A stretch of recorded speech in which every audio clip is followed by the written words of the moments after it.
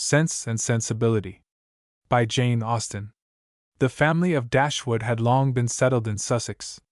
Their estate was large, and their residence was at Norland Park, in the centre of their property, where, for many generations, they had lived in so respectable a manner as to engage the general good opinion of their surrounding acquaintance. The late owner of this estate was a single man, who lived to a very advanced age, and who for many years of his life had a constant companion and housekeeper in his sister. But her death, which happened 10 years before his own, produced a great alteration in his home, for to supply her loss, he invited and received into his house the family of his nephew Mr. Henry Dashwood, the legal inheritor of the Norland estate, and the person to whom he intended to bequeath it. In the society of his nephew and niece, and their children, the old gentleman's days were comfortably spent. His attachment to them all increased. The constant attention of Mr. and Mrs.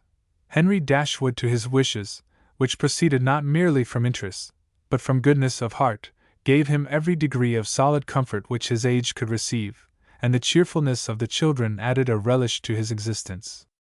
By a former marriage, Mr. Henry Dashwood had one son, by his present lady, 3 daughters.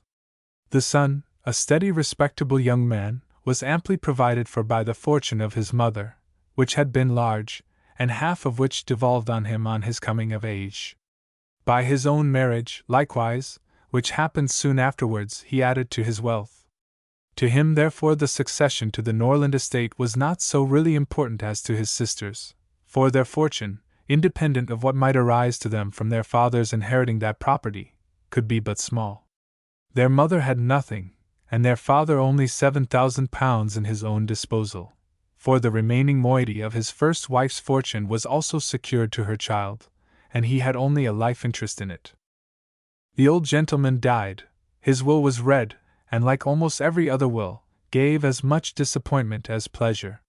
He was neither so unjust, nor so ungrateful, as to leave his estate from his nephew, but he left it to him on such terms as destroyed half the value of the bequest. Mr. Dashwood had wished for it more for the sake of his wife and daughters than for himself or his son, but to his son, and his son's son, a child of 4 years old, it was secured, in such a way, as to leave to himself no power of providing for those who were most dear to him, and who most needed a provision by any charge on the estate, or by any sale of its valuable woods. The whole was tied up for the benefit of this child, who, in occasional visits with his father and mother at Norland, had so far gained on the affections of his uncle, by such attractions as are by no means unusual in children of 2 or 3 years old, an imperfect articulation, an earnest desire of having his own way, many cunning tricks, and a great deal of noise, as to outweigh all the value of all the attention which, for years, he had received from his niece and her daughters. He meant not to be unkind, however, and, as a mark of his affection for the 3 girls, he left them £1,000 apiece. Mr. Dashwood's disappointment was, at first, severe, but his temper was cheerful and sanguine, and he might reasonably hope to live many years, and by living economically, lay by a considerable sum from the produce of an estate already large, and capable of almost immediate improvement. But the fortune, which had been so tardy in coming, was his only one 12-month.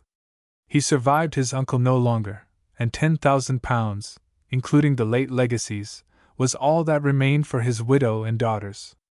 His son was sent for as soon as his danger was known, and to him Mr. Dashwood recommended, with all the strength and urgency which illness could command, the interest of his mother-in-law and sisters. Mr. John Dashwood had not the strong feelings of the rest of the family, but he was affected by a recommendation of such a nature at such a time, and he promised to do everything in his power to make them comfortable. His father was rendered easy by such an assurance, and Mr. John Dashwood had then leisure to consider how much there might prudently be in his power to do for them. He was not an ill-disposed young man, unless to be rather cold-hearted and rather selfish is to be ill-disposed, but he was, in general, well respected, for he conducted himself with propriety in the discharge of his ordinary duties. Had he married a more amiable woman, he might have been made still more respectable than he was.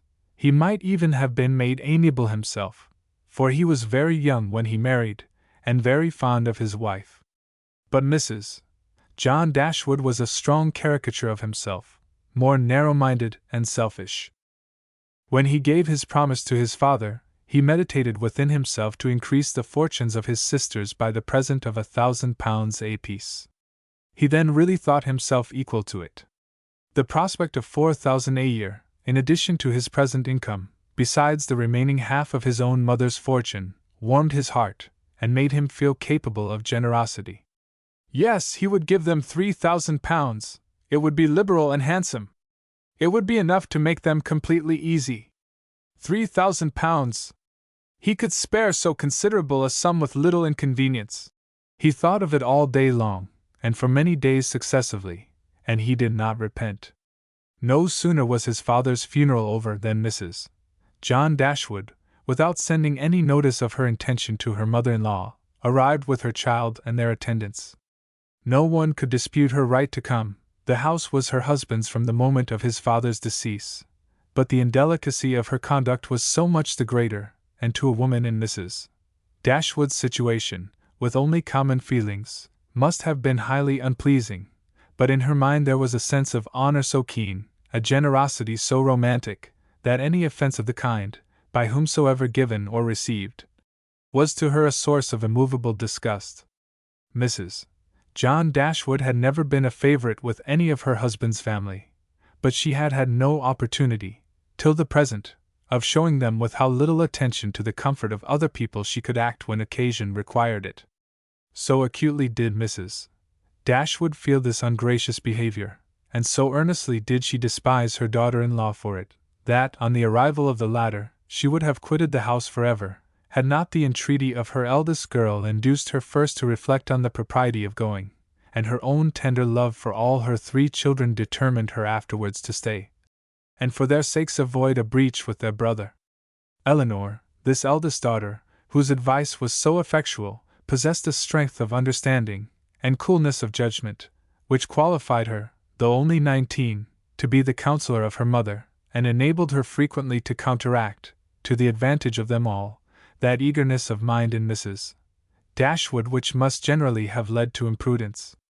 She had an excellent heart, her disposition was affectionate, and her feelings were strong, but she knew how to govern them. It was a knowledge which her mother had yet to learn, and which one of her sisters had resolved never to be taught. Marianne's abilities were, in many respects, quite equal to Eleanor's. She was sensible and clever, but eager in everything. Her sorrows, her joys, could have no moderation. She was generous, amiable, interesting, she was everything but prudent. The resemblance between her and her mother was strikingly great.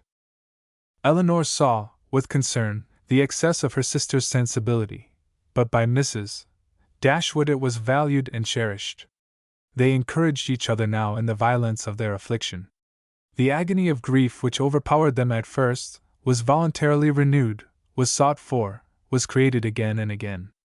They gave themselves up wholly to their sorrow, seeking increase of wretchedness in every reflection that could afford it, and resolved against ever admitting consolation in future.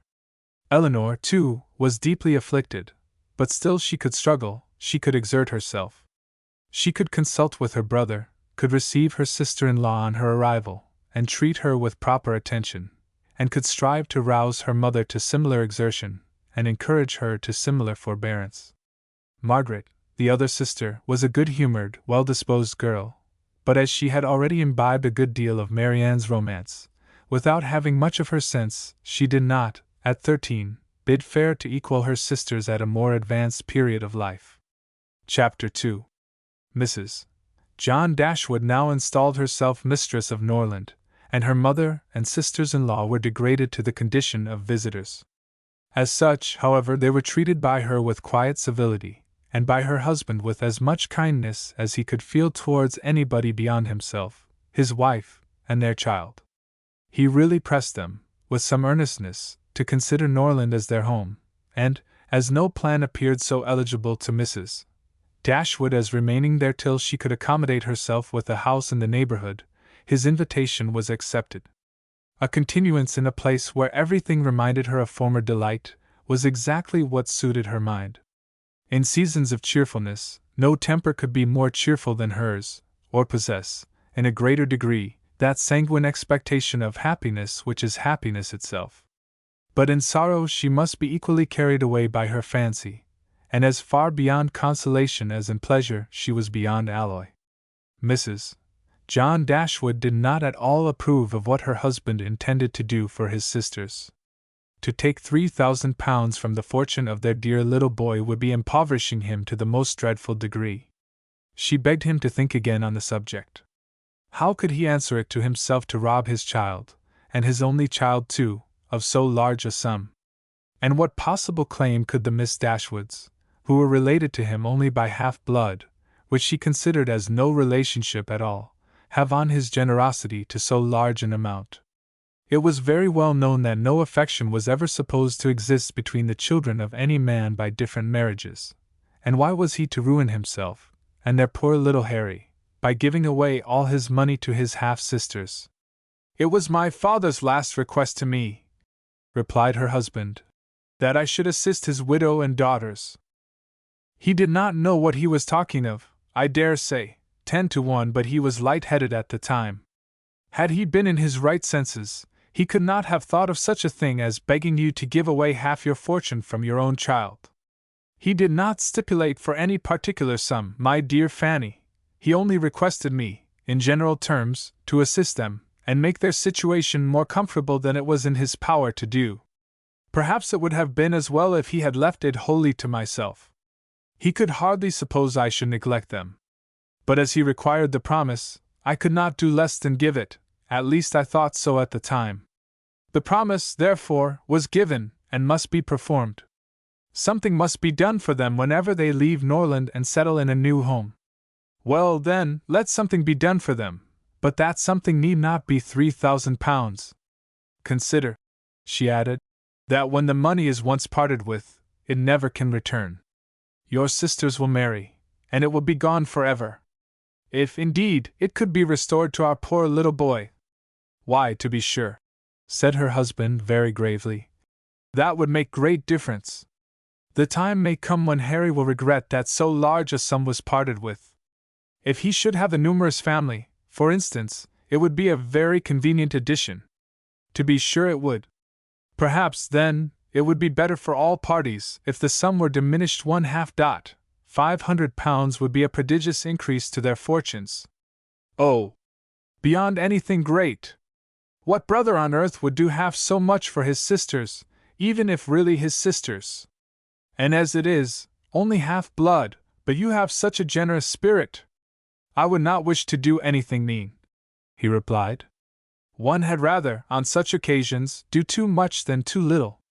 No one, at least, can think I have not done enough for them, even themselves, they can hardly expect more." "There is no knowing what they may expect," said the lady. "But we are not to think of their expectations. The question is, what you can afford to do." "Certainly, and I think I may afford to give them £500 apiece.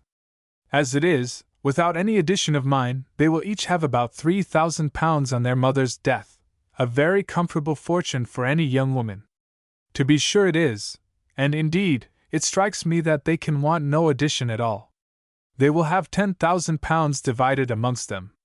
If they marry, they will be sure of doing well, and if they do not, they may all live very comfortably together on the interest of £10,000. "That is very true, and therefore, I do not know whether, upon the whole, it would not be more advisable to do something for their mother while she lives, rather than for them, something of the annuity kind I mean. My sisters would feel the good effects of it as well as herself. 100 a year would make them all perfectly comfortable." His wife hesitated a little, however, in giving her consent to this plan. "To be sure," said she, "it is better than parting with £1,500 at once. But then, if Mrs. Dashwood should live 15 years, we shall be completely taken in." 15 years! My dear Fanny, her life cannot be worth half that purchase. "Certainly not, but if you observe, people always live forever when there is an annuity to be paid them, and she is very stout and healthy, and hardly 40. An annuity is a very serious business. It comes over and over every year, and there is no getting rid of it. You are not aware of what you are doing." I have known a great deal of the trouble of annuities, for my mother was clogged with the payment of 3 to old superannuated servants by my father's will, and it is amazing how disagreeable she found it. Twice every year these annuities were to be paid, and then there was the trouble of getting it to them, and then one of them was said to have died, and afterwards it turned out to be no such thing. My mother was quite sick of it. Her income was not her own, she said, with such perpetual claims on it, and it was the more unkind in my father, because otherwise the money would have been entirely at my mother's disposal, without any restriction whatever. It has given me such an abhorrence of annuities, that I am sure I would not pin myself down to the payment of one for all the world. It is certainly an unpleasant thing, replied Mr. Dashwood, to have those kind of yearly drains on one's income. One's fortune, as your mother justly says, is not one's own. To be tied down to the regular payment of such a sum, on every rent day, is by no means desirable. It takes away one's independence. Undoubtedly, and after all you have no thanks for it. They think themselves secure, you do no more than what is expected, and it raises no gratitude at all. If I were you, whatever I did should be done at my own discretion entirely. I would not bind myself to allow them anything yearly. It may be very inconvenient some years to spare 100, or even £50 from our own expenses. I believe you are right, my love. It will be better that there should be no annuity in the case. Whatever I may give them occasionally will be of far greater assistance than a yearly allowance, because they would only enlarge their style of living if they felt sure of a larger income, and would not be sixpence the richer for it at the end of the year. It will certainly be much the best way. A present of £50 now and then will prevent their ever being distressed for money, and will, I think, be amply discharging my promise to my father. To be sure it will. Indeed, to say the truth, I am convinced within myself that your father had no idea of your giving them any money at all. The assistance he thought of, I dare say, was only such as might be reasonably expected of you, for instance, such as looking out for a comfortable small house for them, helping them to move their things, and sending them presents of fish and game, and so forth, whenever they are in season. I'll lay my life that he meant nothing farther. Indeed, it would be very strange and unreasonable if he did. Do but consider, my dear Mr. Dashwood, how excessively comfortable your mother-in-law and her daughters may live on the interest of £7,000, besides the £1,000 belonging to each of the girls, which brings them in £50 a year apiece, and of course, they will pay their mother for their board out of it. Altogether, they will have £500 a year amongst them, and what on earth can 4 women want for more than that? They will live so cheap. Their housekeeping will be nothing at all. They will have no carriage, no horses, and hardly any servants. They will keep no company, and can have no expenses of any kind. Only conceive how comfortable they will be. £500 a year! I am sure I cannot imagine how they will spend half of it, and as to your giving them more, it is quite absurd to think of it. They will be much more able to give you something. Upon my word, said Mr. Dashwood, I believe you are perfectly right. My father certainly could mean nothing more by his request to me than what you say. I clearly understand it now, and I will strictly fulfill my engagement by such acts of assistance and kindness to them as you have described. When my mother removes into another house, my services shall be readily given to accommodate her as far as I can. Some little present of furniture too may be acceptable then. Certainly, returned Mrs. John Dashwood. But however, one thing must be considered. When your father and mother moved to Norland, though the furniture of Stanhill was sold, all the china, plate, and linen was saved, and is now left to your mother. Her house will therefore be almost completely fitted up as soon as she takes it. That is a material consideration, undoubtedly. A valuable legacy indeed! And yet some of the plate would have been a very pleasant addition to our own stock here. Yes, and the set of breakfast china is twice as handsome as what belongs to this house. A great deal too handsome, in my opinion, for any place they can ever afford to live in. But however, so it is. Your father thought only of them. And I must say this, that you owe no particular gratitude to him, nor attention to his wishes, for we very well know that if he could, he would have left almost everything in the world to them. This argument was irresistible.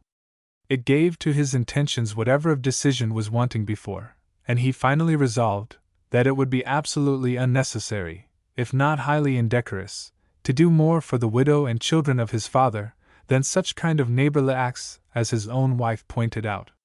Chapter 3. Mrs. Dashwood remained at Norland several months, not from any disinclination to move when the sight of every well-known spot ceased to raise the violent emotion which it produced for a while, for when her spirits began to revive, and her mind became capable of some other exertion than that of heightening its affliction by melancholy remembrances, she was impatient to be gone, and indefatigable in her inquiries for a suitable dwelling in the neighborhood of Norland, for to remove far from that beloved spot was impossible. But she could hear of no situation that at once answered her notions of comfort and ease, and suited the prudence of her eldest daughter, whose steadier judgment rejected several houses as too large for their income, which her mother would have approved. Mrs. Dashwood had been informed by her husband of the solemn promise on the part of his son in their favor, which gave comfort to his last earthly reflections. She doubted the sincerity of this assurance no more than he had doubted it himself, and she thought of it for her daughter's sake with satisfaction, though as for herself she was persuaded that a much smaller provision than £7,000 would support her in affluence. For their brother's sake, too, for the sake of his own heart, she rejoiced, and she reproached herself for being unjust to his merit before, in believing him incapable of generosity. His attentive behavior to herself and his sisters convinced her that their welfare was dear to him, and for a long time she firmly relied on the liberality of his intentions. The contempt which she had, very early in their acquaintance, felt for her daughter-in-law was very much increased by the farther knowledge of her character, which half a year's residence in her family afforded, and perhaps in spite of every consideration of politeness or maternal affection on the side of the former, the two ladies might have found it impossible to have lived together so long, had not a particular circumstance occurred to give still greater eligibility, according to the opinions of Mrs. Dashwood, to her daughter's continuance at Norland. This circumstance was a growing attachment between her eldest girl and the brother of Mrs. John Dashwood, a gentlemanlike and pleasing young man, who was introduced to their acquaintance soon after his sister's establishment at Norland, and who had since spent the greatest part of his time there. Some mothers might have encouraged the intimacy from motives of interest, for Edward Ferrars was the eldest son of a man who had died very rich, and some might have repressed it from motives of prudence, for, except a trifling sum, the whole of his fortune depended on the will of his mother. But Mrs. Dashwood was alike uninfluenced by either consideration. It was enough for her that he appeared to be amiable, that he loved her daughter, and that Eleanor returned the partiality. It was contrary to every doctrine of hers that difference of fortune should keep any couple asunder who were attracted by resemblance of disposition, and that Eleanor's merit should not be acknowledged by every one who knew her, was to her comprehension impossible.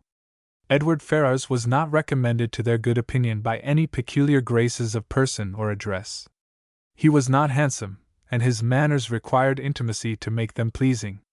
He was too diffident to do justice to himself, but when his natural shyness was overcome, his behavior gave every indication of an open, affectionate heart. His understanding was good, and his education had given it solid improvement. But he was neither fitted by abilities nor disposition to answer the wishes of his mother and sister, who longed to see him distinguished, as, they hardly knew what. They wanted him to make a fine figure in the world in some manner or other. His mother wished to interest him in political concerns, to get him into Parliament, or to see him connected with some of the great men of the day. Mrs. John Dashwood wished it likewise, but in the meanwhile, till one of these superior blessings could be attained, it would have quieted her ambition to see him driving a barouche. But Edward had no turn for great men or barouches. All his wishes centered in domestic comfort and the quiet of private life. Fortunately, he had a younger brother who was more promising. Edward had been staying several weeks in the house before he engaged much of Mrs. Dashwood's attention, for she was, at that time, in such affliction as rendered her careless of surrounding objects. She saw only that he was quiet and unobtrusive, and she liked him for it. He did not disturb the wretchedness of her mind by ill-timed conversation. She was first called to observe and approve him farther, by a reflection which Elinor chanced one day to make on the difference between him and his sister. It was a contrast which recommended him most forcibly to her mother. "It is enough," said she. "To say that he is unlike Fanny is enough. It implies everything amiable. I love him already." "I think you will like him," said Elinor, "when you know more of him." "Like him," replied her mother with a smile. "I feel no sentiment of approbation inferior to love. You may esteem him. I have never yet known what it was to separate esteem and love." Mrs. Dashwood now took pains to get acquainted with him. Her manners were attaching, and soon banished his reserve. She speedily comprehended all his merits. The persuasion of his regard for Elinor perhaps assisted her penetration, but she really felt assured of his worth, and even that quietness of manner, which militated against all her established ideas of what a young man's address ought to be, was no longer uninteresting when she knew his heart to be warm and his temper affectionate. No sooner did she perceive any symptom of love in his behavior to Elinor, than she considered their serious attachment as certain, and looked forward to their marriage as rapidly approaching. "In a few months, my dear Marianne," said she, "Elinor will, in all probability, be settled for life. We shall miss her, but she will be happy. Oh, Mamma, how shall we do without her? My love, it will be scarcely a separation. We shall live within a few miles of each other, and shall meet every day of our lives. You will gain a brother, a real, affectionate brother. I have the highest opinion in the world of Edward's heart. But you look grave, Marianne. Do you disapprove your sister's choice?" "Perhaps," said Marianne, "I may consider it with some surprise. Edward is very amiable, and I love him tenderly. But yet, he is not the kind of young man. There is something wanting. His figure is not striking. It has none of that grace which I should expect in the man who could seriously attach my sister. His eyes want all that spirit, that fire, which at once announce virtue and intelligence. And besides all this, I am afraid, Mamma, he has no real taste. Music seems scarcely to attract him, and though he admires Elinor's drawings very much, it is not the admiration of a person who can understand their worth. It is evident, in spite of his frequent attention to her while she draws, that in fact he knows nothing of the matter. He admires as a lover, not as a connoisseur. To satisfy me, those characters must be united. I could not be happy with a man whose taste did not in every point coincide with my own. He must enter into all my feelings. The same books, the same music must charm us both. Oh, Mamma, how spiritless, how tame was Edward's manner in reading to us last night! I felt for my sister most severely. Yet she bore it with so much composure, she seemed scarcely to notice it. I could hardly keep my seat. To hear those beautiful lines which have frequently almost driven me wild, pronounced with such impenetrable calmness, such dreadful indifference. He would certainly have done more justice to simple and elegant prose. I thought so at the time, but you would give him Cooper. Nay, Mamma, if he is not to be animated by Cooper, but we must allow for difference of taste. Elinor has not my feelings, and therefore she may overlook it, and be happy with him. But it would have broke my heart, had I loved him, to hear him read with so little sensibility. Mamma, the more I know of the world, the more am I convinced that I shall never see a man whom I can really love. I require so much. He must have all Edward's virtues, and his person and manners must ornament his goodness with every possible charm. Remember, my love, that you are not 17. It is yet too early in life to despair of such a happiness. Why should you be less fortunate than your mother? In one circumstance only, my Marianne, may your destiny be different from hers. Chapter 4. What a pity it is, Elinor, said Marianne, that Edward should have no taste for drawing. No taste for drawing, replied Elinor. Why should you think so? He does not draw himself, indeed, but he has great pleasure in seeing the performances of other people, and I assure you he is by no means deficient in natural taste, though he has not had opportunities of improving it. Had he ever been in the way of learning, I think he would have drawn very well. He distrusts his own judgment in such matters so much that he is always unwilling to give his opinion on any picture, but he has an innate propriety and simplicity of taste, which in general direct him perfectly right. Marian was afraid of offending, and said no more on the subject, but the kind of approbation which Elinor described as excited in him by the drawings of other people was very far from that rapturous delight, which, in her opinion, could alone be called taste. Yet, though smiling within herself at the mistake, she honored her sister for that blind partiality to Edward which produced it. "I hope, Marianne," continued Elinor, "you do not consider him as deficient in general taste. Indeed, I think I may say that you cannot, for your behavior to him is perfectly cordial, and if that were your opinion, I am sure you could never be civil to him." Marianne hardly knew what to say.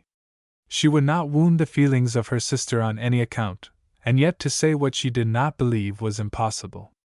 At length she replied, "Do not be offended, Elinor, if my praise of him is not in everything equal to your sense of his merits.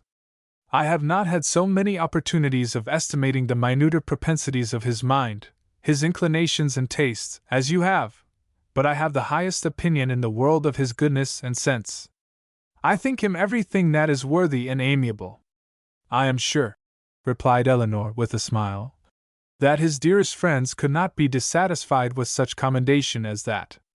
I do not perceive how you could express yourself more warmly." Marianne was rejoiced to find her sister so easily pleased. "Of his sense and his goodness," continued Elinor, "no one can, I think, be in doubt, who has seen him often enough to engage him in unreserved conversation. The excellence of his understanding and his principles can be concealed only by that shyness which too often keeps him silent. You know enough of him to do justice to his solid worth. But of his minuter propensities, as you call them, you have from peculiar circumstances been kept more ignorant than myself. He and I have been at times thrown a good deal together, while you have been wholly engrossed on the most affectionate principle by my mother. I have seen a great deal of him, have studied his sentiments and heard his opinion on subjects of literature and taste, and upon the whole, I venture to pronounce that his mind is well informed, enjoyment of books exceedingly great, his imagination lively, his observation just and correct, and his taste delicate and pure. His abilities in every respect improve as much upon acquaintance as his manners and person. At first sight, his address is certainly not striking, and his person can hardly be called handsome, till the expression of his eyes, which are uncommonly good, and the general sweetness of his countenance, is perceived. At present I know him so well, that I think him really handsome, or at least, almost so. What say you, Marianne? I shall very soon think him handsome, Elinor, if I do not now. When you tell me to love him as a brother, I shall no more see imperfection in his face than I now do in his heart." Elinor started at this declaration, and was sorry for the warmth she had been betrayed into, in speaking of him. She felt that Edward stood very high in her opinion. She believed the regard to be mutual, but she required greater certainty of it to make Marianne's conviction of their attachment agreeable to her.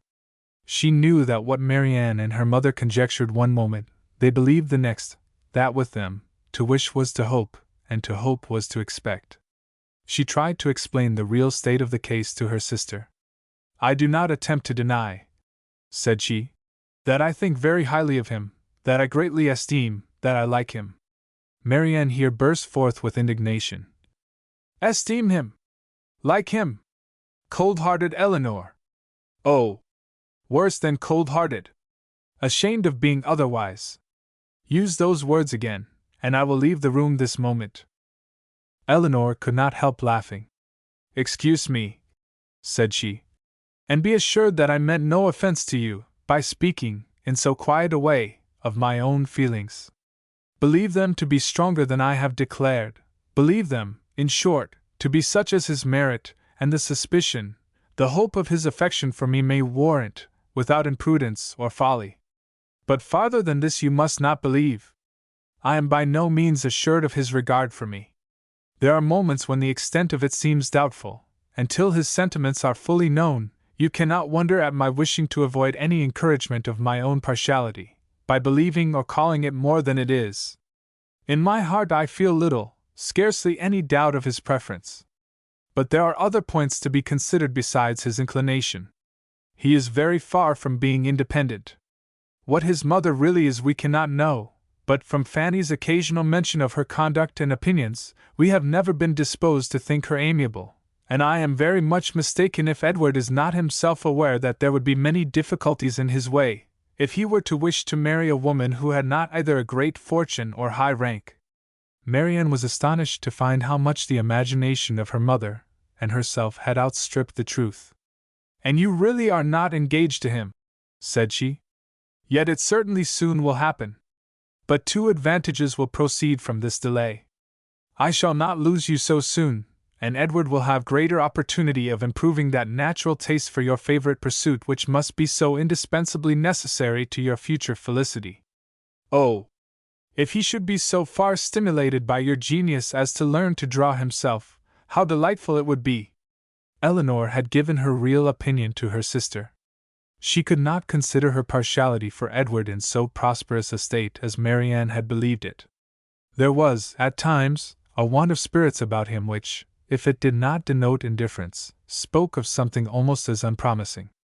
A doubt of her regard, supposing him to feel it, need not give him more than inquietude. It would not be likely to produce that dejection of mind which frequently attended him. A more reasonable cause might be found in the dependent situation which forbade the indulgence of his affection. She knew that his mother neither behaved to him so as to make his home comfortable at present, nor to give him any assurance that he might form a home for himself, without strictly attending to her views for his aggrandizement.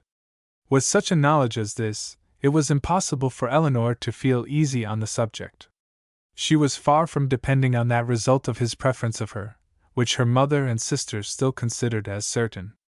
Nay, the longer they were together the more doubtful seemed the nature of his regard, and sometimes, for a few painful minutes, she believed it to be no more than friendship. But whatever might really be its limits, it was enough, when perceived by his sister, to make her uneasy, and at the same time, which was still more common, to make her uncivil. She took the first opportunity of affronting her mother-in-law on the occasion, talking to her so expressively of her brother's great expectations, of Mrs. Ferrars's resolution that both her sons should marry well, and of the danger attending any young woman who attempted to draw him in, that Mrs. Dashwood could neither pretend to be unconscious, nor endeavor to be calm. She gave her an answer which marked her contempt, and instantly left the room, resolving that, whatever might be the inconvenience or expense of so sudden a removal, her beloved Elinor should not be exposed another week to such insinuations. In this state of her spirits, a letter was delivered to her from the post, which contained a proposal particularly well timed. It was the offer of a small house, on very easy terms, belonging to a relation of her own, a gentleman of consequence and property in Devonshire.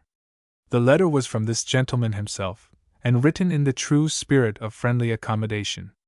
He understood that she was in need of a dwelling, and though the house he now offered her was merely a cottage, he assured her that everything should be done to it which she might think necessary, if the situation pleased her. He earnestly pressed her, after giving the particulars of the house and garden, to come with her daughters to Barton Park, the place of his own residence, from whence she might judge, herself, whether Barton Cottage, for the houses were in the same parish, could, by any alteration, be made comfortable to her.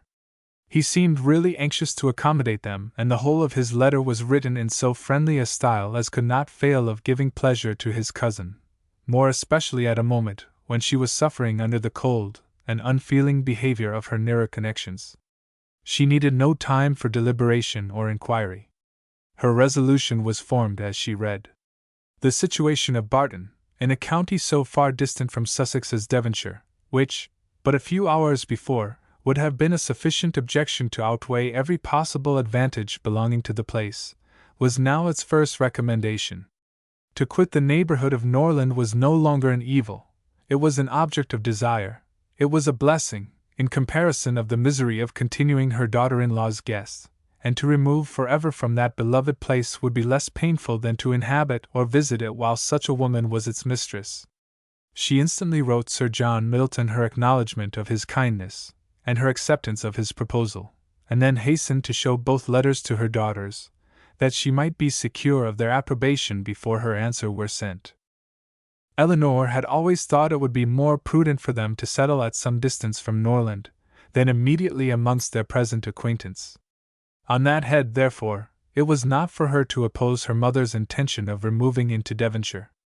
The house, too, as described by Sir John, was on so simple a scale, and the rent so uncommonly moderate, as to leave her no right of objection on either point, and therefore, though it was not a plan which brought any charm to her fancy, though it was a removal from the vicinity of Norland beyond her wishes, she made no attempt to dissuade her mother from sending a letter of acquiescence. Chapter 5. No sooner was her answer dispatched than Mrs. Dashwood indulged herself in the pleasure of announcing to her son-in-law and his wife that she was provided with a house, and should incommode them no longer than till everything were ready for her inhabiting it. They heard her with surprise. Mrs. John Dashwood said nothing, but her husband civilly hoped that she would not be settled far from Norland. She had great satisfaction in replying that she was going into Devonshire. Edward turned hastily towards her, on hearing this, and, in a voice of surprise and concern, which required no explanation to her, repeated, "Devonshire! Are you, indeed, going there? So far from hence? And to what part of it?" She explained the situation. It was within 4 miles northward of Exeter. "It is but a cottage," she continued, "but I hope to see many of my friends in it. A room or two can easily be added, and if my friends find no difficulty in traveling so far to see me, I am sure I will find none in accommodating them." She concluded with a very kind invitation to Mr. and Mrs. John Dashwood to visit her at Barton, and to Edward she gave one with still greater affection. Though her late conversation with her daughter-in-law had made her resolve on remaining at Norland no longer than was unavoidable, it had not produced the smallest effect on her in that point to which it principally tended. To separate Edward and Eleanor was as far from being her object as ever, and she wished to show Mrs. John Dashwood, by this pointed invitation to her brother, how totally she disregarded her disapprobation of the match. Mr. John Dashwood told his mother again and again how exceedingly sorry he was that she had taken a house at such a distance from Norland as to prevent his being of any service to her in removing her furniture. He really felt conscientiously vexed on the occasion, for the very exertion to which he had limited the performance of his promise to his father was by this arrangement rendered impracticable. The furniture was all sent around by water. It chiefly consisted of household linen, plate, china, and books, with a handsome pianoforte of Marianne's. Mrs. John Dashwood saw the packages depart with a sigh. She could not help feeling it hard that as Mrs. Dashwood's income would be so trifling in comparison with their own, she should have any handsome article of furniture. Mrs. Dashwood took the house for a 12-month. It was ready furnished, and she might have immediate possession. No difficulty arose on either side in the agreement, and she waited only for the disposal of her effects at Norland, and to determine her future household, before she set off for the West, and this, as she was exceedingly rapid in the performance of everything that interested her, was soon done. The horses which were left her by her husband had been sold soon after his death, and an opportunity now offering of disposing of her carriage, she agreed to sell that likewise at the earnest advice of her eldest daughter.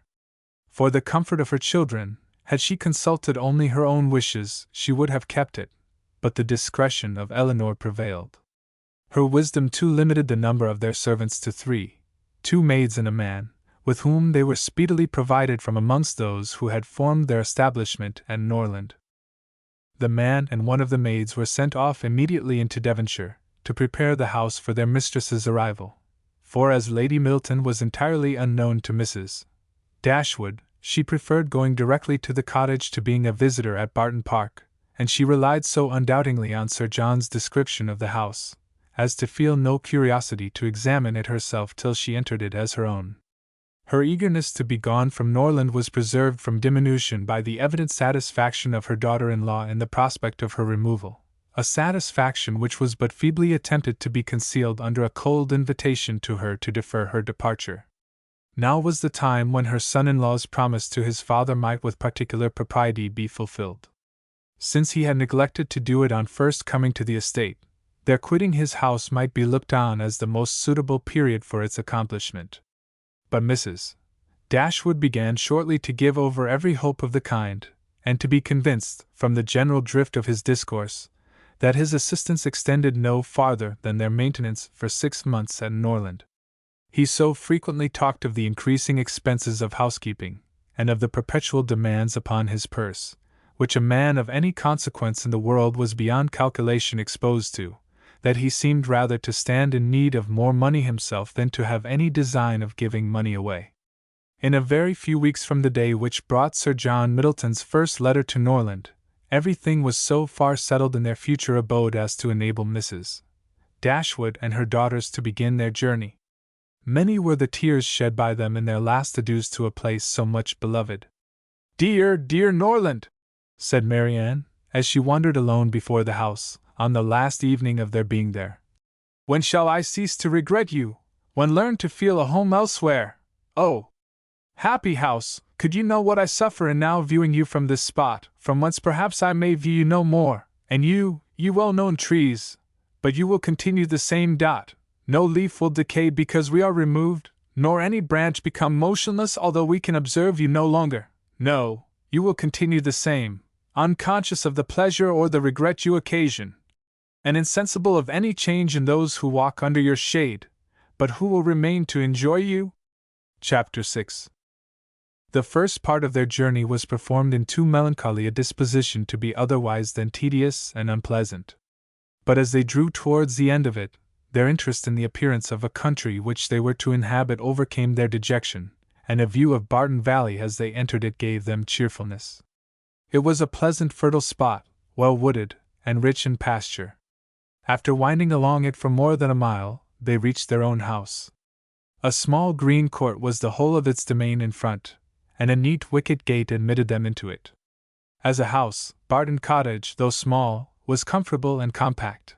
But as a cottage it was defective, for the building was regular, the roof was tiled, the window shutters were not painted green, nor were the walls covered with honeysuckles. A narrow passage led directly through the house into the garden behind. On each side of the entrance was a sitting room, about 16 feet square, and beyond them were the offices and the stairs. 4 bedrooms and 2 garrets formed the rest of the house. It had not been built many years and was in good repair. In comparison of Norland, it was poor and small indeed, but the tears which recollection called forth as they entered the house were soon dried away. They were cheered by the joy of the servants on their arrival, and each for the sake of the others resolved to appear happy. It was very early in September, the season was fine, and from first seeing the place under the advantage of good weather, they received an impression in its favor which was of material service in recommending it to their lasting approbation. The situation of the house was good. High hills rose immediately behind, and at no great distance on each side, some of which were open downs, the others cultivated and woody. The village of Barton was chiefly on one of these hills, and formed a pleasant view from the cottage windows. The prospect in front was more extensive. It commanded the whole of the valley, and reached into the country beyond. The hills which surrounded the cottage terminated the valley in that direction, under another name, and in another course, it branched out again between 2 of the steepest of them. With the size and furniture of the house Mrs. Dashwood was upon the whole well satisfied, for though her former style of life rendered many additions to the latter indispensable, yet to add and improve was a delight to her, and she had at this time ready money enough to supply all that was wanted of greater elegance to the apartments. "As for the house itself, to be sure," said she, "it is too small for our family, but we will make ourselves tolerably comfortable for the present, as it is too late in the year for improvements. Perhaps in the spring, if I have plenty of money, as I dare say I shall, we may think about building. These parlors are both too small for such parties of our friends as I hope to see often collected here, and I have some thoughts of throwing the passage into one of them with perhaps a part of the other, and so leave the remainder of that other for an entrance. This, with a new drawing-room which may be easily added, and a bedchamber and garret above, will make it a very snug little cottage. I could wish the stairs were handsome. But one must not expect everything, though I suppose it would be no difficult matter to widen them. I shall see how much I am beforehand with the world in the spring, and we will plan our improvements accordingly. In the meantime, till all these alterations could be made from the savings of an income of 500 a year by a woman who never saved in her life, they were wise enough to be contented with the house as it was, and each of them was busy in arranging their particular concerns, and endeavoring, by placing around them books and other possessions, to form themselves a home. Marianne's pianoforte was unpacked and properly disposed of, and Eleanor's drawings were affixed to the walls of their sitting-room. In such employments as these they were interrupted soon after breakfast the next day by the entrance of their landlord, who called to welcome them to Barton, and to offer them every accommodation from his own house and garden in which theirs might at present be deficient. Sir John Middleton was a good-looking man about 40. He had formerly visited at Stanhill, but it was too long for his young cousins to remember him. His countenance was thoroughly good-humored, and his manners were as friendly as the style of his letter. Their arrival seemed to afford him real satisfaction, and their comfort to be an object of real solicitude to him. He said much of his earnest desire of their living in the most sociable terms with his family, and pressed them so cordially to dine at Barton Park every day till they were better settled at home, that, though his entreaties were carried to a point of perseverance beyond civility, they could not give offence. His kindness was not confined to words, for within an hour after he left them, a large basket full of garden stuff and fruit arrived from the park, which was followed before the end of the day by a present of game. He insisted, moreover, on conveying all their letters to and from the post for them, and would not be denied the satisfaction of sending them his newspaper every day. Lady Middleton had sent a very civil message by him, denoting her intention of waiting on Mrs. Dashwood as soon as she could be assured that her visit would be no inconvenience, and as this message was answered by an invitation equally polite, her ladyship was introduced to them the next day. They were, of course, very anxious to see a person on whom so much of their comfort at Barton must depend, and the elegance of her appearance was favourable to their wishes. Lady Middleton was not more than 6 or 27. Her face was handsome, her figure tall and striking, and her address graceful. Her manners had all the elegance which her husband's wanted. But they would have been improved by some share of his frankness and warmth, and her visit was long enough to detract something from their first admiration, by showing that, though perfectly well-bred, she was reserved, cold, and had nothing to say for herself beyond the most commonplace inquiry or remark.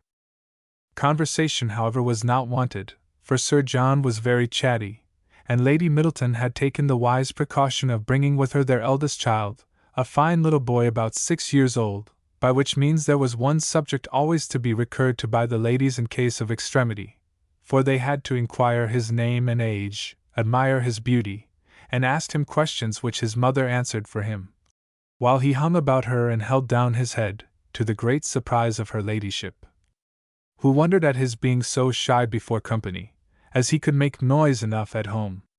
On every formal visit a child ought to be of the party, by way of provision for discourse. In the present case it took up 10 minutes to determine whether the boy were most like his father or mother, and in what particular he resembled either, for of course every body differed, and every body was astonished at the opinion of the others. An opportunity was soon to be given to the Dashwoods of debating on the rest of the children, as Sir John would not leave the house without securing their promise of dining at the park the next day. Chapter 7. Barton Park was about half a mile from the cottage. The ladies had passed near it in their way along the valley, but it was screened from their view at home by the projection of a hill. The house was large and handsome, and the Middletons lived in a style of equal hospitality and elegance. The former was for Sir John's gratification, the latter for that of his lady. They were scarcely ever without some friends staying with them in the house, and they kept more company of every kind than any other family in the neighborhood. It was necessary to the happiness of both, for however dissimilar in temper and outward behavior, they strongly resembled each other in that total want of talent and taste which confined their employments, unconnected with such as society produced, within a very narrow compass.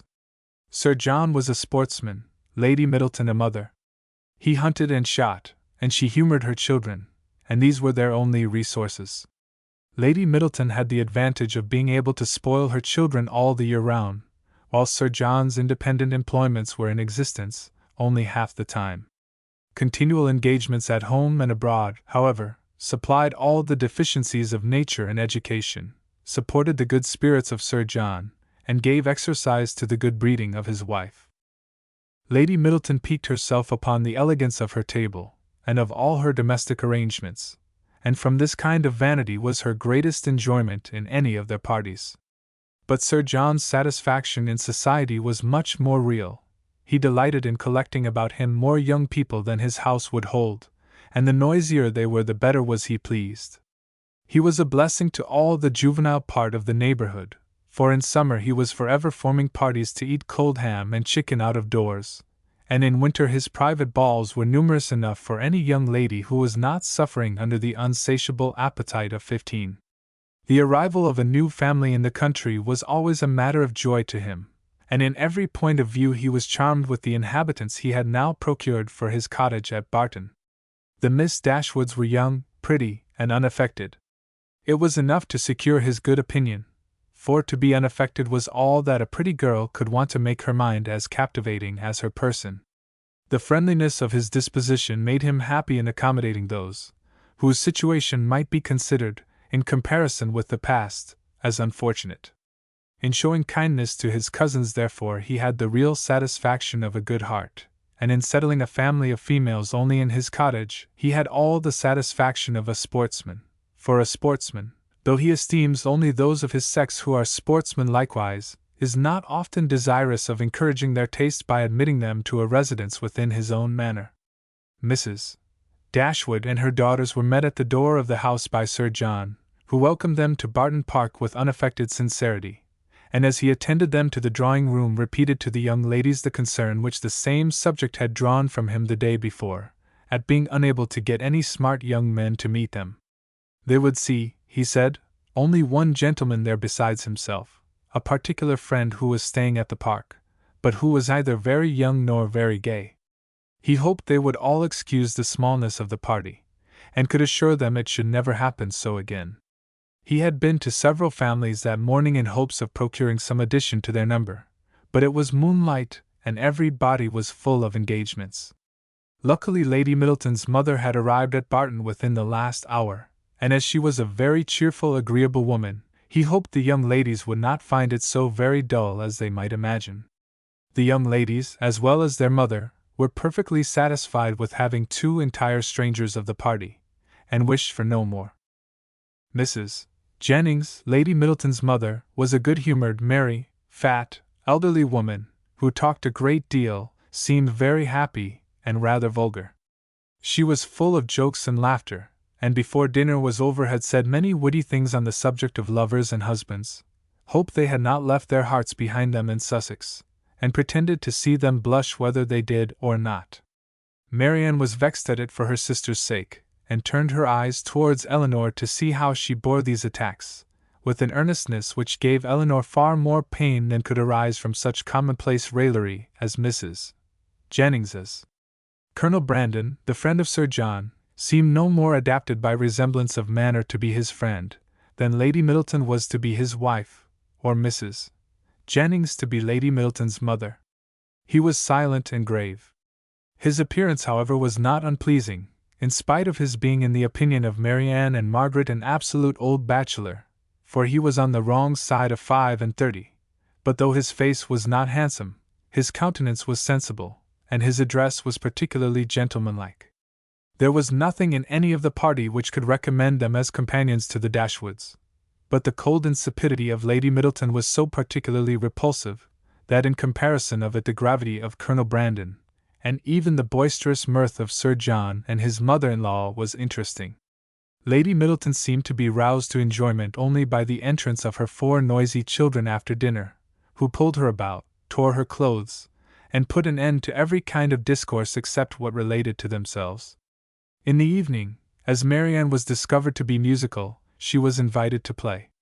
The instrument was unlocked, everybody prepared to be charmed, and Marianne, who sang very well, at their request went through the chief of the songs which Lady Middleton had brought into the family on her marriage, and which perhaps had lain ever since in the same position on the pianoforte, for her ladyship had celebrated that event by giving up music, although by her mother's account she had played extremely well, and by her own was very fond of it.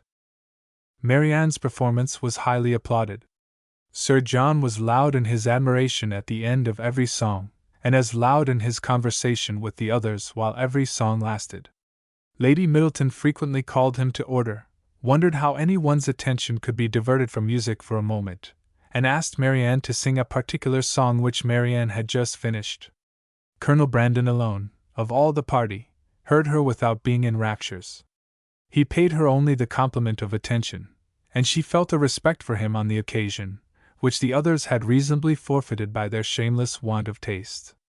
His pleasure in music, though it amounted not to that ecstatic delight which alone could sympathize with her own, was estimable when contrasted against the horrible insensibility of the others, and she was reasonable enough to allow that a man of 35 might well have outlived all acuteness of feeling and every exquisite power of enjoyment. She was perfectly disposed to make every allowance for the Colonel's advanced state of life which humanity required. Chapter 8. Mrs. Jennings was a widow with an ample jointure. She had only 2 daughters, both of whom she had lived to see respectably married, and she had now therefore nothing to do but to marry all the rest of the world. In the promotion of this object she was zealously active, as far as her ability reached, and missed no opportunity of projecting weddings among all the young people of her acquaintance.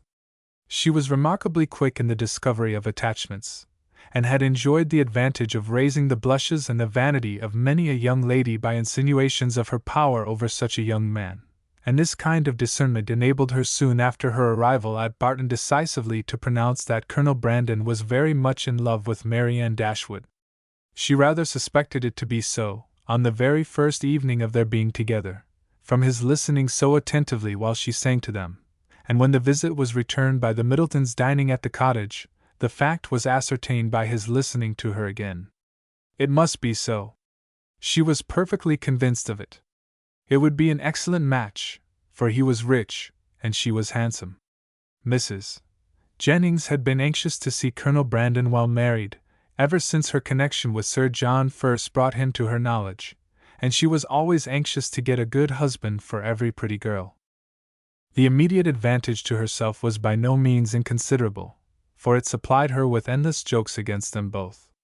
At the park she laughed at the Colonel, and in the cottage at Marianne.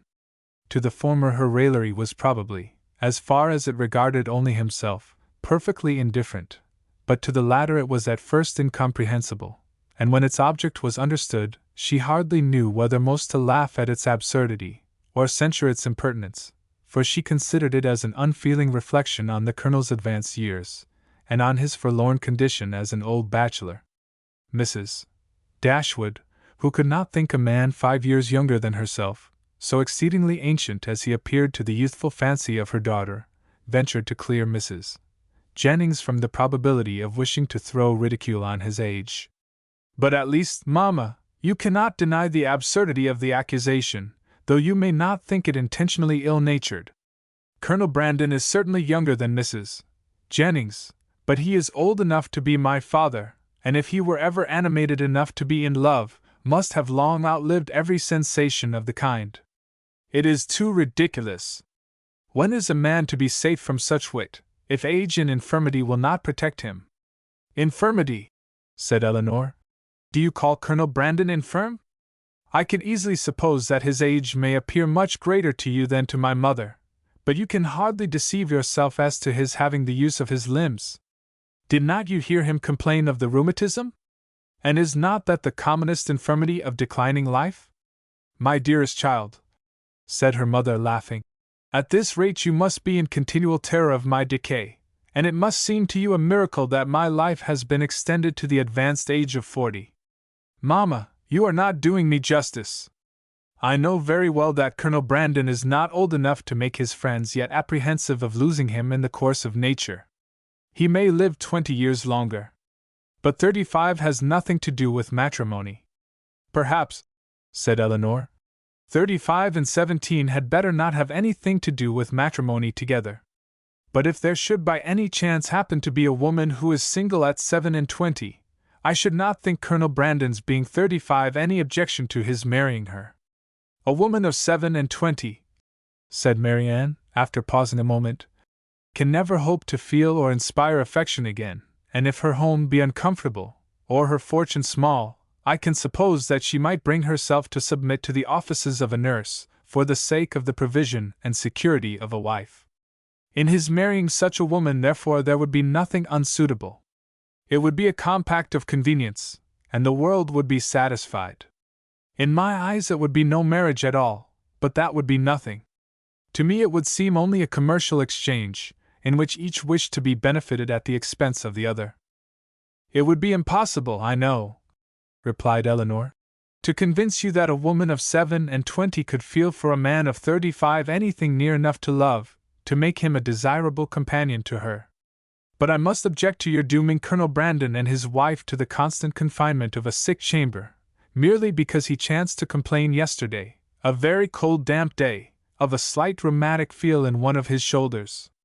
But he talked of flannel waistcoats, said Marianne, and with me a flannel waistcoat is invariably connected with aches, cramps, rheumatisms, and every species of ailment that can afflict the old and the feeble. Had he been only in a violent fever, you would not have despised him half so much. Confess, Marianne, is not there something interesting to you in the flushed cheek, hollow eye, and quick pulse of a fever? Soon after this, upon Eleanor's leaving the room, Mamma, said Marianne, I have an alarm on the subject of illness which I cannot conceal from you. I am sure Edward Ferrars is not well. We have now been here almost a fortnight, and yet he does not come.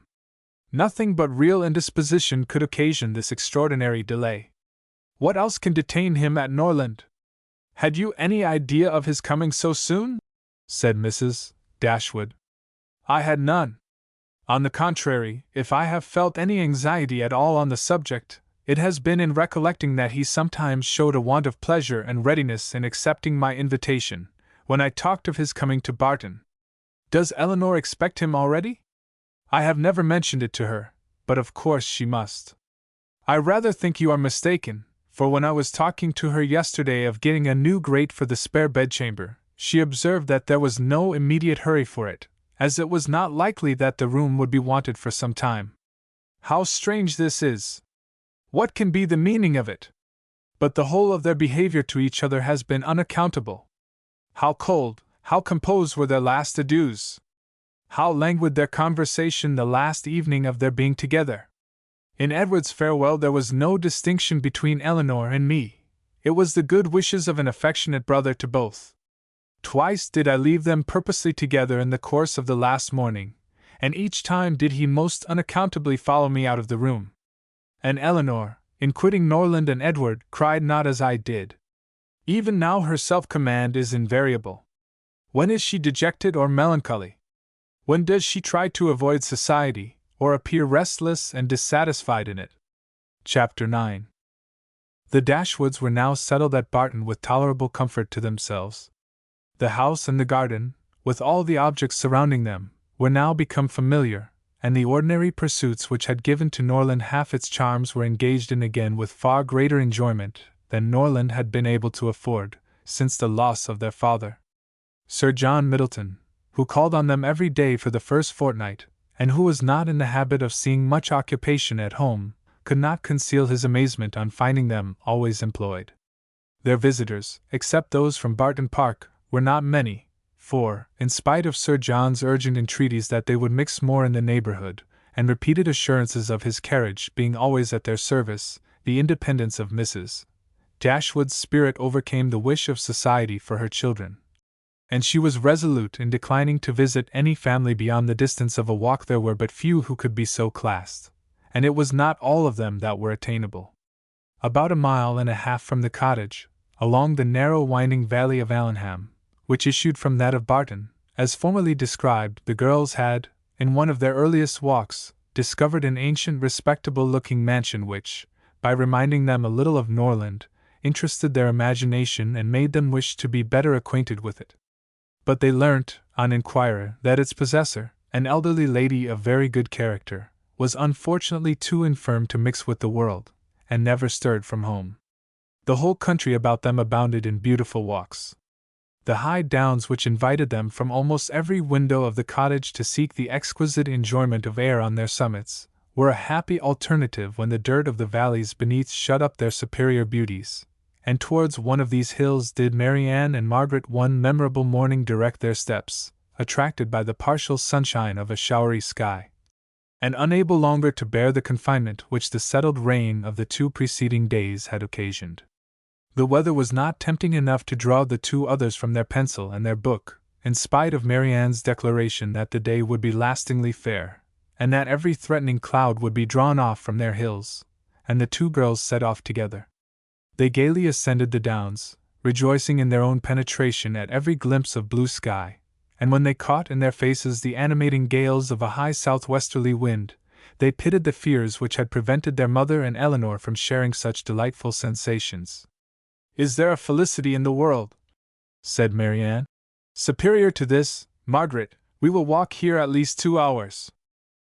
Margaret agreed, and they pursued their way against the wind, resisting it with laughing delight for about 20 minutes longer, when suddenly the clouds united over their heads, and a driving rain set full in their face. Chagrined and surprised, they were obliged, though unwillingly, to turn back, for no shelter was nearer than their own house. One consolation, however, remained for them, to which the exigence of the moment gave more than usual propriety. It was that of running with all possible speed down the steep side of the hill which led immediately to their garden gate. They set off. Marianne had at first the advantage, but a false step brought her suddenly to the ground, and Margaret, unable to stop herself to assist her, was involuntarily hurried along, and reached the bottom in safety. A gentleman carrying a gun, with 2 pointers playing round him, was passing up the hill and within a few yards of Marianne, when her accident happened. He put down his gun and ran to her assistance. She had raised herself from the ground, but her foot had been twisted in her fall, and she was scarcely able to stand. The gentleman offered his services, and perceiving that her modesty declined what her situation rendered necessary, took her up in his arms without farther delay, and carried her down the hill. Then, passing through the garden, the gate of which had been left open by Margaret, he bore her directly into the house, whither Margaret was just arrived, and quitted not his hold till he had seated her in a chair in the parlor. Eleanor and her mother rose up in amazement at their entrance, and while the eyes of both were fixed on him with an evident wonder and a secret admiration which equally sprung from his appearance, he apologized for his intrusion by relating its cause, in a manner so frank and so graceful that his person, which was uncommonly handsome, received additional charms from his voice and expression. Had he been even old, ugly, and vulgar, the gratitude and kindness of Mrs. Dashwood would have been secured by any act of attention to her child, but the influence of youth, beauty, and elegance gave an interest to the action which came home to her feelings. She thanked him again and again, and, with a sweetness of address which always attended her, invited him to be seated. But this he declined, as he was dirty and wet. Mrs. Dashwood then begged to know to whom she was obliged. His name, he replied, was Willoughby, and his present home was at Allenham, from whence he hoped she would allow him the honor of calling tomorrow to inquire after Miss Dashwood. The honor was readily granted, and he then departed, to make himself still more interesting, in the midst of a heavy rain.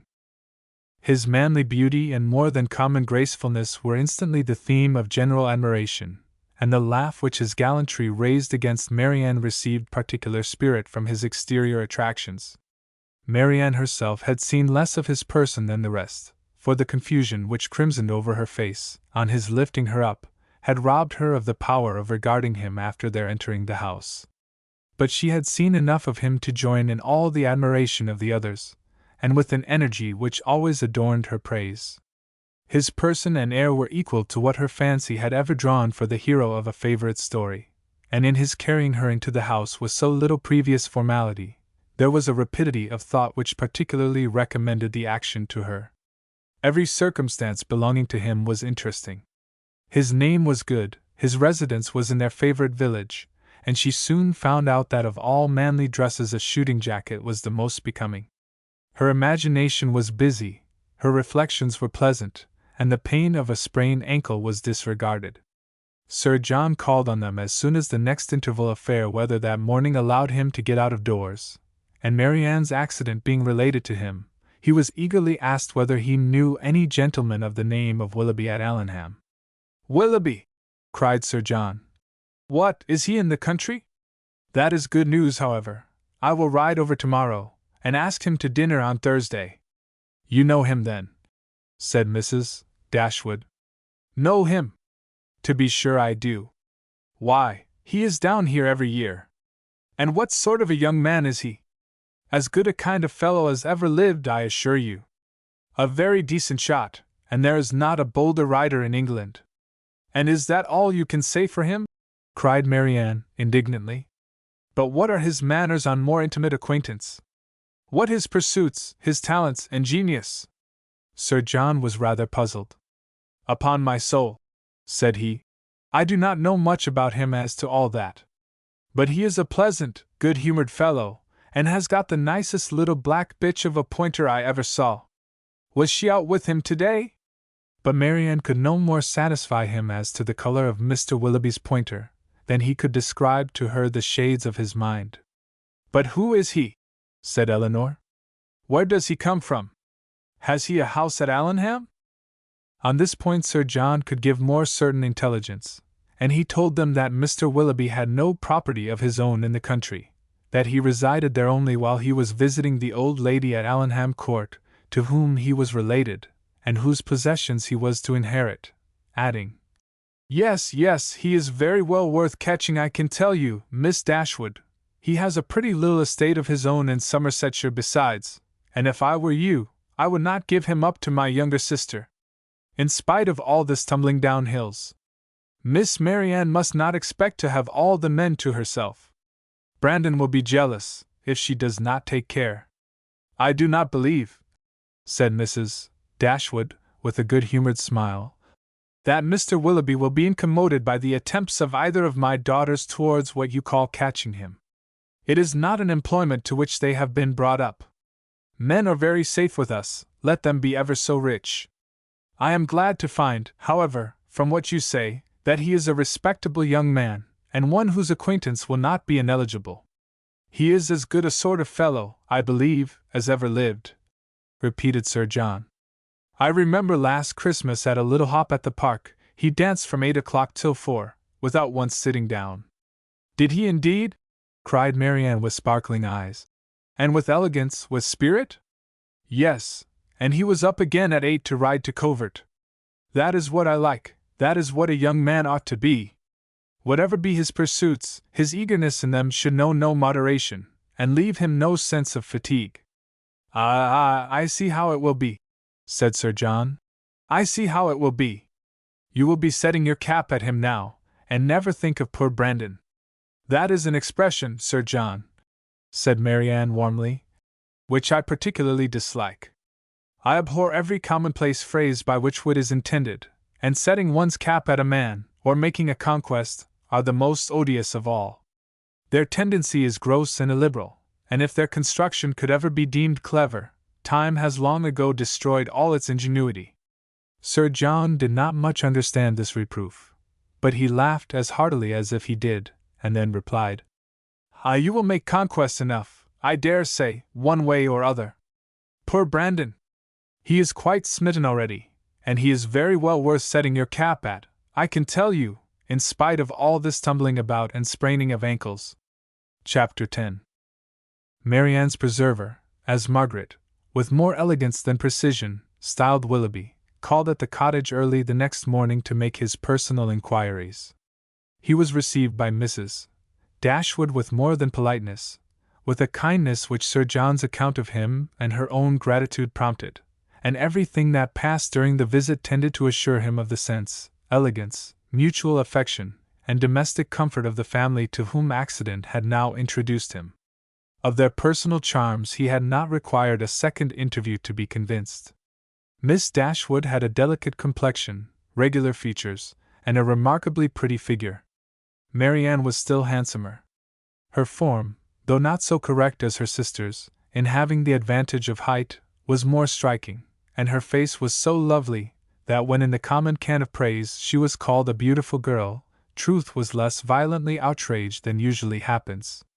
Her skin was very brown, but from its transparency, her complexion was uncommonly brilliant, her features were all good, her smile was sweet and attractive, and in her eyes, which were very dark, there was a life, a spirit, an eagerness, which could hardly be seen without delight. From Willoughby their expression was at first held back, by the embarrassment which the remembrance of his assistance created. But when this passed away, when her spirits became collected, when she saw that to the perfect good breeding of the gentleman he united frankness and vivacity, and above all, when she heard him declare that of music and dancing he was passionately fond, she gave him such a look of approbation as secured the largest share of his discourse to herself for the rest of his stay. It was only necessary to mention any favorite amusement to engage her to talk. She could not be silent when such points were introduced, and she had neither shyness nor reserve in their discussion. They speedily discovered that their enjoyment of dancing and music was mutual, and that it arose from a general conformity of judgment in all that related to either. Encouraged by this to a further examination of his opinions, she proceeded to question him on the subject of books. Her favorite authors were brought forward and dwelt upon with so rapturous a delight, that any young man of 25 must have been insensible indeed, not to become an immediate convert to the excellence of such works, however disregarded before. Their taste was strikingly alike. The same books, the same passages were idolized by each, or if any difference appeared, any objection arose, it lasted no longer than till the force of her arguments and the brightness of her eyes could be displayed. He acquiesced in all her decisions, caught all her enthusiasm, and long before his visit concluded, they conversed with the familiarity of a long-established acquaintance. "Well, Marianne," said Elinor, as soon as he had left them, "for one morning I think you have done pretty well. You have already ascertained Mr. Willoughby's opinion in almost every matter of importance. You know what he thinks of Cooper and Scott, you are certain of his estimating their beauties as he ought, and you have received every assurance of his admiring Pope no more than is proper. But how is your acquaintance to be long supported, under such extraordinary dispatch of every subject for discourse? You will soon have exhausted each favorite topic. Another meeting will suffice to explain his sentiments on picturesque beauty and second marriages, and then you can have nothing farther to ask." "Elinor," cried Marianne, "is this fair? Is this just? Are my ideas so scanty? But I see what you mean. I have been too much at my ease, too happy, too frank. I have erred against every commonplace notion of decorum. I have been open and sincere where I ought to have been reserved, spiritless, dull, and deceitful. Had I talked only of the weather and the roads, and had I spoken only once in 10 minutes, this reproach would have been spared."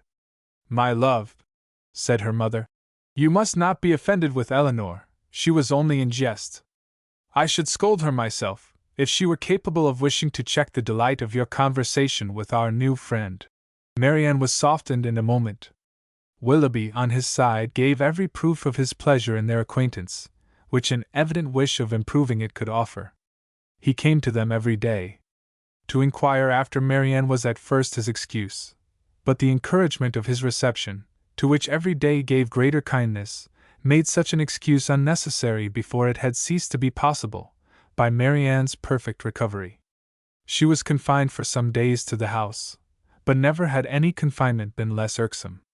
Willoughby was a young man of good abilities, quick imagination, lively spirits, and open, affectionate manners.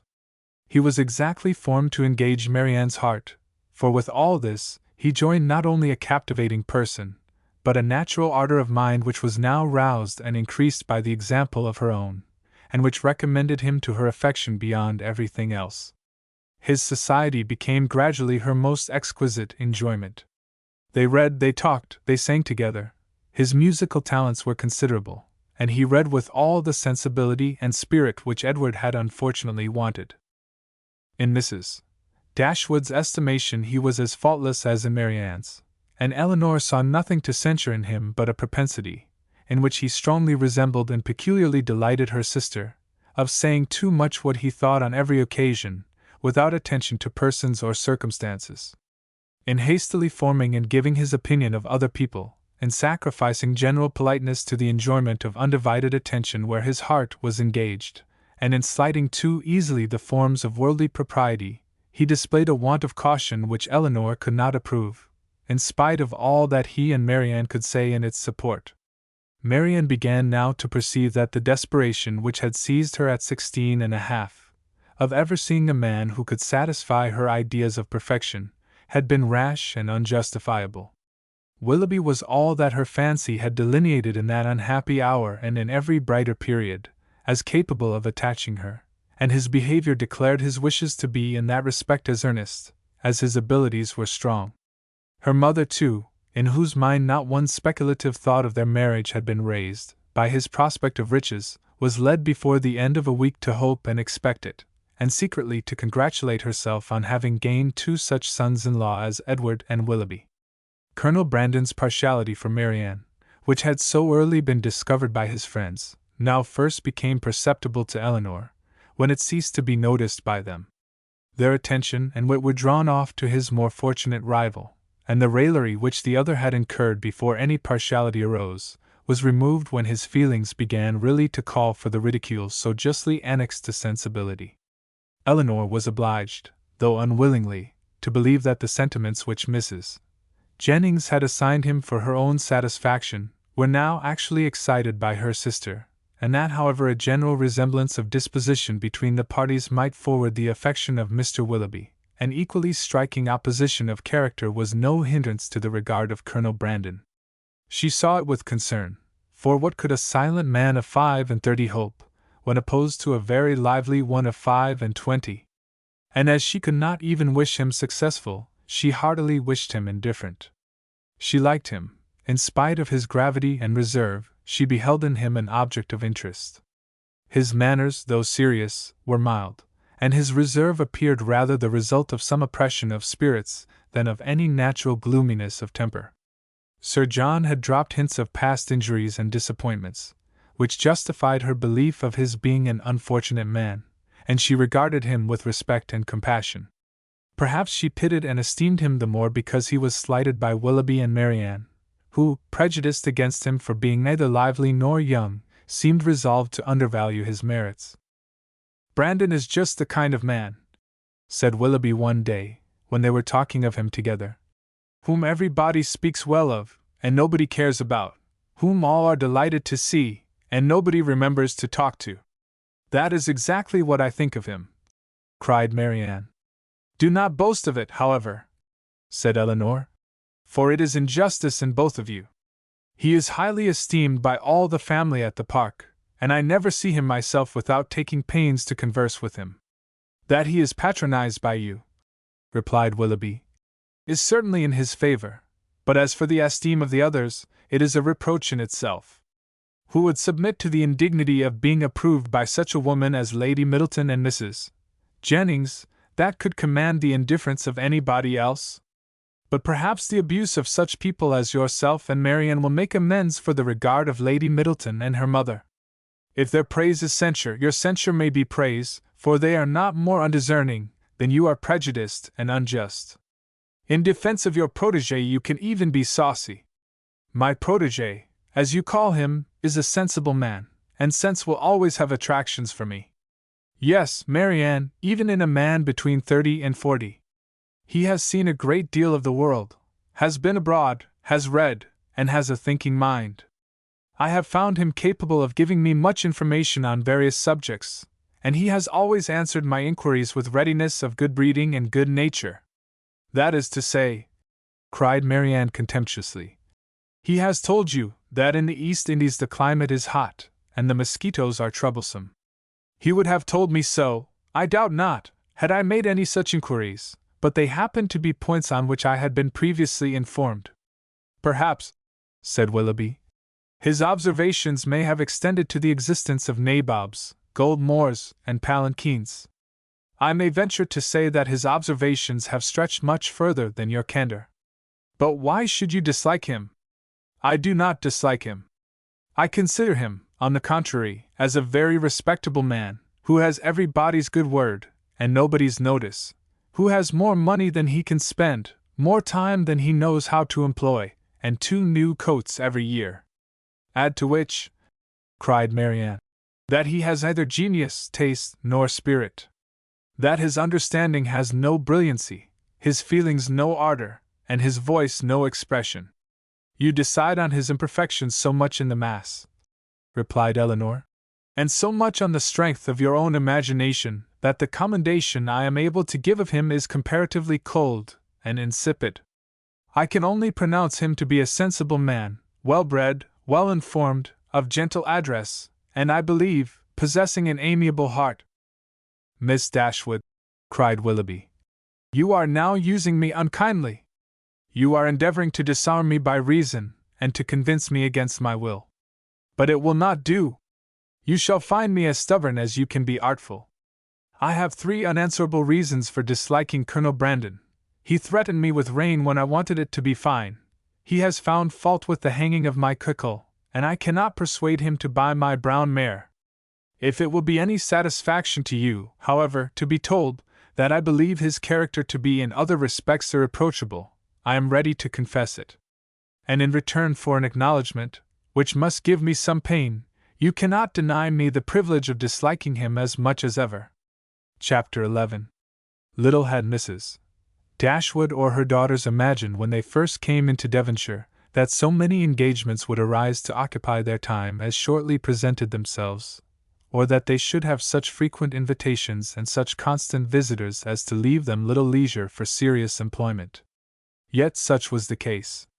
When Marianne was recovered, the schemes of amusement at home and abroad, which Sir John had been previously forming, were put into execution.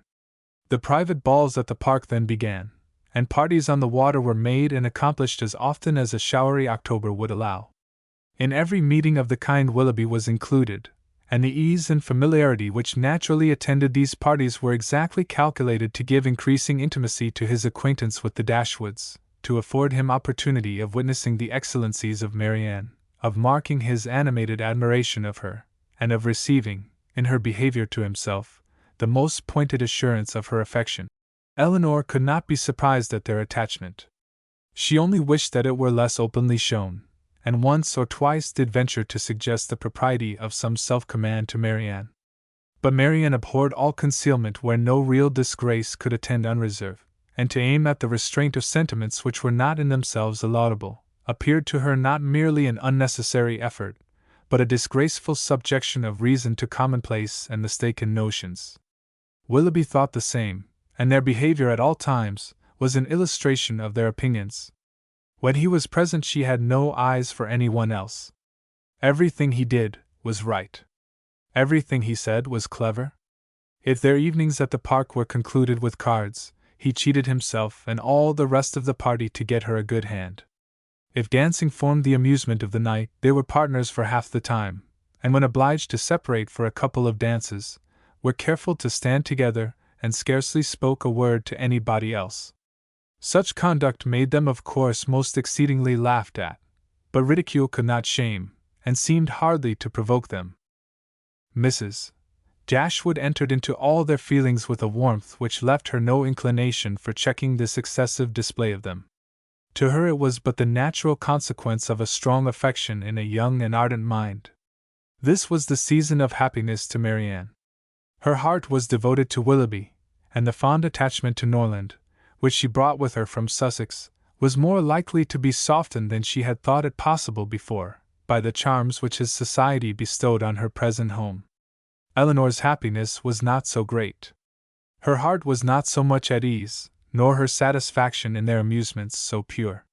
They afforded her no companion that could make amends for what she had left behind, nor that could teach her to think of Norland with less regret than ever. Neither Lady Milton nor Mrs. Jennings could supply to her the conversation she missed, although the latter was an everlasting talker, and from the first had regarded her with a kindness which ensured her a large share of her discourse. She had already repeated her own history to Elinor 3 or 4 times, and had Elinor's memory been equal to her means of improvement, she might have known very early in their acquaintance all the particulars of Mr. Jennings's last illness, and what he said to his wife a few minutes before he died. Lady Middleton was more agreeable than her mother only in being more silent. Elinor needed little observation to perceive that her reserve was a mere calmness of manner with which sense had nothing to do. Towards her husband and mother she was the same as to them, and intimacy was therefore neither to be looked for nor desired. She had nothing to say one day that she had not said the day before. Her insipidity was invariable, for even her spirits were always the same, and though she did not oppose the parties arranged by her husband, provided everything were conducted in style and her 2 eldest children attended her, she never appeared to receive more enjoyment from them than she might have experienced in sitting at home, and so little did her presence add to the pleasure of the others, by any share in their conversation, that they were sometimes only reminded of her being amongst them by her solicitude about her troublesome boys. In Colonel Brandon alone, of all her new acquaintance, did Elinor find a person who could in any degree claim the respect of abilities, excite the interest of friendship, or give pleasure as a companion. Willoughby was out of the question. Her admiration and regard, even her sisterly regard, was all his own, but he was a lover, his attentions were wholly Marianne's, and a far less agreeable man might have been more generally pleasing. Colonel Brandon, unfortunately for himself, had no such encouragement to think only of Marianne, and in conversing with Elinor he found the greatest consolation for the indifference of her sister. Elinor's compassion for him increased, as she had reason to suspect that the misery of disappointed love had already been known to him. This suspicion was given by some words which accidentally dropped from him one evening at the park, when they were sitting down together by mutual consent, while the others were dancing. His eyes were fixed on Marianne, and, after a silence of some minutes, he said, with a faint smile, "Your sister, I understand, does not approve of second attachments." "No," replied Elinor. "Her opinions are all romantic. Or rather, as I believe, she considers them impossible to exist." "I believe she does. But how she contrives it without reflecting on the character of her own father, who had himself 2 wives, I know not. A few years, however, will settle her opinions on the reasonable basis of common sense and observation, and then they may be more easy to define and to justify than they now are, by anybody but herself."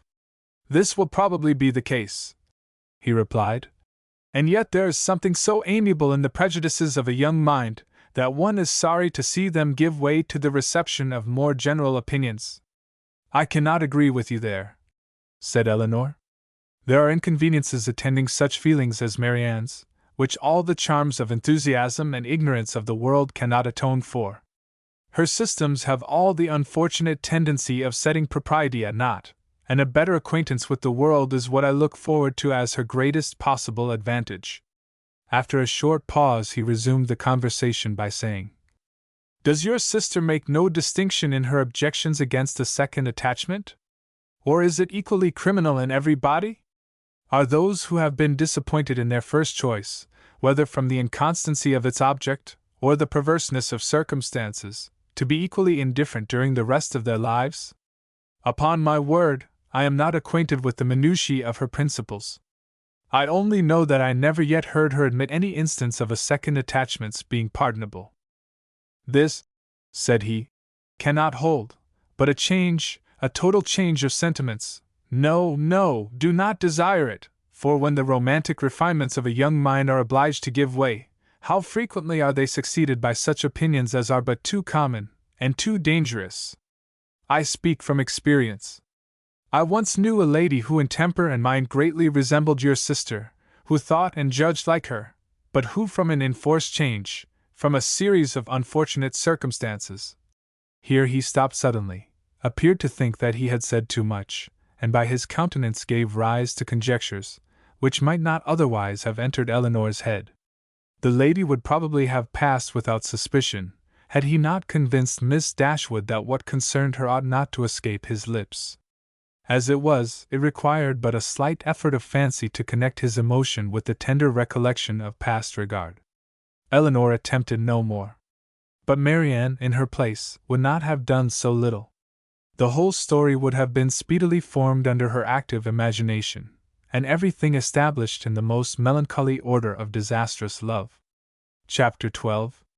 As Eleanor and Marianne were walking together the next morning, the latter communicated a piece of news to her sister, which, in spite of all that she knew before of Marianne's imprudence and want of thought, surprised her by its extravagant testimony of both. Marianne told her, with the greatest delight, that Willoughby had given her a horse, one that he had bred himself on his estate in Somersetshire, and which was exactly calculated to carry a woman.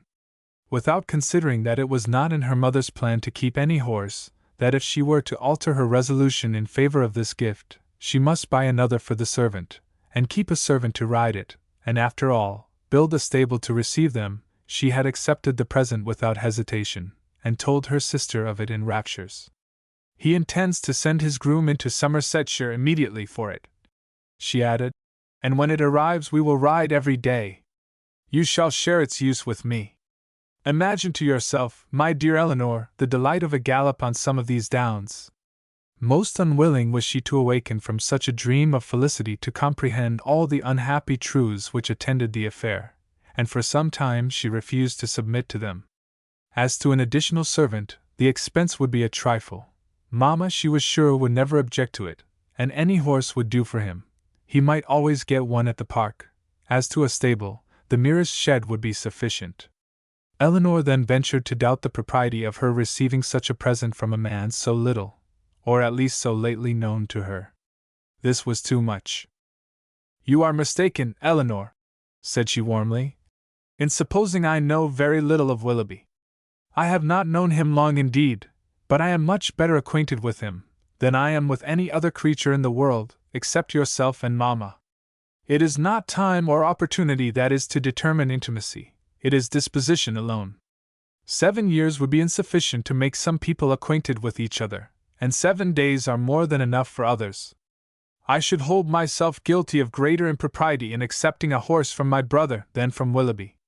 Of John I know very little, though we have lived together for years, but of Willoughby my judgment has long been formed." Eleanor thought it wisest to touch that point no more. She knew her sister's temper. Opposition on so tender a subject would only attach her the more to her own opinion. But by an appeal to her affection for her mother, by representing the inconveniences which that indulgent mother must draw on herself, if, as would probably be the case, she consented to this increase of establishment, Marianne was shortly subdued, and she promised not to tempt her mother to such imprudent kindness by mentioning the offer, and to tell Willoughby when she saw him next, that it must be declined. She was faithful to her word, and when Willoughby called at the cottage, the same day, Eleanor heard her express her disappointment to him in a low voice, on being obliged to forego the acceptance of his present. The reasons for this alteration were at the same time related, and they were such as to make further entreaty on his side impossible. His concern, however, was very apparent, and after expressing it with earnestness, he added, in the same low voice, "But, Marianne, the horse is still yours, though you cannot use it now. I shall keep it only till you can claim it. When you leave Barton to form your own establishment in a more lasting home, Queen Mab shall receive you." This was all overheard by Miss Dashwood, and in the whole of the sentence, in his manner of pronouncing it, and in his addressing her sister by her Christian name alone, she instantly saw an intimacy so decided, a meaning so direct, as marked a perfect agreement between them. From that moment she doubted not of their being engaged to each other, and the belief of it created no other surprise than that she, or any of their friends, should be left by tempers so frank, to discover it by accident. Margaret related something to her the next day, which placed this matter in a still clearer light. Willoughby had spent the preceding evening with them, and Margaret, by being left some time in the parlour with only him and Marianne, had had opportunity for observations, which, with a most important face, she communicated to her eldest sister, when they were next by themselves. "Oh, Eleanor!" she cried, "I have such a secret to tell you about Marianne. I am sure she will be married to Mr. Willoughby very soon." "You have said so," replied Eleanor. "Almost every day since they first met on Highchurch Down, and they had not known each other a week, I believe, before you were certain that Marianne wore his picture round her neck, but it turned out to be only the miniature of our great uncle. But indeed this is quite another thing. I am sure they will be married very soon, for he has got a lock of her hair. Take care, Margaret. It may be only the hair of some great uncle of his. But, indeed, Eleanor, it is Marianne's. I am almost sure it is, for I saw him cut it off.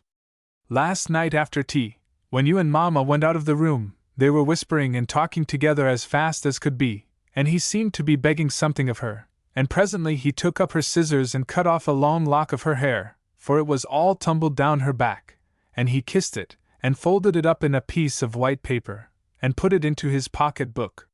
For such particulars, stated on such authority, Eleanor could not withhold her credit, nor was she disposed to it, for the circumstance was in perfect unison with what she had heard and seen herself. Margaret's sagacity was not always displayed in a way so satisfactory to her sister. When Mrs. Jennings attacked her one evening at the park, to give the name of the young man who was Eleanor's particular favorite, which had been long a matter of great curiosity to her, Margaret answered by looking at her sister, and saying, "I must not tell, may I, Eleanor?" This of course made everybody laugh, and Eleanor tried to laugh too. But the effort was painful. She was convinced that Margaret had fixed on a person whose name she could not bear with composure to become a standing joke with Mrs. Jennings. Marianne felt for her most sincerely, but she did more harm than good to the cause, by turning very red and saying in an angry manner to Margaret, "Remember that whatever your conjectures may be, you have no right to repeat them." "I never had any conjectures about it," replied Margaret. "It was you who told me of it yourself." This increased the mirth of the company, and Margaret was eagerly pressed to say something more. "Oh, pray, Miss Margaret, let us know all about it," said Mrs. Jennings. "What is the gentleman's name?" "I must not tell, ma'am. But I know very well what it is, and I know where he is too." "Yes, yes, we can guess where he is, at his own house at Norland to be sure. He is the curate of the parish, I dare say." "No, that he is not. He is of no profession at all." "Margaret," said Marianne with great warmth, "you know that all this is an invention of your own, and that there is no such person in existence." "Well, then, he is lately dead, Marianne, for I am sure there was such a man once, and his name begins with an F." Most grateful did Eleanor feel to Lady Middleton for observing, at this moment, that it rained very hard, though she believed the interruption to proceed less from any attention to her, than from her ladyship's great dislike of all such inelegant subjects of raillery as delighted her husband and mother. The idea, however, started by her, was immediately pursued by Colonel Brandon, who was on every occasion mindful of the feelings of others, and much was said on the subject of rain by both of them. Willoughby opened the pianoforte, and asked Marianne to sit down to it, and thus amidst the various endeavours of different people to quit the topic, it fell to the ground. But not so easily did Eleanor recover from the alarm into which it had thrown her. A party was formed this evening for going on the following day to see a very fine place about 12 miles from Barton, belonging to a brother-in-law of Colonel Brandon, without whose interest it could not be seen, as the proprietor, who was then abroad, had left strict orders on that head. The grounds were declared to be highly beautiful, and Sir John, who was particularly warm in their praise, might be allowed to be a tolerable judge, for he had formed parties to visit them, at least, twice every summer for the last 10 years. They contained a noble piece of water, a sail on which was to form a great part of the morning's amusement. Cold provisions were to be taken, open carriages only to be employed, and everything conducted in the usual style of a complete party of pleasure. To some few of the company it appeared rather a bold undertaking, considering the time of year, and that it had rained every day for the last fortnight, and Mrs. Dashwood, who had already a cold, was persuaded by Eleanor to stay at home. Chapter 13. Their intended excursion to Whitwell turned out very different from what Eleanor had expected. She was prepared to be wet through, fatigued, and frightened, but the event was still more unfortunate, for they did not go at all. By 10 o'clock the whole party was assembled at the park, where they were to breakfast. The morning was rather favorable, though it had rained all night, as the clouds were then dispersing across the sky, and the sun frequently appeared. They were all in high spirits and good humor, eager to be happy, and determined to submit to the greatest inconveniences and hardships rather than be otherwise. While they were at breakfast the letters were brought in. Among the rest there was one for Colonel Brandon. He took it, looked at the direction, changed color, and immediately left the room. "What is the matter with Brandon?" said Sir John. Nobody could tell. "I hope he has had no bad news," said Lady Middleton. "It must be something extraordinary that could make Colonel Brandon leave my breakfast table so suddenly." In about 5 minutes he returned. "No bad news, Colonel, I hope," said Mrs. Jennings, as soon as he entered the room. "None at all, ma'am, I thank you." "Was it from Avignon? I hope it is not to say that your sister is worse." "No, ma'am. It came from town, and is merely a letter of business." "But how came the hand to discompose you so much, if it was only a letter of business?" "Come, come, this won't do, Colonel, so let us hear the truth of it." "My dear madam," said Lady Middleton, "recollect what you are saying." "Perhaps it is to tell you that your cousin Fanny is married?" said Mrs. Jennings, without attending to her daughter's reproof. "No, indeed it is not." "Well, then, I know who it is from, Colonel. And I hope she is well." "Whom do you mean, ma'am?" said he, coloring a little. "Oh, you know who I mean.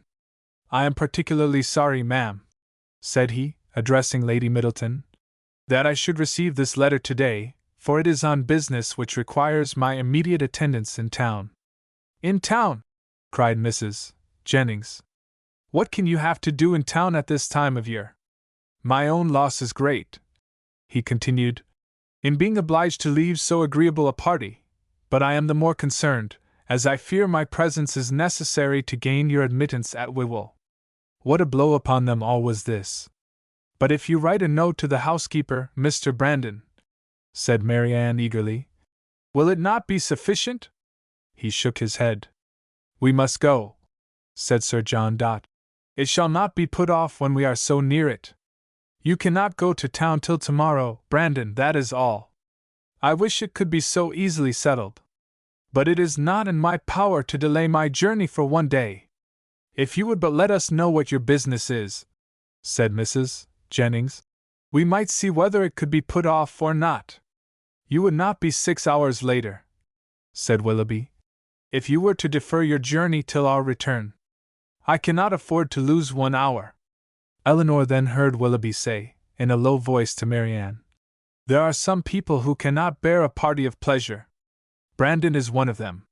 He was afraid of catching cold, I dare say, and invented this trick for getting out of it.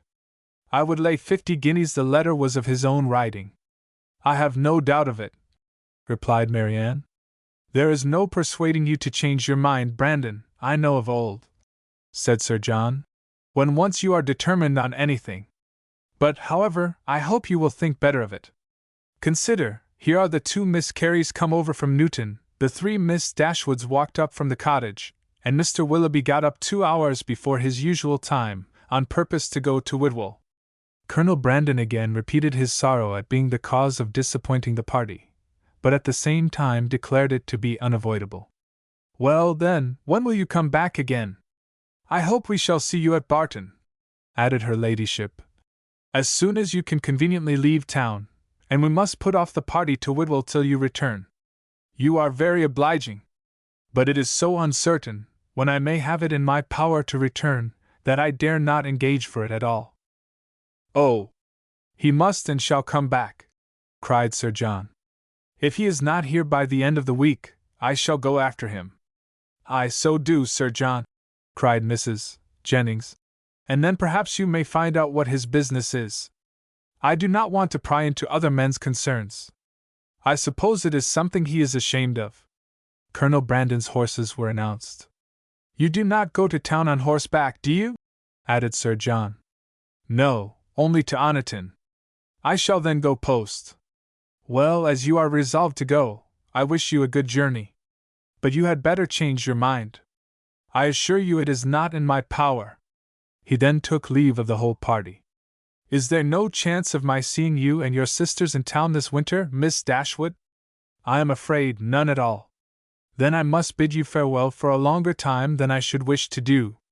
To Marianne, he merely bowed and said nothing. "Come, Colonel," said Mrs. Jennings, "before you go, do let us know what you are going about." He wished her a good morning, and, attended by Sir John, left the room. The complaints and lamentations which politeness had hitherto restrained now burst forth universally, and they all agreed again and again how provoking it was to be so disappointed. "I can guess what his business is, however," said Mrs. Jennings exultingly. "Can you, ma'am?" said almost everybody. "Yes, it is about Miss Williams, I am sure." "And who is Miss Williams?" asked Marianne. "What? Do not you know who Miss Williams is? I am sure you must have heard of her before. She is a relation of the Colonel's, my dear, a very near relation. We will not say how near, for fear of shocking the young ladies." Then, lowering her voice a little, she said to Eleanor, "She is his natural daughter." "Indeed?" "Oh, yes, and as like him as she can stare. I dare say the Colonel will leave her all his fortune." When Sir John returned, he joined most heartily in the general regret on so unfortunate an event, concluding, however, by observing that as they were all got together, they must do something by way of being happy, and after some consultation it was agreed that although happiness could only be enjoyed at Whitwell, they might procure a tolerable composure of mind by driving about the country. The carriages were then ordered. Willoughby's was first, and Marianne never looked happier than when she got into it. He drove through the park very fast, and they were soon out of sight, and nothing more of them was seen till their return, which did not happen till after the return of all the rest. They both seemed delighted with their drive, but said only in general terms that they had kept in the lanes, while the others went on the downs. It was settled that there should be a dance in the evening, and that everybody should be extremely merry all day long. Some more of the Careys came to dinner, and they had the pleasure of sitting down nearly 20 to table, which Sir John observed with great contentment. Willoughby took his usual place between the two elder Miss Dashwoods. Mrs. Jennings sat on Eleanor's right hand, and they had not been long seated, before she leant behind her and Willoughby, and said to Marianne, loud enough for them both to hear, "I have found you out in spite of all your tricks. I know where you spent the morning." Marianne colored, and replied very hastily, "Where, pray? Did not you know," said Willoughby, "that we had been out in my cockle?" "Yes, yes, Mr. Impudence, I know that very well, and I was determined to find out where you had been to. I hope you like your house, Miss Marianne. It is a very large one, I know, and when I come to see you, I hope you will have new furnished it, for it wanted it very much when I was there 6 years ago." Marianne turned away in great confusion. Mrs. Jennings laughed heartily, and Eleanor found that in her resolution to know where they had been, she had actually made her own woman inquire of Mr. Willoughby's groom, and that she had by that method been informed that they had gone to Allenham, and spent a considerable time there in walking about the garden and going all over the house.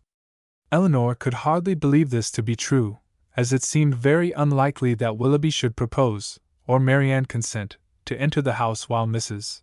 Smith was in it, with whom Marianne had not the smallest acquaintance. As soon as they left the dining-room, Eleanor inquired of her about it, and great was her surprise when she found that every circumstance related by Mrs. Jennings was perfectly true. Marianne was quite angry with her for doubting it. "Why should you imagine, Eleanor, that we did not go there, or that we did not see the house?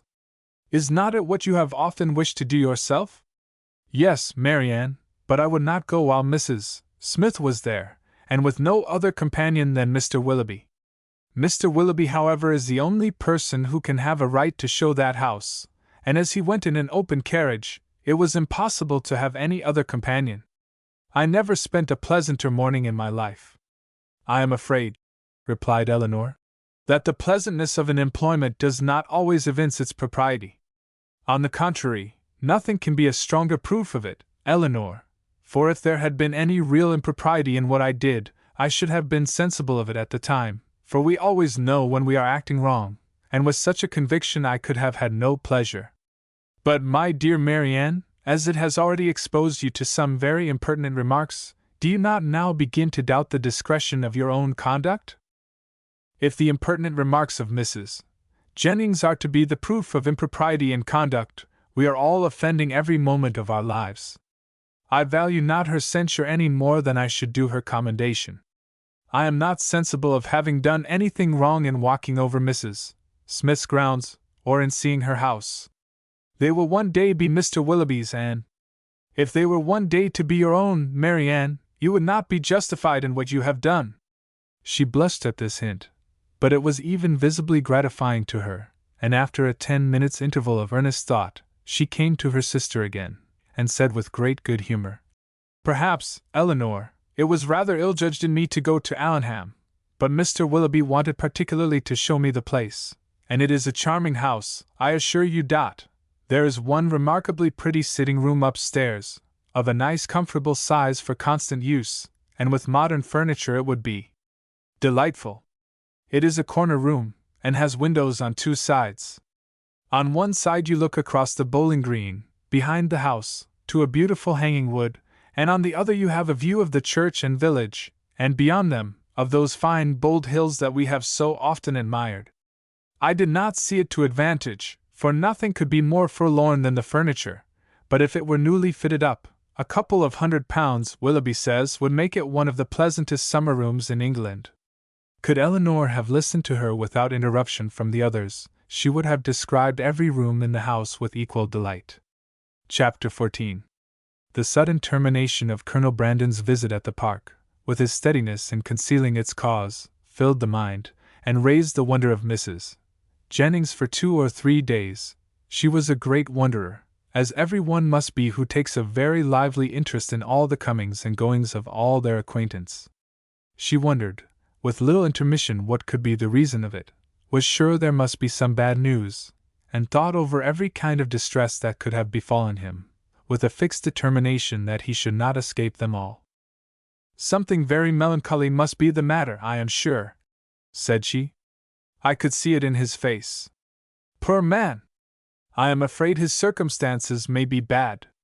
The estate at Delaford was never reckoned more than 2,000 a year, and his brother left everything sadly involved. I do think he must have been sent for about money matters, for what else can it be? I wonder whether it is so. I would give anything to know the truth of it.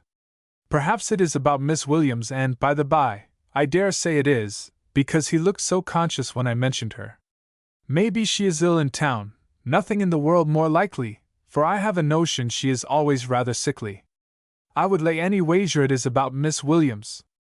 It is not so very likely he should be distressed in his circumstances now, for he is a very prudent man, and to be sure must have cleared the estate by this time. I wonder what it can be. Maybe his sister is worse at Avignon, and has sent for him over. His setting off in such a hurry seems very like it. Well, I wish him out of all his trouble with all my heart, and a good wife into the bargain." So wondered, so talked Mrs. Jennings, her opinion varying with every fresh conjecture, and all seeming equally probable as they arose. Eleanor, though she felt really interested in the welfare of Colonel Brandon, could not bestow all the wonder on his going so suddenly away, which Mrs. Jennings was desirous of her feeling, for besides that the circumstance did not in her opinion justify such lasting amazement or variety of speculation, her wonder was otherwise disposed of. It was engrossed by the extraordinary silence of her sister and Willoughby on the subject, which they must know to be peculiarly interesting to them all. As this silence continued, every day made it appear more strange and more incompatible with the disposition of both. Why they should not openly acknowledge to her mother and herself what their constant behavior to each other declared to have taken place, Eleanor could not imagine. She could easily conceive that marriage might not be immediately in their power, for though Willoughby was independent, there was no reason to believe him rich. His estate had been rated by Sir John at about 600 or 700 a year, but he lived at an expense to which that income could hardly be equal, and he had himself often complained of his poverty. But for this strange kind of secrecy maintained by them relative to their engagement, which in fact concealed nothing at all, she could not account, and it was so wholly contradictory to their general opinions and practice, that a doubt sometimes entered her mind of their being really engaged, and this doubt was enough to prevent her making any inquiry of Mary Ann. Nothing could be more expressive of attachment to them all than Willoughby's behavior. To Mary Ann it had all the distinguishing tenderness which a lover's heart could give, and to the rest of the family it was the affectionate attention of a son and a brother. The cottage seemed to be considered and loved by him as his home. Many more of his hours were spent there than at Allenham, and if no general engagement collected them at the park, the exercise which called him out in the morning was almost certain of ending there, where the rest of the day was spent by himself at the side of Marianne, and by his favorite pointer at her feet. One evening in particular, about a week after Colonel Brandon left the country, his heart seemed more than usually open to every feeling of attachment to the objects around him, and on Mrs. Dashwood's happening to mention her design of improving the cottage in the spring, he warmly opposed every alteration of a place which affection had established as perfect with him. "What?" he exclaimed. "Improve this dear cottage? No, that I will never consent to. Not a stone must be added to its walls, not an inch to its size, if my feelings are regarded." "Do not be alarmed," said Miss Dashwood. "Nothing of the kind will be done, for my mother will never have money enough to attempt it." "I am heartily glad of it," he cried. "May she always be poor, if she can employ her riches no better." "Thank you, Willoughby. But you may be assured that I would not sacrifice one sentiment of local attachment of yours, or of any one whom I loved, for all the improvements in the world. Depend upon it that whatever unemployed sum may remain, when I make up my accounts in the spring, I would even rather lay it uselessly by than dispose of it in a manner so painful to you. But are you really so attached to this place as to see no defect in it?" "I am," said he. "To me it is faultless. Nay, more, I consider it as the only form of building in which happiness is attainable, and were I rich enough I would instantly pull Combe down, and build it up again in the exact plan of this cottage." "With dark narrow stairs and a kitchen that smokes, I suppose," said Elinor. "Yes," cried he in the same eager tone. "With all and everything belonging to it, in no one convenience or inconvenience about it, should the least variation be perceptible. Then, and then only, under such a roof, I might perhaps be as happy at Combe as I have been at Barton." "I flatter myself," replied Elinor, "that even under the disadvantage of better rooms and a broader staircase, you will hereafter find your own house as faultless as you now do this." "There certainly are circumstances," said Willoughby, "which might greatly endear it to me, but this place will always have one claim of my affection, which no other can possibly share." Mrs. Dashwood looked with pleasure at Marianne, whose fine eyes were fixed so expressively on Willoughby, as plainly denoted how well she understood him. "How often did I wish," added he, "when I was at Allenham this time 12 month, that Barton Cottage were inhabited! I never passed within view of it without admiring its situation, and grieving that no one should live in it. How little did I then think that the very first news I should hear from Mrs. Smith, when I next came into the country, would be that Barton Cottage was taken, and I felt an immediate satisfaction and interest in the event, which nothing but a kind of prescience of what happiness I should experience from it can account for. Must it not have been so, Marianne?" speaking to her in a lowered voice. Then continuing his former tone, he said, "And yet this house you would spoil, Mrs. Dashwood?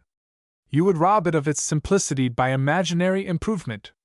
And this dear parlor in which our acquaintance first began, and in which so many happy hours have been since spent by us together, you would degrade to the condition of a common entrance, and every body would be eager to pass through the room which has hitherto contained within itself more real accommodation and comfort than any other apartment of the handsomest dimensions in the world could possibly afford." Mrs. Dashwood again assured him that no alteration of the kind should be attempted. "You are a good woman," he warmly replied. "Your promise makes me easy. Extend it a little farther, and it will make me happy. Tell me that not only your house will remain the same, but that I shall ever find you and yours as unchanged as your dwelling, and that you will always consider me with the kindness which has made everything belonging to you so dear to me." The promise was readily given, and Willoughby's behavior during the whole of the evening declared at once his affection and happiness. "Shall we see you tomorrow to dinner?" said Mrs. Dashwood, when he was leaving them. "I do not ask you to come in the morning, for we must walk to the park, to call on Lady Middleton." He engaged to be with them by 4 o'clock. Chapter 15. Mrs. Dashwood's visit to Lady Middleton took place the next day, and 2 of her daughters went with her, but Marianne excused herself from being of the party, under some trifling pretext of employment, and her mother, who concluded that a promise had been made by Willoughby the night before of calling on her while they were absent, was perfectly satisfied with her remaining at home. On their return from the park they found Willoughby's cook and servant in waiting at the cottage, and Mrs. Dashwood was convinced that her conjecture had been just. So far it was all as she had foreseen, but on entering the house she beheld what no foresight had taught her to expect. They were no sooner in the passage than Marianne came hastily out of the parlor apparently in violent affliction, with her handkerchief at her eyes, and without noticing them ran upstairs. Surprised and alarmed they proceeded directly into the room she had just quitted, where they found only Willoughby, who was leaning against the mantelpiece with his back towards them. He turned round on their coming in, and his countenance showed that he strongly partook of the emotion which overpowered Marianne. "Is anything the matter with her?" cried Mrs. Dashwood as she entered. "Is she ill?" "I hope not," he replied, trying to look cheerful, and with a forced smile presently added, "It is I who may rather expect to be ill, for I am now suffering under a very heavy disappointment." "Disappointment?" "Yes, for I am unable to keep my engagement with you. Mrs. Smith has this morning exercised the privilege of riches upon a poor dependent cousin, by sending me on business to London. I have just received my dispatches, and taken my farewell of Allenham, and by way of exhilaration I am now come to take my farewell of you. To London! And are you going this morning?" "Almost this moment." "This is very unfortunate. But Mrs. Smith must be obliged, and her business will not detain you from us long, I hope." He colored as he replied, "You are very kind, but I have no idea of returning into Devonshire immediately. My visits to Mrs. Smith are never repeated within the 12-month. And is Mrs. Smith your only friend? Is Allenham the only house in the neighborhood to which you will be welcome? For shame, Willoughby, can you wait for an invitation here?" His color increased, and with his eyes fixed on the ground he only replied, "You are too good." Mrs. Dashwood looked at Elinor with surprise. Elinor felt equal amazement. For a few moments every one was silent. Mrs. Dashwood first spoke. "I have only to add, my dear Willoughby, that at Barton Cottage you will always be welcome, for I will not press you to return here immediately, because you only can judge how far that might be pleasing to Mrs. Smith, and on this head I shall be no more disposed to question your judgment than to doubt your inclination. My engagements at present," replied Willoughby, confusedly, "are of such a nature that I dare not flatter myself." He stopped. Mrs. Dashwood was too much astonished to speak, and another pause succeeded. This was broken by Willoughby, who said with a faint smile, "It is folly to linger in this manner.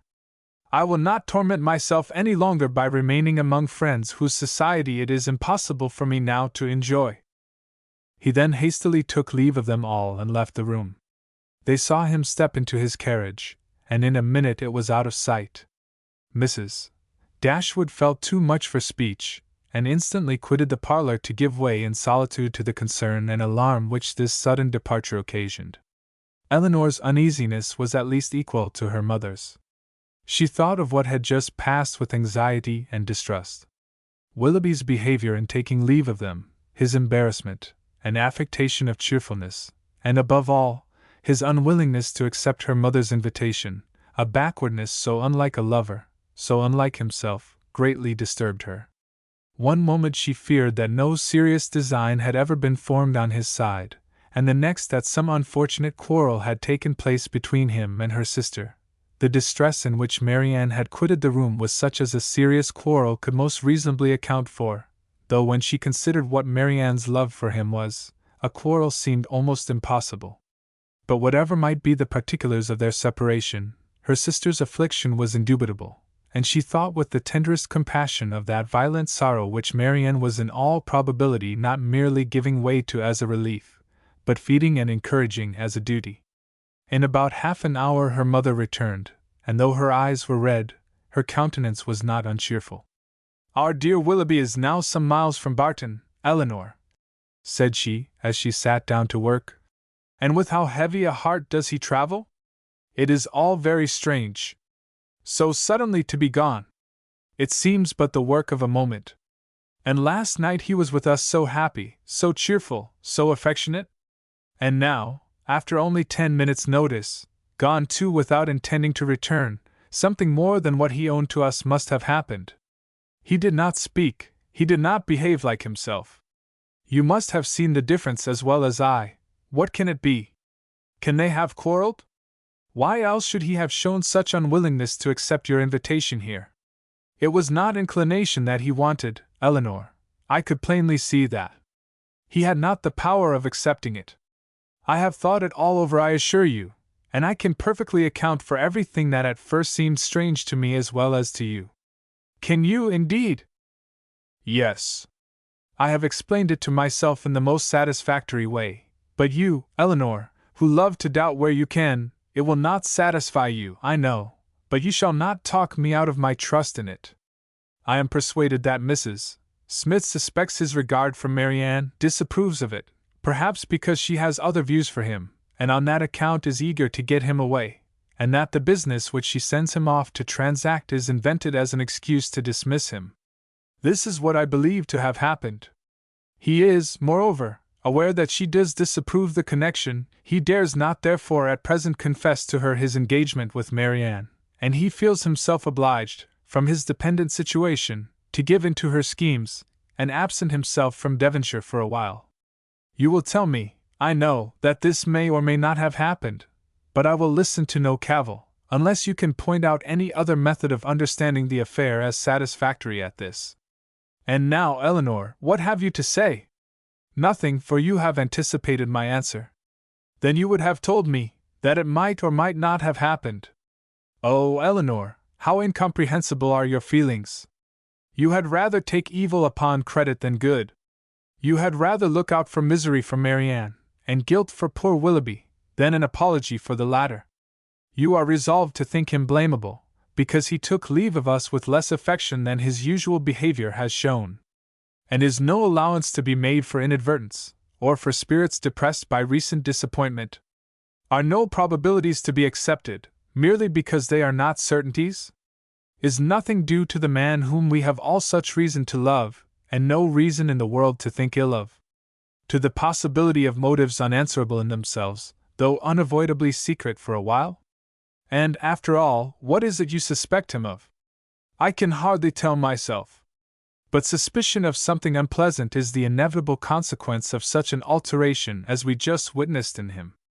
There is great truth, however, in what you have now urged of the allowances which ought to be made for him, and it is my wish to be candid in my judgment of everybody. Willoughby may undoubtedly have very sufficient reasons for his conduct, and I will hope that he has. But it would have been more like Willoughby to acknowledge them at once. Secrecy may be advisable, but still I cannot help wondering at its being practiced by him. Do not blame him, however, for departing from his character, where the deviation is necessary. But you really do admit the justice of what I have said in his defense? I am happy, and he is acquitted. Not entirely. It may be proper to conceal their engagement, if they are engaged, from Mrs. Smith, and if that is the case, it must be highly expedient for Willoughby to be but little in Devonshire at present. But this is no excuse for their concealing it from us. Concealing it from us? My dear child, do you accuse Willoughby and Marianne of concealment? This is strange indeed, when your eyes have been reproaching them every day for incautiousness. I want no proof of their affection, said Eleanor, but of their engagement I do. I am perfectly satisfied of both. Yet not a syllable has been said to you on the subject by either of them. I have not wanted syllables where actions have spoken so plainly. Has not his behavior to Marianne and to all of us, for at least the last fortnight, declared that he loved and considered her as his future wife, and that he felt for us the attachment of the nearest relation? Have we not perfectly understood each other? Has not my consent been daily asked by his looks, his manner, his attentive and affectionate respect? My Eleanor, is it possible to doubt their engagement? How could such a thought occur to you? How is it to be supposed that Willoughby, persuaded as he must be of your sister's love, should leave her, and leave her perhaps for months, without telling her of his affection, that they should part without a mutual exchange of confidence. I confess, replied Eleanor, that every circumstance except one is in favor of their engagement, but that one is the total silence of both on the subject, and with me it almost outweighs every other. How strange this is! You must think wretchedly indeed of Willoughby if, after all that has openly passed between them, you can doubt the nature of the terms on which they are together. Has he been acting a part in his behavior to your sister all this time? Do you suppose him really indifferent to her? No, I cannot think that. He must and does love her, I am sure. But with a strange kind of tenderness, if he can leave her with such indifference, such carelessness of the future, as you attribute to him. You must remember, my dear mother, that I have never considered this matter as certain. I have had my doubts, I confess, but they are fainter than they were, and they may soon be entirely done away. If we find they correspond, every fear of mine will be removed. A mighty concession indeed! If you were to see them at the altar, you would suppose they were going to be married. Ungracious girl! But I require no such proof. Nothing in my opinion has ever passed to justify doubt, no secrecy has been attempted, all has been uniformly open and unreserved. You cannot doubt your sister's wishes. It must be Willoughby therefore whom you suspect. But why? Is he not a man of honor and feeling? Has there been any inconsistency on his side to create alarm? Can he be deceitful? I hope not, I believe not, cried Eleanor. I love Willoughby, sincerely love him, and suspicion of his integrity cannot be more painful to yourself than to me. It has been involuntary, and I will not encourage it. I was startled, I confess, by the alteration in his manners this morning. He did not speak like himself, and did not return your kindness with any cordiality. But all this may be explained by such a situation of his affairs as you have supposed. He had just parted from my sister, had seen her leave him in the greatest affliction, and if he felt obliged, from a fear of offending Mrs. Smith, to resist the temptation of returning here soon, and yet aware that by declining your invitation, by saying that he was going away for some time, he should seem to act an ungenerous, a suspicious part by our family, he might well be embarrassed and disturbed. In such a case, a plain and open avowal of his difficulties would have been more to his honor, I think, as well as more consistent with his general character. But I will not raise objections against any one's conduct on so illiberal a foundation, as a difference in judgment from myself, or a deviation from what I may think right and consistent. You speak very properly. Willoughby certainly does not deserve to be suspected. Though we have not known him long, he is no stranger in this part of the world, and who has ever spoken to his disadvantage? Had he been in a situation to act independently and marry immediately, it might have been odd that he should leave us without acknowledging everything to me at once, but this is not the case. It is an engagement in some respects not prosperously begun, for their marriage must be at a very uncertain distance, and even secrecy, as far as it can be observed, may now be very advisable. They were interrupted by the entrance of Margaret, and Eleanor was then at liberty to think over the representations of her mother, to acknowledge the probability of many, and hope for the justice of all. They saw nothing of Marianne till dinner time, when she entered the room and took her place at the table without saying a word. Her eyes were red and swollen, and it seemed as if her tears were even then restrained with difficulty. She avoided the looks of them all, could neither eat nor speak, and after some time, on her mother's silently pressing her hand with tender compassion, her small degree of fortitude was quite overcome, she burst into tears and left the room. This violent oppression of spirits continued the whole evening. She was without any power, because she was without any desire of command over herself. The slightest mention of anything relative to Willoughby overpowered her in an instant, and though her family were most anxiously attentive to her comfort, it was impossible for them, if they spoke at all, to keep clear of every subject which her feelings connected with him. Chapter 16. Marianne would have thought herself very inexcusable had she been able to sleep at all the first night after parting from Willoughby.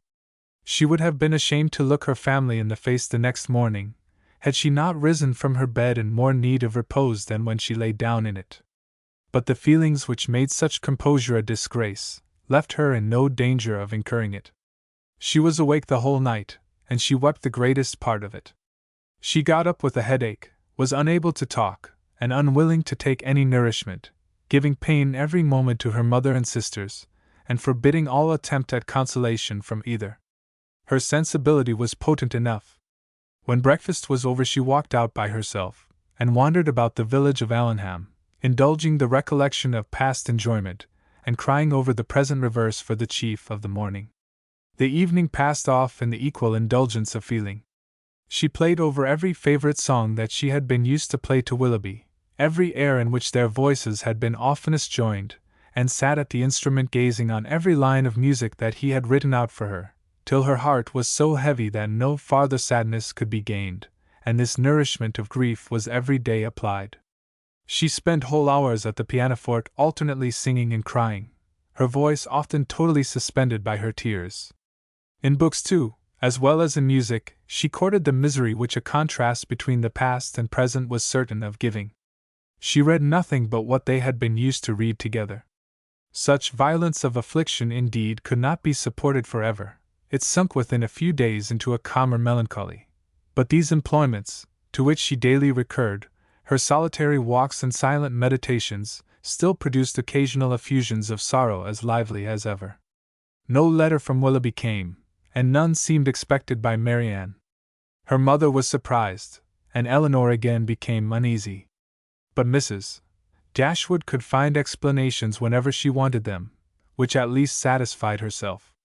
"Remember, Elinor," said she, "how very often Sir John fetches our letters himself from the post, and carries them to it. We have already agreed that secrecy may be necessary, and we must acknowledge that it could not be maintained if their correspondence were to pass through Sir John's hands." Elinor could not deny the truth of this, and she tried to find in it a motive sufficient for their silence. But there was one method so direct, so simple, and in her opinion so eligible of knowing the real state of the affair, and of instantly removing all mystery, that she could not help suggesting it to her mother. "Why do you not ask Marianne at once," said she, "whether she is or she is not engaged to Willoughby? From you, her mother, and so kind, so indulgent a mother, the question could not give offense. It would be the natural result of your affection for her. She used to be all unreserve, and to you more especially. I would not ask such a question for the world. Supposing it possible that they are not engaged, what distress would not such an inquiry inflict? At any rate, it would be most ungenerous. I should never deserve her confidence again, after forcing from her a confession of what is meant at present to be unacknowledged to anyone. I know Marianne's heart. I know that she dearly loves me, and that I shall not be the last to whom the affair is made known, when circumstances make the revealment of it eligible. I would not attempt to force the confidence of anyone, of a child much less, because a sense of duty would prevent the denial which her wishes might direct." Elinor thought this generosity overstrained, considering her sister's youth, and urged the matter farther, but in vain. Common sense, common care, common prudence, were all sunk in Mrs. Dashwood's romantic delicacy. It was several days before Willoughby's name was mentioned before Marianne by any of her family. Sir John and Mrs. Jennings, indeed, were not so nice. Their witticisms added pain to many a painful hour. But one evening, Mrs. Dashwood, accidentally taking up a volume of Shakespeare, exclaimed, "We have never finished Hamlet, Marianne. Our dear Willoughby went away before we could get through it. We will put it by, that when he comes again, but it may be months, perhaps, before that happens." "Months!" cried Marianne, with strong surprise. "No, nor many weeks." Mrs. Dashwood was sorry for what she had said, but it gave Elinor pleasure, as it produced a reply from Marianne so expressive of confidence in Willoughby and knowledge of his intentions. One morning, about a week after his leaving the country, Marianne was prevailed on to join her sisters in their usual walk, instead of wandering away by herself. Hitherto she had carefully avoided every companion in her rambles. If her sisters intended to walk on the downs, she directly stole away towards the lanes. If they talked of the valley, she was as speedy in climbing the hills, and could never be found when the others set off. But at length she was secured by the exertions of Elinor, who greatly disapproved such continual seclusion. They walked along the road through the valley, and chiefly in silence, for Marianne's mind could not be controlled, and Eleanor, satisfied with gaining one point, would not then attempt more. Beyond the entrance of the valley, where the country, though still rich, was less wild and more open, a long stretch of the road which they had traveled on first coming to Barton lay before them, and on reaching that point, they stopped to look around them, and examine a prospect which formed the distance of their view from the cottage, from a spot which they had never happened to reach in any of their walks before. Amongst the objects in the scene, they soon discovered an animated one. It was a man on horseback riding towards them. In a few minutes they could distinguish him to be a gentleman, and in a moment afterwards Marianne rapturously exclaimed, "It is he, it is indeed, I know it is!" and was hastening to meet him, when Eleanor cried out, "Indeed, Marianne, I think you are mistaken. It is not Willoughby. The person is not tall enough for him, and has not his air." He has, cried Marianne. "I am sure he has. His air, his coat, his horse. I knew how soon he would come." She walked eagerly on as she spoke, and Eleanor, to screen Marianne from particularity, as she felt almost certain of its not being Willoughby, quickened her pace and kept up with her. They were soon within 30 yards of the gentleman.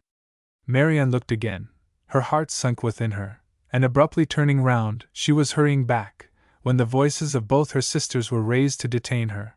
A third, almost as well known as Willoughby's, joined them in begging her to stop, and she turned round with surprise to see and welcome Edward Ferrars. He was the only person in the world who could at that moment be forgiven for not being Willoughby, the only one who could have gained a smile from her. But she dispersed her tears to smile on him, and in her sister's happiness forgot for a time her own disappointment. He dismounted, and giving his horse to his servant, walked back with them to Barton, whither he was purposely coming to visit them. He was welcomed by them all with great cordiality, but especially by Marianne, who showed more warmth of regard in her reception of him than even Eleanor herself. To Marianne, indeed, the meeting between Edward and her sister was but a continuation of that unaccountable coldness which she had often observed at Norland in their mutual behavior. On Edward's side, more particularly, there was a deficiency of all that a lover ought to look and say on such an occasion. He was confused, seemed scarcely sensible of pleasure in seeing them, looked neither rapturous nor gay, said little but what was forced from him by questions, and distinguished Eleanor by no mark of affection. Marianne saw and listened with increasing surprise. She began almost to feel a dislike of Edward, and it ended, as every feeling must end with her, by carrying back her thoughts to Willoughby, whose manners formed a contrast sufficiently striking to those of his brother-elect.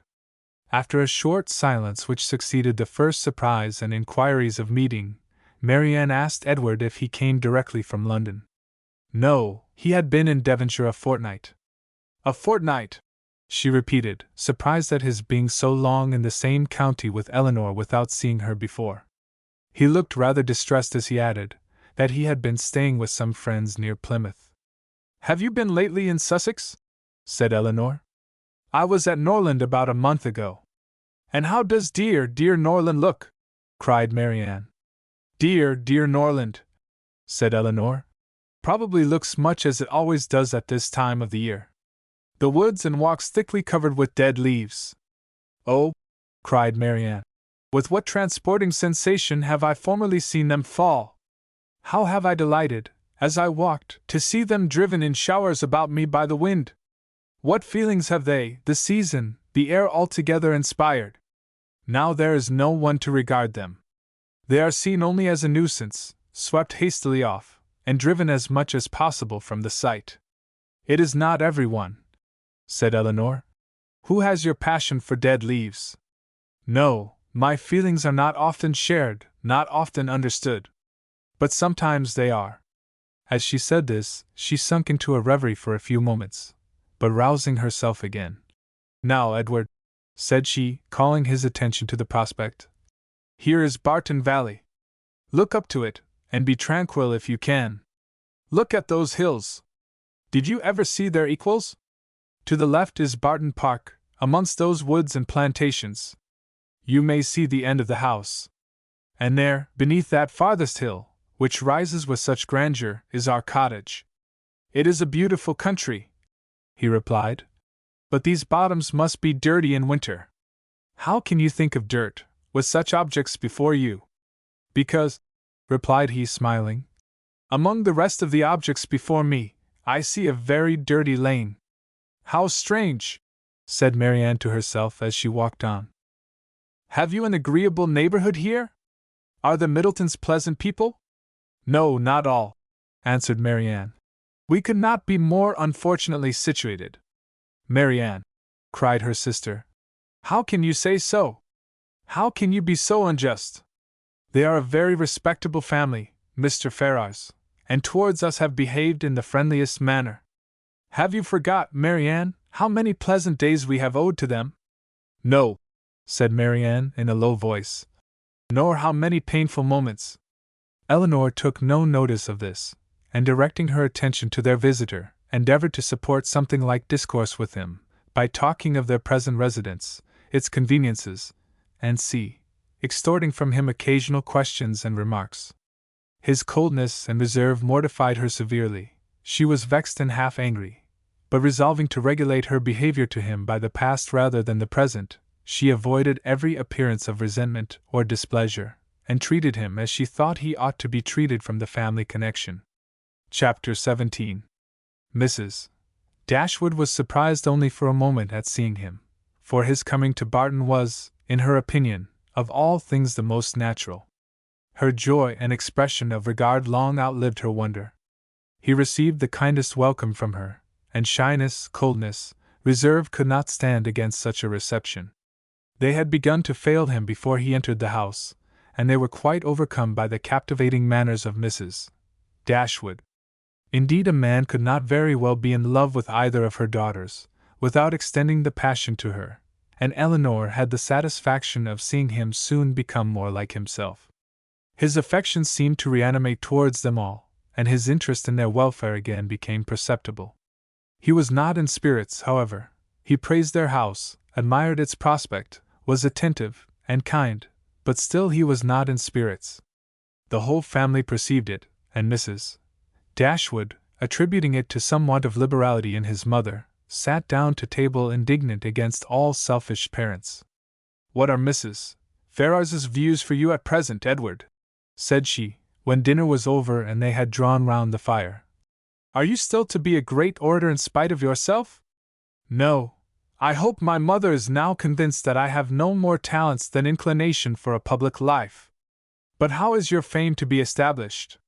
For famous you must be to satisfy all your family, and with no inclination for expense, no affection for strangers, no profession, and no assurance, you may find it a difficult matter. I shall not attempt it. I have no wish to be distinguished, and have every reason to hope I never shall. Thank Heaven! I cannot be forced into genius and eloquence. You have no ambition, I well know. Your wishes are all moderate. As moderate as those of the rest of the world, I believe. I wish as well as everybody else to be perfectly happy, but like everybody else it must be in my own way. Greatness will not make me so." "Strange that it would," cried Marianne. "What have wealth or grandeur to do with happiness?" "Grandeur has but little," said Eleanor, "but wealth has much to do with it." "Eleanor, for shame," said Marianne. "Money can only give happiness where there is nothing else to give it. Beyond a competence, it can afford no real satisfaction, as far as mere self is concerned." "Perhaps," said Eleanor, smiling, "we may come to the same point. Your competence and my wealth are very much alike, I dare say, and without them, as the world goes now, we shall both agree that every kind of external comfort must be wanting. Your ideas are only more noble than mine. Come, what is your competence?" "About 1,800 or 2,000 a year, not more than that." Eleanor laughed. 2,000 a year! One is my wealth! I guessed how it would end. And yet 2,000 a year is a very moderate income," said Marianne. "A family cannot well be maintained on a smaller. I am sure I am not extravagant in my demands." A proper establishment of servants, a carriage, perhaps two, and hunters, cannot be supported on less. Eleanor smiled again, to hear her sister describing so accurately their future expenses at Combe Magna. Hunters! Repeated Edward. But why must you have hunters? Everybody does not hunt. Marianne colored as she replied. But most people do. I wish, said Margaret, striking out a novel thought, that somebody would give us all a large fortune apiece. Oh, that they would! Cried Marianne, her eyes sparkling with animation, and her cheeks glowing with the delight of such imaginary happiness. We are all unanimous in that wish, I suppose, said Eleanor, in spite of the insufficiency of wealth. Oh dear! Cried Margaret. How happy I should be! I wonder what I should do with it. Marianne looked as if she had no doubt on that point. I should be puzzled to spend so large a fortune myself, said Mrs. Dashwood, if my children were all to be rich without my help. You must begin your improvements on this house, observed Eleanor, and your difficulties will soon vanish. What magnificent orders would travel from this family to London, said Edward, in such an event! What a happy day for booksellers, music sellers, and print shops! You, Miss Dashwood, would give a general commission for every new print of merit to be sent you, and as for Marianne, I know her greatness of soul, there would not be music enough in London to content her. And books, Thomson, Cooper, Scott, she would buy them all over and over again, she would buy up every copy, I believe, to prevent their falling into unworthy hands, and she would have every book that tells her how to admire an old twisted tree. Should not you, Marianne? Forgive me, if I am very saucy. But I was willing to show you that I had not forgot our old disputes. I love to be reminded of the past, Edward, whether it be melancholy or gay, I love to recall it, and you will never offend me by talking of former times. You are very right in supposing how my money would be spent, some of it, at least. My loose cash would certainly be employed in improving my collection of music and books. And the bulk of your fortune would be laid out in annuities on the authors or their heirs. No, Edward, I should have something else to do with it. Perhaps, then, you would bestow it as a reward on that person who wrote the ablest defense of your favorite maxim, that no one can ever be in love more than once in their life. Your opinion on that point is unchanged, I presume? Undoubtedly. At my time of life opinions are tolerably fixed. It is not likely that I should now see or hear anything to change them. Marianne is as steadfast as ever, you see, said Eleanor. She is not at all altered. She is only grown a little more grave than she was. Nay, Edward, said Marianne, you need not reproach me. You are not very gay yourself. Why should you think so? Replied he, with a sigh. But gaiety never was a part of my character. Nor do I think it a part of Marianne's, said Eleanor. I should hardly call her a lively girl. She is very earnest, very eager in all she does, sometimes talks a great deal and always with animation, but she is not often really merry. I believe you are right, he replied, and yet I have always set her down as a lively girl. I have frequently detected myself in such kind of mistakes, said Eleanor. In a total misapprehension of character in some point or other, fancying people so much more gay or grave, or ingenious or stupid than they really are, and I can hardly tell why or in what the deception originated. Sometimes one is guided by what they say of themselves, and very frequently by what other people say of them, without giving oneself time to deliberate and judge. But I thought it was right, Eleanor, said Marianne, to be guided wholly by the opinion of other people. I thought our judgments were given us merely to be subservient to those of neighbors. This has always been your doctrine, I am sure. No, Marianne, never. My doctrine has never aimed at the subjection of the understanding.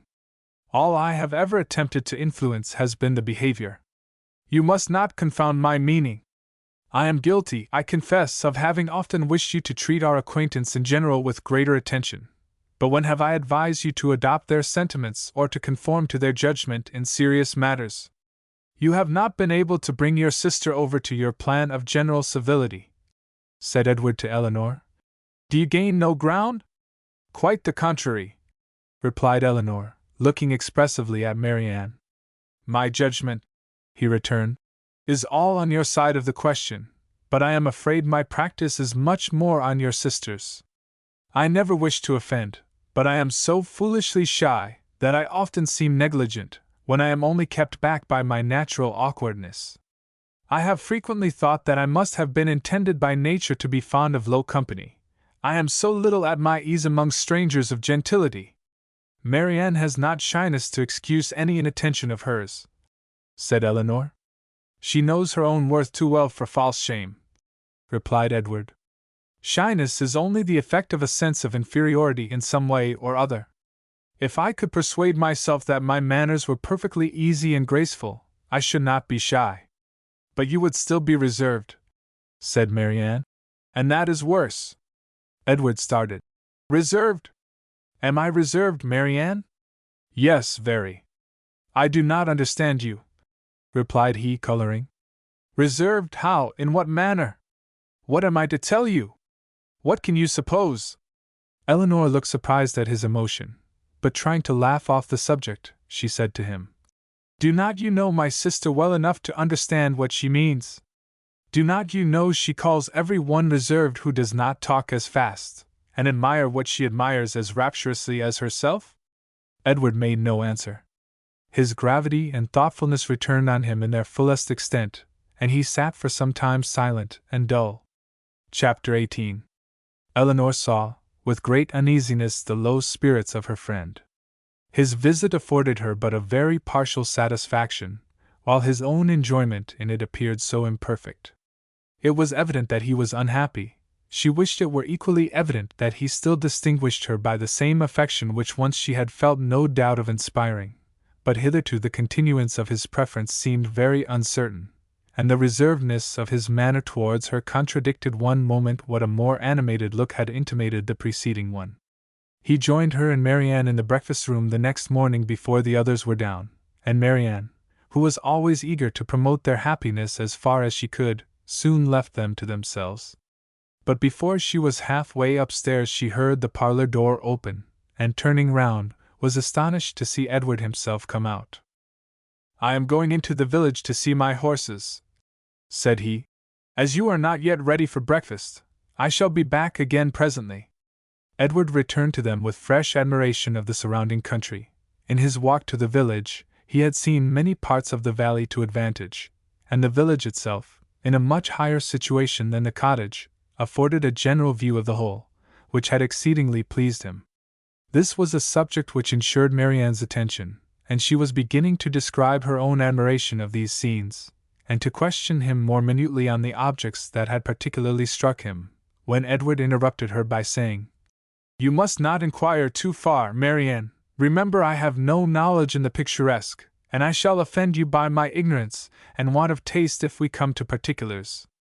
I shall call hills steep, which ought to be bold, surfaces strange and uncouth, which ought to be irregular and rugged, and distant objects out of sight, which ought only to be indistinct through the soft medium of a hazy atmosphere. You must be satisfied with such admiration as I can honestly give. I call it a very fine country. The hills are steep, the woods seem full of fine timber, and the valley looks comfortable and snug, with rich meadows and several neat farmhouses scattered here and there. It exactly answers my idea of a fine country, because it unites beauty with utility, and I dare say it is a picturesque one too, because you admire it. I can easily believe it to be full of rocks and promontories, grey moss and brushwood, but these are all lost on me. I know nothing of the picturesque. I am afraid it is but too true, said Marianne. But why should you boast of it? I suspect, said Elinor, that to avoid one kind of affectation, Edward here falls into another.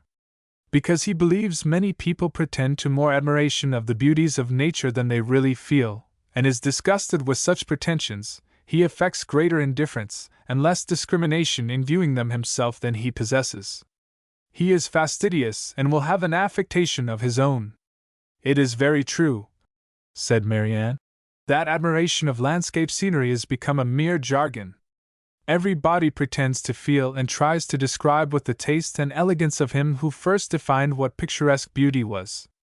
I detest jargon of every kind, and sometimes I have kept my feelings to myself, because I could find no language to describe them in but what was worn and hackneyed out of all sense and meaning.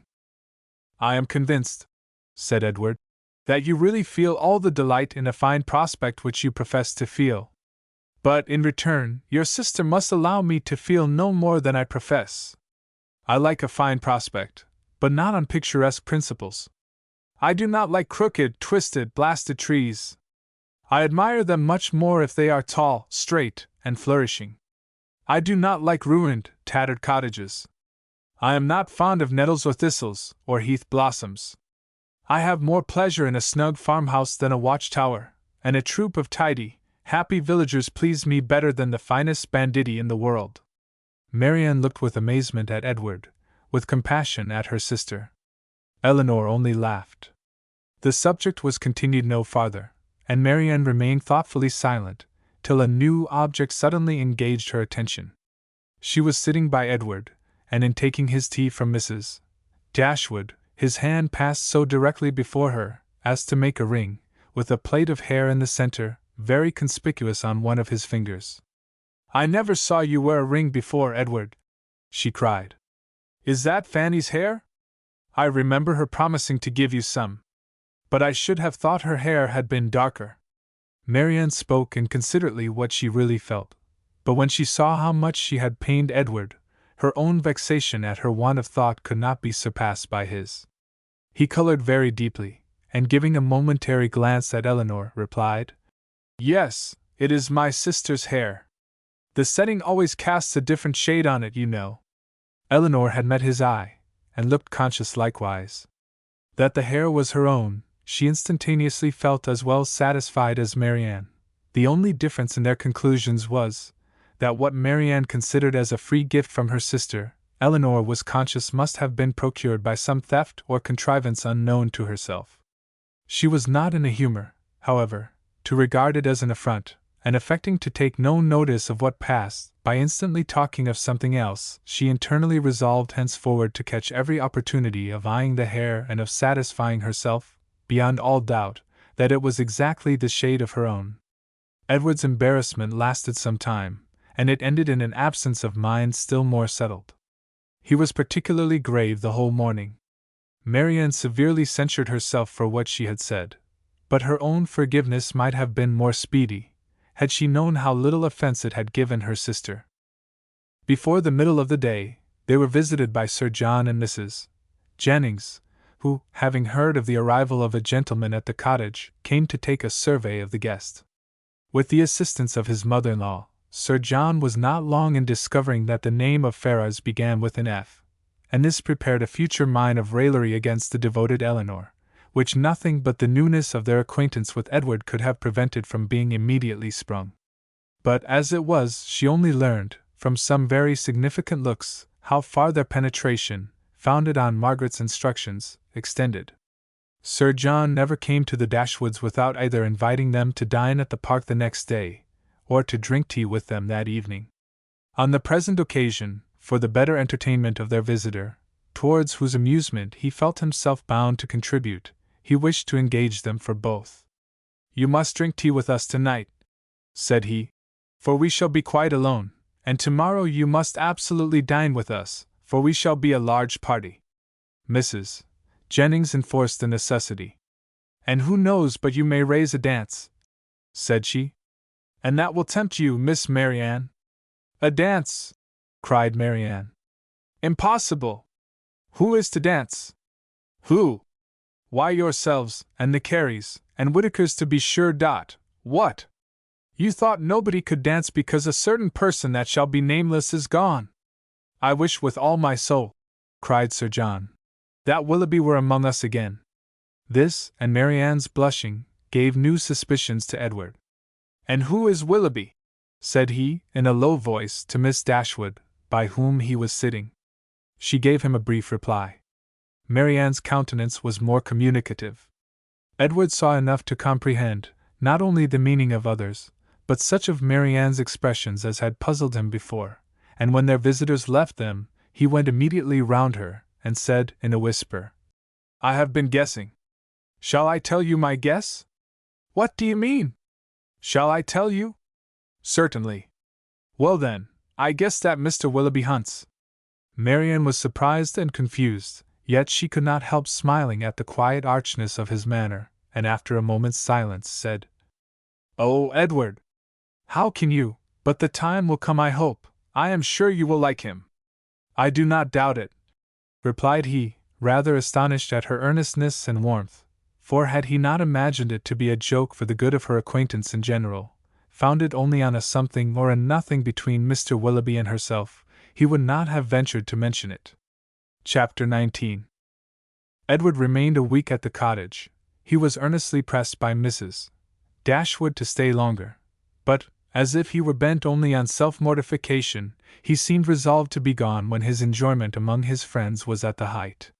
His spirits, during the last 2 or 3 days, though still very unequal, were greatly improved. He grew more and more partial to the house and environs, never spoke of going away without a sigh, declared his time to be wholly disengaged, even doubted to what place he should go when he left them, but still, go he must. Never had any week passed so quickly. He could hardly believe it to be gone. He said so repeatedly. Other things he said too, which marked the turn of his feelings and gave the lie to his actions. He had no pleasure at Norland.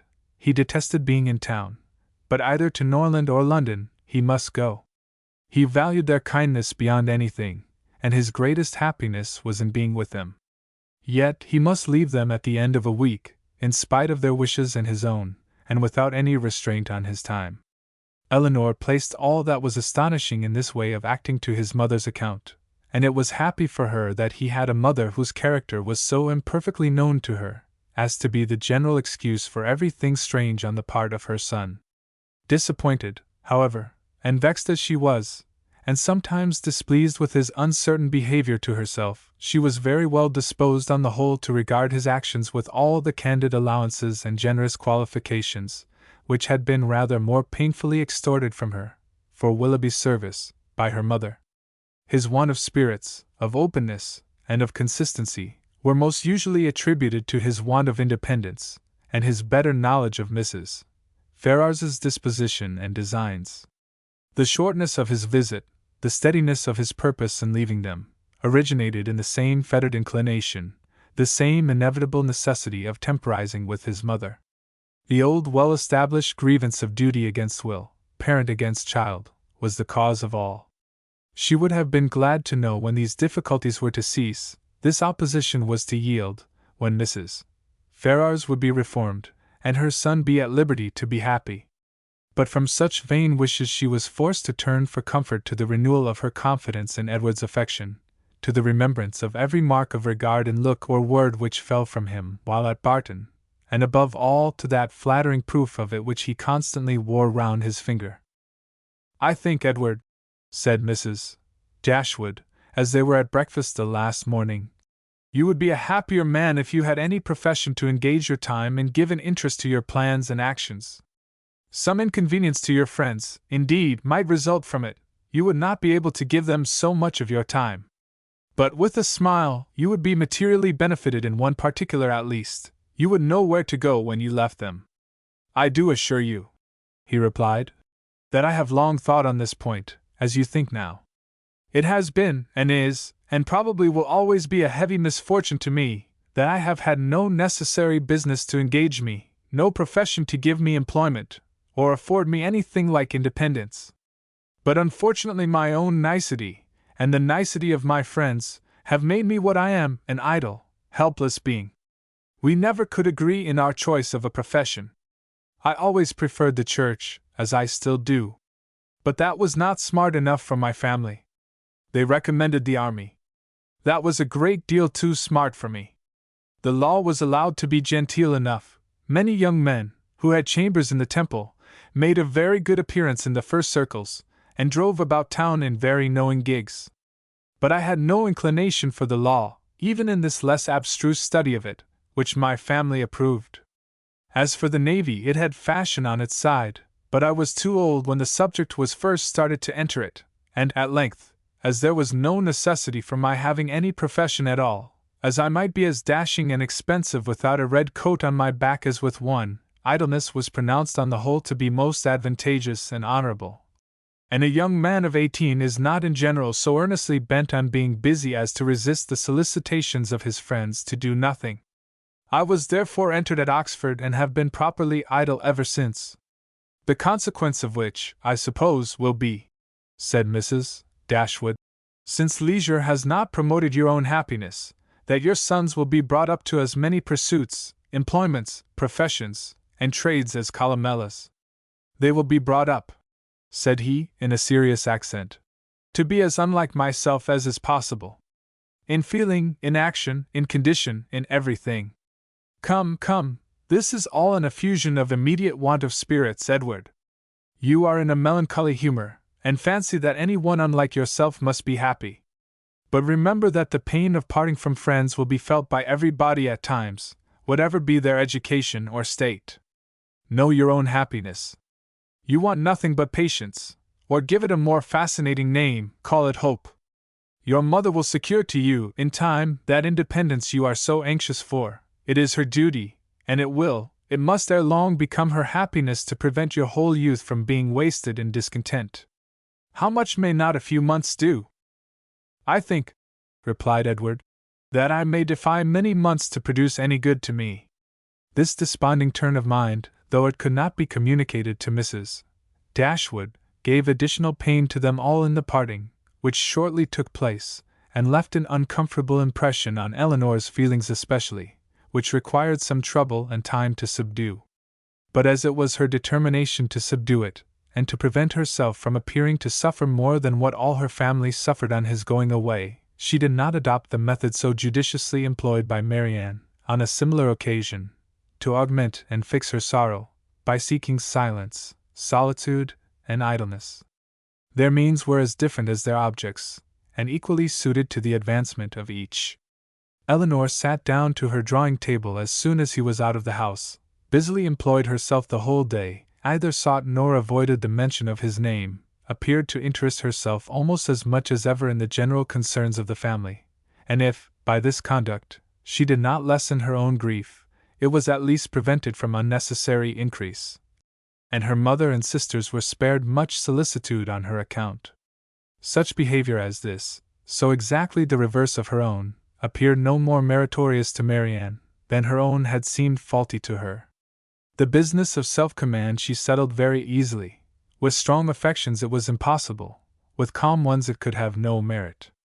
That her sister's affections were calm, she dared not deny, though she blushed to acknowledge it, and of the strength of her own, she gave a very striking proof, by still loving and respecting that sister, in spite of this mortifying conviction. Without shutting herself up from her family, or leaving the house in determined solitude to avoid them, or lying awake the whole night to indulge meditation, Elinor found every day afforded her leisure enough to think of Edward, and of Edward's behavior, in every possible variety which the different state of her spirits at different times could produce, with tenderness, pity, approbation, censure, and doubt.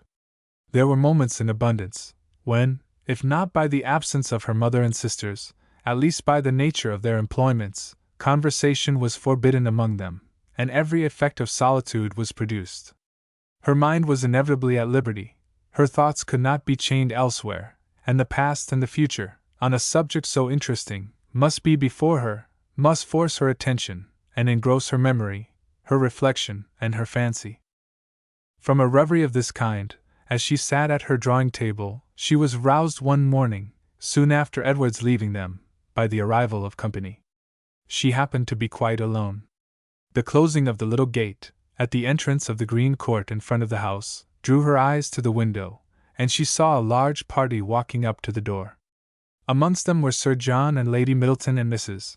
Jennings, but there were two others, a gentleman and lady, who were quite unknown to her.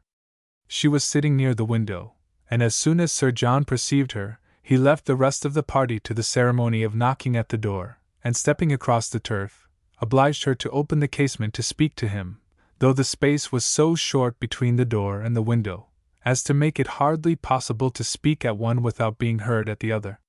"Well," said he, "we have brought you some strangers. How do you like them?" "Hush! They will hear you." "Never mind if they do. It is only the Palmers. Charlotte is very pretty, I can tell you, You may see her if you look this way. As Eleanor was certain of seeing her in a couple of minutes, without taking that liberty, she begged to be excused. Where is Marianne? Has she run away because we are come? I see her instrument is open. She is walking, I believe. They were now joined by Mrs. Jennings, who had not patience enough to wait till the door was opened before she told her story. She came hallooing to the window. How do you do, my dear? How does Mrs. Dashwood do? And where are your sisters? What? All alone? You will be glad of a little company to sit with you. I have brought my other son and daughter to see you. Only think of their coming so suddenly. I thought I heard a carriage last night, while we were drinking our tea, but it never entered my head that it could be them. I thought of nothing but whether it might not be Colonel Brandon come back again, so I said to Sir John, I do think I hear a carriage. Perhaps it is Colonel Brandon come back again. Eleanor was obliged to turn from her, in the middle of her story, to receive the rest of the party. Lady Middleton introduced the two strangers. Mrs. Dashwood and Margaret came downstairs at the same time, and they all sat down to look at one another, while Mrs. Jennings continued her story as she walked through the passage into the parlor, attended by Sir John. Mrs. Palmer was several years younger than Lady Middleton, and totally unlike her in every respect. She was short and plump, had a very pretty face, and the finest expression of good humor in it that could possibly be. Her manners were by no means so elegant as her sister's, but they were much more prepossessing. She came in with a smile, smiled all the time of her visit, except when she laughed, and smiled when she went away. Her husband was a grave-looking young man of 5 or 26, with an air of more fashion and sense than his wife, but of less willingness to please or be pleased. He entered the room with a look of self-consequence, slightly bowed to the ladies, without speaking a word, and, after briefly surveying them and their apartments, took up a newspaper from the table, and continued to read it as long as he stayed. Mrs. Palmer, on the contrary, who was strongly endowed by nature with a turn for being uniformly civil and happy, was hardly seated before her admiration of the parlor, and everything in it burst forth. Well, what a delightful room this is! I never saw anything so charming. Only think, Mamma, how it is improved since I was here last. I always thought it such a sweet place, ma'am. Turning to Mrs. Dashwood, but you have made it so charming. Only look, sister, how delightful everything is. How I should like such a house for myself. Should not you, Mr. Palmer? Mr. Palmer made her no answer, and did not even raise his eyes from the newspaper. Mr. Palmer does not hear me, said she, laughing. He never does sometimes. It is so ridiculous. This was quite a new idea to Mrs. Dashwood. She had never been used to find wit in the inattention of any one, and could not help looking with surprise at them both. Mrs. Jennings, in the meantime, talked on as loud as she could, and continued her account of their surprise, the evening before, on seeing their friends, without ceasing till everything was told. Mrs. Palmer laughed heartily at the recollection of their astonishment, and everybody agreed, 2 or 3 times over, that it had been quite an agreeable surprise. You may believe how glad we all were to see them, added Mrs. Jennings, leaning forward towards Eleanor, and speaking in a low voice as if she meant to be heard by no one else, though they were seated on different sides of the room. But, however, I can't help wishing they had not travelled quite so fast, nor made such a long journey of it, for they came all round by London upon account of some business, for you know, nodding significantly and pointing to her daughter, it was wrong in her situation. I wanted her to stay at home and rest this morning, but she would come with us, she longed so much to see you all. Mrs. Palmer laughed, and said it would not do her any harm. She expects to be confined in February, continued Mrs. Jennings. Lady Middleton could no longer endure such a conversation, and therefore exerted herself to ask Mr. Palmer if there was any news in the paper. No, none at all, he replied, and read on. Here comes Marianne, cried Sir John. Now, Palmer, you shall see a monstrous pretty girl. He immediately went into the passage, opened the front door, and ushered her in himself. Mrs. Jennings asked her, as soon as she appeared, if she had not been to Allenham, and Mrs. Palmer laughed so heartily at the question, as to show she understood it. Mr. Palmer looked up on her entering the room, stared at her some minutes, and then returned to his newspaper. Mrs. Palmer's eye was now caught by the drawings which hung round the room. She got up to examine them. "Oh, dear, how beautiful these are! Well, how delightful! Do but look, Mamma, how sweet! I declare they are quite charming. I could look at them forever." And then sitting down again, she very soon forgot that there were any such things in the room. When Lady Middleton rose to go away, Mr. Palmer rose also, laid down the newspaper, stretched himself, and looked at them all around. "My love, have you been asleep?" said his wife, laughing. He made her no answer, and only observed, after again examining the room, that it was very low-pitched, and that the ceiling was crooked. He then made his bow, and departed with the rest. Sir John had been very urgent with them all to spend the next day at the park. Mrs.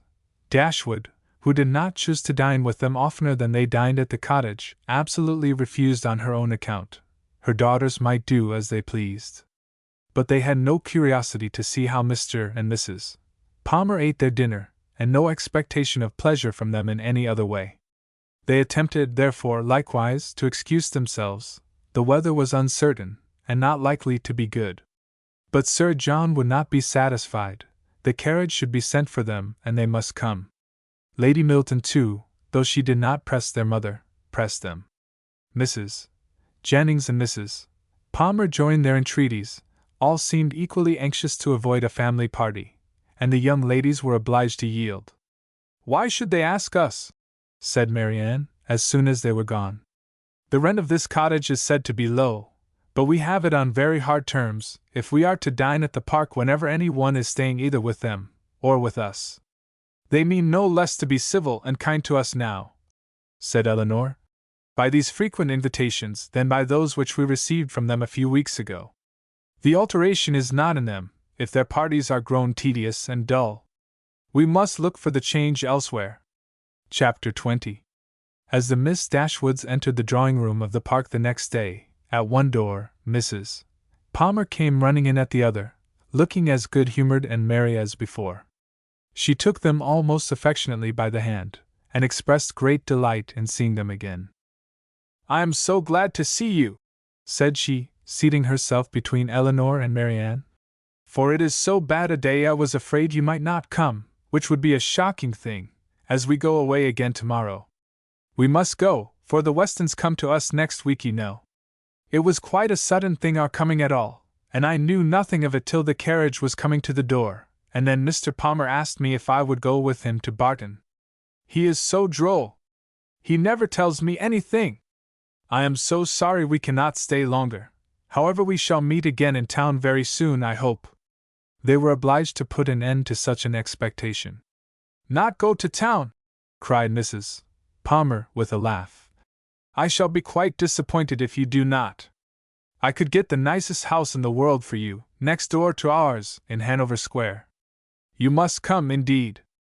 I am sure I shall be very happy to chaperone you at any time till I am confined, if Mrs. Dashwood should not like to go into public." They thanked her, but were obliged to resist all her entreaties. "Oh, my love!" cried Mrs. Palmer to her husband, who just then entered the room. "You must help me to persuade the Miss Dashwoods to go to town this winter."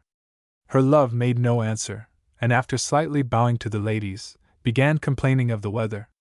"How horrid all this is!" said he. "Such weather makes everything and everybody disgusting. Dullness is as much produced within doors as without by rain. It makes one detest all one's acquaintance. What the devil does Sir John mean by not having a billiard room in his house? How few people know what comfort is! Sir John is as stupid as the weather." The rest of the company soon dropped in. "I am afraid, Miss Marianne," said Sir John, "you have not been able to take your usual walk to Allenham today." Marianne looked very grave and said nothing. "Oh, don't be so sly before us," said Mrs. Palmer, "for we know all about it, I assure you, and I admire your taste very much, for I think he is extremely handsome. We do not live a great way from him in the country, you know. Not above 10 miles, I dare say. Much nearer 30, said her husband. Ah, well! There is not much difference. I never was at his house, but they say it is a sweet, pretty place. As vile a spot as I ever saw in my life, said Mr. Palmer. Marian remained perfectly silent, though her countenance betrayed her interest in what was said. Is it very ugly? Continued Mrs. Palmer. Then it must be some other place that is so pretty, I suppose. When they were seated in the dining room, Sir John observed with regret that they were only 8 altogether. My dear, said he to his lady, it is very provoking that we should be so few. Why did not you ask the Gilberts to come to us today? Did not I tell you, Sir John, when you spoke to me about it before, that it could not be done? They dined with us last. You and I, Sir John, said Mrs. Jennings, should not stand upon such ceremony. Then you would be very ill-bred, cried Mr. Palmer. My love, you contradict everybody, said his wife with her usual laugh. Do you know that you are quite rude? I did not know I contradicted anybody in calling your mother ill-bred. Ah, you may abuse me as you please, said the good-natured old lady. You have taken Charlotte off my hands, and cannot give her back again. So there I have the whip hand of you. Charlotte laughed heartily to think that her husband could not get rid of her, and exultingly said she did not care how cross he was to her, as they must live together. It was impossible for any one to be more thoroughly good-natured, or more determined to be happy than Mrs. Palmer. The studied indifference, insolence, and discontent of her husband gave her no pain, and when he scolded or abused her, she was highly diverted. Mr. Palmer is so droll, said she, in a whisper, to Eleanor. He is always out of humor.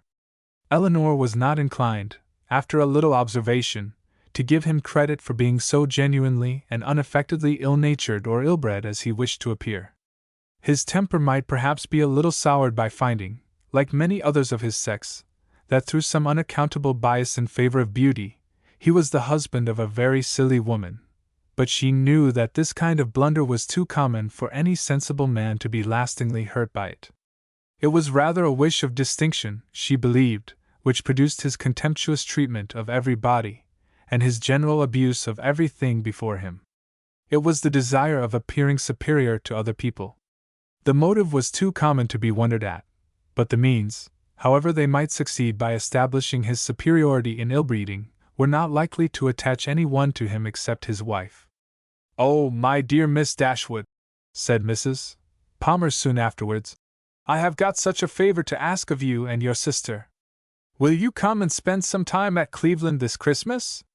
Now, pray do, and come while the Westons are with us. You cannot think how happy I shall be. It will be quite delightful, my love. Applying to her husband. Don't you long to have the Miss Dashwoods come to Cleveland? Certainly, he replied with a sneer. I came into Devonshire with no other view. There now, said his lady. You see Mr. Palmer expects you, so you cannot refuse to come. They both eagerly and resolutely declined her invitation. But indeed you must and shall come. I am sure you will like it of all things. The Westons will be with us, and it will be quite delightful. You cannot think what a sweet place Cleveland is, and we are so gay now, for Mr. Palmer is always going about the country canvassing against the election, and so many people came to dine with us that I never saw before. It is quite charming. But, poor fellow! It is very fatiguing to him, for he is forced to make everybody like him. Eleanor could hardly keep her countenance as she assented to the hardship of such an obligation. How charming it will be, said Charlotte, when he is in Parliament, won't it? How I shall laugh! It will be so ridiculous to see all his letters directed to him with an MP. But do you know, he says he will never frank for me? He declares he won't. Don't you, Mr. Palmer? Mr. Palmer took no notice of her. He cannot bear writing, you know, she continued. He says it is quite shocking. No, said he. I never said anything so irrational.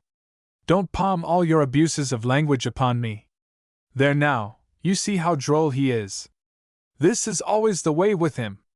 Sometimes he won't speak to me for half a day together, and then he comes out with something so droll, all about anything in the world. She surprised Eleanor very much as they returned into the drawing-room, by asking her whether she did not like Mr. Palmer excessively. "Certainly," said Eleanor. "He seems very agreeable."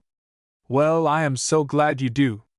I thought you would, he is so pleasant, and Mr. Palmer is excessively pleased with you and your sisters, I can tell you, and you can't think how disappointed he will be if you don't come to Cleveland.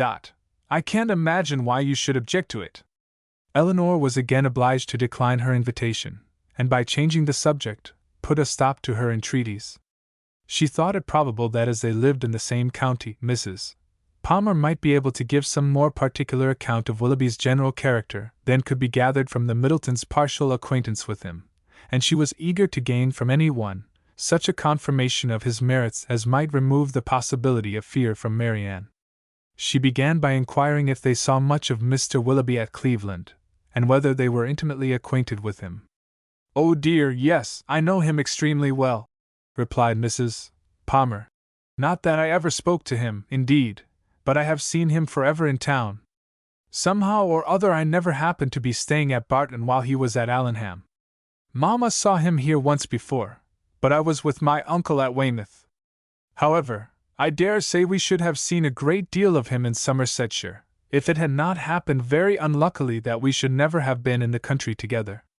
He is very little at Coombe, I believe, but if he were ever so much there, I do not think Mr. Palmer would visit him, for he is in the opposition, you know, and besides it is such a way off. I know why you inquire about him, very well, your sister is to marry him. I am monstrous glad of it, for then I shall have her for a neighbor, you know." "Upon my word," replied Eleanor, "you know much more of the matter than I do, if you have any reason to expect such a match. Don't pretend to deny it, because you know it is what everybody talks of. I assure you I heard of it in my way through town." "My dear Mrs. Palmer! Upon my honor I did. I met Colonel Brandon Monday morning in Bond Street, just before we left town, and he told me of it directly." "You surprise me very much. Colonel Brandon tell you of it? Surely you must be mistaken. To give such intelligence to a person who could not be interested in it, even if it were true, is not what I should expect Colonel Brandon to do. But I do assure you it was so for all that, and I will tell you how it happened. When we met him, he turned back and walked with us, and so we began talking of my brother and sister, and one thing and another, and I said to him, 'So, Colonel, there's a new family come to Barton Cottage, I hear, and Mamma sends me word they are very pretty, and that one of them is going to be married to Mr. Willoughby of Combe Magna. Is it true, pray? For of course you must know, as you have been in Devonshire so lately.' And what did the Colonel say?" "Oh, he did not say much, but he looked as if he knew it to be true, so from that moment I set it down as certain. It will be quite delightful, I declare. When is it to take place? Mr. Brandon was very well, I hope?" "Oh, yes, quite well, and so full of your praises, he did nothing but say fine things of you. I am flattered by his commendation. He seems an excellent man, and I think him uncommonly pleasing." "So do I. He is such a charming man, that it is quite a pity he should be so grave and so dull. Mamma says he was in love with your sister too. I assure you it was a great compliment if he was, for he hardly ever falls in love with anybody." "Is Mr. Willoughby much known in your part of Somersetshire?" said Eleanor.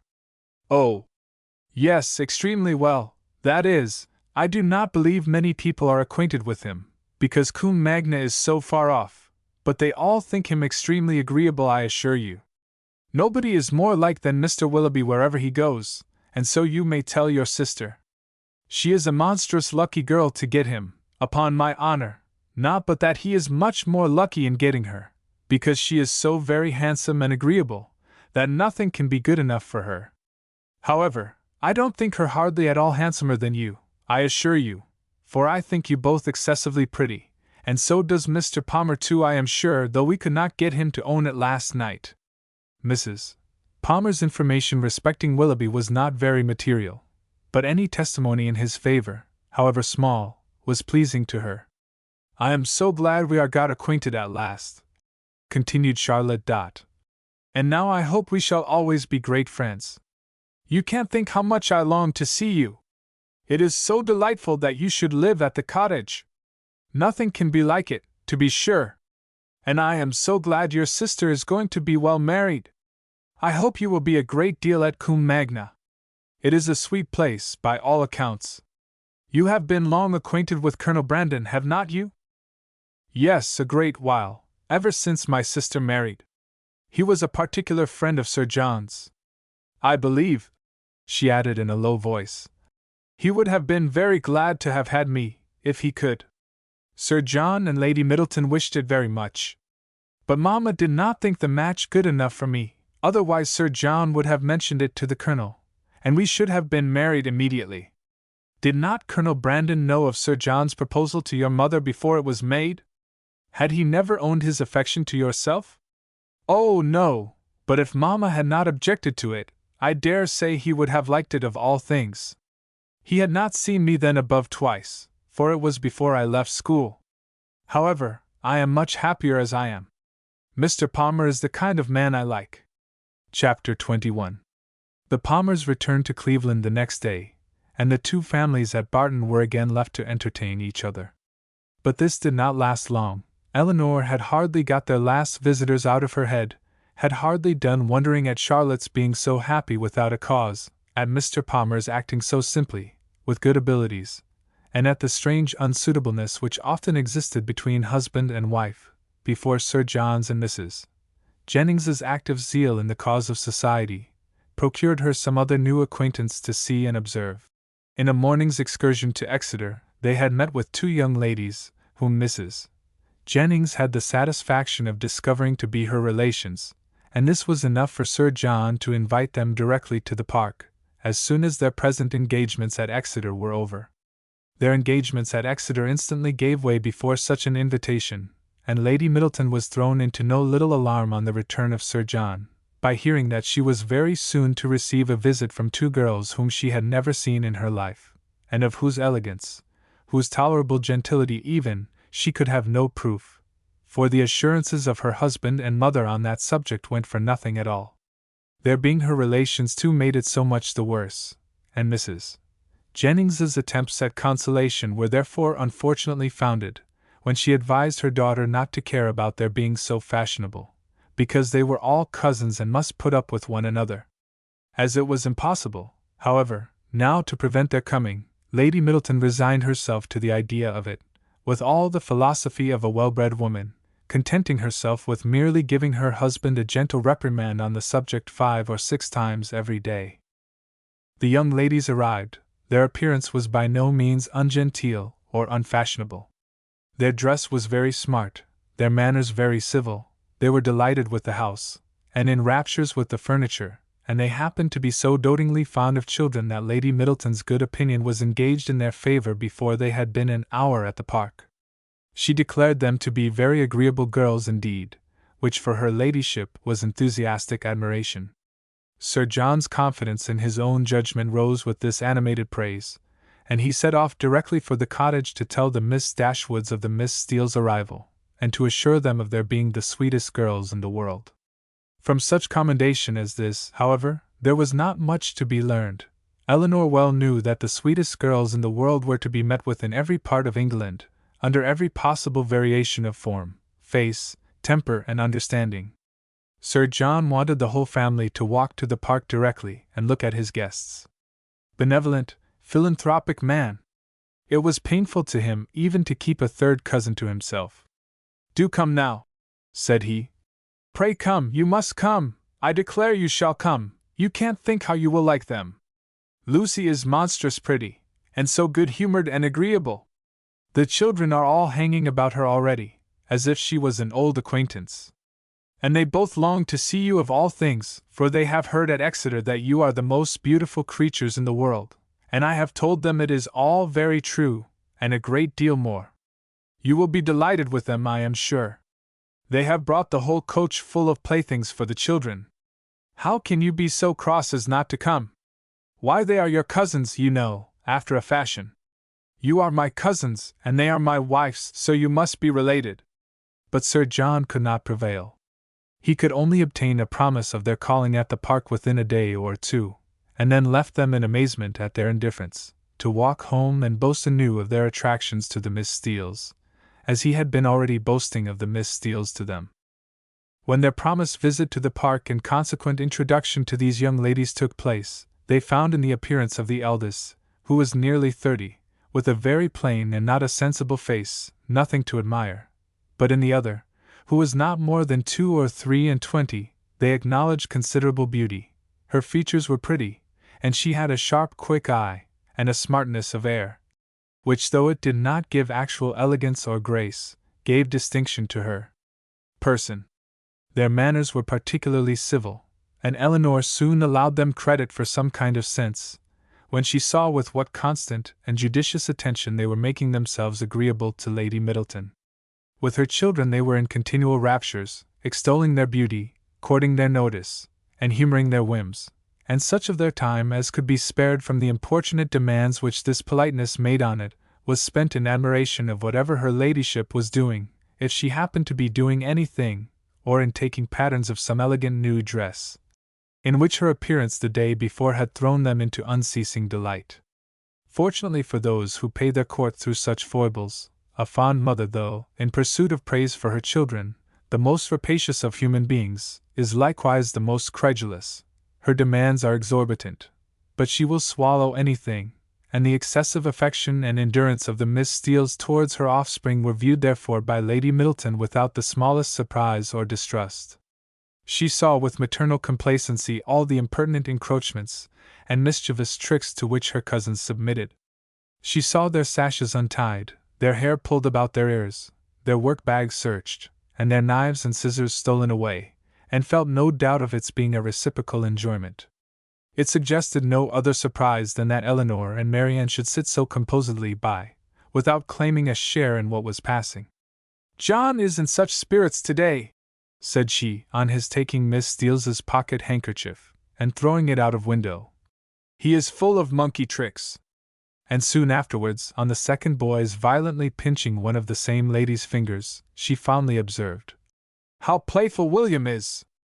And here is my sweet little Anna Maria," she added, tenderly caressing a little girl of 3 years old, who had not made a noise for the last 2 minutes. "And she is always so gentle and quiet. Never was there such a quiet little thing." But unfortunately, in bestowing these embraces, a pin in her ladyship's head-dress slightly scratching the child's neck produced from this pattern of gentleness such violent screams, as could hardly be outdone by any creature professedly noisy. The mother's consternation was excessive, but it could not surpass the alarm of the Miss Steeles, and everything was done by all three, in so critical an emergency, which affection could suggest as likely to assuage the agonies of the little sufferer. She was seated in her mother's lap, covered with kisses, her wound bathed with lavender water, by one of the Miss Steeles, who was on her knees to attend her, and her mouth stuffed with sugar plums by the other. With such a reward for her tears, the child was too wise to cease crying.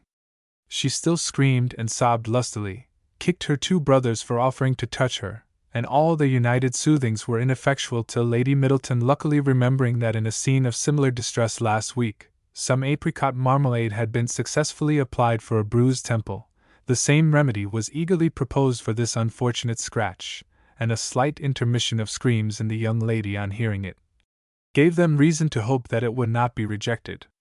She was carried out of the room therefore in her mother's arms, in quest of this medicine, and as the 2 boys chose to follow, though earnestly entreated by their mother to stay behind, the 4 young ladies were left in a quietness which the room had not known for many hours. "Poor little creatures!" said Miss Steele, as soon as they were gone. "It might have been a very sad accident." "Yet I hardly know how," cried Marianne, "unless it had been under totally different circumstances. But this is the usual way of heightening alarm, where there is nothing to be alarmed at in reality." "What a sweet woman Lady Middleton is!" said Lucy Steele. Marianne was silent. It was impossible for her to say what she did not feel, however trivial the occasion, and upon Eleanor therefore the whole task of telling lies when politeness required it, always fell. She did her best when thus called on, by speaking of Lady Middleton with more warmth than she felt, though with far less than Miss Lucy. And Sir John, too, cried the elder sister. What a charming man he is! Here, too, Miss Dashwood's commendation, being only simple and just, came in without any eclat. She merely observed that he was perfectly good-humored and friendly. And what a charming little family they have! I never saw such fine children in my life. I declare I quite dote upon them already, and indeed I am always distractedly fond of children. I should guess so, said Elinor with a smile, from what I have witnessed this morning. I have a notion, said Lucy. You think the little Middletons rather too much indulged. Perhaps they may be the outside of enough, but it is so natural in Lady Middleton, and for my part, I love to see children full of life and spirits. I cannot bear them if they are tame and quiet. I confess, replied Elinor, that while I am at Barton Park, I never think of tame and quiet children with any abhorrence. A short pause succeeded this speech, which was first spoken by Miss Steele, who seemed very much disposed for conversation, and who now said rather abruptly, And how do you like Devonshire, Miss Dashwood? I suppose you were very sorry to leave Sussex. In some surprise at the familiarity of this question, or at least of the manner in which it was spoken, Elinor replied that she was. Norland is a prodigious beautiful place, is not it? Added Miss Steele. We have heard Sir John admire it excessively, said Lucy, who seemed to think some apology necessary for the freedom of her sister. I think every one must admire it, replied Elinor. Who ever saw the place, though it is not to be supposed that any one can estimate its beauties as we do. And had you a great many smart beaux there? I suppose you have not so many in this part of the world. For my part, I think they are a vast addition always. But why should you think, said Lucy, looking ashamed of her sister, that there are not as many genteel young men in Devonshire as Sussex? Nay, my dear, I'm sure I don't pretend to say that there ain't. I'm sure there's a vast many smart beaux in Exeter, but you know, how could I tell what smart beaux there might be about Norland, and I was only afraid the Miss Dashwoods might find it dull at Barton, if they had not so many as they used to have. But perhaps you young ladies may not care about the beaux, and had as lief be without them as with them. For my part, I think they are vastly agreeable, provided they dress smart and behave civil. But I can't bear to see them dirty and nasty.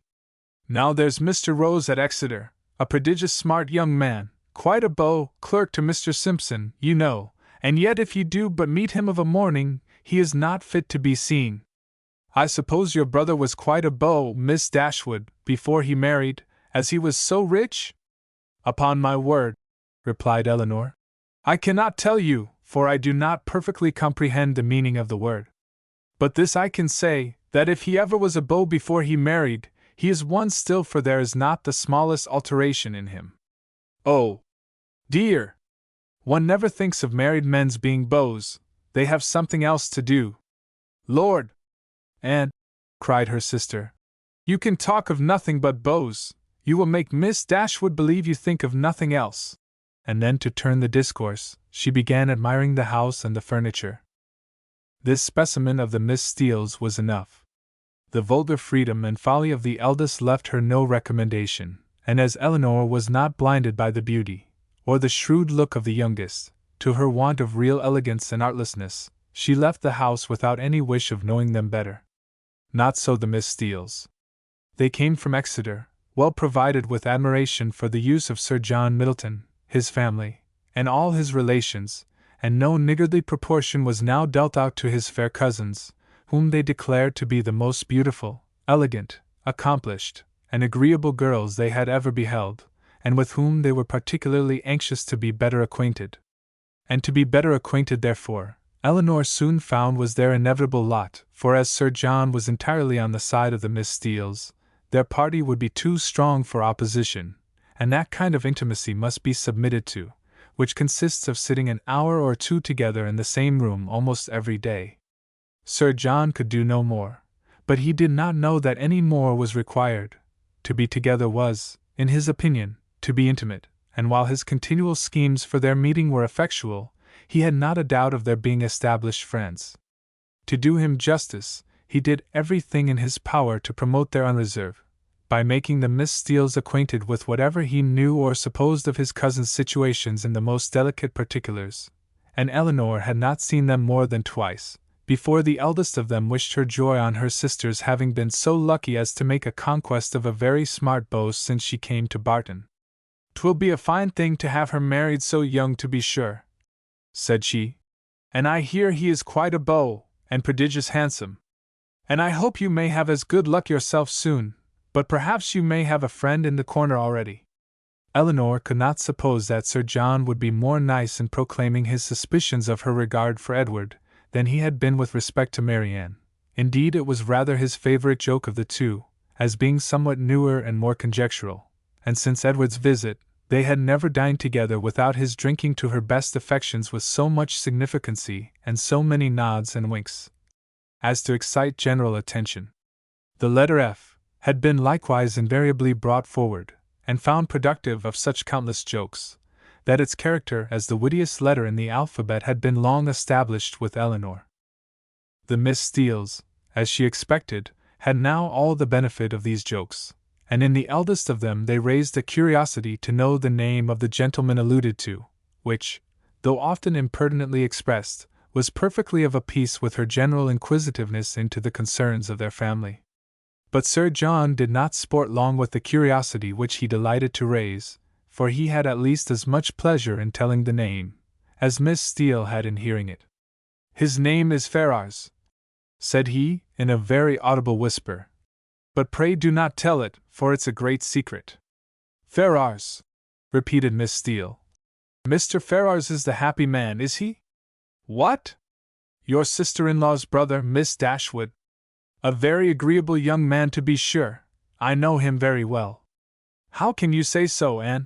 cried Lucy, who generally made an amendment to all her sister's assertions. "Though we have seen him once or twice at my uncle's, it is rather too much to pretend to know him very well." Elinor heard all this with attention and surprise. "And who was this uncle? Where did he live? How came they acquainted?" She wished very much to have the subject continued, though she did not choose to join in it herself, but nothing more of it was said, and for the first time in her life she thought Mrs. Jennings deficient either in curiosity after petty information, or in a disposition to communicate it. The manner in which Miss Steele had spoken of Edward increased her curiosity, for it struck her as being rather ill-natured, and suggested the suspicion of that lady's knowing, or fancying herself to know something to his disadvantage. But her curiosity was unavailing, for no farther notice was taken of Mr. Ferrars's name by Miss Steele when alluded to, or even openly mentioned by Sir John. Chapter 22.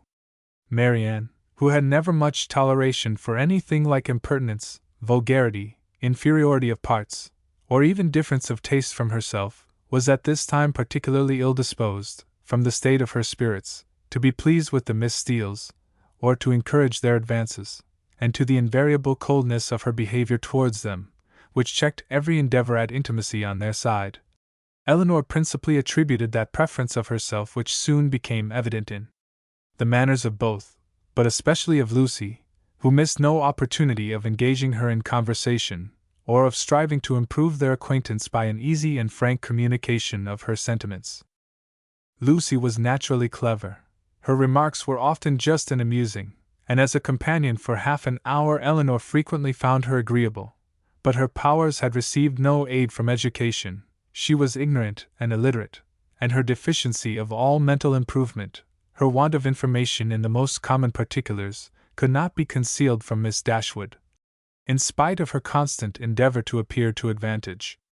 Elinor saw, and pitied her for, the neglect of abilities which education might have rendered so respectable, but she saw, with less tenderness of feeling, the thorough want of delicacy, of rectitude, and integrity of mind, which her attentions, her assiduities, her flatteries at the park betrayed, and she could have no lasting satisfaction in the company of a person who joined insincerity with ignorance, whose want of instruction prevented their meeting in conversation on terms of equality, and whose conduct toward others made every show of attention and deference towards herself perfectly valueless.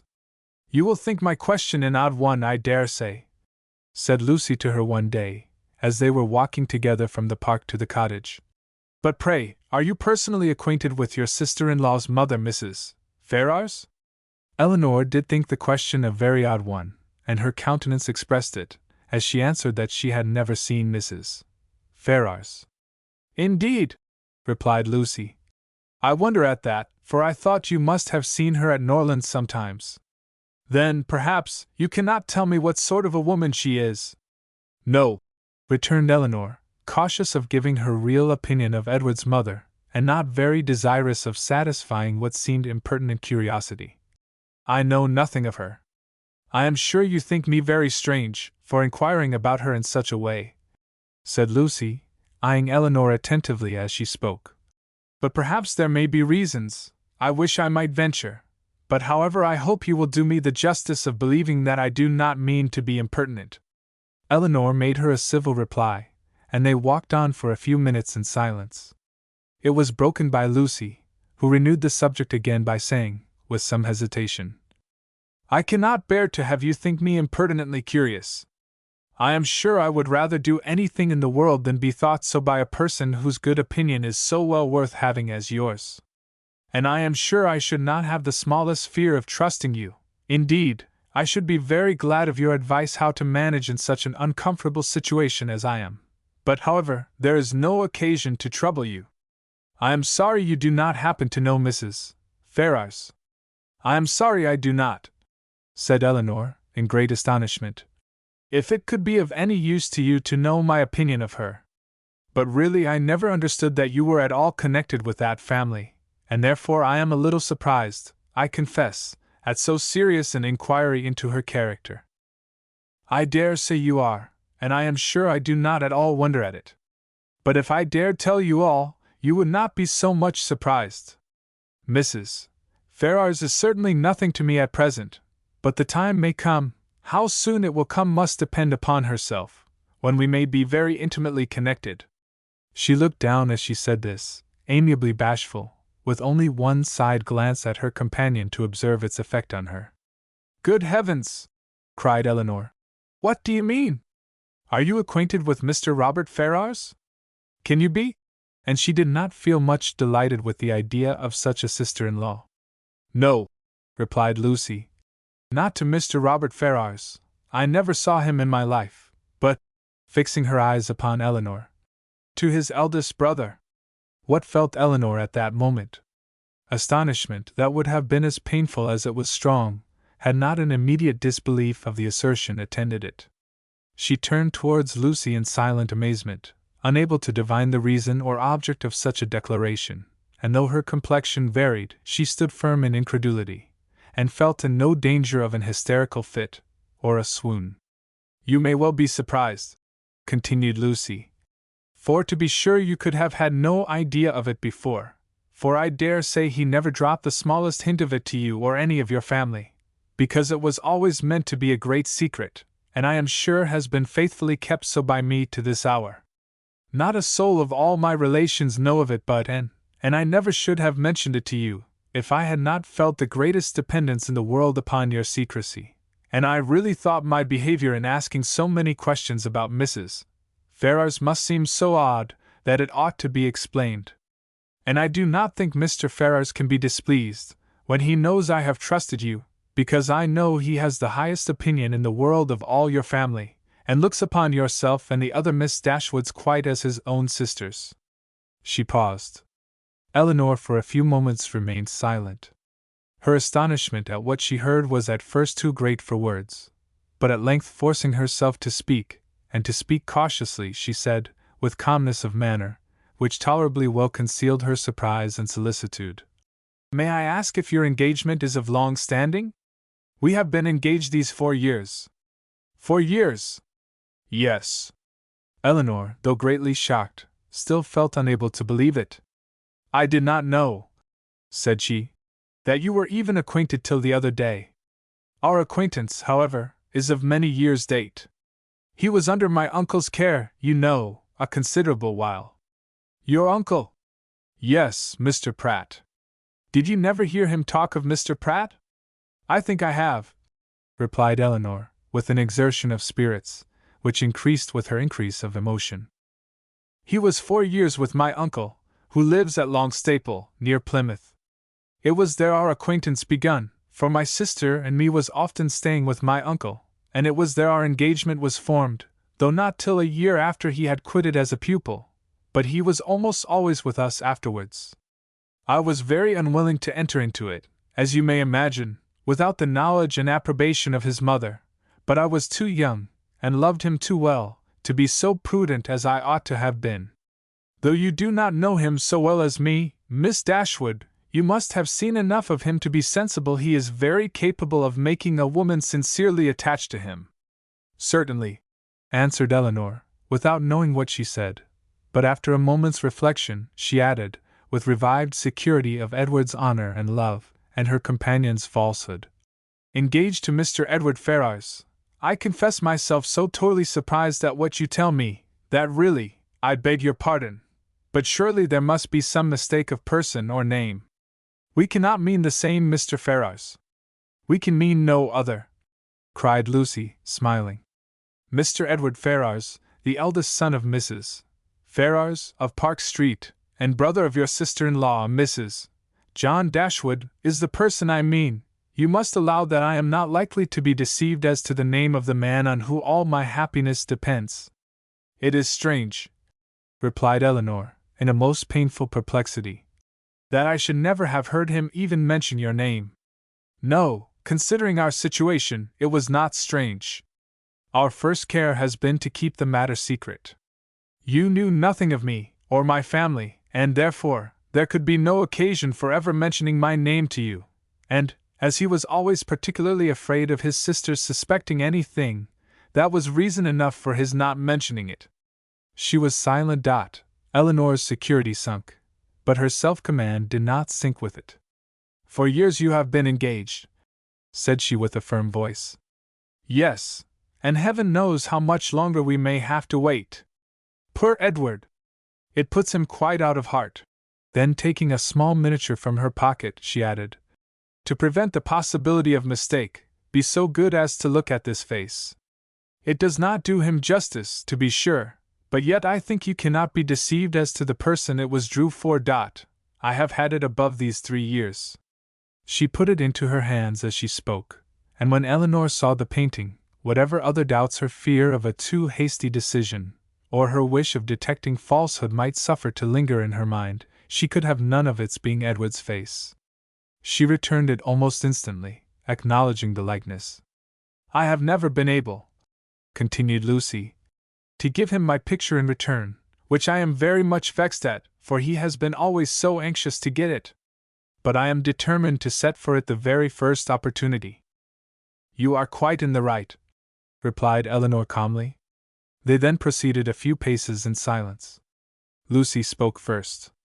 I am sure, said she, I have no doubt in the world of your faithfully keeping this secret, because you must know of what importance it is to us not to have it reach his mother, for she would never approve of it, I dare say.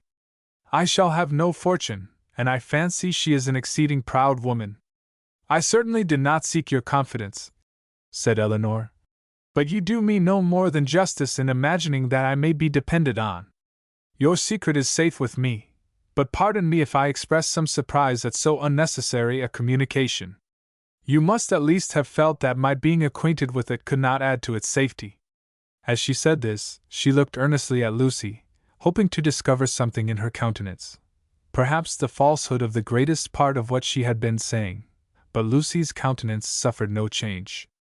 I was afraid you would think I was taking a great liberty with you, said she, in telling you all this. I have not known you long, to be sure, personally at least, but I have known you and all your family by description a great while, and as soon as I saw you, I felt almost as if you was an old acquaintance. Besides, in the present case, I really thought some explanation was due to you after my making such particular inquiries about Edward's mother, and I am so unfortunate that I have not a creature whose advice I can ask, and is the only person that knows of it, and she has no judgment at all. Indeed, she does me a great deal more harm than good, for I am in constant fear of her betraying me. She does not know how to hold her tongue, as you must perceive, and I am sure I was in the greatest fright in the world t'other day, when Edward's name was mentioned by Sir John, lest she should out with it all. You can't think how much I go through in my mind from it altogether. I only wonder that I am alive after what I have suffered for Edward's sake these last 4 years. Everything in such suspense and uncertainty, and seeing him so seldom, we can hardly meet above twice a year. I am sure I wonder my heart is not quite broke. Here she took out her handkerchief, but Eleanor did not feel very compassionate. Sometimes, continued Lucy, after wiping her eyes, I think whether it would not be better for us both to break off the matter entirely. As she said this, she looked directly at her companion. But then at other times I have not resolution enough for it. I cannot bear the thoughts of making him so miserable, as I know the very mention of such a thing would do. And on my own account too, so dear as he is to me, I don't think I could be equal to it. What would you advise me to do in such a case, Miss Dashwood? What would you do yourself?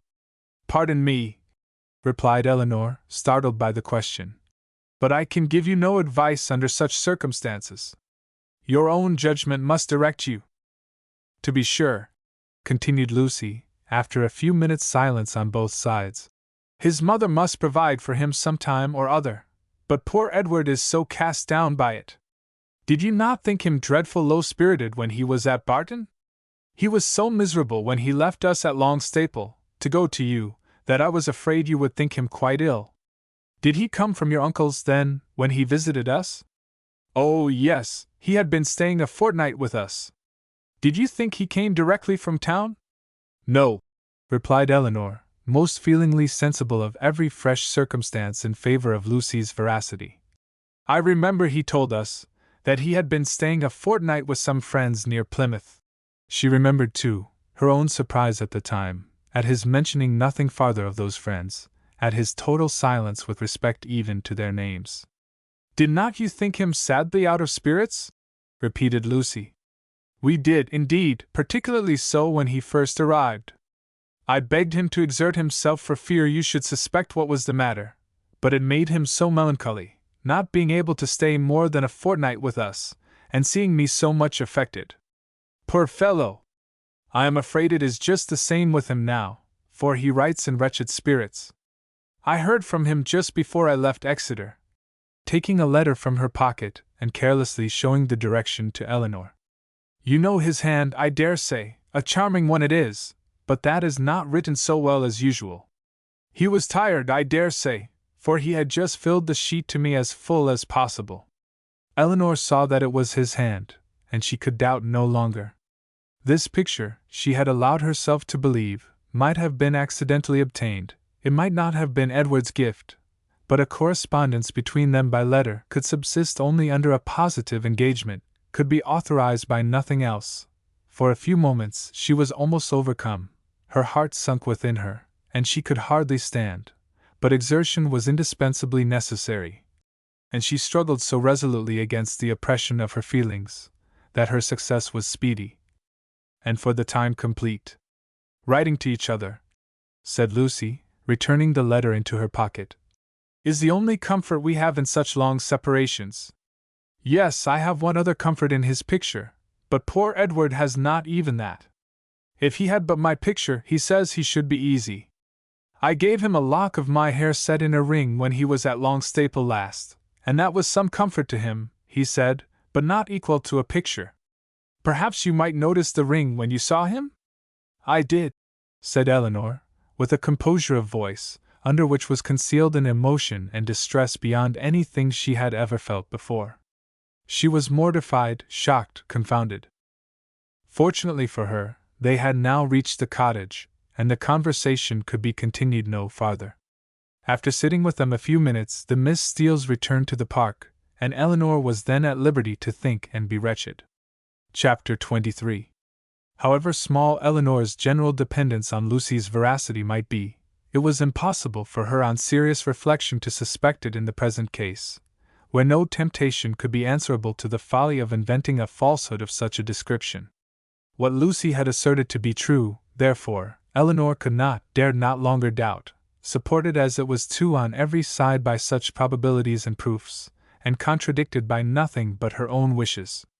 Their opportunity of acquaintance in the house of Mr. Pratt was a foundation for the rest, at once indisputable and alarming, and Edward's visit near Plymouth, his melancholy state of mind, his dissatisfaction at his own prospects, his uncertain behavior towards herself, the intimate knowledge of the Miss Steeles as to Norland and their family connections, which had often surprised her, the picture, the letter, the ring, formed altogether such a body of evidence as overcame every fear of condemning him unfairly, and established as a fact, which no partiality could set aside, his ill treatment of herself. Her resentment of such behavior, her indignation at having been its dupe, for a short time made her feel only for herself, but other ideas, other considerations, soon arose. Had Edward been intentionally deceiving her? Had he feigned a regard for her which he did not feel? Was his engagement to Lucy an engagement of the heart? No, whatever it might once have been, she could not believe it such at present. His affection was all her own. She could not be deceived in that. Her mother, sisters, Fanny, all had been conscious of his regard for her at Norland. It was not an illusion of her own vanity. He certainly loved her. What a softener of the heart was this persuasion! How much could it not tempt her to forgive? He had been blamable, highly blamable, in remaining at Norland after he first felt her influence over him to be more than it ought to be. In that, he could not be defended, but if he had injured her, how much more had he injured himself? If her case were pitiable, his was hopeless. His imprudence had made her miserable for a while, but it seemed to have deprived himself of all chance of ever being otherwise. She might in time regain tranquility, but he, what had he to look forward to? Could he ever be tolerably happy with Lucy Steele? Could he, were his affection for herself out of the question, with his integrity, his delicacy, and well-informed mind, be satisfied with a wife like her, illiterate, artful, and selfish? The youthful infatuation of 19 would naturally blind him to everything but her beauty and good nature. But the 4 succeeding years, which if rationally spent, give such improvement to the understanding, must have opened his eyes to her defects of education, while the same period of time, spent on her side in inferior society and more frivolous pursuits, had perhaps robbed her of that simplicity which might once have given an interesting character to her beauty. If in the supposition of his seeking to marry herself, his difficulties from his mother had seemed great, how much greater were they now likely to be, when the object of his engagement was undoubtedly inferior in connections, and probably inferior in fortune to herself. These difficulties, indeed, with a heart so alienated from Lucy, might not press very hard upon his patience, but melancholy was the state of the person by whom the expectation of family opposition and unkindness could be felt as a relief. As these considerations occurred to her in painful succession, she wept for him, more than for herself. Supported by the conviction of having done nothing to merit her present unhappiness, and consoled by the belief that Edward had done nothing to forfeit her esteem, she thought she could even now, under the first smart of the heavy blow, command herself enough to guard every suspicion of the truth from her mother and sisters. And so well was she able to answer her own expectations, that when she joined them at dinner only 2 hours after she had first suffered the extinction of all her dearest hopes, no one would have supposed from the appearance of the sisters that Eleanor was mourning in secret over obstacles which must divide her forever from the object of her love, and that Marianne was internally dwelling on the perfections of a man, of whose whole heart she felt thoroughly possessed, and whom she expected to see in every carriage which drove near their house. The necessity of concealing from her mother and Marianne what had been entrusted in confidence to herself, though it obliged her to unceasing exertion, was no aggravation of Eleanor's distress.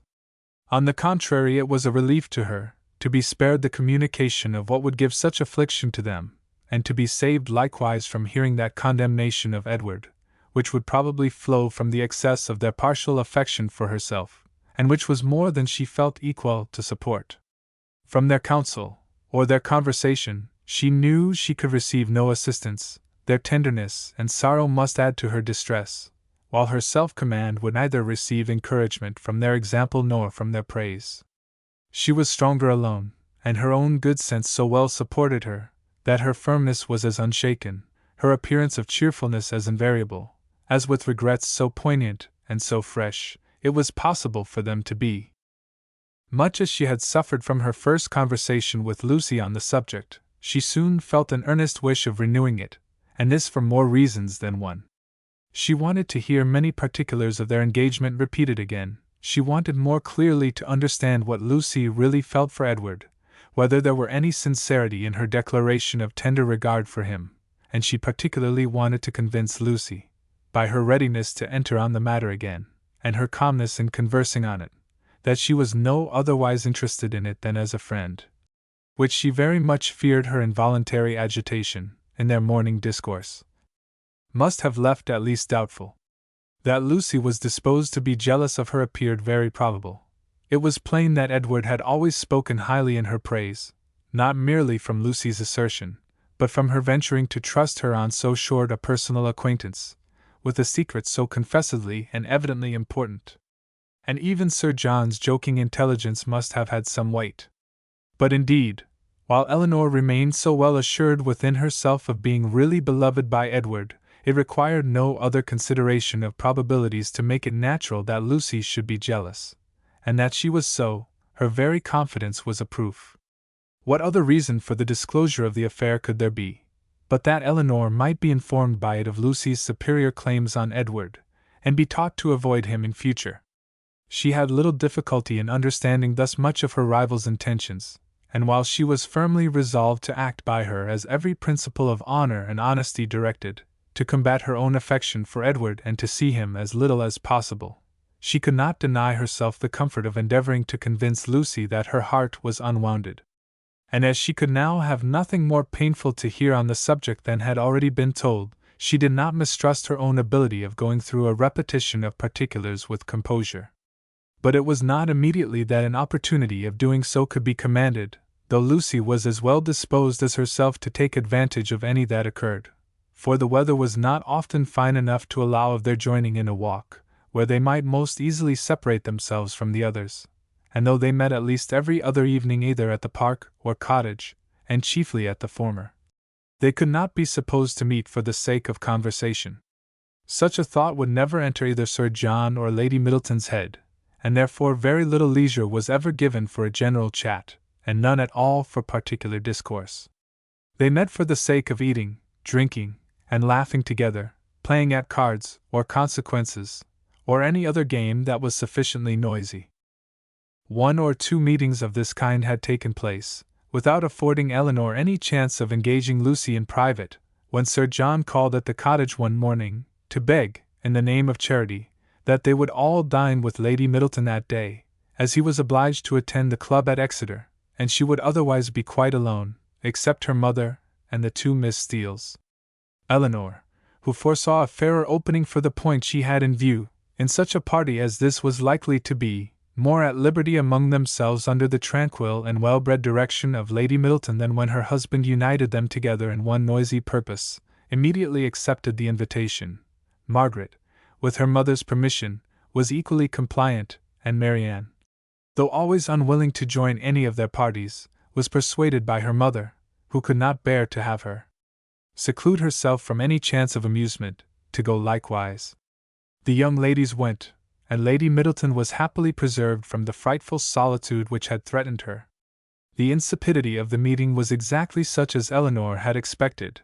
It produced not one novelty of thought or expression, and nothing could be less interesting than the whole of their discourse both in the dining parlour and drawing-room. To the latter, the children accompanied them, and while they remained there, she was too well convinced of the impossibility of engaging Lucy's attention to attempt it. They quitted it only with the removal of the tea-things. The card-table was then placed, and Elinor began to wonder at herself for having ever entertained a hope of finding time for conversation at the park. They all rose up in preparation for a round game. "I am glad," said Lady Middleton to Lucy, "you are not going to finish poor little Anna Maria's basket this evening, for I am sure it must hurt your eyes to work filigree by candlelight.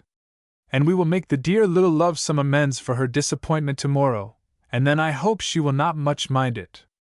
This hint was enough. Lucy recollected herself instantly and replied, "Indeed you are very much mistaken, Lady Middleton. I am only waiting to know whether you can make your party without me, or I should have been at my filigree already." I would not disappoint the little angel for all the world, and if you want me at the card table now, I am resolved to finish the basket after supper. You are very good. I hope it won't hurt your eyes. Will you ring the bell for some working candles? My poor little girl would be sadly disappointed, I know, if the basket was not finished tomorrow, for though I told her it certainly would not, I am sure she depends upon having it done. Lucy directly drew her work table near her and reseated herself with an alacrity and cheerfulness which seemed to infer that she could taste no greater delight than in making a filigree basket for a spoilt child. Lady Middleton proposed a rubber of casino to the others. No one made any objection but Marianne, who, with her usual inattention to the forms of general civility, exclaimed, "Your ladyship will have the goodness to excuse me, you know I detest cards. I shall go to the pianoforte. I have not touched it since it was tuned." And without farther ceremony, she turned away and walked to the instrument. Lady Middleton looked as if she thanked heaven that she had never made so rude a speech. "Marianne can never keep long from that instrument, you know, ma'am," said Elinor, endeavoring to smooth away the offense. "And I do not much wonder at it, for it is the very best toned pianoforte I ever heard." The remaining 5 were now to draw their cards. "Perhaps," continued Elinor, "if I should happen to cut out, I may be of some use to Miss Lucy Steele, in rolling her papers for her, and there is so much still to be done to the basket, that it must be impossible, I think, for her labor singly, to finish it this evening. I should like the work exceedingly, if she would allow me a share in it." "Indeed, I shall be very much obliged to you for your help," cried Lucy, "for I find there is more to be done to it than I thought there was, and it would be a shocking thing to disappoint dear Anna Maria after all." "Oh, that would be terrible, indeed," said Miss Steele. "Dear little soul, how I do love her!" "You are very kind," said Lady Middleton to Elinor. "And as you really like the work, perhaps you will be as well pleased not to cut until another rubber, or will you take your chance now?" Elinor joyfully profited by the first of these proposals, and thus by a little of that address which Marianne could never condescend to practice, gained her own end, and pleased Lady Middleton at the same time.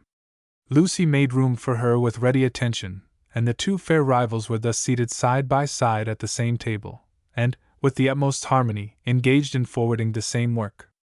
The pianoforte, at which Marianne, wrapped up in her own music and her own thoughts, had by this time forgotten that anybody was in the room besides herself, was luckily so near them that Miss Dashwood now judged she might safely, under the shelter of its noise, introduce the interesting subject, without any risk of being heard at the card table. Chapter 24. In a firm, though cautious tone, Elinor thus began. "I should be undeserving of the confidence you have honored me with, if I felt no desire for its continuance, or no farther curiosity on its subject. I will not apologize, therefore, for bringing it forward again." "Thank you," cried Lucy warmly, "for breaking the ice. You have set my heart at ease by it, for I was somehow or other afraid I had offended you by what I told you that Monday." "Offended me? How could you suppose so? Believe me," and Elinor spoke it with the truest sincerity, "nothing could be farther from my intention than to give you such an idea. Could you have a motive for the trust that was not honorable and flattering to me? And yet I do assure you," replied Lucy, her little sharp eyes full of meaning, "there seemed to me to be a coldness and displeasure in your manner that made me quite uncomfortable. I felt sure that you was angry with me, and have been quarreling with myself ever since, for having took such a liberty as to trouble you with my affairs. But I am very glad to find it was only my own fancy, and that you really do not blame me. If you knew what a consolation it was to me to relieve my heart speaking to you of what I am always thinking of every moment of my life, your compassion would make you overlook everything else, I am sure. Indeed, I can easily believe that it was a very great relief to you to acknowledge your situation to me, and be assured that you shall never have reason to repent it. Your case is a very unfortunate one. You seem to me to be surrounded with difficulties, and you will have need of all your mutual affection to support you under them. Mr. Ferrars, I believe, is entirely dependent on his mother. He has only £2,000 of his own. It would be madness to marry upon that, though for my own part, I could give up every prospect of more without a sigh. I have been always used to a very small income, and could struggle with any poverty for him. But I love him too well to be the selfish means of robbing him, perhaps, of all that his mother might give him if he married to please her. We must wait, it may be for many years. With almost every other man in the world, it would be an alarming prospect. But Edward's affection and constancy nothing can deprive me of, I know. That conviction must be everything to you, and he is undoubtedly supported by the same trust in yours. If the strength of your reciprocal attachment had failed, as between many people, and under many circumstances it naturally would during a 4 years' engagement, your situation would have been pitiable, indeed. Lucy here looked up, but Elinor was careful in guarding her countenance from every expression that could give her words a suspicious tendency. Edward's love for me, said Lucy, has been pretty well put to the test, by our long, very long absence since we were first engaged, and it has stood the trial so well, that I should be unpardonable to doubt it now. I can safely say that he has never gave me one moment's alarm on that account from the first. Elinor hardly knew whether to smile or sigh at this assertion. Lucy went on. I am rather of a jealous temper too by nature, and from our different situations in life, from his being so much more in the world than me, and our continual separation, I was enough inclined for suspicion, to have found out the truth in an instant, if there had been the slightest alteration in his behavior to me when we met, or any lowness of spirits that I could not account for. Or if he had talked more of one lady than another, or seemed in any respect less happy at Longstaple than he used to be. I do not mean to say that I am particularly observant or quick-sighted in general, but in such a case I am sure I could not be deceived. All this, thought Elinor, is very pretty, but it can impose upon neither of us. But what, said she after a short silence, are your views? Or have you none but that of waiting for Mrs. Ferrars's death, which is a melancholy and shocking extremity? Is her son determined to submit to this, and to all the tediousness of the many years of suspense in which it may involve you, rather than run the risk of her displeasure for a while by owning the truth? If we could be certain that it would be only for a while. But Mrs. Ferrars is a very headstrong, proud woman, and in her first fit of anger upon hearing it, would very likely secure everything to Robert, and the idea of that, for Edward's sake, frightens away all my inclination for hasty measures. And for your own sake too, or you are carrying your disinterestedness beyond reason. Lucy looked at Elinor again, and was silent. Do you know Mr. Robert Ferrars? Asked Elinor. Not at all, I never saw him, but I fancy he is very unlike his brother, silly and a great coxcomb. A great coxcomb, repeated Miss Steele, whose ear had caught those words by a sudden pause in Marianne's music. Oh, they are talking of their favorite beaux, I dare say. No, sister, cried Lucy. You are mistaken there. Our favorite beaux are not great coxcombs.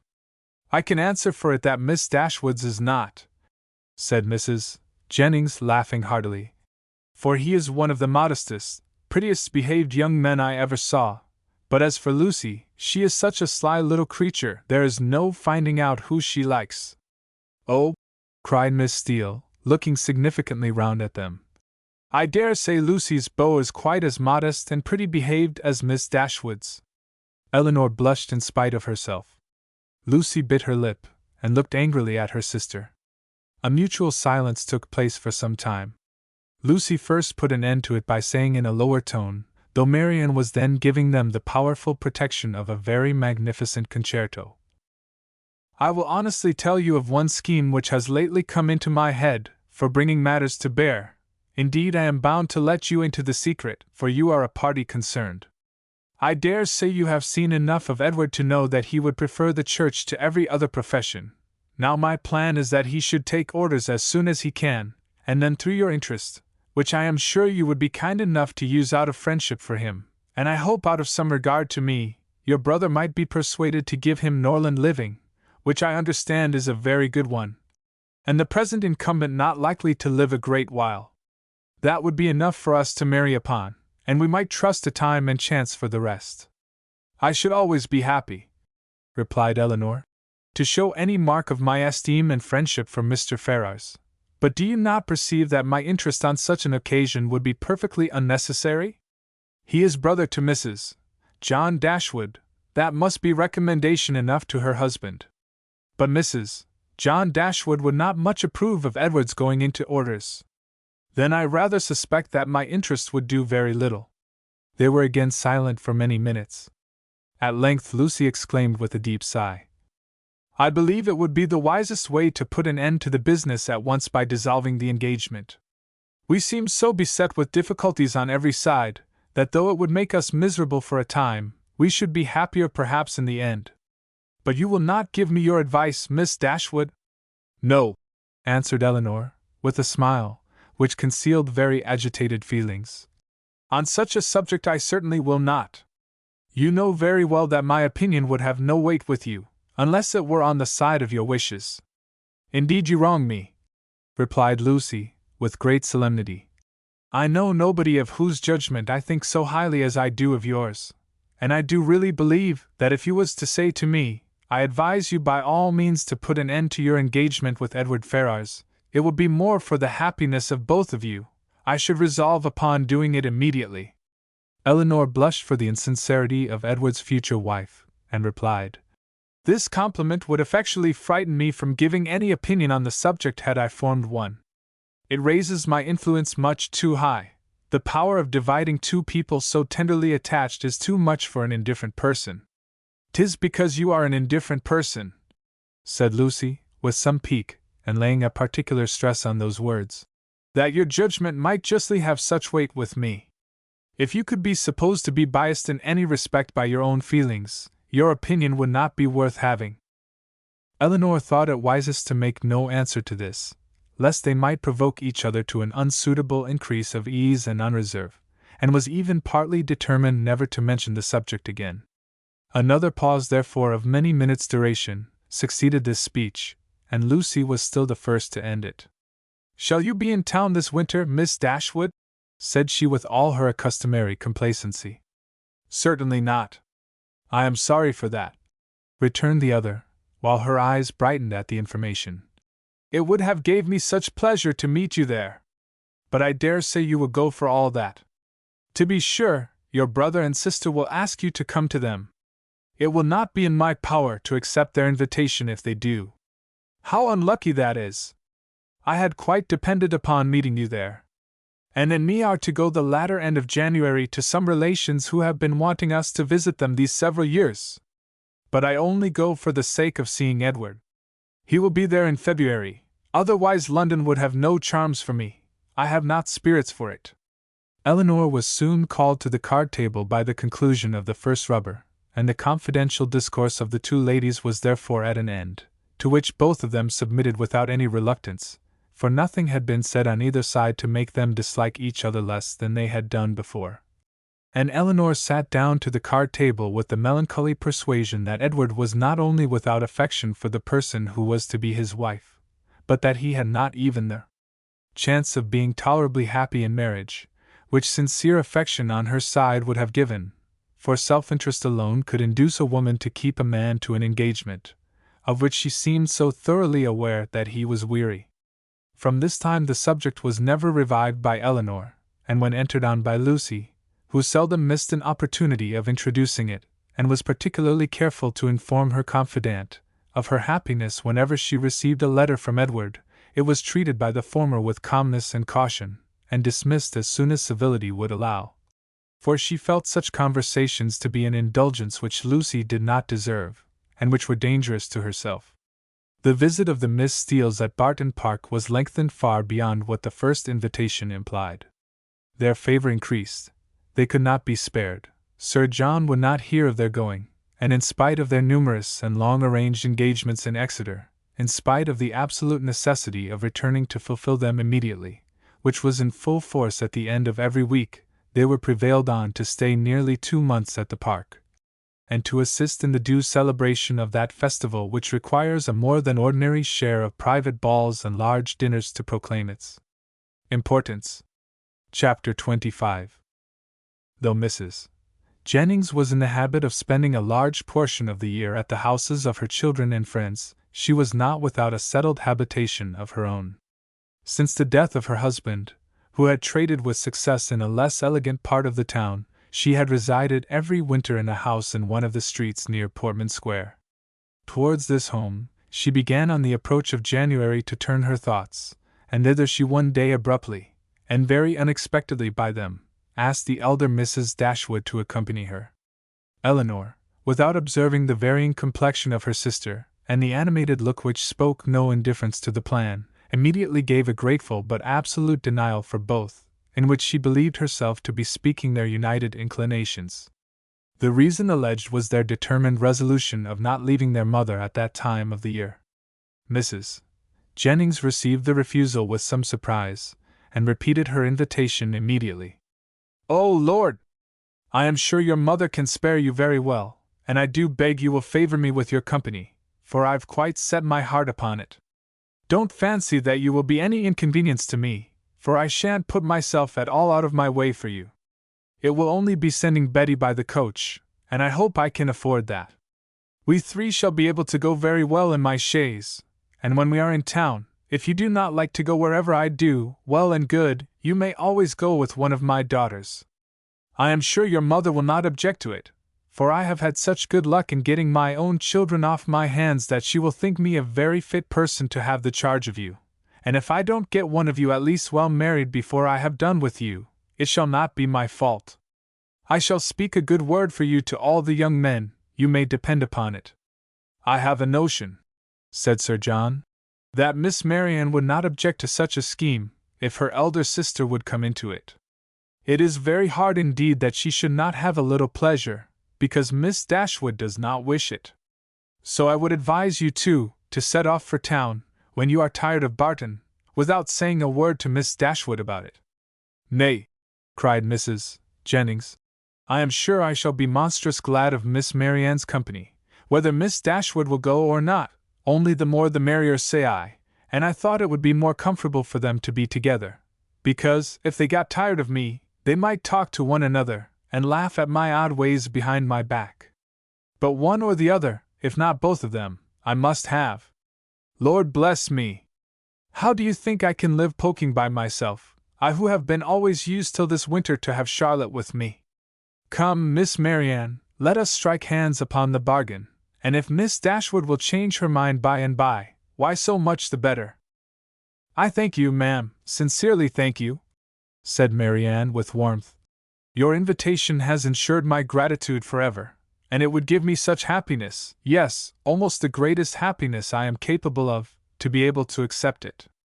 But my mother, my dearest, kindest mother, I feel the justice of what Eleanor has urged, and if she were to be made less happy, less comfortable by our absence, oh!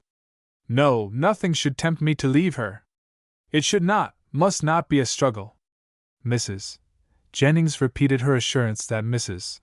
Dashwood could spare them perfectly well, and Eleanor, who now understood her sister, and saw to what indifference to almost everything else she was carried by her eagerness to be with Willoughby again, made no farther direct opposition to the plan, and merely referred it to her mother's decision, from whom, however, she scarcely expected to receive any support in her endeavour to prevent a visit, which she could not approve of from Marianne, and which on her own account she had particular reasons to avoid.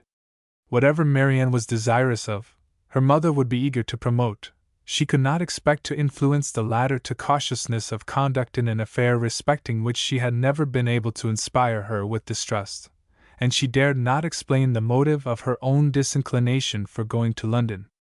That Marianne, fastidious as she was, thoroughly acquainted with Mrs. Jennings' manners, and invariably disgusted by them, should overlook every inconvenience of that kind, should disregard whatever must be most wounding to her irritable feelings, in her pursuit of one object, was such a proof, so strong, so full, of the importance of that object to her, as Eleanor, in spite of all that had passed, was not prepared to witness. On being informed of the invitation, Mrs. Dashwood, persuaded that such an excursion would be productive of much amusement to both her daughters, and perceiving through all her affectionate attention to herself, how much the heart of Marianne was in it, would not hear of their declining the offer upon her account, insisted on their both accepting it directly, and then began to foresee, with her usual cheerfulness, a variety of advantages that would accrue to them all, from this separation. "I am delighted with the plan," she cried. "It is exactly what I could wish. Margaret and I shall be as much benefited by it as yourselves. When you and the Middletons are gone, we shall go on so quietly and happily together with our books and our music. You will find Margaret so improved when you come back again.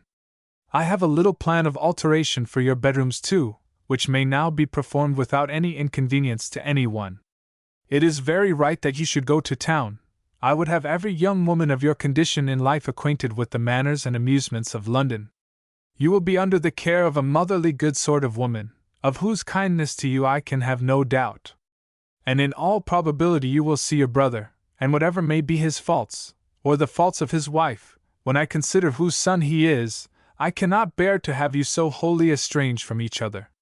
Though with your usual anxiety for our happiness," said Elinor, "you have been obviating every impediment to the present scheme which occurred to you, there is still one objection which, in my opinion, cannot be so easily removed." Marianne's countenance sunk. "And what," said Mrs. Dashwood, "is my dear prudent Elinor going to suggest? What formidable obstacle is she now to bring forward? Do not let me hear a word about the expense of it. My objection is this: though I think very well of Mrs. Jennings's heart, she is not a woman whose society can afford us pleasure, or whose protection will give us consequence." "That is very true," replied her mother. "But of her society, separately from that of other people, you will scarcely have anything at all, and you will almost always appear in public with Lady Middleton. If Elinor is frightened away by her dislike of Mrs. Jennings," said Marianne, "at least it need not prevent my accepting her invitation. I have no such scruples, and I am sure I could put up with every unpleasantness of that kind with very little effort." Elinor could not help smiling at this display of indifference towards the manners of a person, to whom she had often had difficulty in persuading Marianne to behave with tolerable politeness, and resolved within herself, that if her sister persisted in going, she would go likewise, as she did not think it proper that Marianne should be left to the sole guidance of her own judgment, or that Mrs. Jennings should be abandoned to the mercy of Marianne for all the comfort of her domestic hours. To this determination she was the more easily reconciled, by recollecting that Edward Ferrars, by Lucy's account, was not to be in town before February, and that their visit, without any unreasonable abridgment, might be previously finished.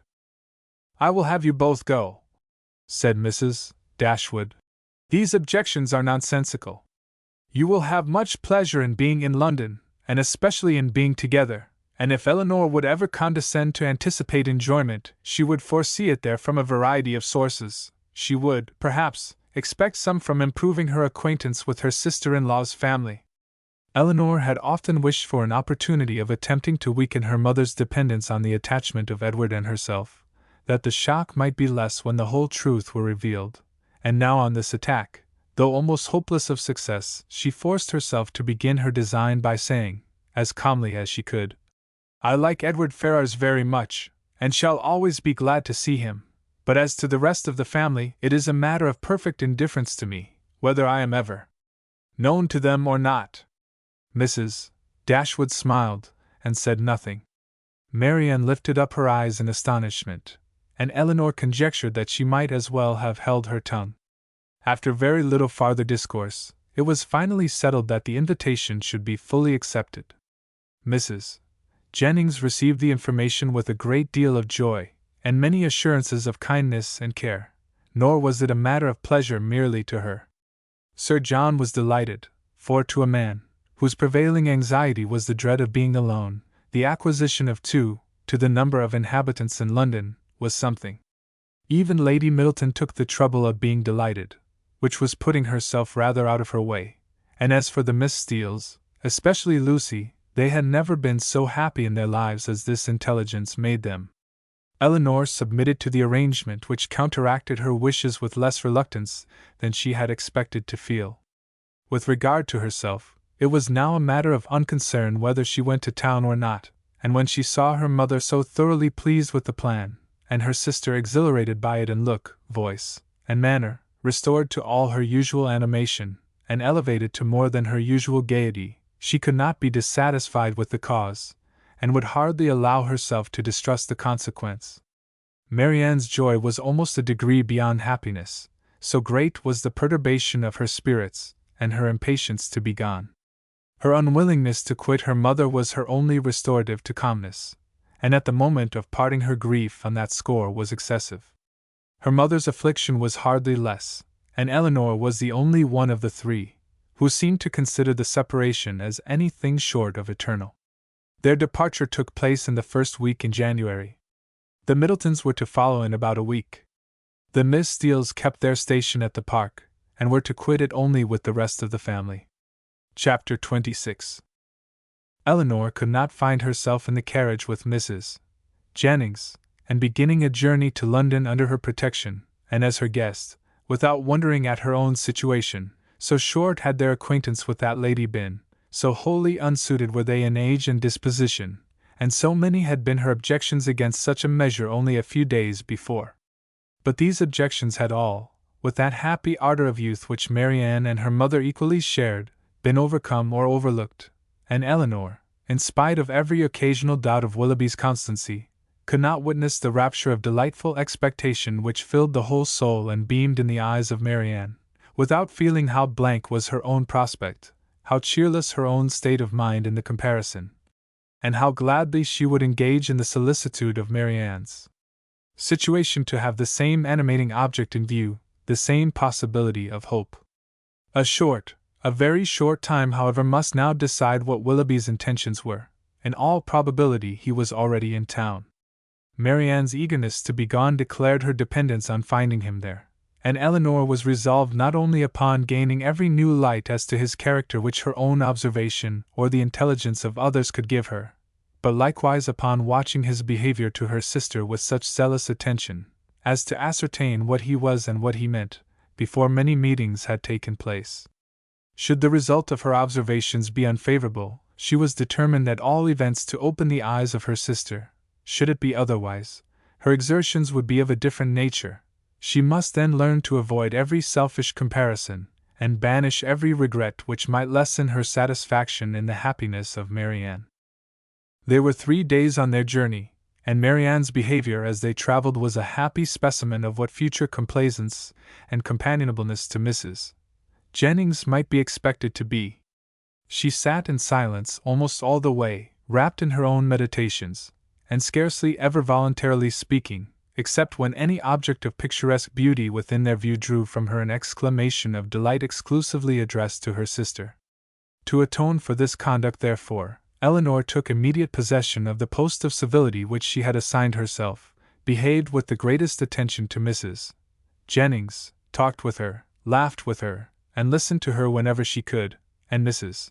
Jennings on her side treated them both with all possible kindness, was solicitous on every occasion for their ease and enjoyment, and only disturbed that she could not make them choose their own dinners at the inn, nor extort a confession of their preferring salmon to cod, or boiled fowls to veal cutlets. They reached town by 3 o'clock the third day, glad to be released, after such a journey, from the confinement of a carriage, and ready to enjoy all the luxury of a good fire. The house was handsome, and handsomely fitted up, and the young ladies were immediately put in possession of a very comfortable apartment.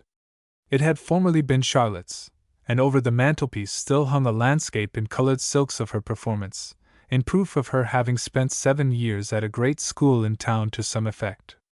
As dinner was not to be ready in less than 2 hours from their arrival, Eleanor determined to employ the interval in writing to her mother, and sat down for that purpose. In a few moments Marianne did the same. "I am writing home, Marianne," said Eleanor. "Had not you better defer your letter for a day or 2?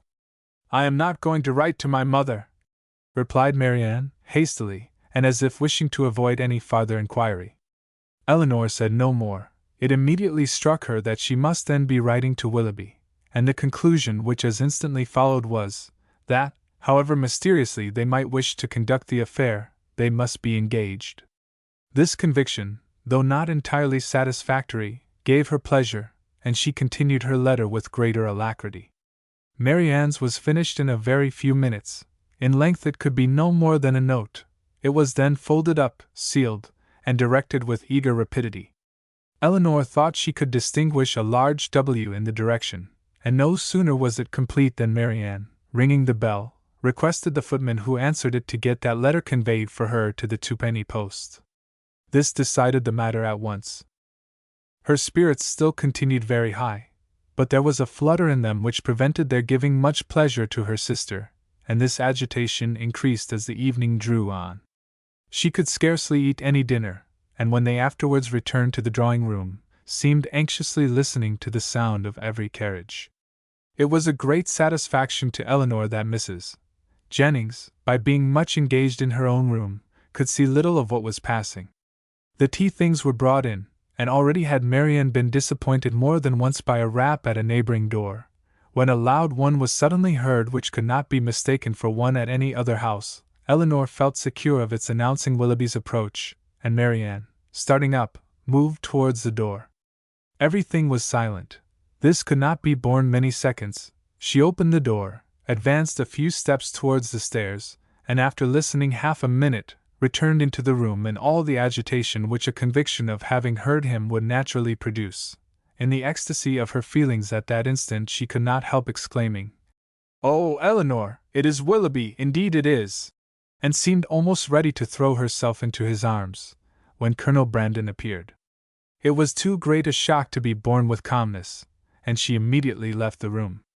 Eleanor was disappointed too, but at the same time her regard for Colonel Brandon ensured his welcome with her, and she felt particularly hurt that a man so partial to her sister should perceive that she experienced nothing but grief and disappointment in seeing him. She instantly saw that it was not unnoticed by him, that he even observed Marianne as she quitted the room, with such astonishment and concern, as hardly left him the recollection of what civility demanded towards herself. "Is your sister ill?" said he. Eleanor answered in some distress that she was, and then talked of headaches, low spirits, and over-fatigues, and of everything to which she could decently attribute her sister's behavior. He heard her with the most earnest attention, but seeming to recollect himself, said no more on the subject, and began directly to speak of his pleasure at seeing them in London, making the usual inquiries about their journey, and the friends they had left behind. In this calm kind of way, with very little interest on either side, they continued to talk, both of them out of spirits, and the thoughts of both engaged elsewhere. Eleanor wished very much to ask whether Willoughby were then in town, but she was afraid of giving him pain by any inquiry after his arrival, and at length, by way of saying something, she asked if he had been in London ever since she had seen him last. "Yes," he replied, with some embarrassment. "Almost ever since. I have been once or twice at Delaford for a few days, but it has never been in my power to return to Barton." This, and the manner in which it was said, immediately brought back to her remembrance all the circumstances of his quitting that place, with the uneasiness and suspicions they had caused to Mrs. Jennings, and she was fearful that her question had implied much more curiosity on the subject than she had ever felt. Mrs. Jennings soon came in. "Oh, Colonel," said she, with her usual noisy cheerfulness, "I am monstrous glad to see you. Sorry I could not come before, beg your pardon, but I have been forced to look about me a little, and settle my matters, for it is a long while since I have been at home, and you know one has always a world of little odd things to do after one has been away for any time, and then I have had Cartwright to settle with. Lord, I have been as busy as a bee ever since dinner. But pray, Colonel, how came you to conjure out that I should be in town today? I had the pleasure of hearing it at Mr. Palmer's, where I have been dining." "Oh, you did? Well, and how do they all do at their house? How does Charlotte do? I warrant you she is a fine size by this time. Mrs. Palmer appeared quite well, and I am commissioned to tell you that you will certainly see her tomorrow." "Aye, to be sure, I thought as much. Well, Colonel, I have brought 2 young ladies with me, you see, that is, you see but one of them now, but there is another somewhere. Your friend, Miss Marianne, too, which you will not be sorry to hear. I do not know what you and Mr. Willoughby will do between you about her. Aye, it is a fine thing to be young and handsome. Well, I was young once, but I never was very handsome, worse luck for me. However, I got a very good husband, and I don't know what the greatest beauty can do more. Ah, poor man! He has been dead these 8 years and better. But, Colonel, where have you been to since we parted? And how does your business go on? Come, come, let's have no secrets among friends. He replied with his customary mildness to all her inquiries, but without satisfying her in any. Eleanor now began to make the tea, and Marianne was obliged to appear again. After her entrance, Colonel Brandon became more thoughtful and silent than he had been before, and Mrs. Jennings could not prevail on him to stay long. No other visitor appeared that evening, and the ladies were unanimous in agreeing to go early to bed. Marianne rose the next morning with recovered spirits and happy looks. The disappointment of the evening before seemed forgotten in the expectation of what was to happen that day. They had not long finished their breakfast before Mrs. Palmer's barouche stopped at the door, and in a few minutes she came laughing into the room, so delighted to see them all, that it was hard to say whether she received most pleasure from meeting her mother or the Miss Dashwoods again. So surprised at their coming to town, though it was what she had rather expected all along, so angry at their accepting her mother's invitation after having declined her own, though at the same time she would never have forgiven them if they had not come. "Mr. Palmer will be so happy to see you," said she. "What do you think he said when he heard of your coming with Mamma? I forget what it was now, but it was something so droll." After an hour or two spent in what her mother called comfortable chat, or in other words, in every variety of inquiry concerning all their acquaintance on Mrs. Jennings's side, and in laughter without cause on Mrs. Palmer's, it was proposed by the latter that they should all accompany her to some shops where she had business that morning, to which Mrs. Jennings and Eleanor readily consented, as having likewise some purchases to make themselves, and Marianne, though declining it at first, was induced to go likewise. Wherever they went, she was evidently always on the watch. In Bond Street especially, where much of their business lay, her eyes were in constant inquiry, and in whatever shop the party were engaged, her mind was equally abstracted from everything actually before them, from all that interested and occupied the others. Restless and dissatisfied everywhere, her sister could never obtain her opinion of any article of purchase, however it might equally concern them both. She received no pleasure from anything, was only impatient to be at home again, and could with difficulty govern her vexation at the tediousness of Mrs. Palmer, whose eye was caught by everything pretty, expensive, or new, who was wild to buy all, could determine on none, and dawdled away her time in rapture and indecision. It was late in the morning before they returned home, and no sooner had they entered the house than Marianne flew eagerly upstairs, and when Eleanor followed, she found her turning from the table with a sorrowful countenance, which declared that no Willoughby had been there. "Has no letter been left here for me since we went out?" said she to the footman who then entered with the parcels. She was answered in the negative. "Are you quite sure of it?" she replied. "Are you certain that no servant, no porter has left any letter or note?" The man replied that none had. "How very odd!" said she, in a low and disappointed voice, as she turned away to the window. "How odd, indeed!" repeated Eleanor within herself, regarding her sister with uneasiness. If she had not known him to be in town she would not have written to him, as she did, she would have written to cum magna, and if he is in town, how odd that he should neither come nor write.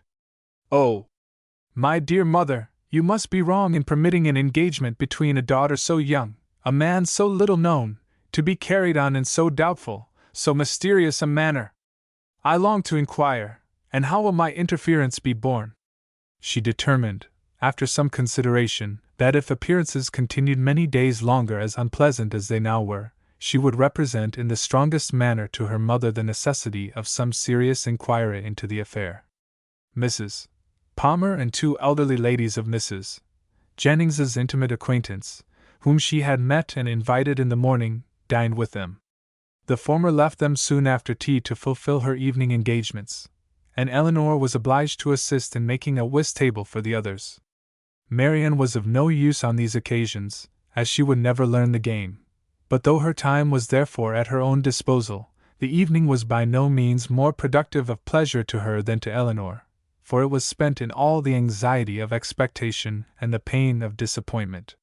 She sometimes endeavored for a few minutes to read, but the book was soon thrown aside, and she returned to the more interesting employment of walking backwards and forwards across the room, pausing for a moment whenever she came to the window, in hopes of distinguishing the long-expected rap. Chapter 27. "If this open weather holds much longer," said Mrs. Jennings, when they met at breakfast the following morning, "Sir John will not like leaving Barton next week. 'Tis a sad thing for sportsmen to lose a day's pleasure. Poor souls! I always pity them when they do, they seem to take it so much to heart." "That is true," cried Marianne, in a cheerful voice, and walking to the window as she spoke, to examine the day. "I had not thought of that. This weather will keep many sportsmen in the country." It was a lucky recollection, all her good spirits were restored by it. "It is charming weather for them indeed," she continued, as she sat down to the breakfast table with a happy countenance. "How much they must enjoy it!" But with a little return of anxiety. "It cannot be expected to last long. At this time of the year, and after such a series of rain, we shall certainly have very little more of it. Frost will soon set in, and in all probability with severity.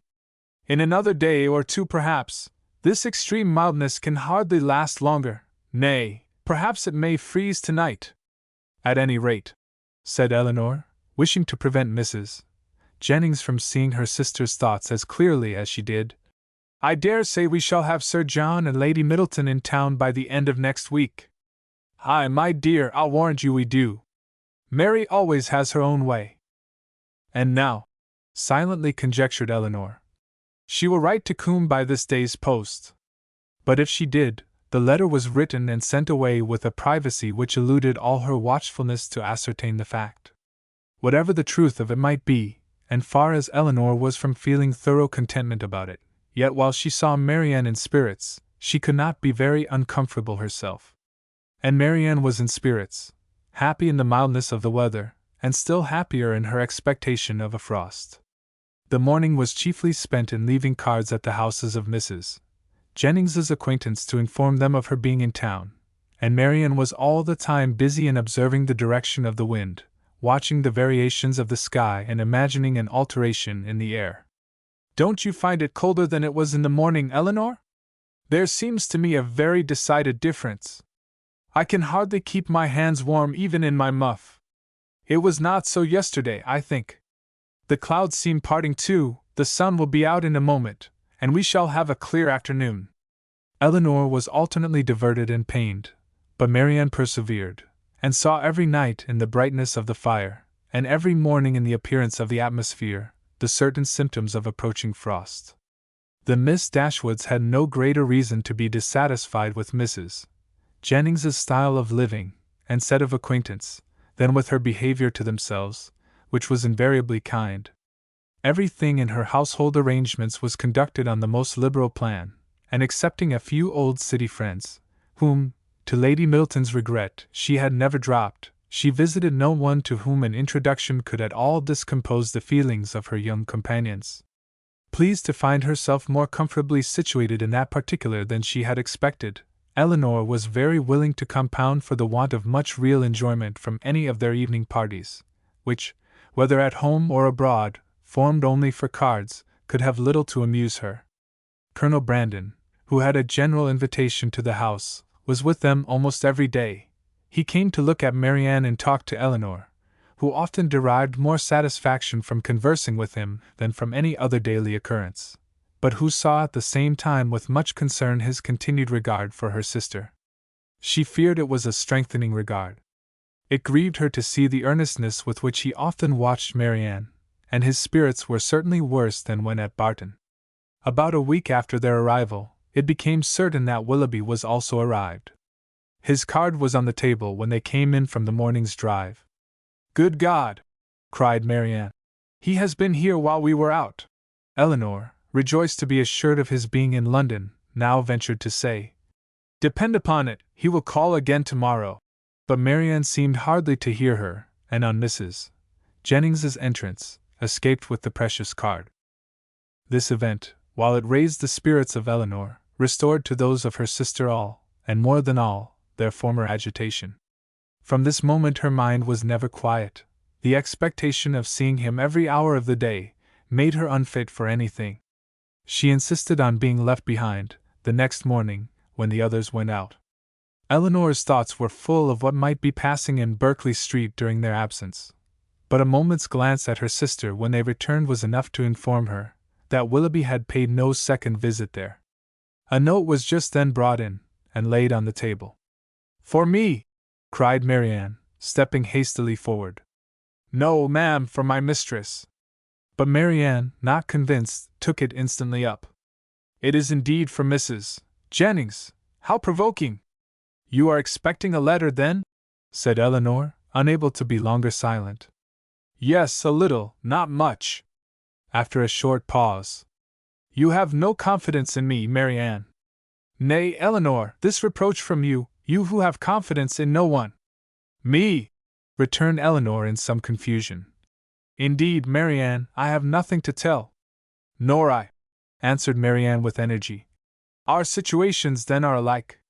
We have neither of us anything to tell, you, because you do not communicate, and I, because I conceal nothing." Eleanor, distressed by this charge of reserve in herself, which she was not at liberty to do away, knew not how, under such circumstances, to press for greater openness in Marianne. Mrs. Jennings soon appeared, and the note being given her, she read it aloud. It was from Lady Middleton, announcing their arrival in Conduit Street the night before, and requesting the company of her mother and cousins the following evening. Business on Sir John's part, and a violent cold on her own, prevented their calling in Berkeley Street. The invitation was accepted, but when the hour of appointment drew near, necessary as it was in common civility to Mrs. Jennings, that they should both attend her on such a visit, Eleanor had some difficulty in persuading her sister to go, for still she had seen nothing of Willoughby, and therefore was not more indisposed for amusement abroad, than unwilling to run the risk of his calling again in her absence. Eleanor found, when the evening was over, that disposition is not materially altered by a change of abode, for although scarcely settled in town, Sir John had contrived to collect around him nearly 20 young people, and to amuse them with a ball. This was an affair, however, of which Lady Middleton did not approve. In the country, an unpremeditated dance was very allowable, but in London, where the reputation of elegance was more important and less easily attained, it was risking too much for the gratification of a few girls, to have it known that Lady Middleton had given a small dance of 8 or 9 couple, with 2 violins, and a mere sideboard collation. Mr. and Mrs. Palmer were of the party, from the former, whom they had not seen before since their arrival in town, as he was careful to avoid the appearance of any attention to his mother-in-law, and therefore never came near her. They received no mark of recognition on their entrance. He looked at them slightly, without seeming to know who they were, and merely nodded to Mrs. Jennings from the other side of the room. Marianne gave one glance round the apartment as she entered. It was enough. He was not there, and she sat down, equally ill-disposed to receive or communicate pleasure.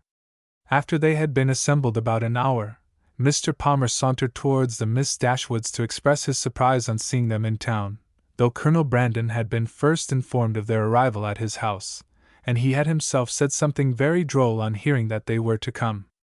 "I thought you were both in Devonshire," said he. "Did you?" replied Eleanor. "When do you go back again?" "I do not know." And thus ended their discourse. Never had Marianne been so unwilling to dance in her life, as she was that evening, and never so much fatigued by the exercise. She complained of it as they returned to Berkeley Street. "Aye," said Mrs. Jennings, "we know the reason of all that very well. If a certain person who shall be nameless had been there, you would not have been a bit tired, and to say the truth, it was not very pretty of him not to give you the meeting when he was invited." "Invited!" cried Marianne.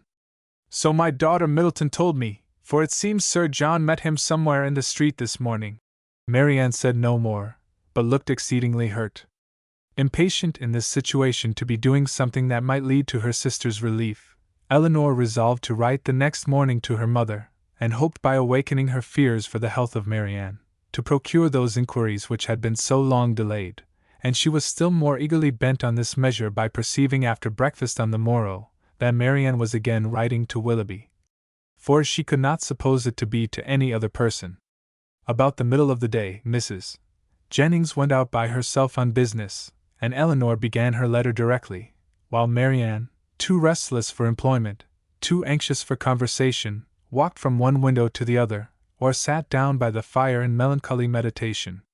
Eleanor was very earnest in her application to her mother, relating all that had passed, her suspicions of Willoughby's inconstancy, urging her by every plea of duty and affection to demand from Marianne an account of her real situation with respect to him.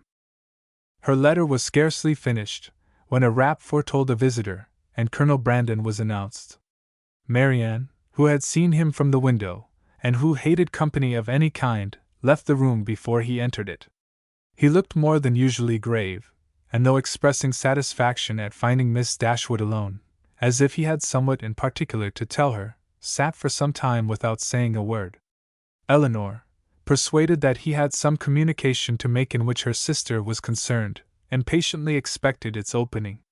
It was not the first time of her feeling the same kind of conviction, for, more than once before, beginning with the observation of, "Your sister looks unwell today," or, "Your sister seems out of spirits," he had appeared on the point, either of disclosing, or of inquiring, something particular about her. After a pause of several minutes, their silence was broken, by his asking her in a voice of some agitation, when he was to congratulate her on the acquisition of a brother? Eleanor was not prepared for such a question, and having no answer ready, was obliged to adopt the simple and common expedient of asking what he meant. He tried to smile as he replied, "Your sister's engagement to Mr. Willoughby is very generally known." "It cannot be generally known," returned Eleanor, "for her own family do not know it." He looked surprised and said, "I beg your pardon, I am afraid my inquiry has been impertinent, but I had not supposed any secrecy intended, as they openly correspond, and their marriage is universally talked of." "How can that be? By whom can you have heard it mentioned?" "By many, by some of whom you know nothing, by others with whom you are most intimate, Mrs. Jennings, Mrs. Palmer, and the Middletons. But still I might not have believed it, for where the mind is perhaps rather unwilling to be convinced, it will always find something to support its doubts. If I had not, when the servant let me in today, accidentally seen a letter in his hand directed to Mr. Willoughby in your sister's writing, I came to inquire, but I was convinced before I could ask the question. Is everything finally settled? Is it impossible to? But I have no right, and I could have no chance of succeeding. Excuse me, Miss Dashwood. I believe I have been wrong in saying so much, but I hardly know what to do, and on your prudence I have the strongest dependence. Tell me that it is all absolutely resolved on, that any attempt, that in short concealment, if concealment be possible, is all that remains." These words, which conveyed to Eleanor a direct avowal of his love for her sister, affected her very much. She was not immediately able to say anything, and even when her spirits were recovered, she debated for a short time on the answer it would be most proper to give. The real state of things between Willoughby and her sister was so little known to herself, that in endeavoring to explain it, she might be as liable to say too much as too little. Yet, as she was convinced that Marianne's affection for Willoughby could leave no hope of Colonel Brandon's success, whatever the event of that affection might be, and at the same time wished to shield her conduct from censure, she thought it most prudent and kind, after some consideration, to say more than she really knew or believed. She acknowledged, therefore, that though she had never been informed by themselves of the terms on which they stood with each other, of their mutual affection she had no doubt, and of their correspondence she was not astonished to hear. He listened to her with silent attention, and on her ceasing to speak, rose directly from his seat, and after saying in a voice of emotion, "To your sister I wish all imaginable happiness, to Willoughby that he may endeavor to deserve her," took leave, and went away. Eleanor derived no comfortable feelings from this conversation. To lessen the uneasiness of her mind on other points, she was left, on the contrary, with a melancholy impression of Colonel Brandon's unhappiness, and was prevented even from wishing it removed, by her anxiety for the very event that must confirm it. Chapter 28. Nothing occurred during the next 3 or 4 days to make Eleanor regret what she had done in applying to her mother, for Willoughby either came nor wrote. They were engaged about the end of that time to attend Lady Middleton to a party, from which Mrs.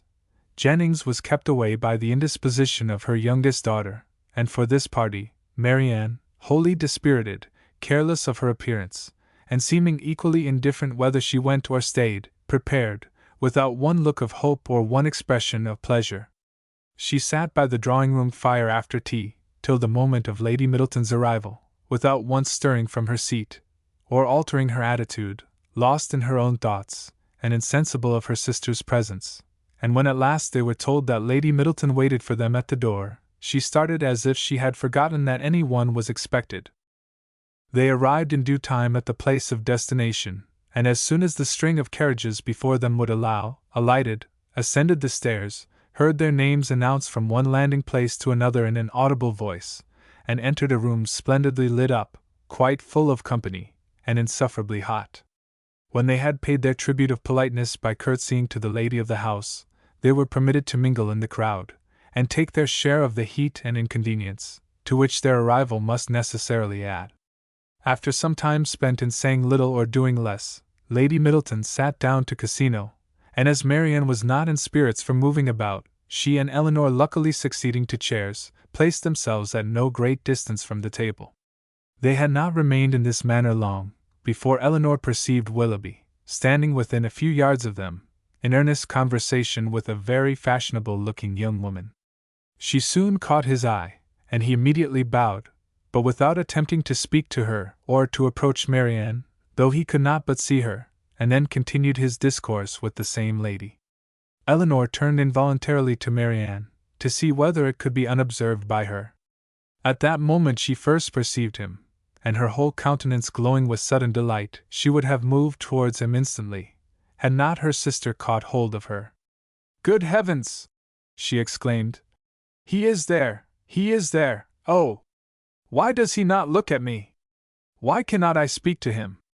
Pray be composed," cried Elinor, "and do not betray what you feel to everybody present. Perhaps he has not observed you yet." This, however, was more than she could believe herself, and to be composed at such a moment was not only beyond the reach of Marianne, it was beyond her wish. She sat in an agony of impatience which affected every feature. At last he turned round again, and regarded them both. She started up, and pronouncing his name in a tone of affection, held out her hand to him. He approached, and addressing himself rather to Elinor than Marianne, as if wishing to avoid her eye, and determined not to observe her attitude, inquired in a hurried manner after Mrs. Dashwood, and asked how long they had been in town. Elinor was robbed of all presence of mind by such an address, and was unable to say a word. But the feelings of her sister were instantly expressed. Her face was crimsoned over, and she exclaimed, in a voice of the greatest emotion, "Good God! Willoughby, what is the meaning of this? Have you not received my letters? Will you not shake hands with me?" He could not then avoid it, but her touch seemed painful to him, and he held her hand only for a moment. During all this time he was evidently struggling for composure. Elinor watched his countenance, and saw its expression becoming more tranquil. After a moment's pause he spoke with calmness. "I did myself the honor of calling in Berkeley Street last Tuesday, and very much regretted that I was not fortunate enough to find yourselves and Mrs. Jennings at home. My card was not lost, I hope. But have you not received my notes?" cried Marianne in the wildest anxiety. "Here is some mistake, I am sure, some dreadful mistake. What can be the meaning of it? Tell me, Willoughby, for heaven's sake tell me, what is the matter?" He made no reply. His complexion changed and all his embarrassment returned, but as if, on catching the eye of the young lady with whom he had been previously talking, he felt the necessity of instant exertion, he recovered himself again, and after saying, "Yes, I had the pleasure of receiving the information of your arrival in town, which you were so good as to send me," turned hastily away with a slight bow and joined his friend. Marianne, now looking dreadfully white, and unable to stand, sunk into her chair, and Elinor, expecting every moment to see her faint, tried to screen her from the observation of others, while reviving her with lavender water. "Go to him, Elinor," she cried, as soon as she could speak, "and force him to come to me. Tell him I must see him again, must speak to him instantly. I cannot rest. I shall not have a moment's peace till this is explained, some dreadful misapprehension or other. Oh, go to him this moment. How can that be done? No, my dearest Marianne, you must wait. This is not the place for explanations. Wait only till tomorrow. With difficulty, however, could she prevent her from following him herself, and to persuade her to check her agitation, to wait, at least, with the appearance of composure, till she might speak to him with more privacy and more effect, was impossible, for Marianne continued incessantly to give way in a low voice to the misery of her feelings, by exclamations of wretchedness. In a short time Elinor saw Willoughby quit the room by the door towards the staircase, and telling Marianne that he was gone, urged the impossibility of speaking to him again that evening, as a fresh argument for her to be calm. She instantly begged her sister would entreat Lady Middleton to take them home, as she was too miserable to stay a minute longer. Lady Middleton, though in the middle of a rubber, on being informed that Marianne was unwell, was too polite to object for a moment to her wish of going away, and making over her cards to a friend, they departed as soon as the carriage could be found. Scarcely a word was spoken during their return to Berkeley Street. Marianne was in a silent agony, too much oppressed even for tears, but as Mrs. Jennings was luckily not come home, they could go directly to their own room, where Hartshorn restored her a little to herself. She was soon undressed and in bed, and as she seemed desirous of being alone, her sister then left her, and while she waited the return of Mrs. Jennings, had leisure enough for thinking over the past. That some kind of engagement had subsisted between Willoughby and Marianne she could not doubt, and that Willoughby was weary of it, seemed equally clear, for however Marianne might still feed her own wishes, she could not attribute such behavior to mistake or misapprehension of any kind. Nothing but a thorough change of sentiment could account for it. Her indignation would have been still stronger than it was, had she not witnessed that embarrassment which seemed to speak a consciousness of his own misconduct, and prevented her from believing him so unprincipled as to have been sporting with the affections of her sister from the first, without any design that would bear investigation. Absence might have weakened his regard, and convenience might have determined him to overcome it, but that such a regard had formerly existed she could not bring herself to doubt. As for Marianne, on the pangs which so unhappy a meeting must already have given her, and on those still more severe which might await her in its probable consequence, she could not reflect without the deepest concern. Her own situation gained in the comparison, for while she could esteem Edward as much as ever, however they might be divided in future, her mind might be always supported. But every circumstance that could embitter such an evil seemed uniting to heighten the misery of Marianne in a final separation from Willoughby, in an immediate and irreconcilable rupture with him. Chapter 29. Before the housemaid had lit their fire the next day, or the sun gained any power over a cold, gloomy morning in January, Marianne, only half dressed, was kneeling against one of the window seats for the sake of all the little light she could command from it, and writing as fast as a continual flow of tears would permit her. In this situation, Elinor, roused from sleep by her agitation and sobs, first perceived her, and after observing her for a few moments with silent anxiety, said, in a tone of the most considerate gentleness, "Marianne, may I ask?" "No, Elinor," she replied. "Ask nothing, you will soon know all." The sort of desperate calmness with which this was said lasted no longer than while she spoke, and was immediately followed by a return of the same excessive affliction. It was some minutes before she could go on with her letter, and the frequent bursts of grief which still obliged her, at intervals, to withhold her pen, were proofs enough of her feeling how more than probable it was that she was writing for the last time to Willoughby. Elinor paid her every quiet and unobtrusive attention in her power, and she would have tried to soothe and tranquilize her still more, had not Marianne entreated her, with all the eagerness of the most nervous irritability, not to speak to her for the world. In such circumstances, it was better for both that they should not be long together, and the restless state of Marianne's mind not only prevented her from remaining in the room a moment after she was dressed, but requiring at once solitude and continual change of place, made her wander about the house till breakfast time, avoiding the sight of everybody. At breakfast she neither ate, nor attempted to eat anything, and Eleanor's attention was then all employed, not in urging her, not in pitying her, nor in appearing to regard her, but in endeavoring to engage Mrs. Jennings's notice entirely to herself. As this was a favorite meal with Mrs.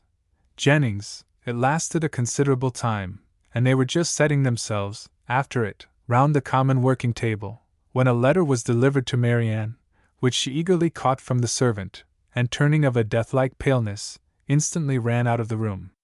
Eleanor, who saw as plainly by this, as if she had seen the direction that it must come from Willoughby, felt immediately such a sickness at heart as made her hardly able to hold up her head, and sat in such a general tremor as made her fear it impossible to escape Mrs. Jennings's notice. That good lady, however, saw only that Marianne had received a letter from Willoughby, which appeared to her a very good joke, and which she treated accordingly, by hoping, with a laugh, that she would find it to her liking. Of Eleanor's distress she was too busily employed in measuring lengths of worsted for her rug, to see anything at all, and calmly continuing her talk, as soon as Marianne disappeared, she said, "Upon my word, I never saw a young woman so desperately in love in my life. My girls were nothing to her, and yet they used to be foolish enough, but as for Miss Marianne, she is quite an altered creature. I hope, from the bottom of my heart, he won't keep her waiting much longer, for it is quite grievous to see her look so ill and forlorn. Pray, when are they to be married?" Eleanor, though never less disposed to speak than at that moment, obliged herself to answer such an attack as this, and therefore, trying to smile, replied, "And have you really, ma'am, talked yourself into a persuasion of my sister's being engaged to Mr. Willoughby? I thought it had been only a joke, but so serious a question seems to imply more, and I must beg, therefore, that you will not deceive yourself any longer. I do assure you that nothing would surprise me more than to hear of their being going to be married." For shame, Miss Dashwood! How can you talk so?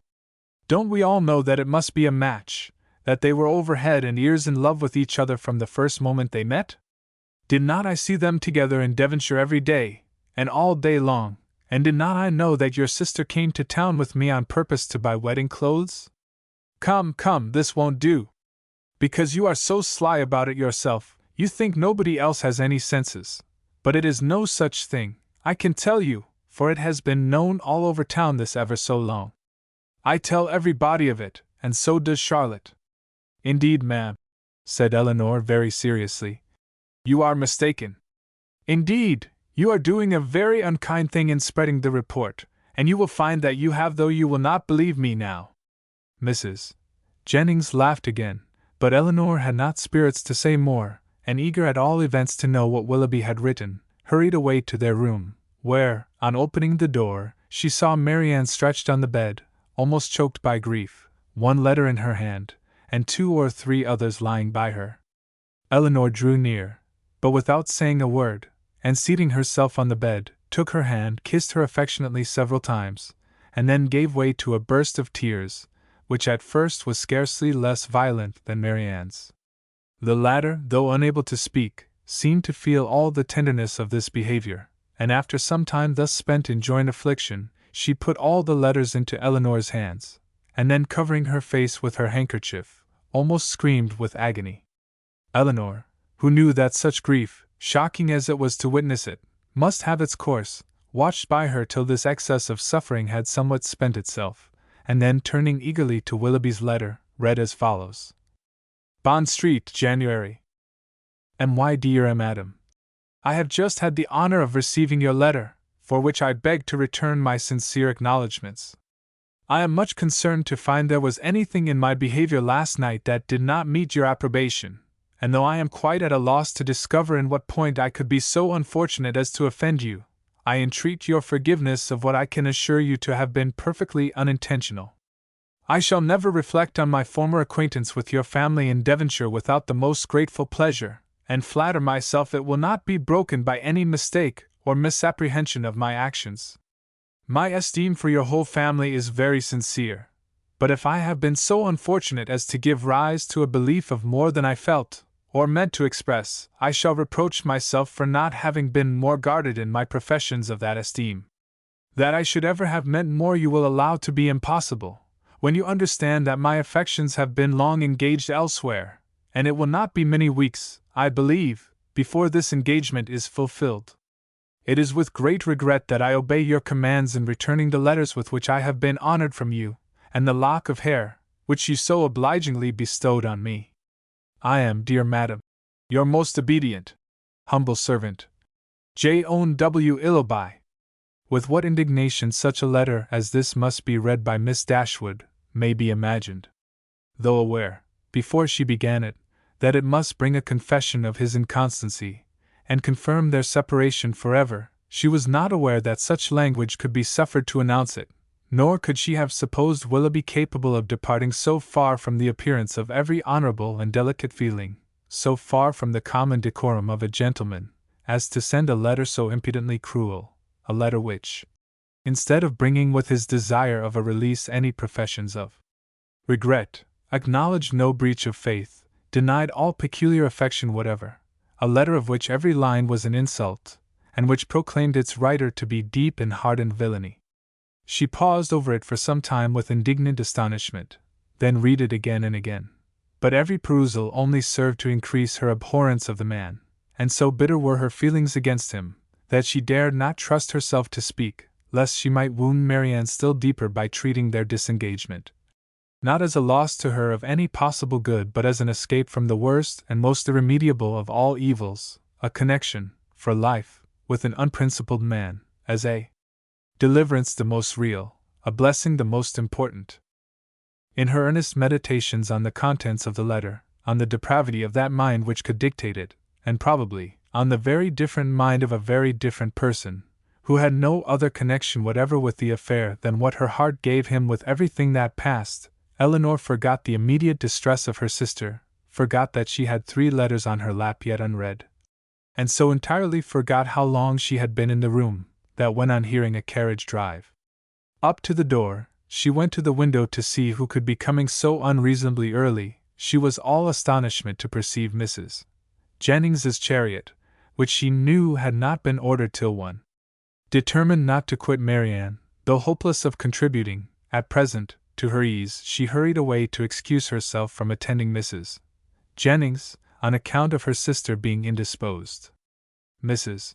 Jennings, with a thoroughly good-humored concern for its cause, admitted the excuse most readily, and Elinor, after seeing her safe off, returned to Marianne, whom she found attempting to rise from the bed, and whom she reached just in time to prevent her from falling on the floor, faint and giddy from a long want of proper rest and food, for it was many days since she had any appetite, and many nights since she had really slept, and now, when her mind was no longer supported by the fever of suspense, the consequence of all this was felt in an aching head, a weakened stomach, and a general nervous faintness. A glass of wine, which Elinor procured for her directly, made her more comfortable, and she was at last able to express some sense of her kindness, by saying, "Poor Elinor! How unhappy I make you!" "I only wish," replied her sister, "there were anything I could do, which might be of comfort to you." This, as everything else would have been, was too much for Marianne, who could only exclaim, in the anguish of her heart, "Oh, Elinor, I am miserable, indeed," before her voice was entirely lost in sobs. Elinor could no longer witness this torrent of unresisted grief in silence. "Exert yourself, dear Marianne," she cried. "If you would not kill yourself and all who love you. Think of your mother, think of her misery while you suffer, for her sake you must exert yourself." I cannot," cried Marianne. Leave me, if I distress you, leave me, hate me, forget me. But do not torture me so. Oh, how easy for those who have no sorrow of their own to talk of exertion. Happy Elinor, you cannot have an idea of what I suffer. Do you call me happy, Marianne? Ah, if you knew, and can you believe me to be so, while I see you so wretched? Forgive me, throwing her arms round her sister's neck. I know you feel for me, I know what a heart you have, but yet you must be happy. Edward loves you. What, oh what, can do away such happiness as that? Many circumstances, said Elinor solemnly. No, no, no, cried Marianne wildly. He loves you, and only you. You can have no grief. I can have no pleasure while I see you in this state. And you will never see me otherwise. Mine is a misery which nothing can do away. You must not talk so, Marianne. Have you no comforts? No friends? Is your loss such as leaves no opening for consolation? Much as you suffer now, think of what you would have suffered if the discovery of his character had been delayed to a later period, if your engagement had been carried on for months and months, as it might have been, before he chose to put an end to it. Every additional day of unhappy confidence, on your side, would have made the blow more dreadful. Engagement! Cried Marianne. There has been no engagement. No engagement! No, he is not so unworthy as you believe him. He has broken no faith with me. But he told you that he loved you. Yes, no, never absolutely. It was every day implied, but never professedly declared. Sometimes I thought it had been, but it never was. Yet you wrote to him? Yes, could that be wrong after all that had passed? But I cannot talk. Eleanor said no more, and turning again to the 3 letters which now raised a much stronger curiosity than before, directly ran over the contents of all. The first, which was what her sister had sent him on their arrival in town, was to this effect. Berkeley Street, January. How surprised you will be, Willoughby, on receiving this, and I think you will feel something more than surprise, when you know that I am in town. An opportunity of coming hither, though with Mrs. Jennings, was a temptation we could not resist. I wish you may receive this in time to come here tonight, but I will not depend on it. At any rate, I shall expect you tomorrow. For the present, adieu. Md. Her second note, which had been written on the morning after the dance at the Middletons, was in these words: I cannot express my disappointment in having missed you the day before yesterday, nor my astonishment at not having received any answer to a note which I sent you above a week ago. I have been expecting to hear from you, and still more to see you, every hour of the day. Pray call again as soon as possible, and explain the reason of my having expected this in vain. You had better come earlier another time, because we are generally out by 1. We were last night at Lady Middleton's, where there was a dance. I have been told that you were asked to be of the party. But could it be so? You must be very much altered indeed since we parted, if that could be the case, and you not there. But I will not suppose this possible, and I hope very soon to receive your personal assurance of its being otherwise. Md. The contents of her last note to him were these: What am I to imagine, Willoughby, by your behavior last night? Again I demand an explanation of it. I was prepared to meet you with the pleasure which our separation naturally produced, with the familiarity which our intimacy at Barton appeared to me to justify. I was repulsed indeed.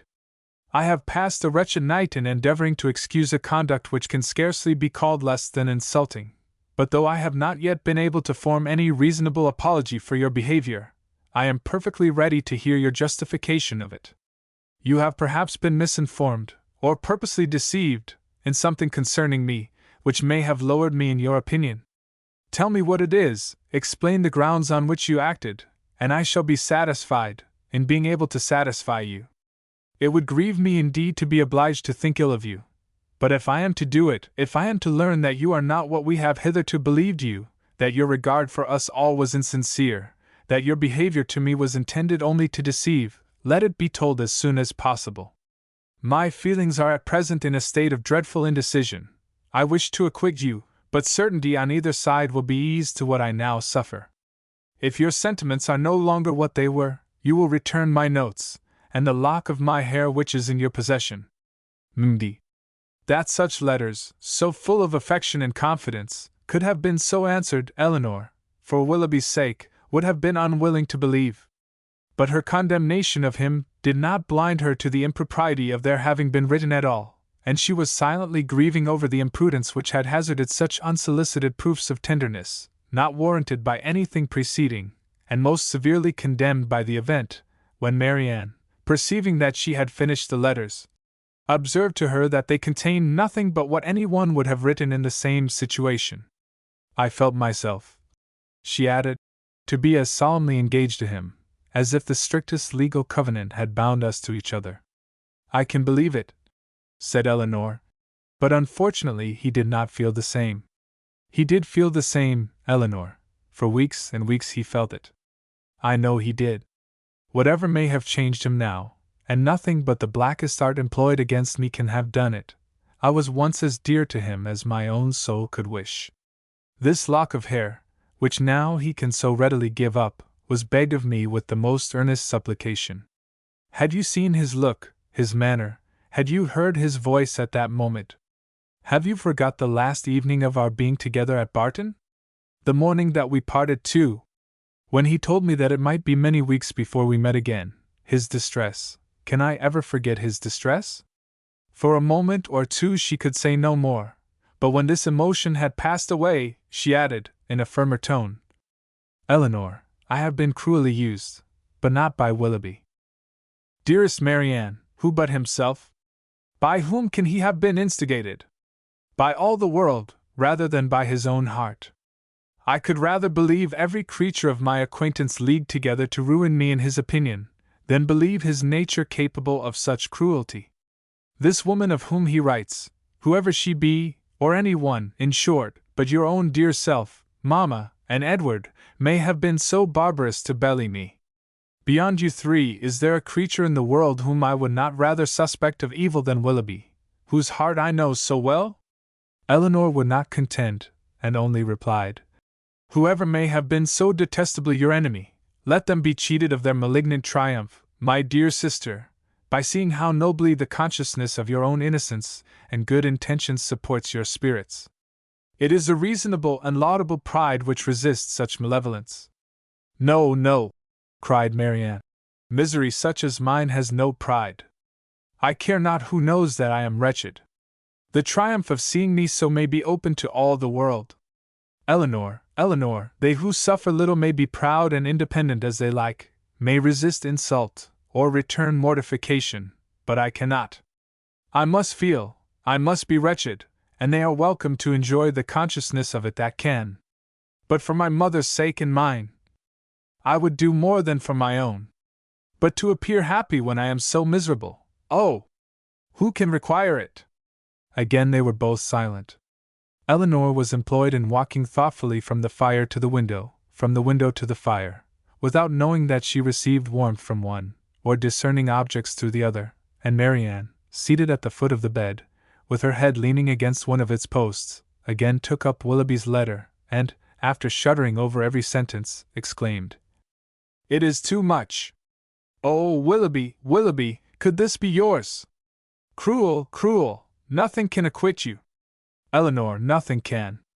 Whatever he might have heard against me, ought he not to have suspended his belief? Ought he not to have told me of it, to have given me the power of clearing myself? The lock of hair, repeating it from the letter, which you so obligingly bestowed on me, that is unpardonable. Willoughby, where was your heart when you wrote those words? Oh, barbarously insolent, Eleanor, can he be justified? No, Marianne, in no possible way. And yet this woman, who knows what her art may have been, how long it may have been premeditated, and how deeply contrived by her, who is she, who can she be, whom did I ever hear him talk of as young and attractive among his female acquaintance? Oh! No one, he talked to me only of myself." Another pause ensued. Marianne was greatly agitated, and it ended thus. "Eleanor, I must go home. I must go and comfort Mamma. Cannot we be gone tomorrow?" "Tomorrow, Marianne?" "Yes, why should I stay here? I came only for Willoughby's sake, and now who cares for me? Who regards me? It would be impossible to go tomorrow. We owe Mrs. Jennings much more than civility, and civility of the commonest kind must prevent such a hasty removal as that. Well then, another day or two, perhaps, but I cannot stay here long. I cannot stay to endure the questions and remarks of all these people. The Middletons and Palmers, how am I to bear their pity? The pity of such a woman as Lady Middleton. Oh, what would he say to that?" Eleanor advised her to lie down again, and for a moment she did so, but no attitude could give her ease, and in restless pain of mind and body she moved from one posture to another, till growing more and more hysterical, her sister could with difficulty keep her on the bed at all, and for some time was fearful of being constrained to call for assistance. Some lavender drops, however, which she was at length persuaded to take, were of use, and from that time till Mrs. Jennings returned, she continued on the bed quiet and motionless. Chapter 30. Mrs. Jennings came immediately to their room on her return, and without waiting to have her request of admittance answered, opened the door and walked in with a look of real concern. "How do you do, my dear?" said she in a voice of great compassion to Marianne, who turned away her face without attempting to answer. "How is she, Miss Dashwood? Poor thing! She looks very bad. No wonder. Aye, it is but too true. He is to be married very soon, a good-for-nothing fellow. I have no patience with him. Mrs. Taylor told me of it half an hour ago, and she was told it by a particular friend of Miss Grey herself, else I am sure I should not have believed it, and I was almost ready to sink as it was." "Well," said I, "all I can say is that if this be true, he has used a young lady of my acquaintance abominably ill, and I wish with all my soul his wife may plague his heart out. And so I shall always say, my dear, you may depend on it. I have no notion of men's going on in this way, and if ever I meet him again, I will give him such a dressing as he has not had this many a day. But there is one comfort, my dear Miss Marianne, he is not the only young man in the world worth having, and with your pretty face you will never want admirers. Well, poor thing! I won't disturb her any longer, for she had better have her cry out at once and have done with.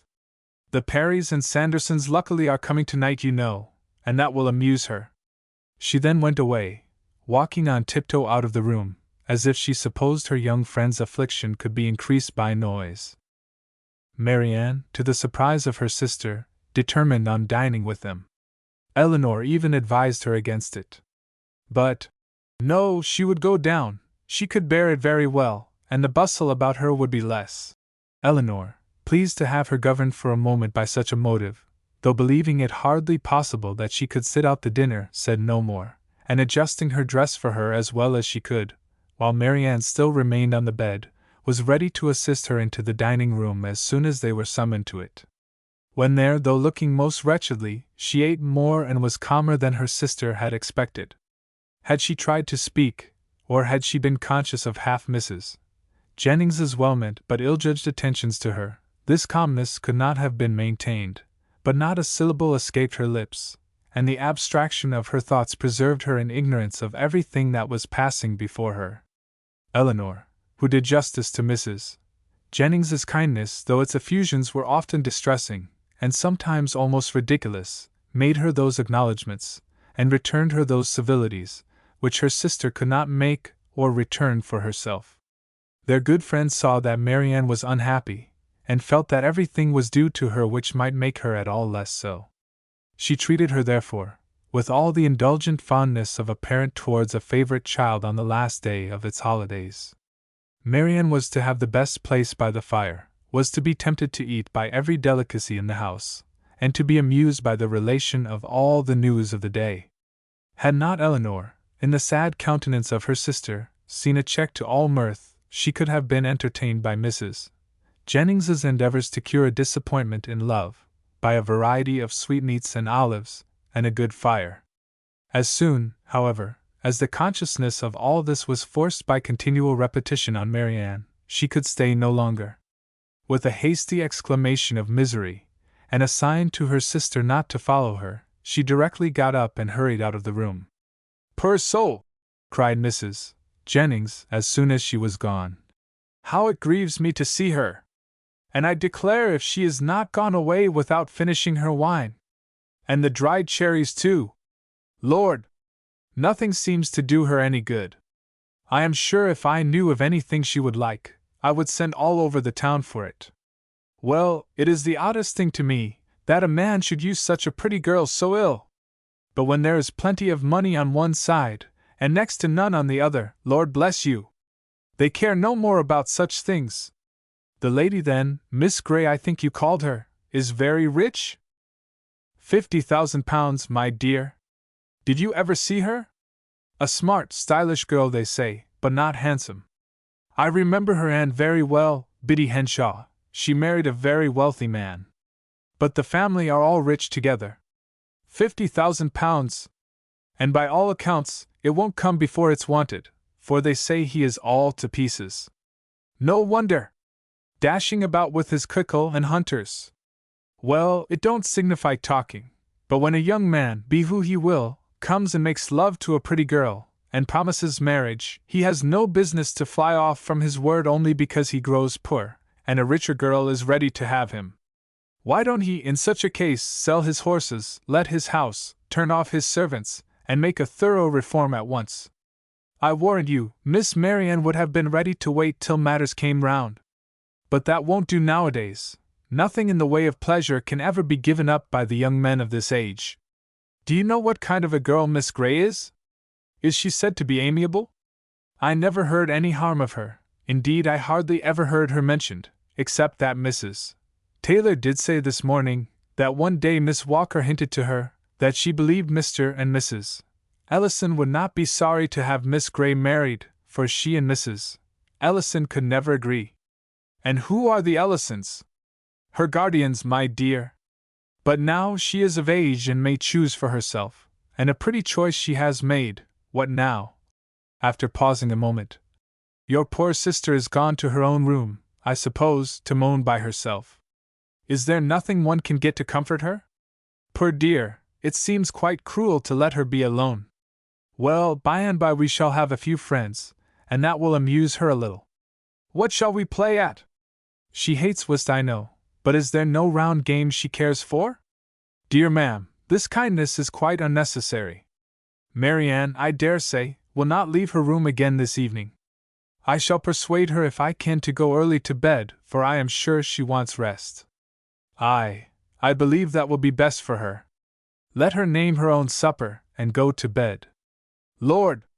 No wonder she has been looking so bad and so cast down this last week or two, for this matter I suppose has been hanging over her head as long as that. And so the letter that came today finished it. Poor soul! I am sure if I had had a notion of it, I would not have joked her about it for all my money. But then you know, how should I guess such a thing? I made sure of its being nothing but a common love letter, and you know young people like to be laughed at about them. Lord! How concerned Sir John and my daughters will be when they hear it! If I had my senses about me I might have called in Conduit Street in my way home, and told them of it. But I shall see them tomorrow. It would be unnecessary, I am sure, for you to caution Mrs. Palmer and Sir John against ever naming Mr. Willoughby, or making the slightest allusion to what has passed before my sister. Their own good nature must point out to them the real cruelty of appearing to know anything about it when she is present, and the less that may ever be said to myself on the subject, the more my feelings will be spared, as you, my dear madam, will easily believe. Oh, Lord! Yes, that I do indeed. It must be terrible for you to hear it talked of, and as for your sister, I am sure I would not mention a word about it to her for the world. You saw I did not all dinner time.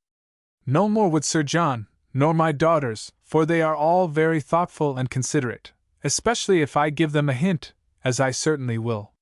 For my part, I think the less that is said about such things, the better, the sooner 'tis blown over and forgot. And what good does talking ever do, you know?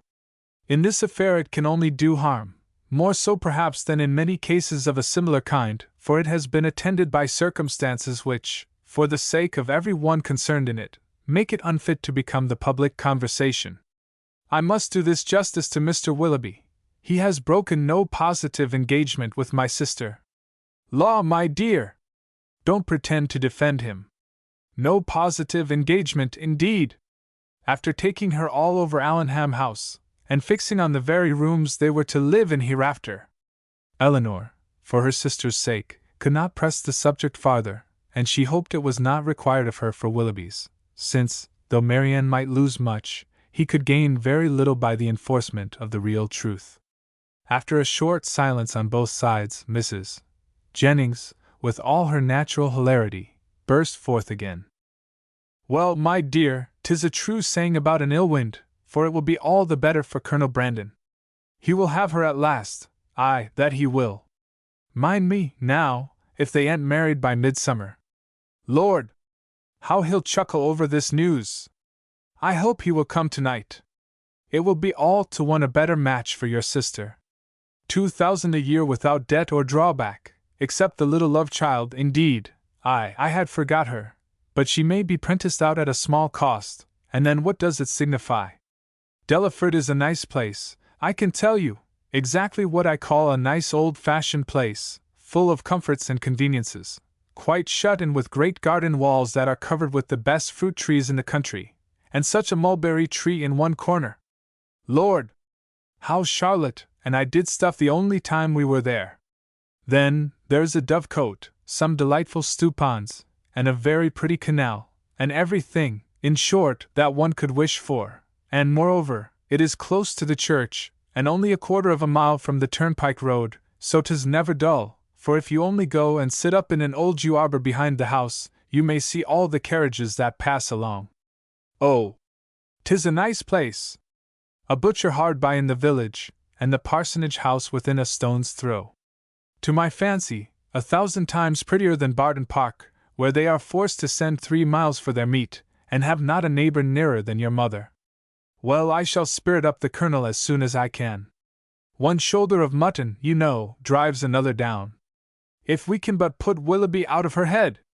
Aye, if we can do that, ma'am, said Elinor, we shall do very well with or without Colonel Brandon. And then rising, she went away to join Marianne, whom she found, as she expected, in her own room, leaning, in silent misery, over the small remains of a fire, which, till Elinor's entrance, had been her only light. You had better leave me, was all the notice that her sister received from her. I will leave you, said Elinor, if you will go to bed. But this, from the momentary perverseness of impatient suffering, she at first refused to do. Her sister's earnest, though gentle persuasion, however, soon softened her to compliance, and Elinor saw her lay her aching head on the pillow, and as she hoped, in a way to get some quiet rest before she left her. In the drawing-room, whither she then repaired, she was soon joined by Mrs. Jennings, with a wine-glass, full of something, in her hand. My dear, said she, entering, I have just recollected that I have some of the finest old Constantia wine in the house that ever was tasted, so I have brought a glass of it for your sister. My poor husband! How fond he was of it! Whenever he had a touch of his old colicky gout, he said it did him more good than anything else in the world. Do take it to your sister. Dear ma'am, replied Elinor, smiling at the difference of the complaints for which it was recommended. How good you are! But I have just left Marianne in bed, and I hope, almost asleep, and as I think nothing will be of so much service to her as rest, if you will give me leave, I will drink the wine myself. Mrs.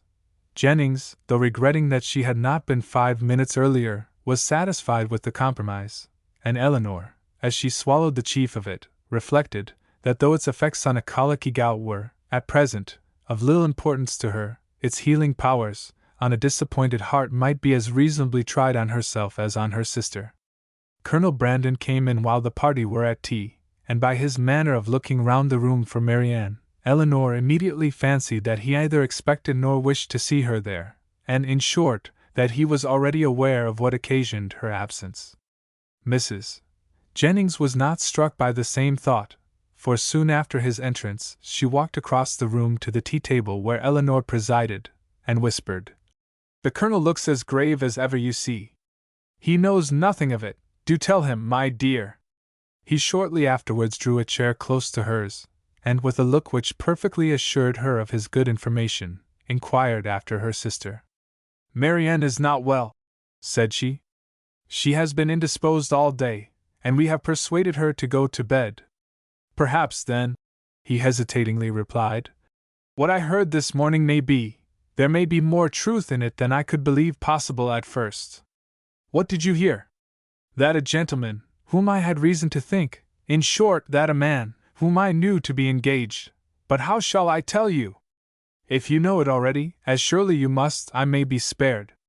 You mean, answered Elinor, with forced calmness, Mr. Willoughby's marriage with Miss Grey. Yes, we do know it all. This seems to have been a day of general elucidation, for this very morning first unfolded it to us. Mr. Willoughby is unfathomable. Where did you hear it?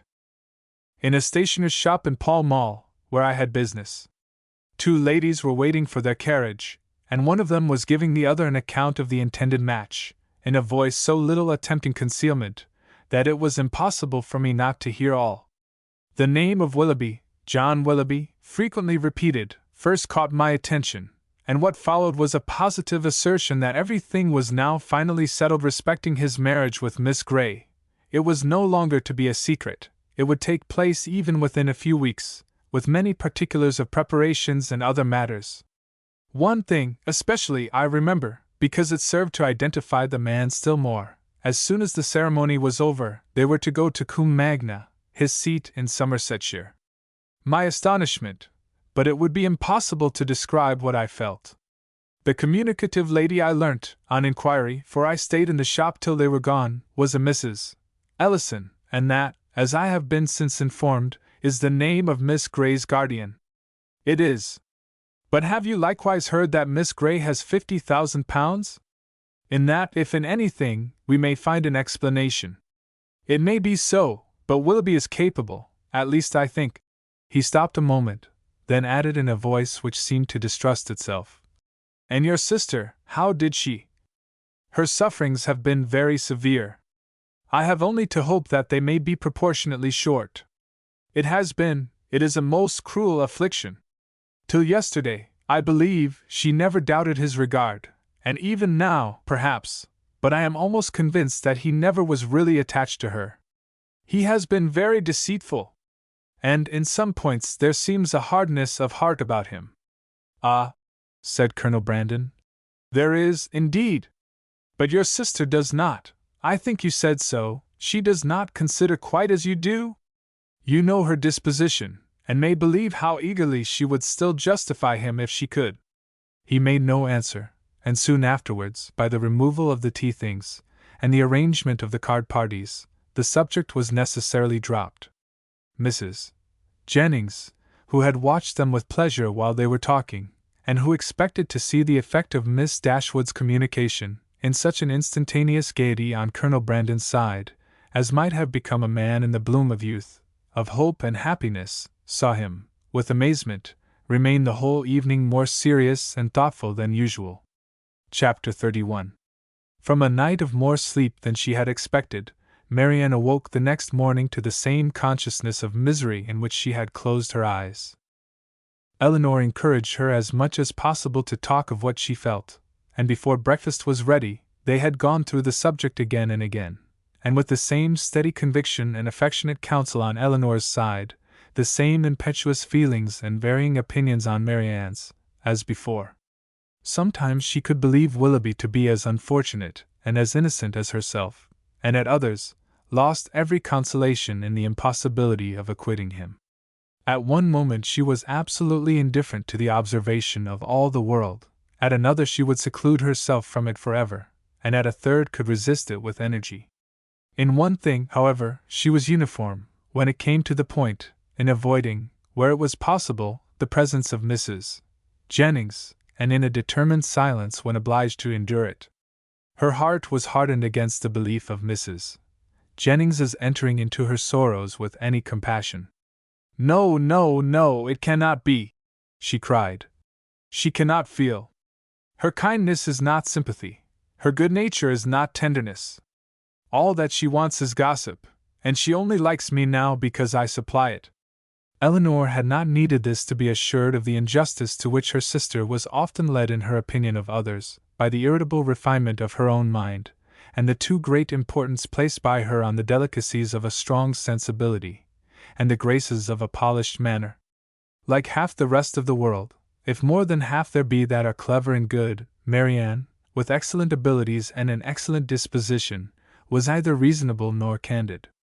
She expected from other people the same opinions and feelings as her own, and she judged of their motives by the immediate effect of their actions on herself. Thus a circumstance occurred, while the sisters were together in their own room after breakfast, which sunk the heart of Mrs. Jennings still lower in her estimation, because, through her own weakness, it chanced to prove a source of fresh pain to herself, though Mrs. Jennings was governed in it by an impulse of the utmost goodwill. With a letter in her outstretched hand, and countenance gaily smiling, from the persuasion of bringing comfort, she entered their room, saying, "Now, my dear, I bring you something that I am sure will do you good." Marianne heard enough. In one moment her imagination placed before her a letter from Willoughby, full of tenderness and contrition, explanatory of all that had passed, satisfactory, convincing, and instantly followed by Willoughby himself, rushing eagerly into the room to enforce, at her feet, by the eloquence of his eyes, the assurances of his letter. The work of one moment was destroyed by the next. The handwriting of her mother, never till then unwelcome, was before her, and in the acuteness of the disappointment which followed such an ecstasy of more than hope, she felt as if, till that instant, she had never suffered. The cruelty of Mrs. Jennings no language, within her reach in her moments of happiest eloquence, could have expressed, and now she could reproach her only by the tears which streamed from her eyes with passionate violence, a reproach, however, so entirely lost on its object, that after many expressions of pity she withdrew, still referring her to the letter of comfort. But the letter, when she was calm enough to read it, brought little comfort. Willoughby filled every page. Her mother, still confident of their engagement, and relying as warmly as ever on his constancy, had only been roused by Eleanor's application to entreat from Marianne greater openness towards them both, and this, with such tenderness towards her, such affection for Willoughby, and such a conviction of their future happiness in each other, that she wept with agony through the whole of it. All her impatience to be at home again now returned. Her mother was dearer to her than ever, dearer through the very excess of her mistaken confidence in Willoughby, and she was wildly urgent to be gone. Eleanor, unable herself to determine whether it were better for Marianne to be in London or at Barton, offered no counsel of her own except of patience till their mother's wishes could be known, and at length she obtained her sister's consent to wait for that knowledge. Mrs. Jennings left them earlier than usual, for she could not be easy till the Middletons and Palmers were able to grieve as much as herself, and positively refusing Eleanor's offered attendance, went out alone for the rest of the morning. Eleanor, with a very heavy heart, aware of the pain she was going to communicate, and perceiving, by Marianne's letter, how ill she had succeeded in laying any foundation for it, then sat down to write her mother an account of what had passed, and entreat her directions for the future, while Marianne, who came into the drawing-room on Mrs. Jennings's going away, remained fixed at the table where Eleanor wrote, watching the advancement of her pen, grieving over her for the hardship of such a task, and grieving still more fondly over its effect on her mother. In this manner they had continued about a quarter of an hour, when Marianne, whose nerves could not then bear any sudden noise, was startled by a rap at the door. "Who can this be?" cried Eleanor. "So early, too! I thought we had been safe." Marianne moved to the window. "It is Colonel Brandon," said she, with vexation. "We are never safe from him. He will not come in, as Mrs. Jennings is from home. I will not trust to that." Retreating to her own room. "A man who has nothing to do with his own time has no conscience in his intrusion on that of others."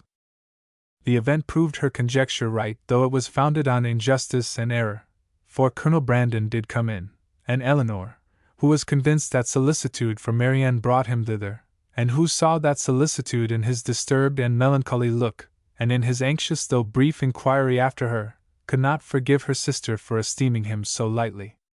"I met Mrs. Jennings in Bond Street," said he, after the first salutation, "and she encouraged me to come on, and I was the more easily encouraged, because I thought it probable that I might find you alone, which I was very desirous of doing. My object, my wish, my sole wish in desiring it, I hope, I believe it is to be a means of giving comfort. No, I must not say comfort, not present comfort, but conviction, lasting conviction to your sister's mind. My regard for her, for yourself, for your mother, will you allow me to prove it, by relating some circumstances which nothing but a very sincere regard, nothing but an earnest desire of being useful, I think I am justified, though where so many hours have been spent in convincing myself that I am right, is there not some reason to fear I may be wrong?" He stopped. I understand you, said Eleanor. You have something to tell me of Mr. Willoughby that will open his character farther. Your telling it will be the greatest act of friendship that can be shown Marianne. My gratitude will be ensured immediately by any information tending to that end, and hers must be gained by it in time. Pray let me hear it. You shall, and to be brief, when I quitted Barton last October, but this will give you no idea, I must go farther back. You will find me a very awkward narrator, Miss Dashwood. I hardly know where to begin. A short account of myself, I believe, will be necessary, and it shall be a short one. On such a subject, sighing heavily, can I have little temptation to be diffuse? He stopped a moment for recollection, and then, with another sigh, went on. You have probably entirely forgotten a conversation. It is not to be supposed that it could make any impression on you. A conversation between us one evening at Barton Park. It was the evening of a dance, in which I alluded to a lady I had once known, as resembling, in some measure, your sister Marianne. Indeed, answered Eleanor. I have not forgotten it. He looked pleased by this remembrance, and added, if I am not deceived by the uncertainty, the partiality of tender recollection, there is a very strong resemblance between them, as well in mind as person. The same warmth of heart, the same eagerness of fancy and spirits. This lady was one of my nearest relations, an orphan from her infancy, and under the guardianship of my father. Our ages were nearly the same, and from our earliest years we were playfellows and friends. I cannot remember the time when I did not love Eliza, and my affection for her, as we grew up, was such, as perhaps, judging from my present forlorn and cheerless gravity, you might think me incapable of having ever felt. Hers, for me, was, I believe, fervent as the attachment of your sister to Mr. Willoughby, and it was, though from a different cause, no less unfortunate. At 17 she was lost to me forever. She was married against her inclination to my brother. Her fortune was large, and our family estate much encumbered. And this, I fear, is all that can be said for the conduct of one, who was at once her uncle and guardian. My brother did not deserve her. He did not even love her. I had hoped that her regard for me would support her under any difficulty, and for some time it did, but at last the misery of her situation, for she experienced great unkindness, overcame all her resolution, and though she had promised me that nothing, but how blindly I relate! I have never told you how this was brought on. We were within a few hours of eloping together for Scotland. The treachery, or the folly, of my cousin's maid betrayed us. I was banished to the house of a relation far distant, and she was allowed no liberty, no society, no amusement, till my father's point was gained. I had depended on her fortitude too far, and the blow was a severe one, but had her marriage been happy, so young as I then was, a few months must have reconciled me to it, or at least I should not have now to lament it. This, however, was not the case. My brother had no regard for her. His pleasures were not what they ought to have been, and from the first he treated her unkindly. The consequence of this, upon a mind so young, so lively, so inexperienced as Mrs. Brandon's, was but too natural. She resigned herself at first to all the misery of her situation, and happy had it been if she had not lived to overcome those regrets which the remembrance of me occasioned. But can we wonder that, with such a husband to provoke inconstancy, and without a friend to advise or restrain her, for my father lived only a few months after their marriage, and I was with my regiment in the East Indies, she should fall? Had I remained in England, perhaps, but I meant to promote the happiness of both by removing from her for years, and for that purpose had procured my exchange. The shock which her marriage had given me, he continued, in a voice of great agitation, was of trifling weight, was nothing to what I felt when I heard, about 2 years afterwards, of her divorce. It was that which threw this gloom, even now the recollection of what I suffered. He could say no more, and rising hastily walked for a few minutes about the room. Eleanor, affected by his relation, and still more by his distress, could not speak. He saw her concern, and coming to her, took her hand, pressed it, and kissed it with grateful respect. A few minutes more of silent exertion enabled him to proceed with composure. It was nearly 3 years after this unhappy period before I returned to England. My first care, when I did arrive, was of course to seek for her, but the search was as fruitless as it was melancholy. I could not trace her beyond her first seducer, and there was every reason to fear that she had removed from him only to sink deeper in a life of sin. Her legal allowance was not adequate to her fortune, nor sufficient for her comfortable maintenance, and I learned from my brother that the power of receiving it had been made over some months before to another person. He imagined, and calmly could he imagine it, that her extravagance, and consequent distress, had obliged her to dispose of it for some immediate relief. At last, however, and after I had been 6 months in England, I did find her. Regard for a former servant of my own, who had since fallen into misfortune, carried me to visit him in a sponging house, where he was confined for debt, and there, in the same house, under a similar confinement, was my unfortunate sister. So altered, so faded, worn down by acute suffering of every kind! Hardly could I believe the melancholy and sickly figure before me to be the remains of the lovely, blooming, healthful girl on whom I had once doted. What I endured in so beholding her! But I have no right to wound your feelings by attempting to describe it. I have pained you too much already. That she was, to all appearance, in the last stage of a consumption was, yes, in such a situation it was my greatest comfort. Life could do nothing for her, beyond giving time for a better preparation for death, and that was given. I saw her placed in comfortable lodgings, and under proper attendance. I visited her every day during the rest of her short life. I was with her in her last moments. Again he stopped to recover himself, and Eleanor spoke her feelings in an exclamation of tender concern at the fate of his unfortunate friend. Your sister, I hope, cannot be offended, said he, by the resemblance I have fancied between her and my poor disgraced relation. Their fates, their fortunes, cannot be the same, and had the natural sweet disposition of the one been guarded by a firmer mind, or a happier marriage, she might have been all that you will live to see the other be. But to what does all this lead? I seem to have been distressing you for nothing. Ah, Miss Dashwood, a subject such as this, untouched for 14 years, it is dangerous to handle it at all. I will be more collected, more concise. She left to my care her only child, a little girl, the offspring of her first guilty connection, who was then about 3 years old. She loved the child, and had always kept it with her. It was a valued, a precious trust to me, and gladly would I have discharged it in the strictest sense, by watching over her education myself, had the nature of our situations allowed it. But I had no family, no home, and my little Eliza was therefore placed at school. I saw her there whenever I could, and after the death of my brother, which happened about 5 years ago, and which left to me the possession of the family property, she visited me at Delaford. I called her a distant relation, but I am well aware that I have in general been suspected of a much nearer connection with her.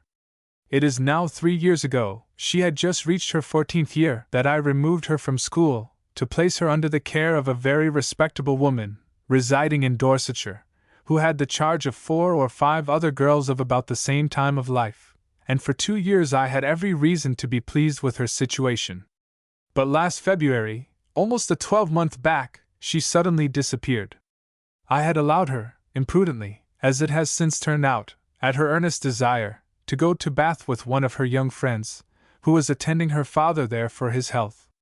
I knew him to be a very good sort of man, and I thought well of his daughter, better than she deserved, for, with a most obstinate and ill-judged secrecy, she would tell nothing, would give no clue, though she certainly knew all. He, her father, a well-meaning, but not a quick-sighted man, could really, I believe, give no information, for he had been generally confined to the house, while the girls were ranging over the town and making what acquaintance they chose, and he tried to convince me, as thoroughly as he was convinced himself, of his daughter's being entirely unconcerned in the business. In short, I could learn nothing but that she was gone. All the rest, for 8 long months, was left to conjecture. What I thought, what I feared, may be imagined, and what I suffered too. Good heavens! Cried Eleanor. Could it be, could Willoughby? The first news that reached me of her, he continued, came in a letter from herself last October. It was forwarded to me from Delaford, and I received it on the very morning of our intended party to Whitwell, and this was the reason of my leaving Barton so suddenly, which I am sure must at the time have appeared strange to everybody, and which I believe gave offence to some.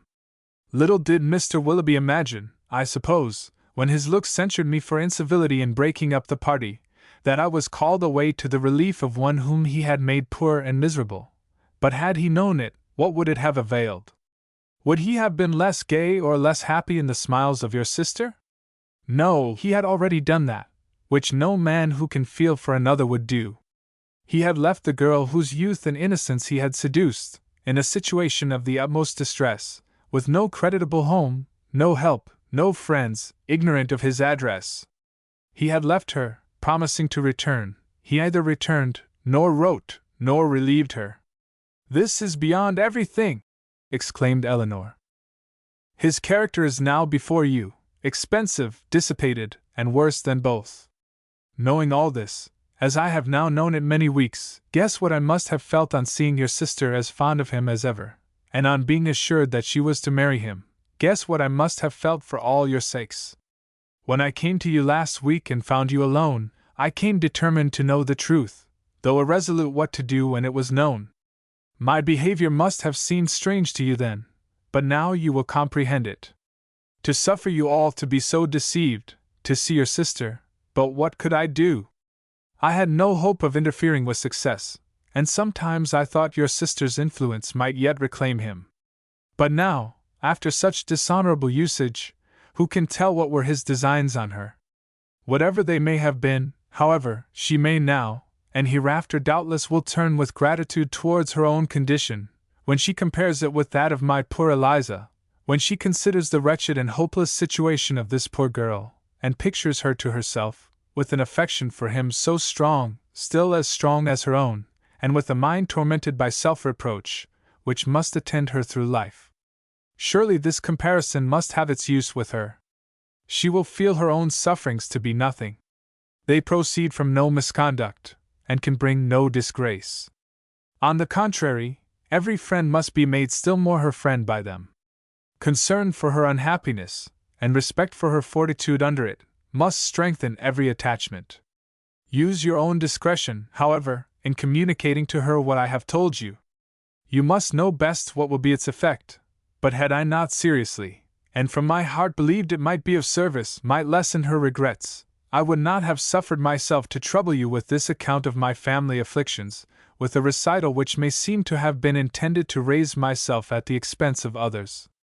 Eleanor's thanks followed this speech with grateful earnestness, attended too with the assurance of her expecting material advantage to Marianne, from the communication of what had passed. "I have been more pained," said she, "by her endeavors to acquit him than by all the rest, for it irritates her mind more than the most perfect conviction of his unworthiness can do. Now, though at first she will suffer much, I am sure she will soon become easier.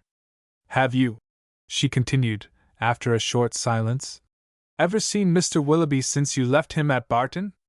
"Yes," he replied gravely. "Once I have. One meeting was unavoidable." Eleanor, startled by his manner, looked at him anxiously, saying, "What? Have you met him too?"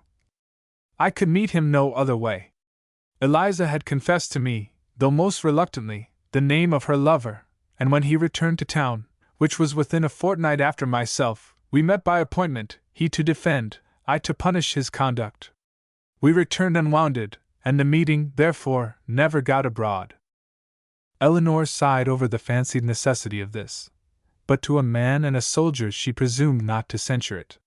"Such," said Colonel Brandon, after a pause, "has been the unhappy resemblance between the fate of mother and daughter.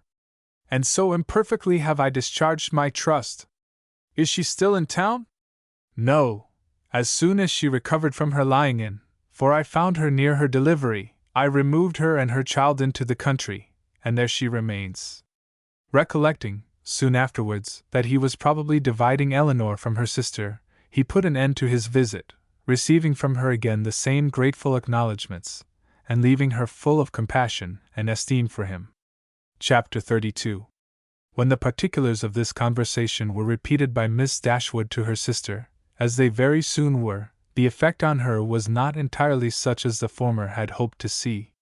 Not that Marianne appeared to distrust the truth of any part of it, for she listened to it all with the most steady and submissive attention, made neither objection nor remark, attempted no vindication of Willoughby, and seemed to show by her tears that she felt it to be impossible. But though this behavior assured Elinor that the conviction of this guilt was carried home to her mind, though she saw with satisfaction the effect of it, in her no longer avoiding Colonel Brandon when he called, in her speaking to him, even voluntarily speaking, with a kind of compassionate respect, and though she saw her spirits less violently irritated than before, she did not see her less wretched. Her mind did become settled, but it was settled in a gloomy dejection. She felt the loss of Willoughby's character yet more heavily than she had felt the loss of his heart. His seduction and desertion of Miss Williams, the misery of that poor girl, and the doubt of what his designs might once have been on herself, preyed altogether so much on her spirits, that she could not bring herself to speak of what she felt even to Elinor, and brooding over her sorrows in silence, gave more pain to her sister than could have been communicated by the most open and most frequent confession of them. To give the feelings or the language of Mrs. Dashwood on receiving and answering Elinor's letter would be only to give a repetition of what her daughters had already felt and said, of a disappointment hardly less painful than Marianne's, and an indignation even greater than Elinor's. Long letters from her, quickly succeeding each other, arrived to tell all that she suffered and thought, to express her anxious solicitude for Marianne, and entreat she would bear up with fortitude under this misfortune.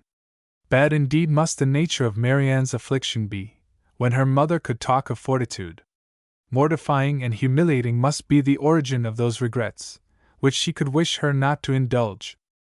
Against the interest of her own individual comfort, Mrs.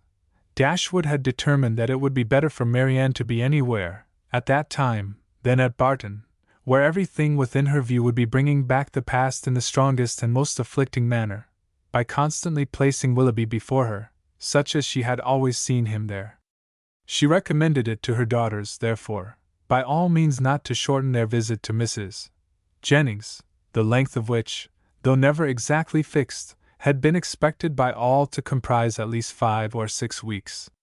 A variety of occupations, of objects, and of company, which could not be procured at Barton, would be inevitable there, and might yet, she hoped, cheat Marianne, at times, into some interest beyond herself, and even into some amusement, much as the ideas of both might now be spurned by her.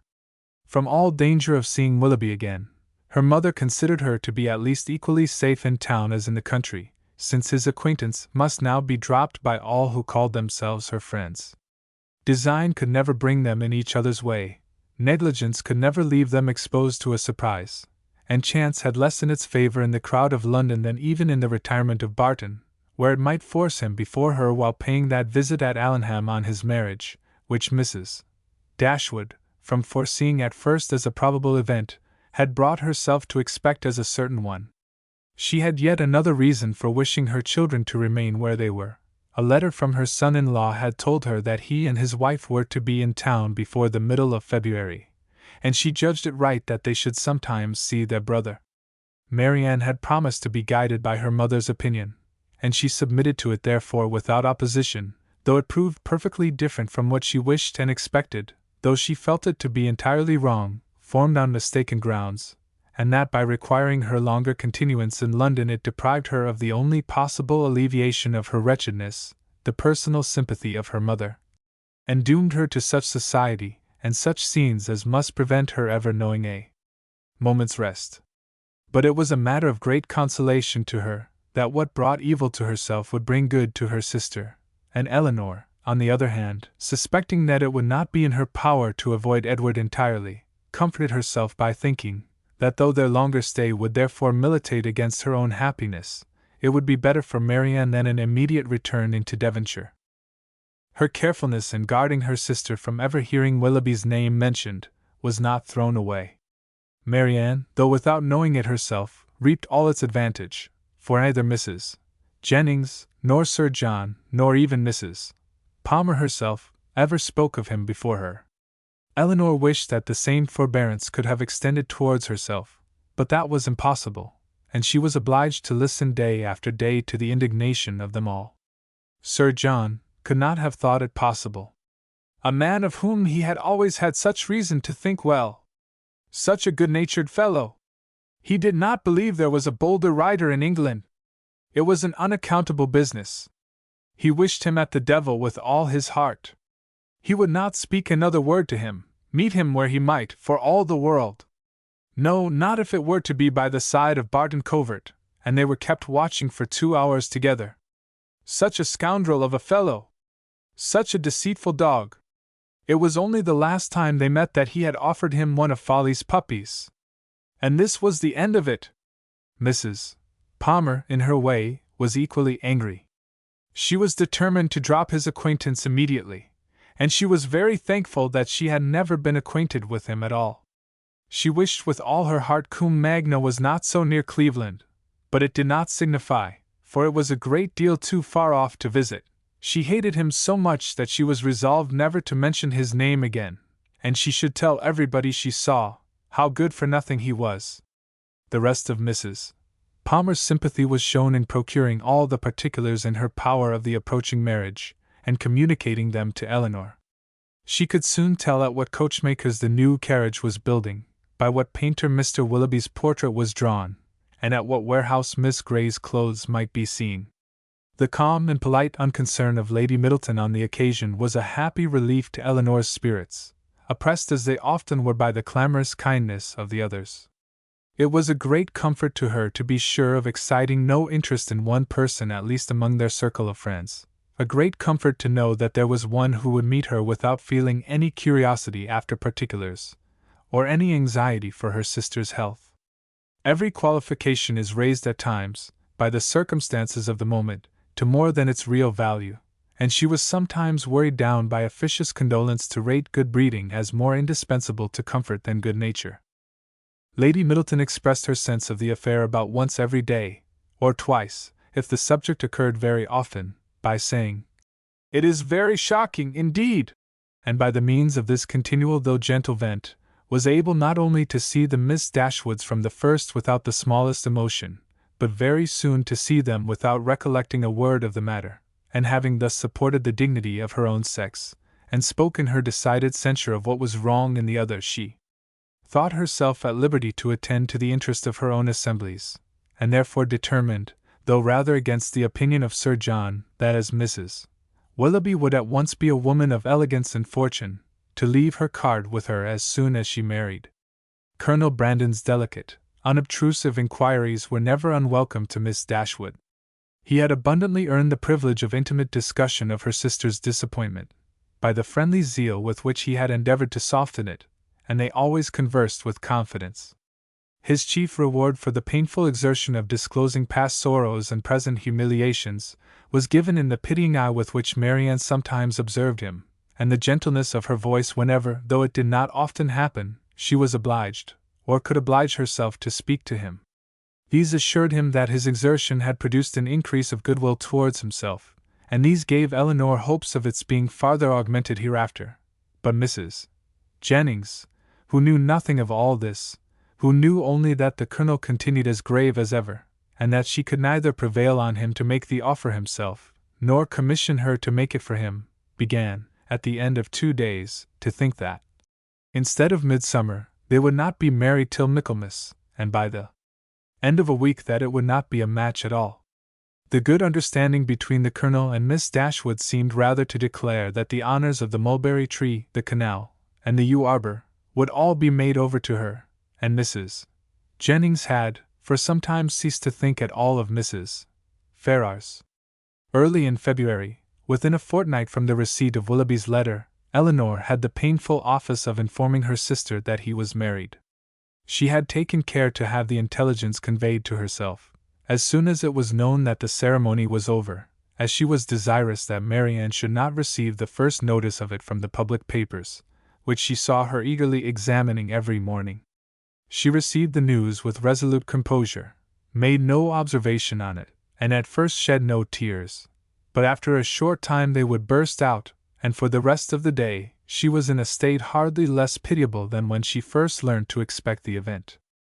The Willoughbys left town as soon as they were married, and Eleanor now hoped, as there could be no danger of her seeing either of them, to prevail on her sister, who had never yet left the house since the blow first fell, to go out again by degrees as she had done before. About this time the two Miss Steeles, lately arrived at their cousin's house in Bartlett's Buildings, Holborn, presented themselves again before their more grand relations in Conduit and Berkeley streets, and were welcomed by them all with great cordiality. Eleanor only was sorry to see them. Their presence always gave her pain, and she hardly knew how to make a very gracious return to the overpowering delight of Lucy in finding her still in town. "I should have been quite disappointed if I had not found you here still," said she repeatedly, with a strong emphasis on the word. "But I always thought I should. I was almost sure you would not leave London yet awhile, though you told me, you know, at Barton, that you should not stay above a month. But I thought, at the time, that you would most likely change your mind when it came to the point. It would have been such a great pity to have went away before your brother and sister came. And now to be sure you will be in no hurry to be gone.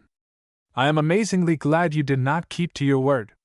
Eleanor perfectly understood her, and was forced to use all her self-command to make it appear that she did not. "Well, my dear," said Mrs. Jennings, "and how did you travel?" "Not in the stage, I assure you," replied Miss Steele, with quick exultation. "We came post all the way, and had a very smart boat to attend us. Dr. Davies was coming to town, and so we thought we'd join him in a post-chaise, and he behaved very genteelly, and paid 10 or 12 shillings more than we did." "Oh," cried Mrs. Jennings. "Very pretty, indeed! And the doctor is a single man, I warrant you." "There now," said Miss Steele, affectedly simpering. "Everybody laughs at me so about the doctor, and I cannot think why. My cousins say they are sure I have made a conquest, but for my part one declare I never think about him from one hour's end to another. Lord! Here comes your beau, Nancy, my cousin said t'other day, when she saw him crossing the street to the house. My beau, indeed! Said I cannot think who you mean. The doctor is no beau of mine. Aye, that is very pretty talking, but it won't do, the doctor is the man I see." "No, indeed," replied her cousin, with affected earnestness. "And I beg you will contradict it, if you ever hear it talked of." Mrs. Jennings directly gave her the gratifying assurance that she certainly would not, and Miss Steele was made completely happy. "I suppose you will go and stay with your brother and sister, Miss Dashwood, when they come to town," said Lucy, returning, after a cessation of hostile hints, to the charge. "No, I do not think we shall." "Oh, yes, I dare say you will." Eleanor would not humor her by farther opposition. "What a charming thing it is that Mrs. Dashwood can spare you both for so long a time together." "Long a time, indeed," interposed Mrs. Jennings. "Why, their visit is but just begun." Lucy was silenced. "I am sorry we cannot see your sister, Miss Dashwood," said Miss Steele. "I am sorry she is not well." For Marianne had left the room on their arrival. "You are very good. My sister will be equally sorry to miss the pleasure of seeing you, but she has been very much plagued lately with nervous headaches, which make her unfit for company or conversation." "Oh dear, that is a great pity! But such old friends as Lucy and me, I think she might see us, and I am sure we would not speak a word." Eleanor, with great civility, declined the proposal. Her sister was perhaps laid down upon the bed, or in her dressing gown, and therefore not able to come to them. "Oh, if that's all," cried Miss Steele, "we can just as well go and see her." Eleanor began to find this impertinence too much for her temper, but she was saved the trouble of checking it by Lucy's sharp reprimand, which now, as on many occasions, though it did not give much sweetness to the manners of one's sister, was of advantage in governing those of the other. Chapter 33. After some opposition, Marianne yielded to her sister's entreaties, and consented to go out with her and Mrs. Jennings one morning for half an hour. She expressly conditioned, however, for paying no visits, and would do no more than accompany them to Gray's in Sackville Street, where Eleanor was carrying on a negotiation for the exchange of a few old-fashioned jewels of her mother.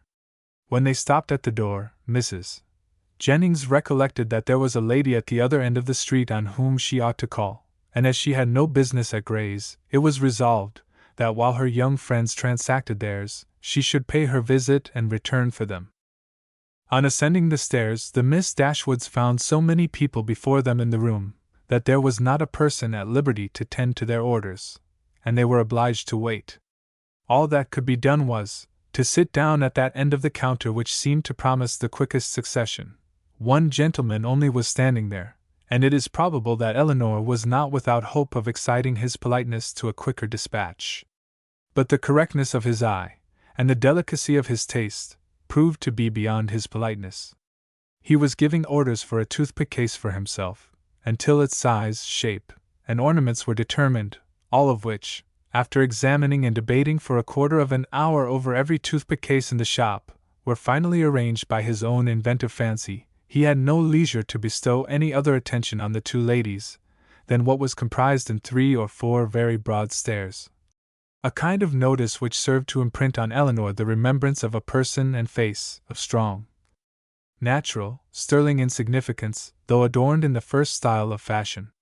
Marian was spared from the troublesome feelings of contempt and resentment on this impertinent examination of their features, and on the puppyism of his manner in deciding on all the different horrors of the different toothpick cases presented to his inspection, by remaining unconscious of it all, for she was as well able to collect her thoughts within herself, and be as ignorant of what was passing around her in Mr. Gray's shop, as in her own bedroom. At last the affair was decided.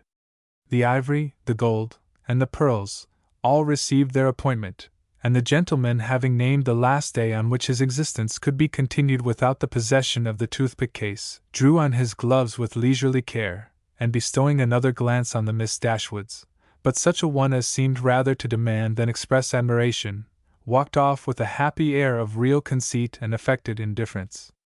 Eleanor lost no time in bringing her business forward, was on the point of concluding it, when another gentleman presented himself at her side. She turned her eyes towards his face, and found him with some surprise to be her brother. Their affection and pleasure in meeting was just enough to make a very creditable appearance in Mr. Gray's shop. John Dashwood was really far from being sorry to see his sisters again.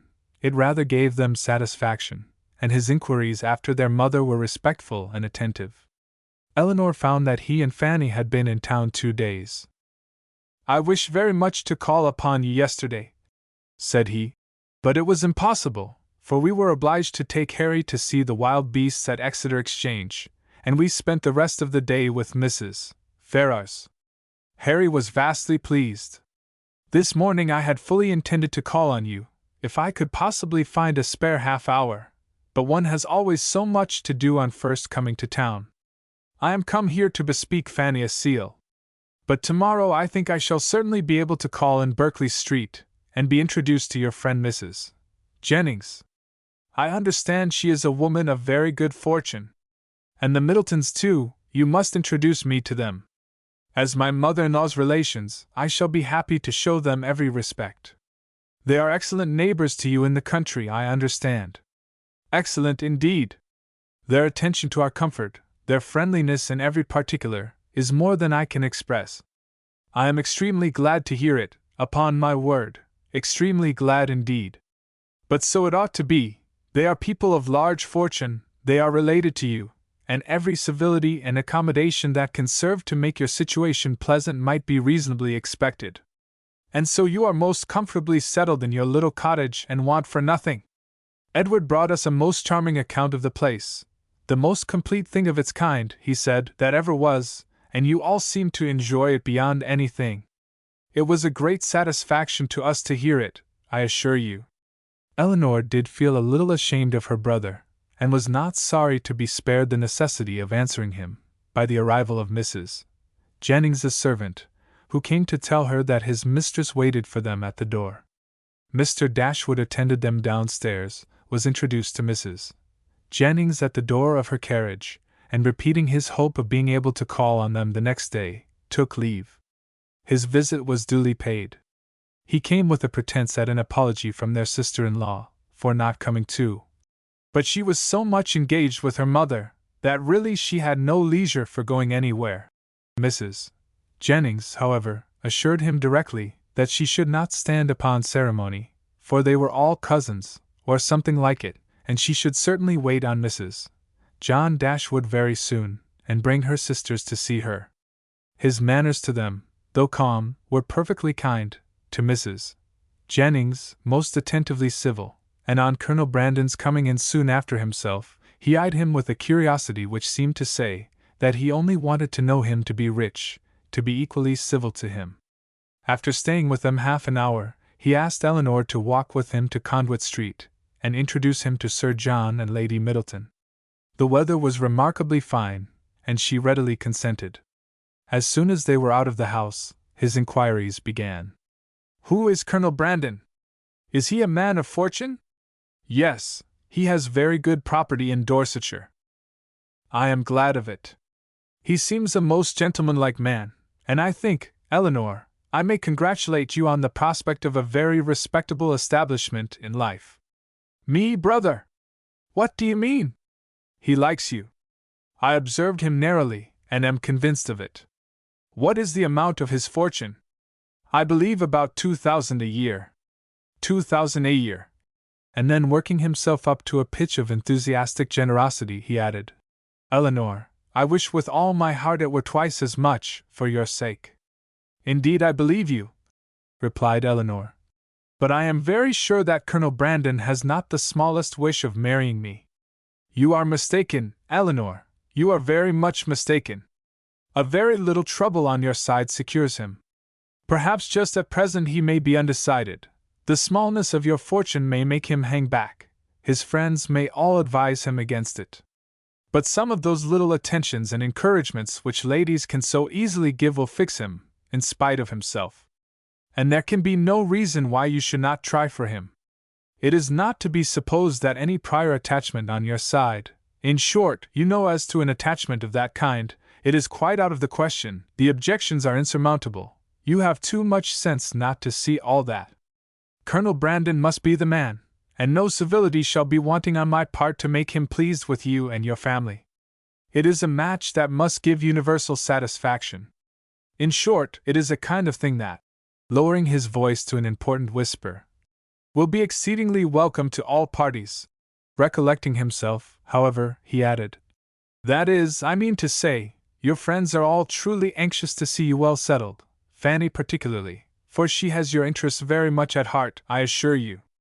And her mother too, Mrs. Ferrars, a very good-natured woman. I am sure it would give her great pleasure. She said as much the other day." Eleanor would not vouchsafe any answer. "It would be something remarkable, now," he continued, "something droll, if Fanny should have a brother and I a sister settling at the same time. And yet it is not very unlikely." "Is Mr. Edward Ferrars," said Eleanor with resolution, "going to be married?" "It is not actually settled, but there is such a thing in agitation. He has a most excellent mother. Mrs. Ferrars, with the utmost liberality, will come forward and settle on him 1,000 a year, if the match takes place. The lady is the Hon. Miss Morton, only daughter of the late Lord Morton, with £30,000. A very desirable connection on both sides, and I have not a doubt of its taking place in time. 1,000 a year is a great deal for a mother to give away, to make over forever, but Mrs. Ferrars has a noble spirit. To give you another instance of her liberality, the other day, as soon as we came to town, aware that money could not be very plenty with us just now, she put banknotes into Fanny's hands to the amount of £200. And extremely acceptable it is, for we must live at a great expense while we are here." He paused for her assent and compassion, and she forced herself to say, "Your expenses both in town and country must certainly be considerable, but your income is a large one." "Not so large, I dare say, as many people suppose. I do not mean to complain, however. It is undoubtedly a comfortable one, and I hope will in time be better. The enclosure of Norland Common, now carrying on, is a most serious strain. And then I have made a little purchase within this half year, East Kingham Farm, you must remember the place, where old Gibson used to live. The land was so very desirable for me in every respect, so immediately adjoining my own property, that I felt it my duty to buy it. I could not have answered it to my conscience to let it fall into any other hands. A man must pay for his convenience, and it has cost me a vast deal of money. More than you think it really and intrinsically worth. Why, I hope not that.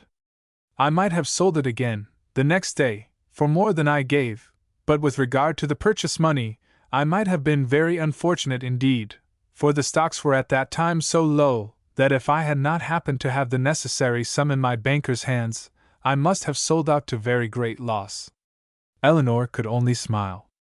Other great and inevitable expenses too we have had on first coming to Norland. Our respected father, as you well know, bequeathed all the Stanhill effects that remained at Norland, and very valuable they were, to your mother. Far be it from me to repine at his doing so, he had an undoubted right to dispose of his own property as he chose, but in consequence of it, we have been obliged to make large purchases of linen, china, and to supply the place of what was taken away. You may guess, after all these expenses, how very far we must be from being rich, and how acceptable Mrs. Ferrars's kindness is. Certainly, said Eleanor, and assisted by her liberality, I hope you may yet live to be in easy circumstances. Another year or two may do much towards it, he gravely replied. But however there is still a great deal to be done. There is not a stone laid of Fanny's greenhouse, and nothing but the plan of the flower garden marked out. Where is the greenhouse to be? Upon the knoll behind the house. The old walnut trees are all come down to make room for it. It will be a very fine object from many parts of the park, and the flower garden will slope down just before it, and be exceedingly pretty. We have cleared away all the old thorns that grew in patches over the brow. Eleanor kept her concern and her censure to herself, and was very thankful that Marianne was not present to share the provocation. Having now said enough to make his poverty clear, and to do away the necessity of buying a pair of earrings for each of his sisters, in his next visit at Gray's, his thoughts took a cheerful turn, and he began to congratulate Eleanor on having such a friend as Mrs. Jennings. She seems a most valuable woman indeed. Her house, her style of living, all bespeak an exceeding good income, and it is an acquaintance that has not only been of great use to you hitherto, but in the end may prove materially advantageous. Her inviting you to town is certainly a vast thing in your favor, and indeed, it speaks altogether so great a regard for you, that in all probability when she dies you will not be forgotten. She must have a great deal to leave. Nothing at all, I should rather suppose, for she has only her jointure, which will descend to her children. But it is not to be imagined that she lives up to her income. Few people of common prudence will do that, and whatever she saves, she will be able to dispose of. And do you not think it more likely that she should leave it to her daughters than to us? Her daughters are both exceedingly well married, and therefore I cannot perceive the necessity of her remembering them farther. Whereas, in my opinion, by her taking so much notice of you, and treating you in this kind of way, she has given you a sort of claim on her future consideration, which a conscientious woman would not disregard. Nothing can be kinder than her behavior, and she can hardly do all this, without being aware of the expectation it raises. But she raises none in those most concerned. Indeed, brother, your anxiety for our welfare and prosperity carries you too far. Why, to be sure, said he, seeming to recollect himself, people have very little in their power. But, my dear Eleanor, what is the matter with Marianne? She looks very unwell, has lost her color, and is grown quite thin. Is she ill? She is not well, she has had a nervous complaint on her for several weeks. I am sorry for that. At her time of life, anything of an illness destroys the bloom forever. Hers has been a very short one. She was as handsome a girl last September as I ever saw, and as likely to attract the man. There was something in her style of beauty to please them particularly. I remember Fanny used to say that she would marry sooner and better than you did, not but what she is exceedingly fond of you, but so it happened to strike her. She will be mistaken, however. I question whether Marianne now will marry a man worth more than 500 or 600 a year, at the utmost, and I am very much deceived if you do not do better. Dorsetshire. I know very little of Dorsetshire, but my dear Eleanor, I shall be exceedingly glad to know more of it, and I think I can answer for your having Fanny and myself among the earliest and best pleased of your visitors. Eleanor tried very seriously to convince him that there was no likelihood of her marrying Colonel Brandon, but it was an expectation of too much pleasure to himself to be relinquished, and he was really resolved on seeking an intimacy with that gentleman, and promoting the marriage by every possible attention. He had just compunction enough for having done nothing for his sisters himself, to be exceedingly anxious that everybody else should do a great deal, and an offer from Colonel Brandon, or a legacy from Mrs. Jennings, was the easiest means of atoning for his own neglect. They were lucky enough to find Lady Middleton at home, and Sir John came in before their visit ended. Abundance of civilities passed on all sides.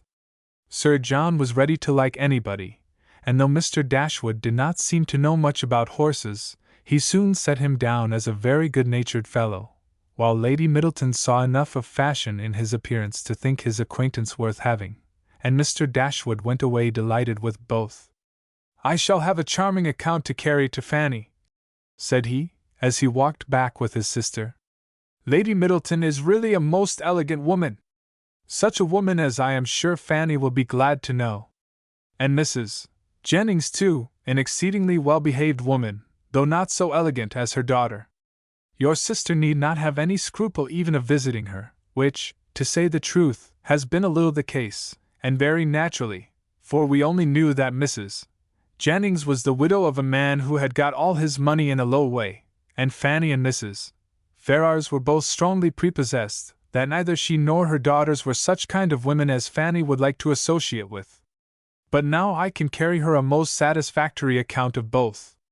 Chapter 34. Mrs. John Dashwood had so much confidence in her husband's judgment that she waited the very next day both on Mrs. Jennings and her daughter, and her confidence was rewarded by finding even the former, even the woman with whom her sisters were staying, by no means unworthy her notice, and as for Lady Middleton, she found her one of the most charming women in the world. Lady Middleton was equally pleased with Mrs. Dashwood. There was a kind of cold-hearted selfishness on both sides, which mutually attracted them, and they sympathized with each other in an insipid propriety of demeanor, and a general want of understanding. The same manners, however, which recommended Mrs. John Dashwood to the good opinion of Lady Middleton did not suit the fancy of Mrs. Jennings, and to her she appeared nothing more than a little proud-looking woman of uncordial address, who met her husband's sisters without any affection, and almost without having anything to say to them, for of the quarter of an hour bestowed on Berkeley Street, she sat at least 7 minutes and a half in silence. Eleanor wanted very much to know, though she did not choose to ask, whether Edward was then in town, but nothing would have induced Fanny voluntarily to mention his name before her, till able to tell her that his marriage with Miss Morton was resolved on, or till her husband's expectations on Colonel Brandon were answered, because she believed them still so very much attached to each other, that they could not be too sedulously divided in word and deed on every occasion. The intelligence, however, which she would not give, soon flowed from another quarter. Lucy came very shortly to claim Eleanor's compassion on being unable to see Edward, though he had arrived in town with Mr. and Mrs. Dashwood. He dared not come to Bartlett's Buildings for fear of detection, and though their mutual impatience to meet was not to be told, they could do nothing at present but write. Edward assured them himself of his being in town, within a very short time, by twice calling in Berkeley Street. Twice was his card found on the table, when they returned from their morning's engagements. Eleanor was pleased that he had called, and still more pleased that she had missed him. The Dashwoods were so prodigiously delighted with the Middletons, that, though not much in the habit of giving anything, they determined to give them a dinner, and soon after their acquaintance began, invited them to dine in Harley Street, where they had taken a very good house for 3 months. Their sisters and Mrs. Jennings were invited likewise, and John Dashwood was careful to secure Colonel Brandon, who, always glad to be where the Miss Dashwoods were, received his eager civilities with some surprise, but much more pleasure. They were to meet Mrs. Ferrars, But Eleanor could not learn whether her sons were to be of the party. The expectation of seeing her, however, was enough to make her interested in the engagement, for though she could now meet Edward's mother without that strong anxiety which had once promised to attend such an introduction, though she could now see her with perfect indifference as to her opinion of herself, her desire of being in company with Mrs. Ferrars, her curiosity to know what she was like, was as lively as ever. The interest with which she thus anticipated the party was soon afterwards increased, more powerfully than pleasantly, by her hearing that the Miss Steeles were also to be at it. So well had they recommended themselves to Lady Middleton, so agreeable had their assiduities made them to her, that though Lucy was certainly not so elegant, and her sister not even genteel, she was as ready as Sir John to ask them to spend a week or two in Conduit Street, and it happened to be particularly convenient to the Miss Steeles, as soon as the Dashwoods' invitation was known, that their visit should begin a few days before the party took place. Their claims to the notice of Mrs. John Dashwood, as the nieces of the gentleman who for many years had had the care of her brother, might not have done much, however, towards procuring them seats at her table, but as Lady Middleton's guests they must be welcome, and Lucy, who had long wanted to be personally known to the family, to have a nearer view of their characters and her own difficulties, and to have an opportunity of endeavoring to please them, had seldom been happier in her life than she was on receiving Mrs. John Dashwood's card. On Eleanor its effect was very different. She began immediately to determine that Edward, who lived with his mother, must be asked as his mother was, to a party given by his sister, and to see him for the first time, after all that passed, in the company of Lucy, she hardly knew how she could bear it. These apprehensions, perhaps, were not founded entirely on reason, and certainly not at all on truth. They were relieved, however, not by her own recollection, but by the good will of Lucy, who believed herself to be inflicting a severe disappointment when she told her that Edward certainly would not be in Harley Street on Tuesday, and even hoped to be carrying the pain still farther by persuading her that he was kept away by the extreme affection for herself, which he could not conceal when they were together. The important Tuesday came that was to introduce the two young ladies to this formidable mother-in-law. "Pity me, dear Miss Dashwood," said Lucy, as they walked up the stairs together, for the Middletons arrived so directly after Mrs. Jennings, that they all followed the servant at the same time. "There is nobody here but you that can feel for me. I declare I can hardly stand good gracious. In a moment I shall see the person that all my happiness depends on, that is to be my mother." Eleanor could have given her immediate relief by suggesting the possibility of its being Miss Morton's mother, rather than her own, whom they were about to behold. But instead of doing that, she assured her, and with great sincerity, that she did pity her, to the utter amazement of Lucy, who, though really uncomfortable herself, hoped at least to be an object of irrepressible envy to Eleanor. Mrs. Ferrars was a little, thin woman, upright, even to formality, in her figure, and serious, even to sourness, in her aspect. Her complexion was sallow, and her features small, without beauty, and naturally without expression, but a lucky contraction of the brow had rescued her countenance from the disgrace of insipidity, by giving it the strong characters of pride and ill nature. She was not a woman of many words, for, unlike people in general, she proportioned them to the number of her ideas, and of the few syllables that did escape her, not one fell to the share of Miss Dashwood, whom she eyed with the spirited determination of disliking her at all events. Eleanor could not now be made unhappy by this behavior. A few months ago it would have hurt her exceedingly, but it was not in Mrs. Ferrars' power to distress her by it now, and the difference of her manners to the Miss Steeles, a difference which seemed purposely made to humble her more, only amused her. She could not but smile to see the graciousness of both mother and daughter towards the very person, for Lucy was particularly distinguished, whom of all others, had they known as much as she did, they would have been most anxious to mortify, while she herself, who had comparatively no power to wound them, sat pointedly slighted by both. But while she smiled at a graciousness so misapplied, she could not reflect on the mean-spirited folly from which it sprung, nor observe the studied attentions with which the Miss Steeles courted its continuance, without thoroughly despising them all for Lucy was all exultation on being so honorably distinguished, and Miss Steele wanted only to be teased about Dr. Davies to be perfectly happy. The dinner was a grand one, the servants were numerous, and everything bespoke the mistress's inclination for show, and the master's ability to support it.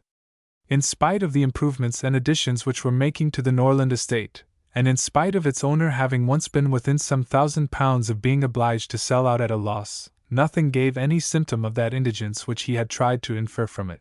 No poverty of any kind, except of conversation, appeared, but there, the deficiency was considerable.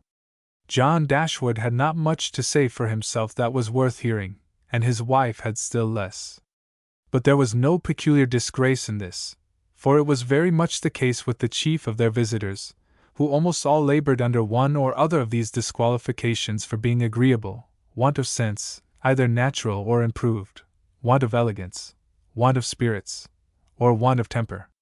When the ladies withdrew to the drawing-room after dinner, this poverty was particularly evident, for the gentlemen had supplied the discourse with some variety, the variety of politics, enclosing land, and breaking horses, but then it was all over, and one subject only engaged the ladies till coffee came in, which was the comparative heights of Harry Dashwood and Lady Middleton's second son William, who were nearly of the same age.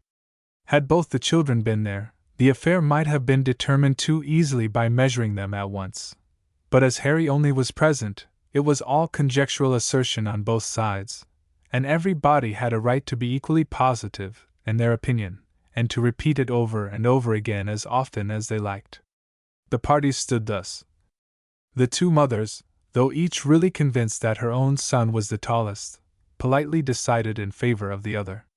The two grandmothers, with not less partiality, but more sincerity, were equally earnest in support of their own descendant. Lucy, who was hardly less anxious to please one parent than the other, thought the boys were both remarkably tall for their age, and could not conceive that there could be the smallest difference in the world between them, and Miss Steele, with yet greater address, gave it, as fast as she could, in favor of each. Elinor, having once delivered her opinion on William's side, by which she offended Mrs. Ferrars and Fanny still more, did not see the necessity of enforcing it by any farther assertion, and Marianne, when called on for hers, offended them all, by declaring that she had no opinion to give, as she had never thought about it. Before her removing from Norland, Elinor had painted a very pretty pair of screens for her sister-in-law, which being now just mounted and brought home, ornamented her present drawing-room, and these screens, catching the eye of John Dashwood on his following the other gentlemen into the room, were officiously handed by him to Colonel Brandon for his admiration. "These are done by my eldest sister," said he, "and you, as a man of taste, will, I dare say, be pleased with them. I do not know whether you have ever happened to see any of her performances before, but she is in general reckoned to draw extremely well." The Colonel, though disclaiming all pretensions to connoisseurship, warmly admired the screens, as he would have done anything painted by Miss Dashwood, and on the curiosity of the others being of course excited, they were handed round for general inspection. Mrs. Ferrars, not aware of their being Elinor's work, particularly requested to look at them, and after they had received gratifying testimony of Lady Middleton's approbation, Fanny presented them to her mother, considerately informing her, at the same time, that they were done by Miss Dashwood. "Hum," said Mrs. Ferrars, "very pretty," and without regarding them at all, returned them to her daughter. Perhaps Fanny thought for a moment that her mother had been quite rude enough, for, coloring a little, she immediately said, "They are very pretty, ma'am, ain't they?" But then again, the dread of having been too civil, too encouraging herself, probably came over her, for she presently added, "Do you not think they are something in Miss Morton's style of painting, ma'am? She does paint most delightfully. How beautifully her last landscape is done! Beautifully indeed! But she does everything well." Marianne could not bear this dot. She was already greatly displeased with Mrs. Ferrars, and such ill-timed praise of another, at Elinor's expense, though she had not any notion of what was principally meant by it, provoked her immediately to say with warmth, "This is admiration of a very particular kind. What is Miss Morton to us? Who knows, or who cares, for her? It is Elinor of whom we think and speak." And so saying, she took the screens out of her sister-in-law's hands, to admire them herself as they ought to be admired. Mrs. Ferrars looked exceedingly angry, and drawing herself up more stiffly than ever, pronounced in retort this bitter philippic: "Miss Morton is Lord Morton's daughter." Fanny looked very angry too, and her husband was all in a fright at his sister's audacity. Eleanor was much more hurt by Marianne's warmth than she had been by what produced it, but Colonel Brandon's eyes, as they were fixed on Marianne, declared that he noticed only what was amiable in it, the affectionate heart which could not bear to see a sister slighted in the smallest point. Marianne's feelings did not stop here. The cold insolence of Mrs. Ferrars's general behavior to her sister seemed, to her, to foretell such difficulties and distresses to Eleanor, as her own wounded heart taught her to think of with horror, and urged by a strong impulse of affectionate sensibility, she moved after a moment, to her sister's chair, and putting one arm round her neck, and one cheek close to hers, said in a low, but eager, voice: "Dear, dear Eleanor, don't mind them. Don't let them make you unhappy." She could say no more. Her spirits were quite overcome, and hiding her face on Eleanor's shoulder, she burst into tears. Everybody's attention was called, and almost everybody was concerned. Colonel Brandon rose up and went to them without knowing what he did. Mrs. Jennings, with a very intelligent "Ah, poor dear," immediately gave her salts, and Sir John felt so desperately enraged against the author of this nervous distress, that he instantly changed his seat to one close by Lucy Steele, and gave her, in a whisper, a brief account of the whole shocking affair. In a few minutes, however, Marianne was recovered enough to put an end to the bustle, and sit down among the rest, though her spirits retained the impression of what had passed the whole evening. "Poor Marianne!" said her brother to Colonel Brandon, in a low voice, as soon as he could secure his attention. "She has not such good health as her sister, she is very nervous, she has not Eleanor's constitution, and one must allow that there is something very trying to a young woman who has been a beauty in the loss of her personal attractions. You would not think it perhaps, but Marianne was remarkably handsome a few months ago, quite as handsome as Eleanor. Now you see it is all gone." Chapter 35. Eleanor's curiosity to see Mrs. Ferrars was satisfied. She had found in her everything that could tend to make a farther connection between the families undesirable. She had seen enough of her pride, her meanness, and her determined prejudice against herself, to comprehend all the difficulties that must have perplexed the engagement, and retarded the marriage, of Edward and herself, had he been otherwise free, and she had seen almost enough to be thankful for her own sake, that one greater obstacle preserved her from suffering under any other of Mrs. Ferrars's creation, preserved her from all dependence upon her caprice, or any solicitude for her good opinion. Or at least, if she did not bring herself quite to rejoice in Edward's being fettered to Lucy, she determined that had Lucy been more amiable, she ought to have rejoiced. She wondered that Lucy's spirits could be so very much elevated by the civility of Mrs. Ferrars, that her interest and her vanity should so very much blind her as to make the attention which seemed only paid her because she was not Eleanor, appear a compliment to herself, or to allow her to derive encouragement from a preference only given her, because her real situation was unknown. But that it was so, had not only been declared by Lucy's eyes at the time, but was declared over again the next morning more openly, for at her particular desire, Lady Middleton set her down in Berkeley Street on the chance of seeing Eleanor alone, to tell her how happy she was. The chance proved a lucky one, for a message from Mrs. Palmer soon after she arrived carried Mrs. Jennings away. "My dear friend," cried Lucy, as soon as they were by themselves, "I come to talk to you of my happiness. Could anything be so flattering as Mrs. Ferrars's way of treating me yesterday? So exceeding affable as she was. You know how I dreaded the thoughts of seeing her, but the very moment I was introduced, there was such an affability in her behavior as really should seem to say she had quite took a fancy to me. Now was not it so? You saw it all, and was not you quite struck with it? She was certainly very civil to you." "Civil? Did you see nothing but only civility? I saw a vast deal more. Such kindness as fell to the share of nobody but me, no pride, No hauteur, and your sister just the same, all sweetness and affability. Eleanor wished to talk of something else, but Lucy still pressed her to own that she had reason for her happiness, and Eleanor was obliged to go on. Undoubtedly, if they had known your engagement, said she, nothing could be more flattering than their treatment of you, but as that was not the case. I guess you would say so, replied Lucy quickly. But there was no reason in the world why Mrs. Ferrars should seem to like me, if she did not, and her liking me is everything. You shan't talk me out of my satisfaction. I am sure it will all end well, and there will be no difficulties at all, to what I used to think. Mrs. Ferrars is a charming woman, and so is your sister. They are both delightful women, indeed. I wonder I should never hear you say how agreeable Mrs. Dashwood was. To this Eleanor had no answer to make, and did not attempt any. Are you ill, Miss Dashwood? You seem low, you don't speak, sure you ain't well. I never was in better health. I am glad of it with all my heart, but really you did not look it. I should be sorry to have you ill, you, that have been the greatest comfort to me in the world. Heaven knows what I should have done without your friendship. Eleanor tried to make a civil answer, though doubting her own success. But it seemed to satisfy Lucy, for she directly replied, Indeed, I am perfectly convinced of your regard for me, and next to Edward's love, it is the greatest comfort I have. Poor Edward! But now there is one good thing, we shall be able to meet, and meet pretty often, for Lady Middleton's delighted with Mrs. Dashwood, so we shall be a good deal in Harley Street, I dare say, and Edward spends half his time with his sister. Besides, Lady Middleton and Mrs.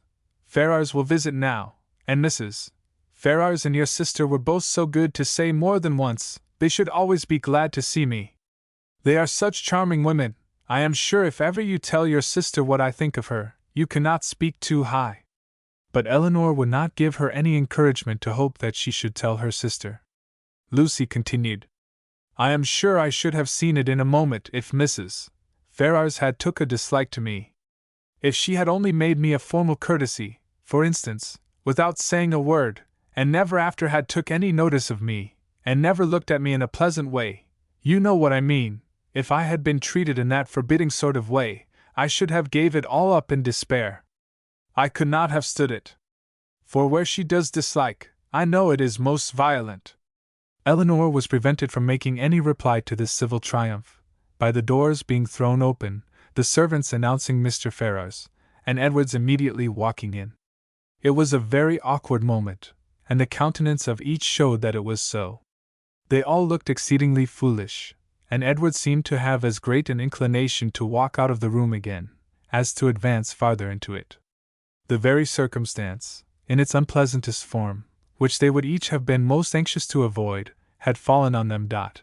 They were not only all three together, but were together without the relief of any other person.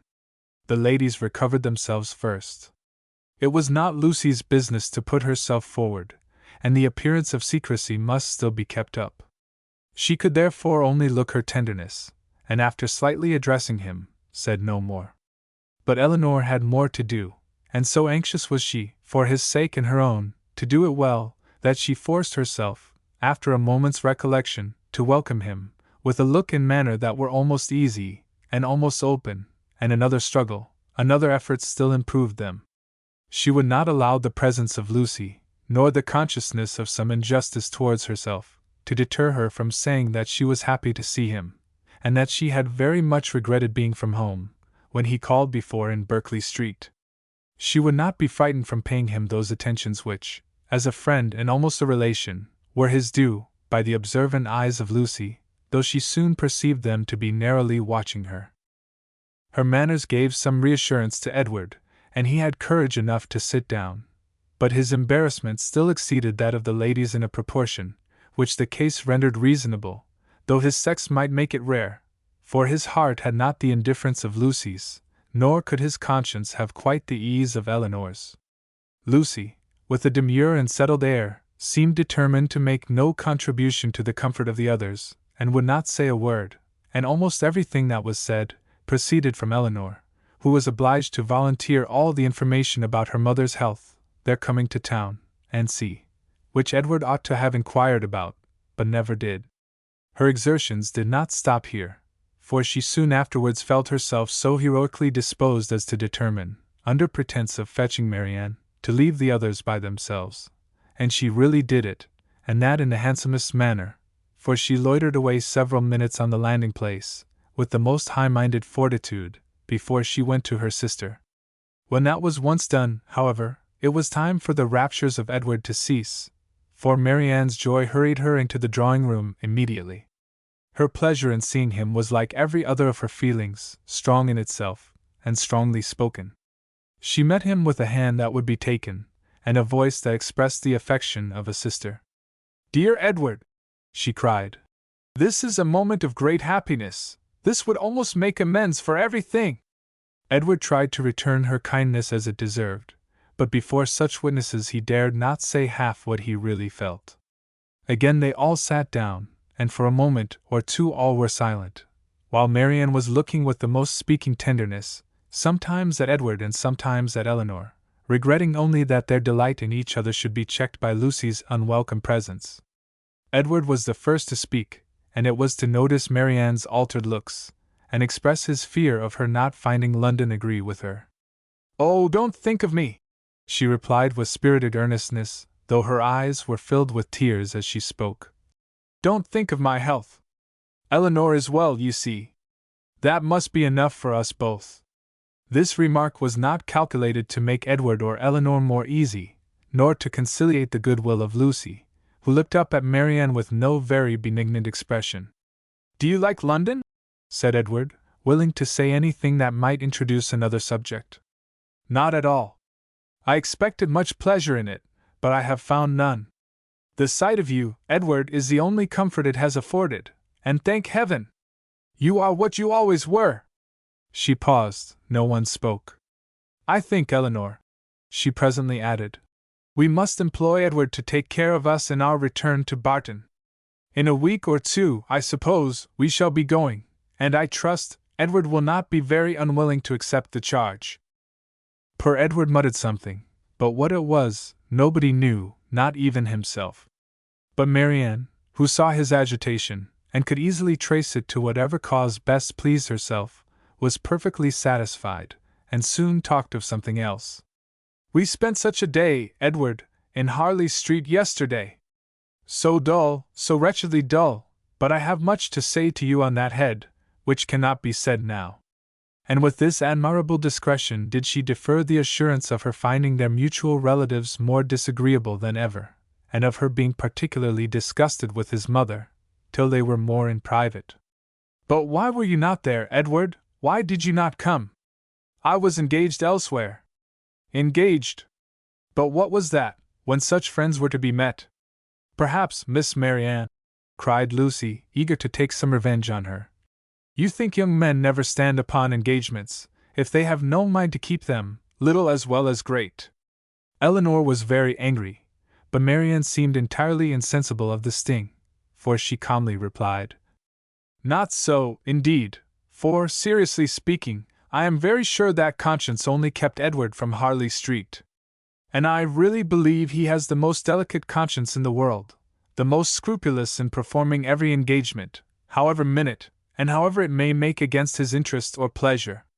He is the most fearful of giving pain, of wounding expectation, and the most incapable of being selfish, of anybody I ever saw. Edward, it is so, and I will say it." "What? Are you never to hear yourself praised? Then you must be no friend of mine, for those who will accept of my love and esteem must submit to my open commendation." The nature of her commendation, in the present case, however, happened to be particularly ill-suited to the feelings of 2/3 of her auditors, and was so very unexhilarating to Edward, that he very soon got up to go away. "Going so soon?" said Marianne. "My dear Edward, this must not be."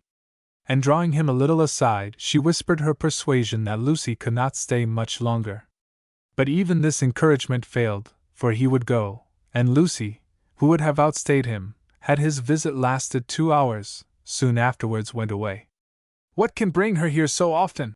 said Marianne on her leaving them. "Could not she see that we wanted her gone? How teasing to Edward!" Why so? We were all his friends, and Lucy has been the longest known to him of any. It is but natural that he should like to see her as well as ourselves. Marianne looked at her steadily and said, You know, Eleanor, that this is a kind of talking which I cannot bear. If you only hope to have your assertion contradicted, as I must suppose to be the case, you ought to recollect that I am the last person in the world to do it. I cannot descend to be tricked out of assurances that are not really wanted. She then left the room, and Eleanor dared not follow her to say more, for bound as she was by her promise of secrecy to Lucy, she could give no information that would convince Marianne, and painful as the consequences of her still continuing in an error might be, she was obliged to submit to it. All that she could hope was that Edward would not often expose her or himself to the distress of hearing Marianne's mistaken warmth, nor to the repetition of any other part of the pain that had attended their recent meeting, and this she had every reason to expect. Chapter 36. Within a few days after this meeting, the newspapers announced to the world that the lady of Thomas Palmer, Esq. was safely delivered of a son and heir, a very interesting and satisfactory paragraph, at least to all those intimate connections who knew it before. This event, highly important to Mrs. Jennings's happiness, produced a temporary alteration in the disposal of her time, and influenced, in a like degree, the engagements of her young friends. For as she wished to be as much as possible with Charlotte, she went thither every morning as soon as she was dressed, and did not return till late in the evening, and the Miss Dashwoods, at the particular request of the Middletons, spent the whole of every day in Conduit Street. For their own comfort they would much rather have remained, at least all the morning, in Mrs. Jennings's house, but it was not a thing to be urged against the wishes of everybody. Their hours were therefore made over to Lady Middleton and the two Miss Steeles, by whom their company, in fact, was as little valued as it was professedly sought. They had too much sense to be desirable companions to the former, and by the latter they were considered with a jealous eye, as intruding on their ground, and sharing the kindness which they wanted to monopolize. Though nothing could be more polite than Lady Middleton's behavior to Eleanor and Marianne, she did not really like them at all. Because they neither flattered herself nor her children, she could not believe them good-natured, and because they were fond of reading, she fancied them satirical, perhaps without exactly knowing what it was to be satirical, but that did not signify. It was censure in common use, and easily given. Their presence was a restraint both on her and on Lucy. It checked the idleness of one, and the business of the other. Lady Middleton was ashamed of doing nothing before them, and the flattery which Lucy was proud to think of and administer at other times, she feared they would despise her for offering. Miss Steele was the least discomposed of the three, by their presence, and it was in their power to reconcile her to it entirely. Would either of them only have given her a full and minute account of the whole affair between Marianne and Mr. Willoughby, she would have thought herself amply rewarded for the sacrifice of the best place by the fire after dinner, which their arrival occasioned. But this conciliation was not granted, for though she often threw out expressions of pity for her sister to Eleanor, and more than once dropped a reflection on the inconstancy of beaux before Marianne, no effect was produced, but a look of indifference from the former, or of disgust in the latter. An effort even yet lighter might have made her their friend. Would they only have laughed at her about the doctor? But so little were they, any more than the others, inclined to oblige her, that if Sir John dined from home, she might spend a whole day without hearing any other raillery on the subject than what she was kind enough to bestow on herself. All these jealousies and discontents, however, were so totally unsuspected by Mrs.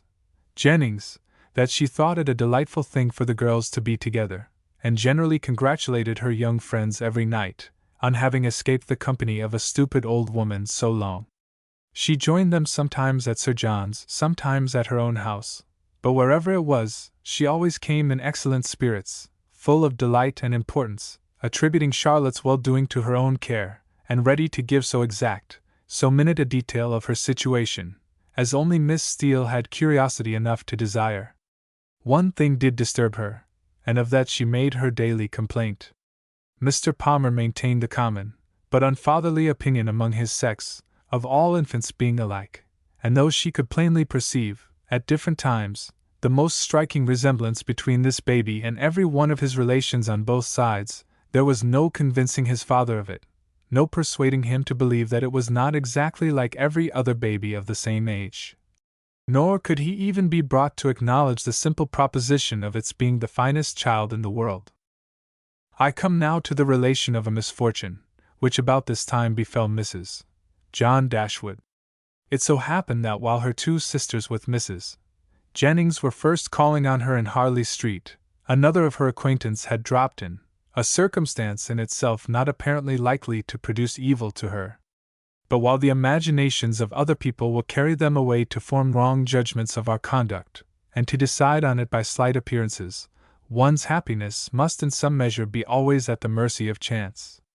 In the present instance, this last arrived lady allowed her fancy to so far outrun truth and probability, that on merely hearing the name of the Miss Dashwoods, and understanding them to be Mr. Dashwood's sisters, she immediately concluded them to be staying in Harley Street, and this misconstruction produced within a day or two afterwards cards of invitation for them as well as for their brother and sister, to a small musical party at her house. The consequence of which was, that Mrs. John Dashwood was obliged to submit not only to the exceedingly great inconvenience of sending her carriage for the Miss Dashwoods, but what was still worse, must be subject to all the unpleasantness of appearing to treat them with attention, and who could tell that they might not expect to go out with her a second time? The power of disappointing them, it was true, must always be hers.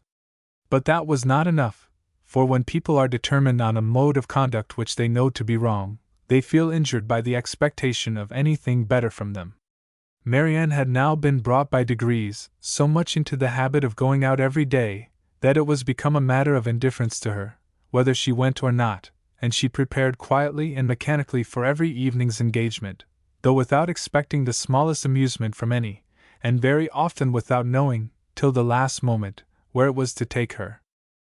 To her dress and appearance she was grown so perfectly indifferent, as not to bestow half the consideration on it, during the whole of her toilet, which it received from Miss Steele in the first 5 minutes of their being together, when it was finished. Nothing escaped her minute observation and general curiosity. She saw everything, and asked everything, was never easy till she knew the price of every part of Marianne's dress, could have guessed the number of her gowns altogether with better judgment than Marianne herself, and was not without hopes of finding out before they parted how much her washing cost per week, and how much she had every year to spend upon herself.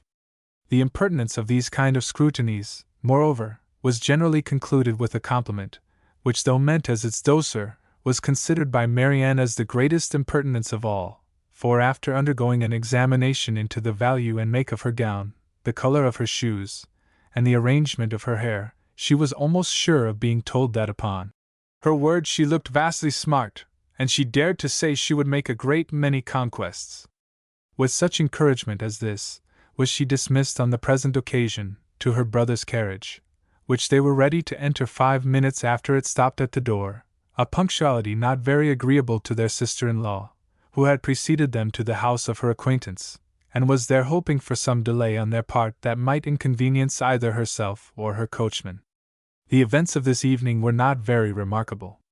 The party, like other musical parties, comprehended a great many people who had real taste for the performance, and a great many more who had none at all, and the performers themselves were, as usual, in their own estimation, and that of their immediate friends, the first private performers in England. As Eleanor was neither musical, nor affecting to be so, she made no scruple of turning her eyes from the grand pianoforte, whenever it suited her, and unrestrained even by the presence of a harp and violoncello, would fix them at pleasure on any other object in the room. In one of these excursive glances she perceived among a group of young men, the very he, who had given them a lecture on toothpick cases at Gray's. She perceived him soon afterwards looking at herself, and speaking familiarly to her brother, and had just determined to find out his name from the latter, when they both came towards her, and Mr. Dashwood introduced him to her as Mr. Robert Ferrars. He addressed her with easy civility, and twisted his head into a bow which assured her as plainly as words could have done, that he was exactly the coxcomb she had heard him described to be by Lucy. Happy had it been for her, if her regard for Edward had depended less on his own merit, then on the merit of his nearest relations. For then his brother's bow must have given the finishing stroke to what the ill humor of his mother and sister would have begun. But while she wondered at the difference of the two young men, she did not find that the emptiness and conceit of the one put her out of all charity with the modesty and worth of the other. Why they were different, Robert explained to her himself in the course of a quarter of an hour's conversation, for, talking of his brother, and lamenting the extreme gaucherie which he really believed kept him from mixing in proper society, he candidly and generously attributed it much less to any natural deficiency than to the misfortune of a private education, while he himself, though probably without any material superiority by nature, merely from the advantage of a public school, was as well fitted to mix in the world as any other man. Upon my soul, he added, I believe it is nothing more, and so I often tell my mother, when she is grieving about it. My dear madam, I always say to her, you must make yourself easy. The evil is now irremediable, and it has been entirely your own doing. Why would you be persuaded by my uncle, Sir Robert, against your own judgment, to place Edward under private tuition, at the most critical time of his life?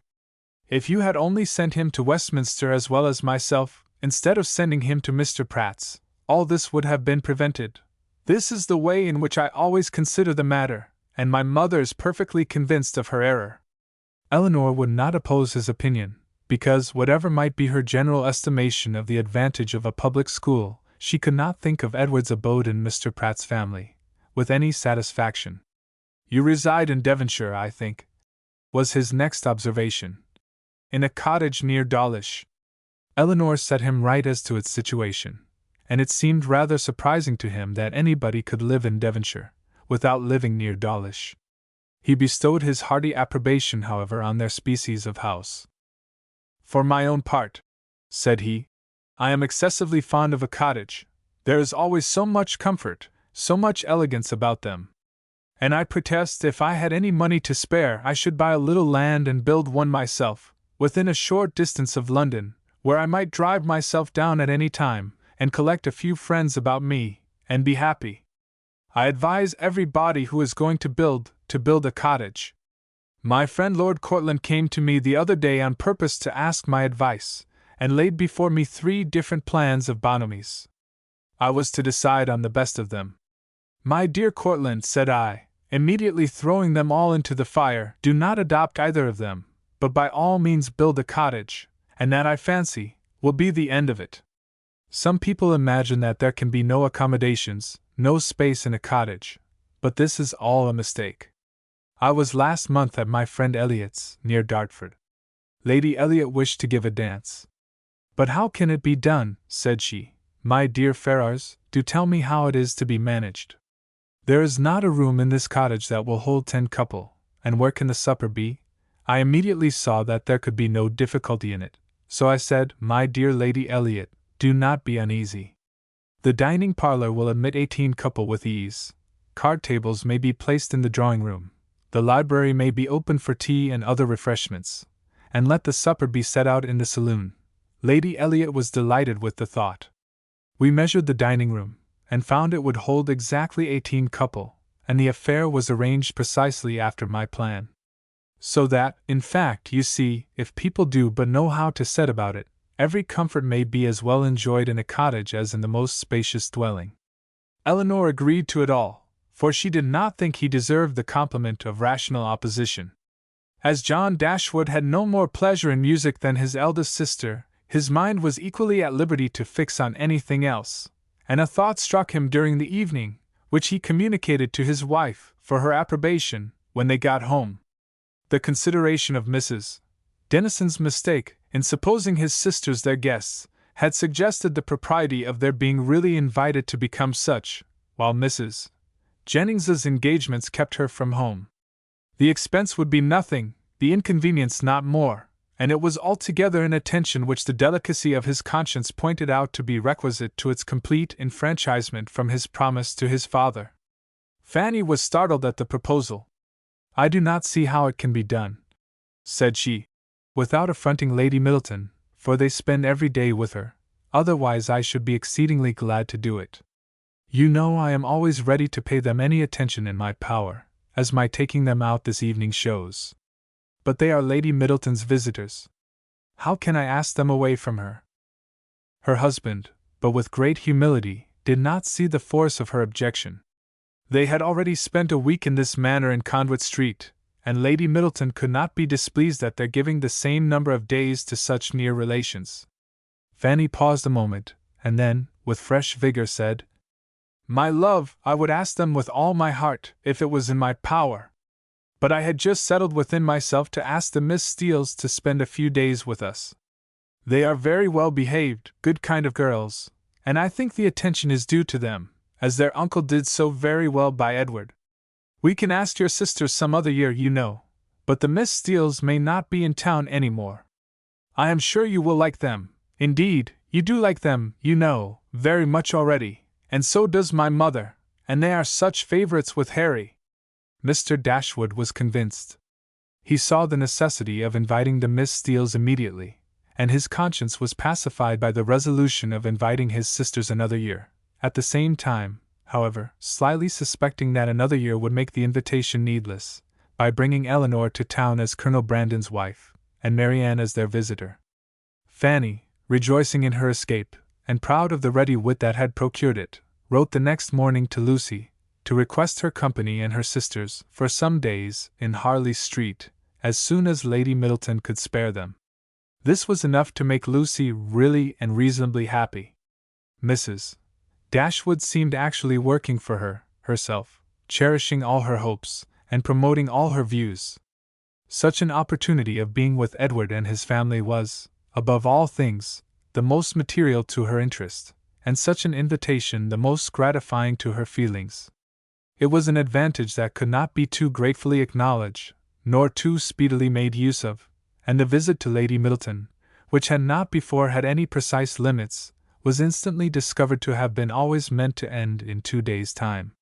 When the note was shown to Eleanor, as it was within 10 minutes after its arrival, it gave her, for the first time, some share in the expectations of Lucy, for such a mark of uncommon kindness, vouchsafed on so short an acquaintance, seemed to declare that the goodwill towards her arose from something more than merely malice against herself, and might be brought, by time and address, to do everything that Lucy wished.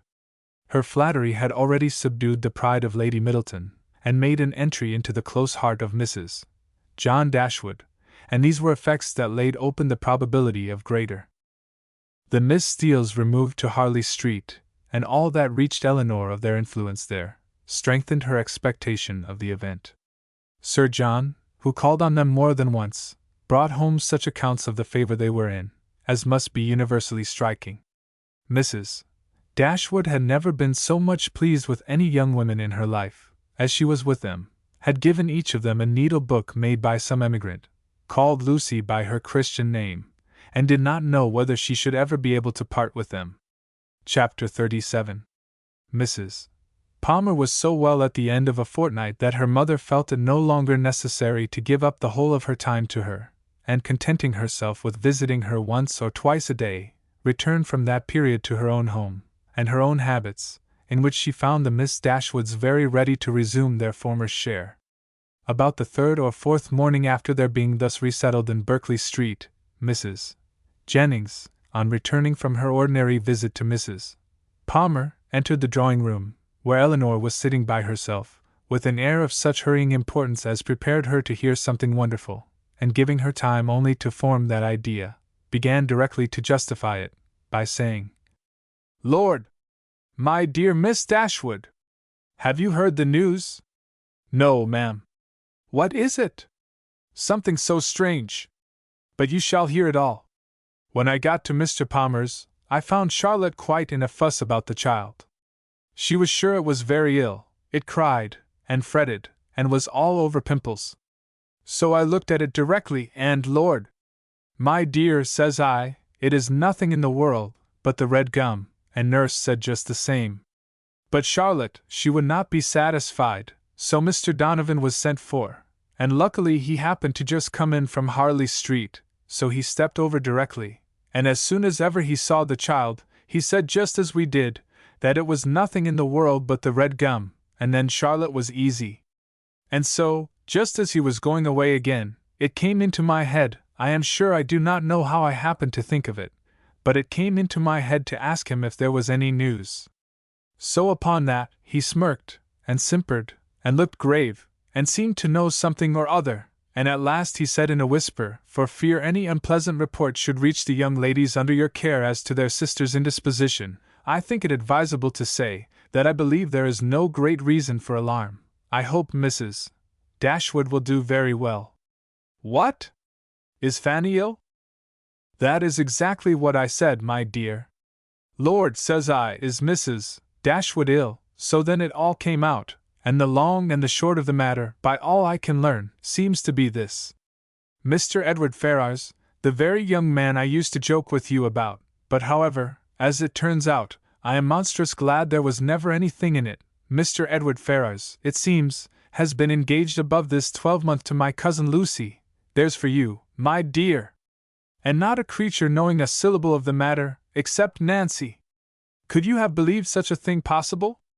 There is no great wonder in their liking one another, but that matters should be brought so forward between them, and nobody suspect it. That is strange. I never happened to see them together, or I am sure I should have found it out directly. Well, and so this was kept a great secret, for fear of Mrs. Ferrars, and neither she nor your brother or sister suspected a word of the matter, till this very morning, poor Nancy, who, you know, is a well-meaning creature, but no conjurer, popped it all out. Lord, thinks she to herself, they are all so fond of Lucy, to be sure they will make no difficulty about it, and so away she went to your sister, who was sitting all alone at her carpet work, little suspecting what was to come, for she had just been saying to your brother, only 5 minutes before, that she thought to make a match between Edward and some lord's daughter or other, I forget who.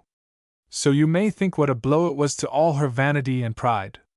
She fell into violent hysterics immediately, with such screams as reached your brother's ears, as he was sitting in his own dressing-room downstairs, thinking about writing a letter to his steward in the country. So up he flew directly, and a terrible scene took place, for Lucy was come to them by that time, little dreaming what was going on. Poor soul! I pity her. And I must say, I think she was used very hardly, for your sister scolded like any fury, and soon drove her into a fainting fit. Nancy, she fell upon her knees, and cried bitterly, and your brother, he walked about the room, and said he did not know what to do. Mrs. Dashwood declared they should not stay a minute longer in the house, and your brother was forced to go down upon his knees too, to persuade her to let them stay till they had packed up their clothes. Then she fell into hysterics again, and he was so frightened that he would send for Mr. Donovan, and Mr. Donovan found the house in all this uproar. The carriage was at the door ready to take my poor cousins away, and they were just stepping in as he came off. Poor Lucy in such a condition, he says, she could hardly walk, and Nancy, she was almost as bad. I declare, I have no patience with your sister, and I hope, with all my heart, it will be a match in spite of her. Lord! What a taking poor Mr. Edward will be in when he hears of it! To have his love used so scornfully! For they say he is monstrous fond of her, as well he may. I should not wonder, if he was to be in the greatest passion, and Mr. Donovan thinks just the same. He and I had a great deal of talk about it, and the best of all is, that he is gone back again to Harley Street, that he may be within call when Mrs. Ferrars is told of it, for she was sent for as soon as ever my cousins left the house, for your sister was sure she would be in hysterics too, and so she may, for what I care. I have no pity for either of them. I have no notion of people's making such a to-do about money and greatness. There is no reason on earth why Mr. Edward and Lucy should not marry, for I am sure Mrs. Ferrars may afford to do very well by her son, and though Lucy has next to nothing herself, she knows better than anybody how to make the most of everything. I dare say, if Mrs. Ferrars would only allow him 500 a year, she would make as good an appearance with it as anybody else would with 8. Lord! How snug they might live in such another cottage as yours, or a little bigger, with 2 maids, and 2 men, and I believe I could help them to a housemaid, for my Betty has a sister out of place, that would fit them exactly. Here Mrs. Jennings ceased, and as Eleanor had had time enough to collect her thoughts, she was able to give such an answer, and make such observations, as the subject might naturally be supposed to produce. Happy to find that she was not suspected of any extraordinary interest in it, that Mrs. Jennings, as she had of late often hoped might be the case, had ceased to imagine her at all attached to Edward, and happy above all the rest, in the absence of Marianne, she felt very well able to speak of the affair without embarrassment, and to give her judgment, as she believed, with impartiality on the conduct of every one concerned in it. She could hardly determine what her own expectation of its event really was, though she earnestly tried to drive away the notion of its being possible to end otherwise at last, than in the marriage of Edward and Lucy. What Mrs. Ferrars would say and do, though there could not be a doubt of its nature, she was anxious to hear, and still more anxious to know how Edward would conduct himself. For him she felt much compassion, for Lucy very little, and it cost her some pains to procure that little, for the rest of the party none at all. As Mrs. Jennings could talk on no other subject, Eleanor soon saw the necessity of preparing Marianne for its discussion. No time was to be lost in undeceiving her, in making her acquainted with the real truth, and in endeavoring to bring her to hear it talked of by others, without betraying that she felt any uneasiness for her sister or any resentment against Edward. Eleanor's office was a painful one. She was going to remove what she really believed to be her sister's chief consolation, to give such particulars of Edward as she feared would ruin him forever in her good opinion, and to make Marianne, by a resemblance in their situations, which to her fancy would seem strong, feel all her own disappointment over again. But unwelcome as such a task must be, it was necessary to be done, and Eleanor therefore hastened to perform it. She was very far from wishing to dwell on her own feelings, or to represent herself as suffering much, any otherwise than as the self-command she had practiced since her first knowledge of Edward's engagement might suggest a hint of what was practicable to Marianne. Her narration was clear and simple, and though it could not be given without emotion, it was not accompanied by violent agitation, nor impetuous grief. That belonged rather to the hearer, for Marianne listened with horror, and cried excessively.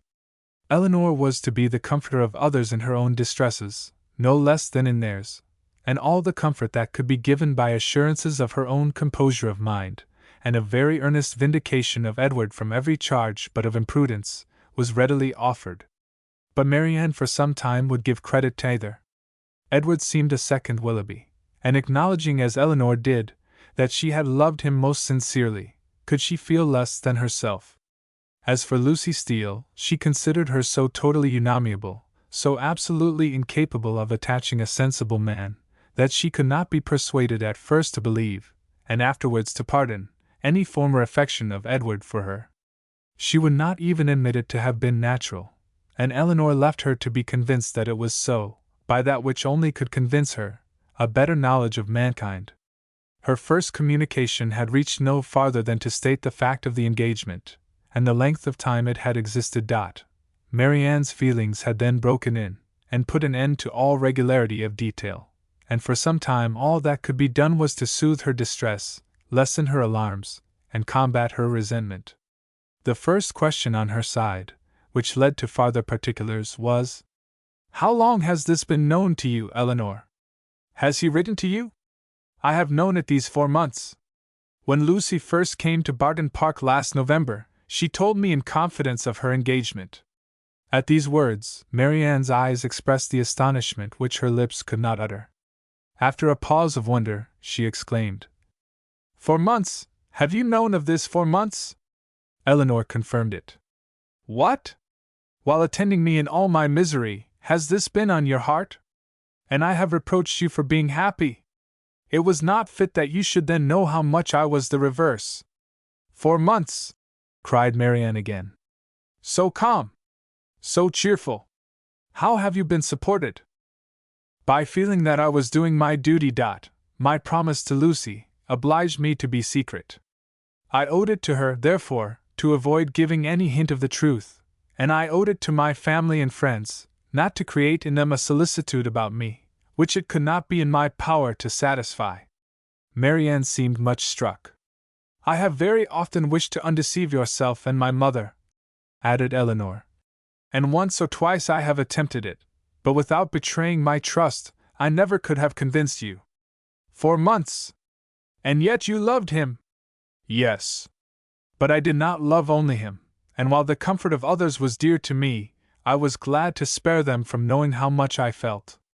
Now I can think and speak of it with little emotion. I would not have you suffer on my account, for I assure you I no longer suffer materially myself. I have many things to support me.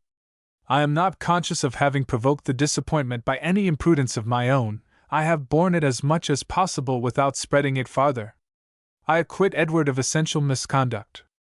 I wish him very happy, and I am so sure of his always doing his duty, that though now he may harbor some regret, in the end he must become so. Lucy does not want sense, and that is the foundation on which everything good may be built. And after all, Marianne, after all that is bewitching in the idea of a single and constant attachment, and all that can be said of one's happiness depending entirely on any particular person, it is not meant, it is not fit, it is not possible that it should be so. Edward will marry Lucy. He will marry a woman superior in person and understanding to half her sex, and time and habit will teach him to forget that he ever thought another superior to her. If such is your way of thinking, said Marianne, if the loss of what is most valued is so easily to be made up by something else, your resolution, your self-command are, perhaps, a little less to be wondered at. They are brought more within my comprehension. I understand you. You do not suppose that I have ever felt much. For 4 months, Marianne, I have had all this hanging on my mind, without being at liberty to speak of it to a single creature, knowing that it would make you and my mother most unhappy whenever it were explained to you, yet unable to prepare you for it in the least. It was told me, it was in a manner forced on me by the very person herself, whose prior engagement ruined all my prospects, and told me, as I thought, with triumph. This person's suspicions, therefore, I have had to oppose, by endeavoring to appear indifferent where I have been most deeply interested, and it has not been only once. I have had her hopes and exultation to listen to again and again. I have known myself to be divided from Edward forever, without hearing one circumstance that could make me less desire the connection. Nothing has proved him unworthy, nor has anything declared him indifferent to me. I have had to contend against the unkindness of his sister, and the insolence of his mother, and have suffered the punishment of an attachment, without enjoying its advantages. And all this has been going on at a time, when, as you know too well, it has not been my only unhappiness. If you can think me capable of ever feeling, surely you may suppose that I have suffered now. The composure of mind with which I have brought myself at present to consider the matter, the consolation that I have been willing to admit, have been the effect of constant and painful exertion. They did not spring up of themselves. They did not occur to relieve my spirits at first. No, Marianne. Then, if I had not been bound to silence, perhaps nothing could have kept me entirely, not even what I owed to my dearest friends, from openly showing that I was very unhappy. Marianne was quite subdued. Oh, Eleanor, she cried, you have made me hate myself forever. How barbarous have I been to you, you, who have been my only comfort, who have borne with me in all my misery, who have seemed to be only suffering for me. Is this my gratitude? Is this the only return I can make you? Because your merit cries out upon myself, I have been trying to do it away. The tenderest caresses followed this confession. In such a frame of mind as she was now in, Eleanor had no difficulty in obtaining from her whatever promise she required, and at her request, Marianne engaged never to speak of the affair to any one with the least appearance of bitterness, to meet Lucy without betraying the smallest increase of dislike to her, and even to see Edward himself, if chance should bring them together, without any diminution of her usual cordiality. These were great concessions, but where Marianne felt that she had injured, no reparation could be too much for her to make. She performed her promise of being discreet, to admiration. She attended to all that Mrs. Jennings had to say upon the subject, with an unchanging complexion, dissented from her in nothing, and was heard 3 times to say, "Yes, ma'am." She listened to her praise of Lucy with only moving from one chair to another, and when Mrs. Jennings talked of Edward's affection, it cost her only a spasm in her throat. Such advances towards heroism in her sister made Eleanor feel equal to anything herself. The next morning brought a farther trial of it, in a visit from their brother, who came with a most serious aspect to talk over the dreadful affair, and bring them news of his wife. "You have heard, I suppose," said he with great solemnity, as soon as he was seated, "of the very shocking discovery that took place under our roof yesterday." They all looked their assent. It seemed too awful a moment for speech. "Your sister," he continued, "has suffered dreadfully. Mrs. Ferrars too. In short, it has been a scene of such complicated distress, but I will hope that the storm may be weathered without our being any of us quite overcome. Poor Fanny! She was in hysterics all yesterday. But I would not alarm you too much. Donovan says there is nothing materially to be apprehended. Her constitution is a good one, and her resolution equal to anything. She has borne it all, with the fortitude of an angel. She says she never shall think well of anybody again, and one cannot wonder at it, after being so deceived, meeting with such ingratitude, where so much kindness had been shown, so much confidence had been placed. It was quite out of the benevolence of her heart that she had asked these young women to her house, merely because she thought they deserved some attention, were harmless, well-behaved girls, and would be pleasant companions, for otherwise we both wish very much to have invited you and Marianne to be with us, while your kind friend there was attending her daughter. And now to be so rewarded! I wish, with all my heart, says poor Fanny in her affectionate way, that we had asked your sisters instead of them." Here he stopped to be thanked, which being done, he went on.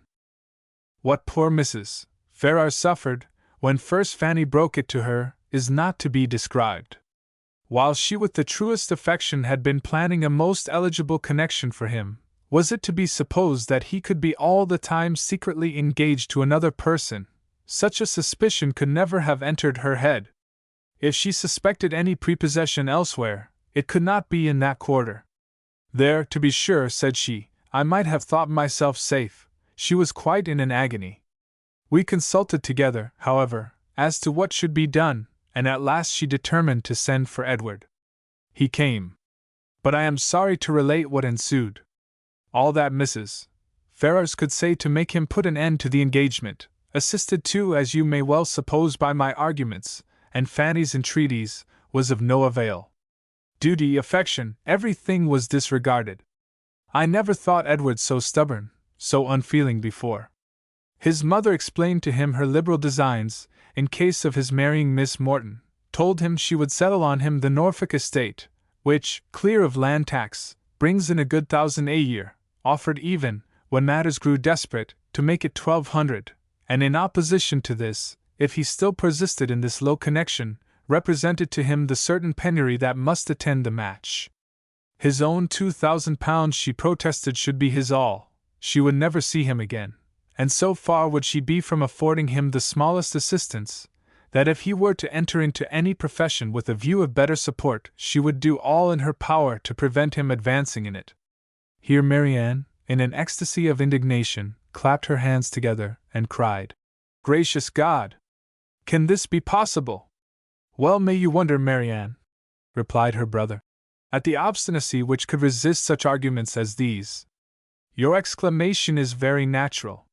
Marianne was going to retort, but she remembered her promises, and forbore. All this, however, he continued, was urged in vain. Edward said very little, but what he did say was in the most determined manner. Nothing should prevail on him to give up his engagement. He would stand to it, cost him what it might. Then, cried Mrs. Jennings with blunt sincerity, no longer able to be silent, he has acted like an honest man. I beg your pardon, Mr. Dashwood, but if he had done otherwise, I should have thought him a rascal. I have some little concern in the business, as well as yourself, for Lucy Steele is my cousin, and I believe there is not a better kind of girl in the world, nor one who more deserves a good husband. John Dashwood was greatly astonished, but his nature was calm, not open to provocation, and he never wished to offend anybody, especially anybody of good fortune. He therefore replied, without any resentment, I would by no means speak disrespectfully of any relation of yours, madam. Miss Lucy Steele is, I dare say, a very deserving young woman, but in the present case you know, the connection must be impossible. And to have entered into a secret engagement with a young man under her uncle's care, the son of a woman especially of such very large fortune as Mrs. Ferrars, is perhaps altogether a little extraordinary. In short, I do not mean to reflect upon the behavior of any person whom you have a regard for, Mrs. Jennings. We all wish her extremely happy, and Mrs. Ferrars's conduct throughout the whole has been such as every conscientious, good mother, in like circumstances, would adopt. It has been dignified and liberal. Edward has drawn his own lot, and I fear it will be a bad one.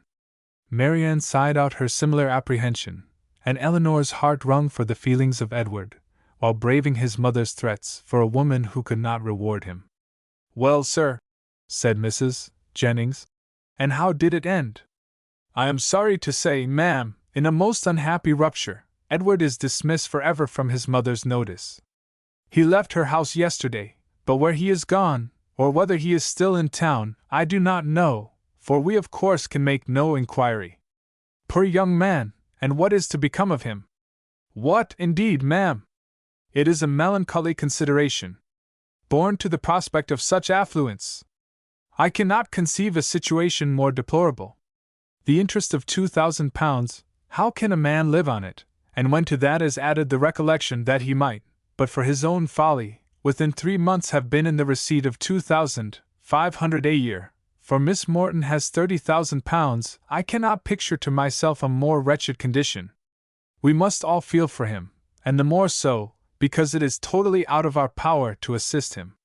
Poor young man! Cried Mrs. Jennings. I am sure he should be very welcome to bed and board at my house, and so I would tell him if I could see him.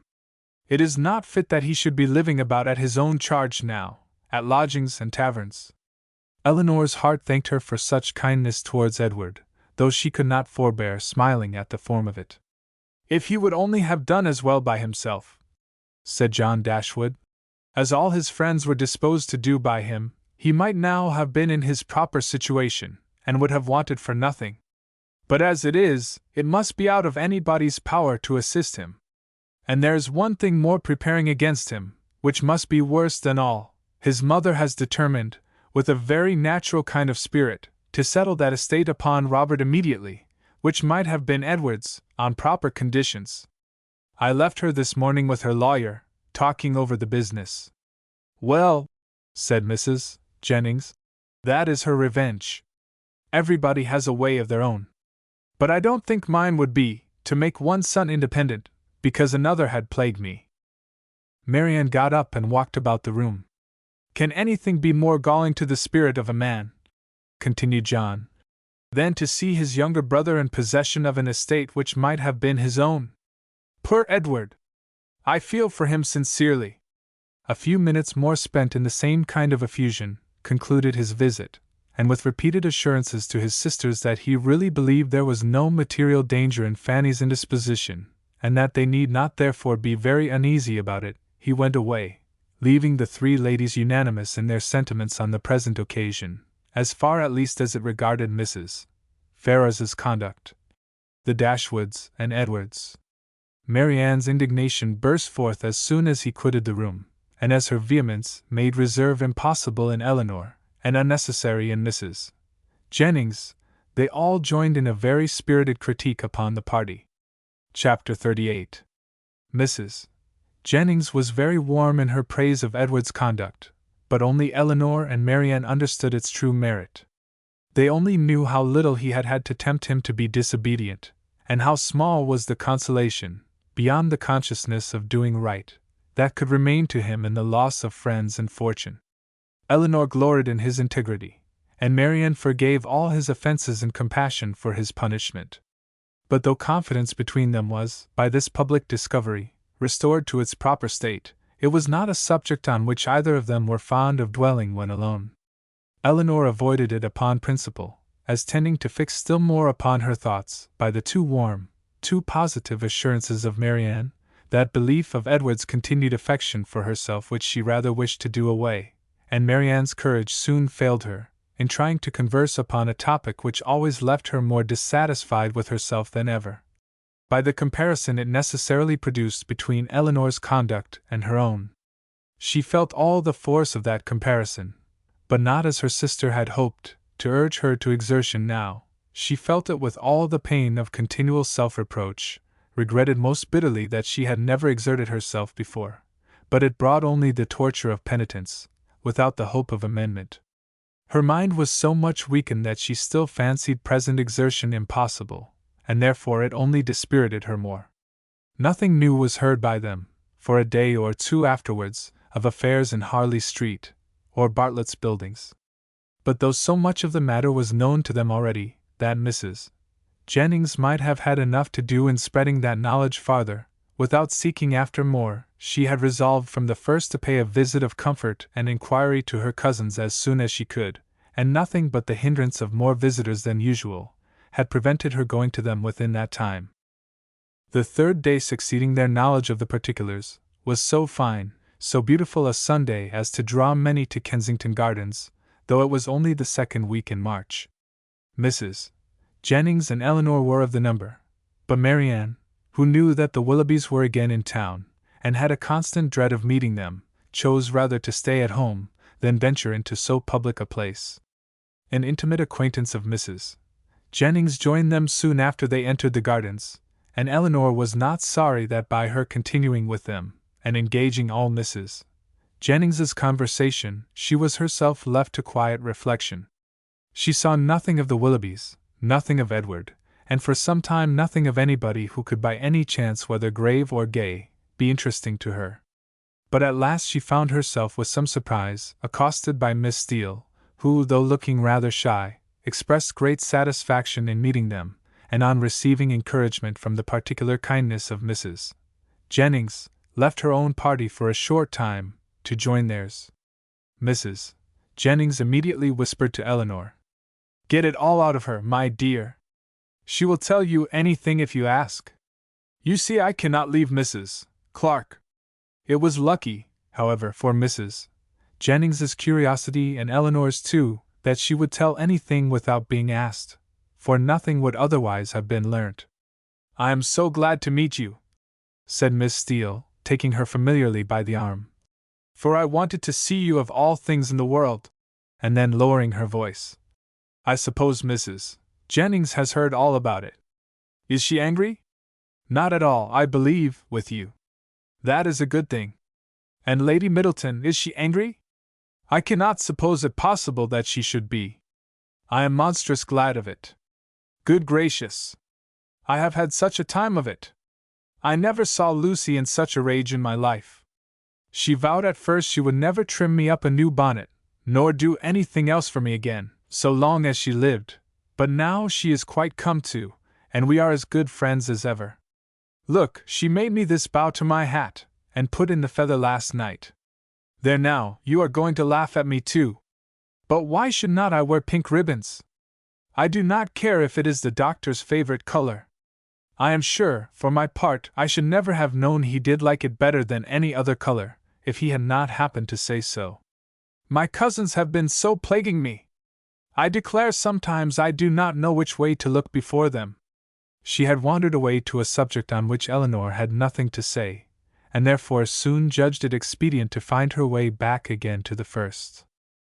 "Well, but Miss Dashwood," speaking triumphantly, "people may say what they choose about Mr. Ferrars's declaring he would not have Lucy, for it is no such thing, I can tell you, and it is quite a shame for such ill-natured reports to be spread abroad. Whatever Lucy might think about it herself, you know, it was no business of other people to set it down for certain. I never heard anything of the kind hinted at before, I assure you," said Eleanor. "Oh, did not you?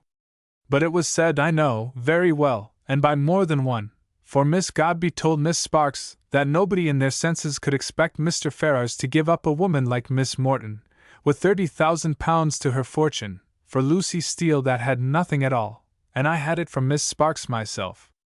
And besides that, my cousin Richard said himself, that when it came to the point he was afraid Mr. Ferrars would be off, and when Edward did not come near us for 3 days I could not tell what to think myself, and I believe in my heart Lucy gave it up all for lost, for we came away from your brother's Wednesday, and we saw nothing of him not all Thursday, Friday, and Saturday, and did not know what was become of him. Once Lucy thought to write to him, but then her spirits rose against that. However, this morning he came just as we came home from church, and then it all came out, how he had been sent for Wednesday to Harley Street, and been talked to by his mother and all of them, and how he had declared before them all that he loved nobody but Lucy, and nobody but Lucy would he have. And how he had been so worried by what passed that as soon as he had went away from his mother's house, he had got upon his horse, and rid into the country, somewhere or other, and how he had stayed about at an inn all Thursday and Friday, on purpose to get the better of it. And after thinking it all over and over again, he said, it seemed to him as if, now he had no fortune, and no nothing at all, it would be quite unkind to keep her on to the engagement, because it must be for her loss, for he had nothing but £2,000, and no hope of anything else, and if he was to go into orders, as he had some thoughts, he could get nothing but a curacy, and how was they to live upon that? He could not bear to think of her doing no better, and so he begged, if she had the least mind for it, to put an end to the matter directly, and leave him shift for himself. I heard him say all this as plain as could possibly be. And it was entirely for her sake, and upon her account, that he said a word about being off, and not upon his own. I will take my oath he never dropped a syllable of being tired of her, or of wishing to marry Miss Morton, or anything like it. But to be sure, Lucy would not give ear to such kind of talking, so she told him directly, with a great deal about sweet and love, you know, and all that. Oh la! One can't repeat such kind of things, you know. She told him directly she had not the least mind in the world to be off, for she could live with him upon a trifle, and how little soever he might have, she should be very glad to have it all, you know, or something of the kind. So then he was monstrous happy, and talked on some time about what they should do, and they agreed he should take orders directly, and they must wait to be married till he got a living. And just then I could not hear any more, for my cousin called from below to tell me Mrs. Richardson was come in her coach, and would take one of us to Kensington Gardens, so I was forced to go into the room and interrupt them, to ask Lucy if she would like to go, but she did not care to leave Edward, so I just run upstairs and put on a pair of silk stockings and came off with the Richardsons. I do not understand what you mean by interrupting them, said Eleanor. You were all in the same room together, were not you? No, indeed, not us. La! Miss Dashwood, do you think people make love when anybody else is by? Oh, for shame, to be sure you must know better than that. Laughing affectedly. No, no, they were shut up in the drawing-room together, and all I heard was only by listening at the door. How? Cried Eleanor.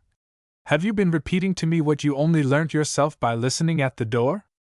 I am sorry I did not know it before, for I certainly would not have suffered you to give me particulars of a conversation which you ought not to have known yourself. How could you behave so unfairly by your sister? Oh la! There is nothing in that. I only stood at the door, and heard what I could. And I am sure Lucy would have done just the same by me, for a year or two back, when Martha Sharp and I had so many secrets together, she never made any bones of hiding in a closet, or behind a chimney-board, on purpose to hear what we said.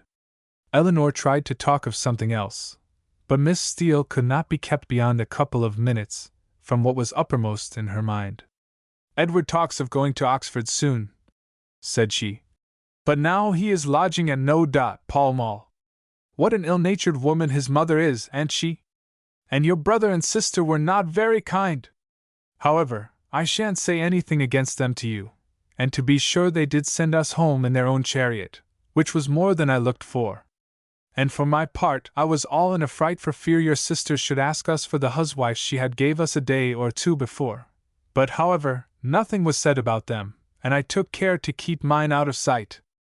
Edward have got some business at Oxford, he says, so he must go there for a time, and after that, as soon as he can light upon a bishop, he will be ordained.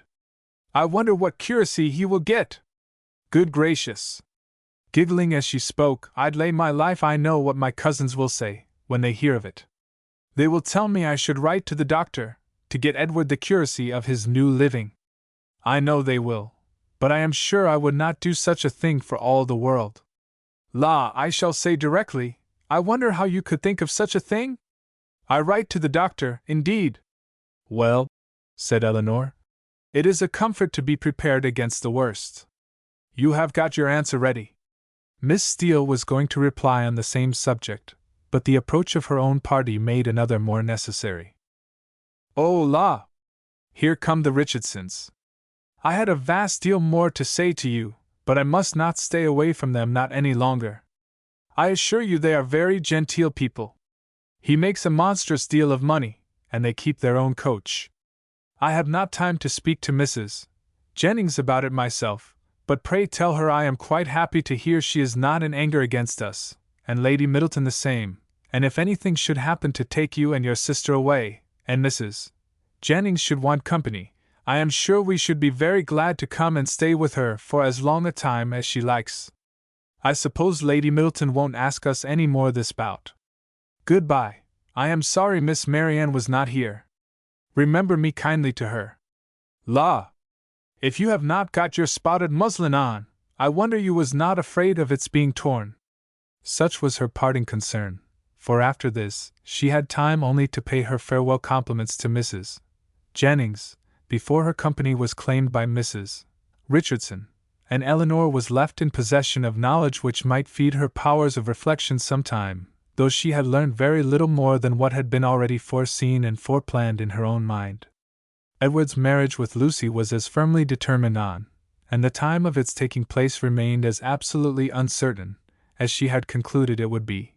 Everything depended, exactly after her expectation, on his getting that preferment, of which, at present, there seemed not the smallest chance.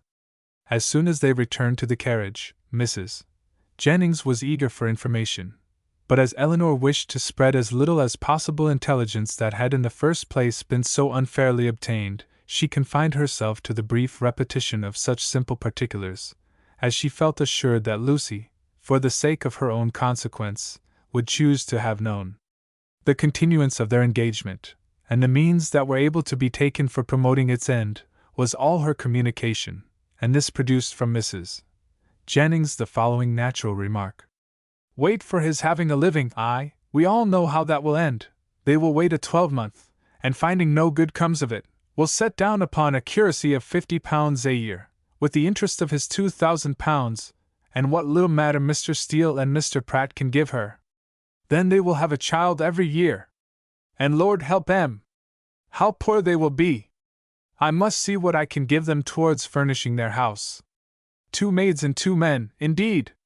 As I talked of the other day. No, they must get a stout girl of all works. Betty's sister would never do for them now. The next morning brought Eleanor a letter by the 2-penny post from Lucy herself. It was as follows. Bartlett's Building, March.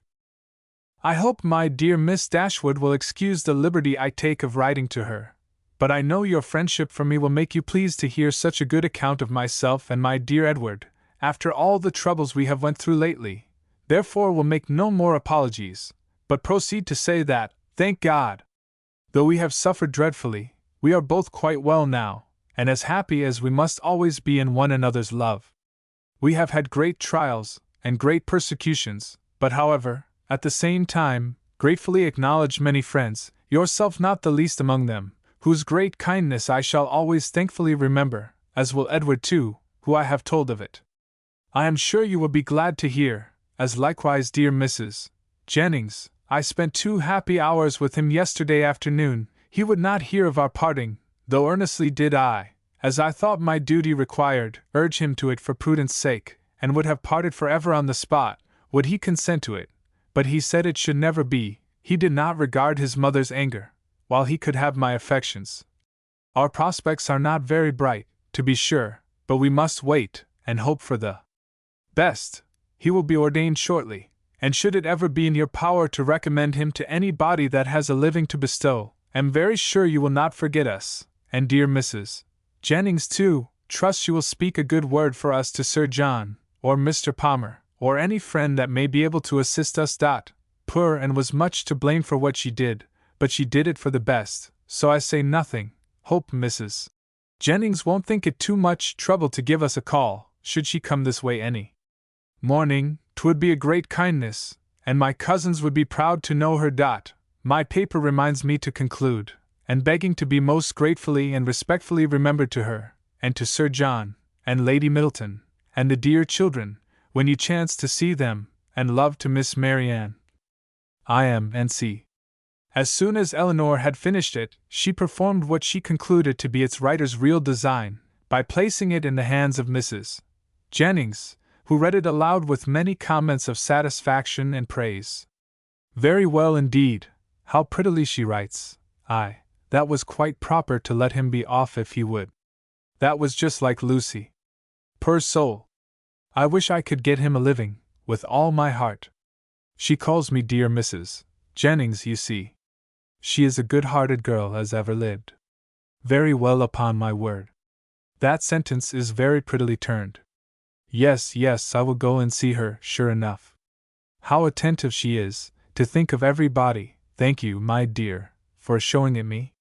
It is as pretty a letter as ever I saw, and does Lucy's head and heart great credit. Chapter 39. The Miss Dashwoods had now been rather more than 2 months in town, and Marianne's impatience to be gone increased every day. She sighed for the air, the liberty, the quiet of the country, and fancied that if any place could give her ease, Barton must do it. Eleanor was hardly less anxious than herself for their removal, and only so much less bent on its being effected immediately, as that she was conscious of the difficulties of so long a journey, which Marianne could not be brought to acknowledge. She began, however, seriously to turn her thoughts towards its accomplishment, and had already mentioned their wishes to their kind hostess, who resisted them with all the eloquence of her goodwill, when a plan was suggested, which, though detaining them from home yet a few weeks longer, appeared to Eleanor altogether much more eligible than any other. The Palmers were to remove to Cleveland about the end of March, for the Easter holidays, and Mrs. Jennings, with both her friends, received a very warm invitation from Charlotte to go with them.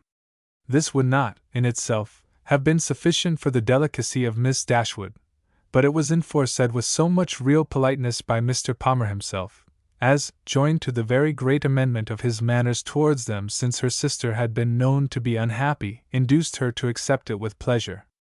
When she told Marianne what she had done, however, her first reply was not very auspicious. "Cleveland!" she cried, with great agitation. "No, I cannot go to Cleveland." "You forget," said Eleanor gently, "that its situation is not, that it is not in the neighborhood of, but it is in Somersetshire. I cannot go into Somersetshire. There, where I looked forward to going. No, Eleanor, you cannot expect me to go there." Eleanor would not argue upon the propriety of overcoming such feelings. She only endeavored to counteract them by working on others, represented it, therefore, as a measure which would fix the time of her returning to that dear mother, whom she so much wished to see, in a more eligible, more comfortable manner, than any other plan could do, and perhaps without any greater delay. From Cleveland, which was within a few miles of Bristol, the distance to Barton was not beyond 1 day, though a long day's journey, and their mother's servant might easily come there to attend them down, and as there could be no occasion of their staying above a week at Cleveland, they might now be at home in little more than 3 weeks' time. As Marianne's affection for her mother was sincere, it must triumph with little difficulty over the imaginary evils she had started. Mrs. Jennings was so far from being weary of her guests, that she pressed them very earnestly to return with her again from Cleveland. Eleanor was grateful for the attention, but it could not alter her design, and their mother's concurrence being readily gained, everything relative to their return was arranged as far as it could be, and Marianne found some relief in drawing up a statement of the hours that were yet to divide her from Barton. "Ah, Colonel, I do not know what you and I shall do without the Miss Dashwoods," was Mrs. Jennings's address to him when he first called on her, after their leaving her was settled. "For they are quite resolved upon going home from the Palmers, and how forlorn we shall be, when I come back, Lord! We shall sit and gape at one another as dull as 2 cats. Perhaps Mrs. Jennings was in hopes, by this vigorous sketch of their future ennui, to provoke him to make that offer, which might give himself an escape from it, and if so, she had soon afterwards good reason to think her object gained, for, on Eleanor's moving to the window to take more expeditiously the dimensions of a print, which she was going to copy for her friend, he followed her to it with a look of particular meaning, and conversed with her there for several minutes. The effect of his discourse on the lady, too, could not escape her observation, for though she was too honorable to listen, and had even changed her seat, on purpose that she might not hear, to one close by the pianoforte on which Marianne was playing, she could not keep herself from seeing that Eleanor changed color, attended with agitation, and was too intent on what he said to pursue her employment. Still farther in confirmation of her hopes, in the interval of Marianne's turning from one lesson to another, some words of the Colonel's inevitably reached her ear, in which he seemed to be apologizing for the badness of his house. This set the matter beyond a doubt.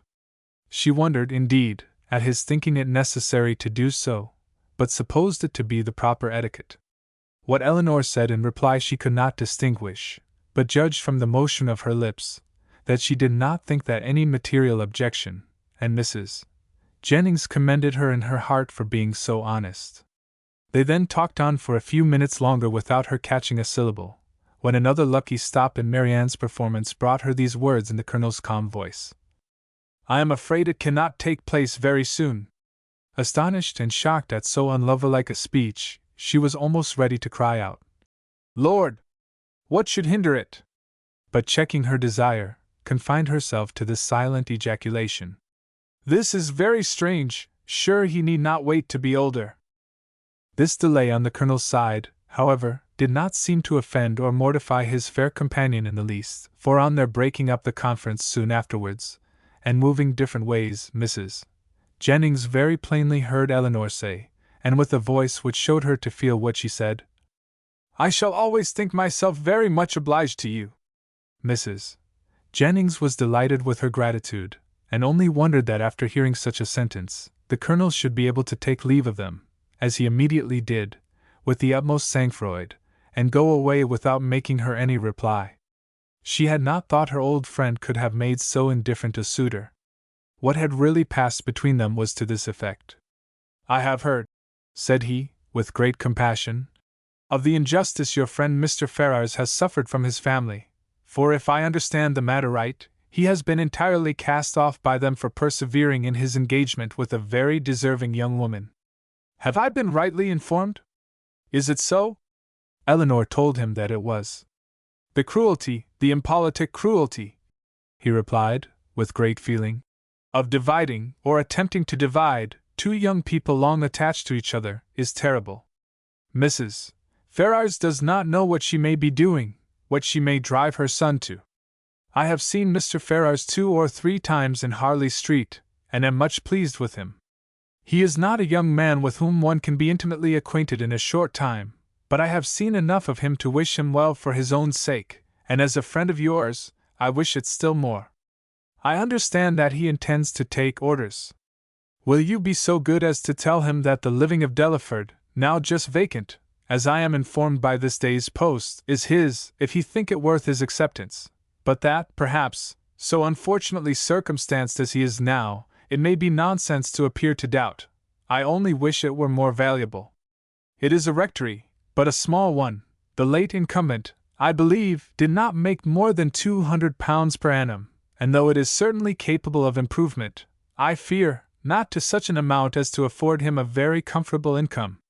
Such as it is, however, my pleasure in presenting it to him will be very great. Pray assure him of it." Eleanor's astonishment at this commission could hardly have been greater, had the Colonel been really making her an offer of his hand. The preferment, which only 2 days before she had considered as hopeless for Edward, was already provided to enable him to marry, and she, of all people in the world, was fixed on to bestow it. Her emotion was such as Mrs. Jennings had attributed to a very different cause, but whatever minor feelings less pure, less pleasing, might have a share in that emotion, her esteem for the general benevolence, and her gratitude for the particular friendship, which together prompted Colonel Brandon to this act, were strongly felt, and warmly expressed. She thanked him for it with all her heart, spoke of Edward's principles and disposition with that praise which she knew them to deserve, and promised to undertake the commission with pleasure, if it were really his wish to put off so agreeable an office to another. But at the same time, she could not help thinking that no one could so well perform it as himself. It was an office, in short, from which, unwilling to give Edward the pain of receiving an obligation from her, she would have been very glad to be spared herself, but Colonel Brandon, on motives of equal delicacy, declining it likewise, still seemed so desirous of its being given through her means, that she would not on any account make farther opposition. Edward, she believed, was still in town, and fortunately she had heard his address from Miss Steele. She could undertake therefore to inform him of it, in the course of the day. After this had been settled, Colonel Brandon began to talk of his own advantage in securing so respectable and agreeable a neighbor, and then it was that he mentioned with regret that the house was small and indifferent, an evil which Eleanor, as Mrs. Jennings had supposed her to do, made very light of, at least as far as regarded its size. "The smallness of the house," said she, "I cannot imagine any inconvenience to them, for it will be in proportion to their family and income." By which the Colonel was surprised to find that she was considering Mr. Ferris's marriage as the certain consequence of the presentation, for he did not suppose it possible that Delaford living could supply such an income as anybody in his style of life would venture to settle on, and he said so. "This little rectory can do no more than make Mr. Ferris comfortable as a bachelor. It cannot enable him to marry. I am sorry to say that my patronage ends with this, and my interest is hardly more extensive. If, however, by an unforeseen chance it should be in my power to serve him farther, I must think very differently of him from what I now do, if I am not as ready to be useful to him then as I sincerely wish I could be at present. What I am now doing, indeed, seems nothing at all, since it can advance him so little towards what must be his principal, his only object of happiness. His marriage must still be a distant good, at least, I am afraid it cannot take place very soon." Such was the sentence which, when misunderstood, so justly offended the delicate feelings of Mrs. Jennings. But after this narration of what really passed between Colonel Brandon and Eleanor, while they stood at the window, the gratitude expressed by the latter on their parting may perhaps appear in general, not less reasonably excited, nor less properly worded than if it had arisen from an offer of marriage. Chapter 40. "Well, Miss Dashwood," said Mrs. Jennings, sagaciously smiling, as soon as the gentleman had withdrawn, "I do not ask you what the Colonel has been saying to you, for though, upon my honor, I tried to keep out of hearing, I could not help catching enough to understand his business. And I assure you I never was better pleased in my life, and I wish you joy of it with all my heart." "Thank you, ma'am," said Eleanor. "It is a matter of great joy to me, and I feel the goodness of Colonel Brandon most sensibly. There are not many men who would act as he has done. Few people who have so compassionate a heart. I never was more astonished in my life." "Lord! My dear, you are very modest." "I ain't the least astonished at it in the world, for I have often thought of late, there was nothing more likely to happen. You judged from your knowledge of the Colonel's general benevolence, but at least you could not foresee that the opportunity would so very soon occur." "Opportunity!" repeated Mrs. Jennings. "Oh! As to that, when a man has once made up his mind to such a thing, somehow or other he will soon find an opportunity. Well, my dear, I wish you joy of it again and again, and if ever there was a happy couple in the world I think I shall soon know where to look for them." "You mean to go to Delaford after them, I suppose?" said Eleanor, with a faint smile. "Aye, my dear, that I do, indeed. And as to the house being a bad one, I do not know what the Colonel would be at, for it is as good a one as ever I saw. He spoke of its being out of repair." "Well, and whose fault is that? Why don't he repair it? Who should do it but himself?" They were interrupted by the servants coming in to announce the carriage being at the door, and Mrs. Jennings, immediately preparing to go, said, "Well, my dear, I must be gone before I have had half my talk out. But, however, we may have it all over in the evening, for we shall be quite alone. I do not ask you to go with me, for I dare say your mind is too full of the matter to care for company, and besides, you must long to tell your sister all about it." Marianne had left the room before the conversation began.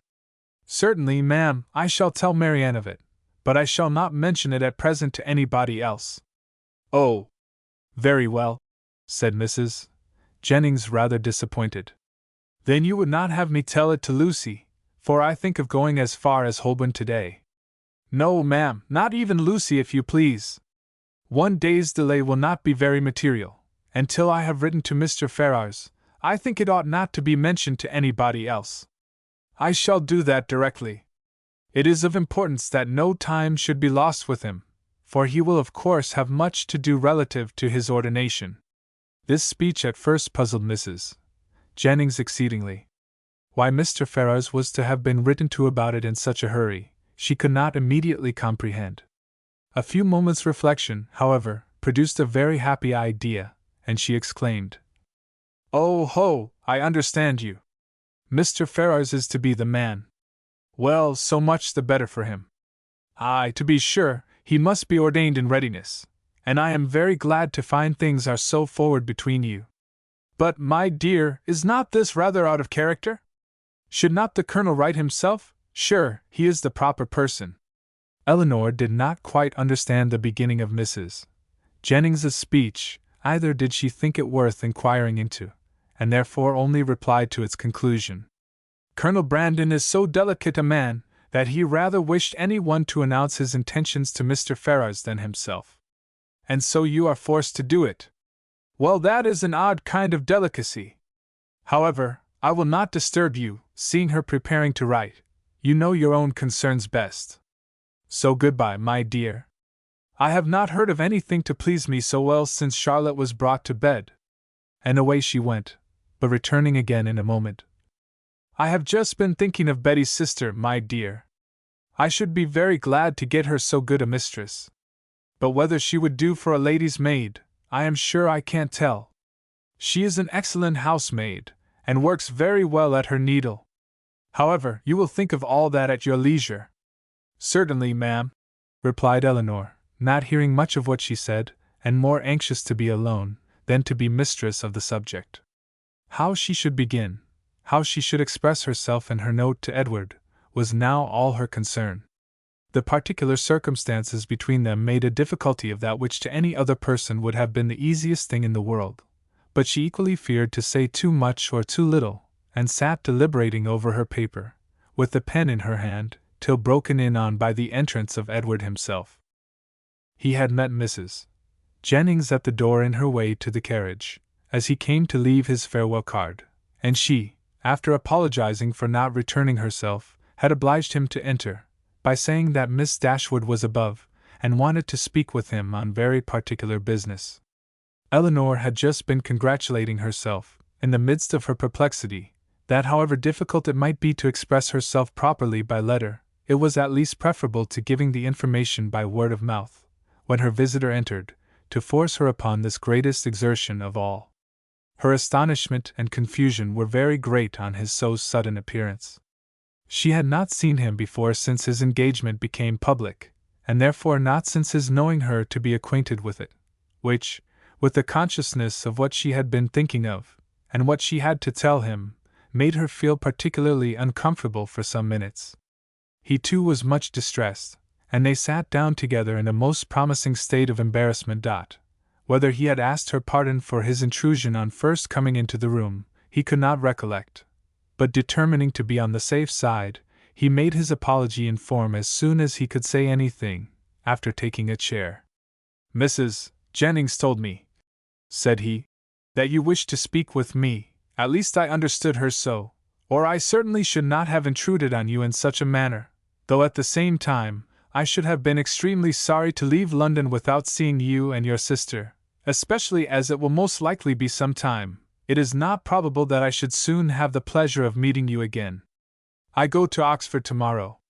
"You would not have gone, however," said Eleanor, recovering herself, and determined to get over what she so much dreaded as soon as possible, "without receiving our good wishes, even if we had not been able to give them in person." Mrs. Jennings was quite right in what she said. "I have something of consequence to inform you of, which I was on the point of communicating by paper. I am charged with a most agreeable office," breathing rather faster than usual as she spoke. "Colonel Brandon, who was here only 10 minutes ago, has desired me to say, that understanding you mean to take orders, he has great pleasure in offering you the living of Delaford now just vacant, and only wishes it were more valuable. Allow me to congratulate you on having so respectable and well-judging a friend, and to join in his wish that the living, it is about 200 a year, were much more considerable, and such as might better enable you to, as might be more than a temporary accommodation to yourself, such, in short, as might establish all your views of happiness. What Edward felt, as he could not say it himself, it cannot be expected that any one else should say for him. He looked all the astonishment which such unexpected, such unthought of information could not fail of exciting, but he said only these 2 words. "Colonel Brandon!" "Yes," continued Elinor, gathering more resolution, as some of the worst was over. "Colonel Brandon means it as a testimony of his concern for what has lately passed, for the cruel situation in which the unjustifiable conduct of your family has placed you, a concern which I am sure Marianne, myself, and all your friends must share, and likewise as a proof of his high esteem for your general character, and his particular approbation of your behavior on the present occasion. Colonel Brandon, give me a living! Can it be possible? The unkindness of your own relations has made you astonished to find friendship anywhere." "No," replied he, with sudden consciousness. "Not to find it in you, for I cannot be ignorant that to you, to your goodness, I owe it all. I feel it, I would express it if I could, but, as you well know, I am no orator." "You are very much mistaken. I do assure you that you owe it entirely, at least almost entirely, to your own merit, and Colonel Brandon's discernment of it. I have had no hand in it. I did not even know, till I understood his design, that the living was vacant, nor had it ever occurred to me that he might have had such a living in his gift. As a friend of mine, of my family, he may, perhaps, indeed I know he has still greater pleasure in bestowing it, but upon my word, you owe nothing to my solicitation." Truth obliged her to acknowledge some small share in the action, but she was at the same time so unwilling to appear as the benefactress of Edward, that she acknowledged it with hesitation, which probably contributed to fix that suspicion in his mind which had recently entered it. For a short time he sat deep in thought, after Elinor had ceased to speak. At last, and as if it were rather an effort, he said, "Colonel Brandon seems a man of great worth and respectability. I have always heard him spoken of as such, and your brother I know esteems him highly. He is undoubtedly a sensible man, and in his manners perfectly the gentleman." "Indeed," replied Elinor, "I believe that you will find him, on farther acquaintance, all that you have heard him to be, and as you will be such very near neighbors, for I understand the parsonage is almost close to the mansion house, it is particularly important that he should be all this." Edward made no answer, but when she had turned away her head, gave her a look so serious, so earnest, so uncheerful, as seemed to say, that he might hereafter wish the distance between the parsonage and the mansion house much greater. "Colonel Brandon, I think, lodges in St. James Street," said he, soon afterwards rising from his chair. Elinor told him the number of the house. "I must hurry away then, to give him those thanks which you will not allow me to give you, to assure him that he has made me a very, an exceedingly happy man." Elinor did not offer to detain him, and they parted, with a very earnest assurance on her side of her unceasing good wishes for his happiness in every change of situation that might befall him, on his, with rather an attempt to return the same good will, than the power of expressing it. "When I see him again," said Elinor to herself, as the door shut him out, "I shall see him the husband of Lucy."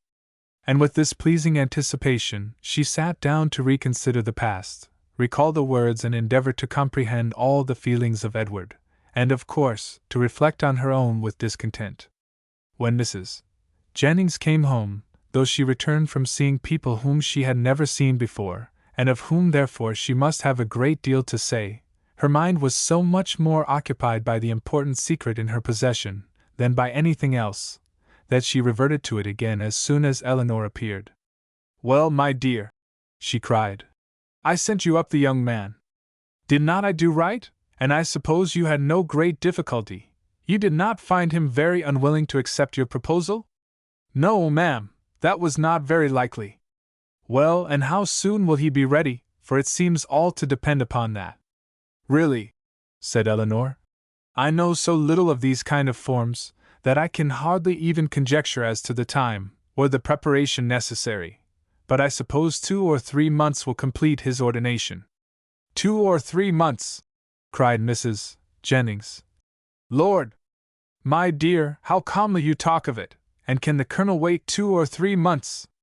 Lord bless me, I am sure it would put me quite out of patience, and no one would be very glad to do a kindness by poor Mr. Ferrars. I do think it is not worth while to wait 2 or 3 months for him. Sure somebody else might be found that would do as well, somebody that is in orders already. My dear ma'am, said Eleanor, what can you be thinking of? Why, Colonel Brandon's only object is to be of use to Mr. Ferrars. Lord bless you, my dear! Sure you do not mean to persuade me that the Colonel only marries you for the sake of giving 10 guineas to Mr. Ferrars? The deception could not continue after this, and an explanation immediately took place, by which both gained considerable amusement for the moment, without any material loss of happiness to either, for Mrs. Jennings only exchanged one form of delight for another, and still without forfeiting her expectation of the first.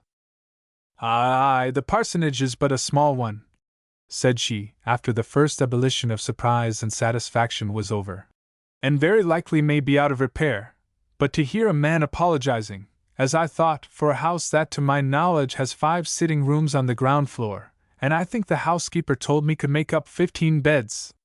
And to you too, that had been used to live in Barton Cottage. It seems quite ridiculous. But my dear, we must touch up the Colonel to do something to the parsonage, and make it comfortable for them, before Lucy goes to it.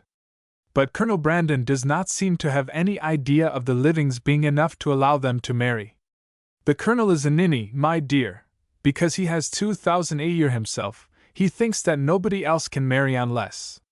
Take my word for it that if I am alive I shall be paying a visit at Delaford Parsonage before Michaelmas, and I am sure I shan't go if Lucy ain't there.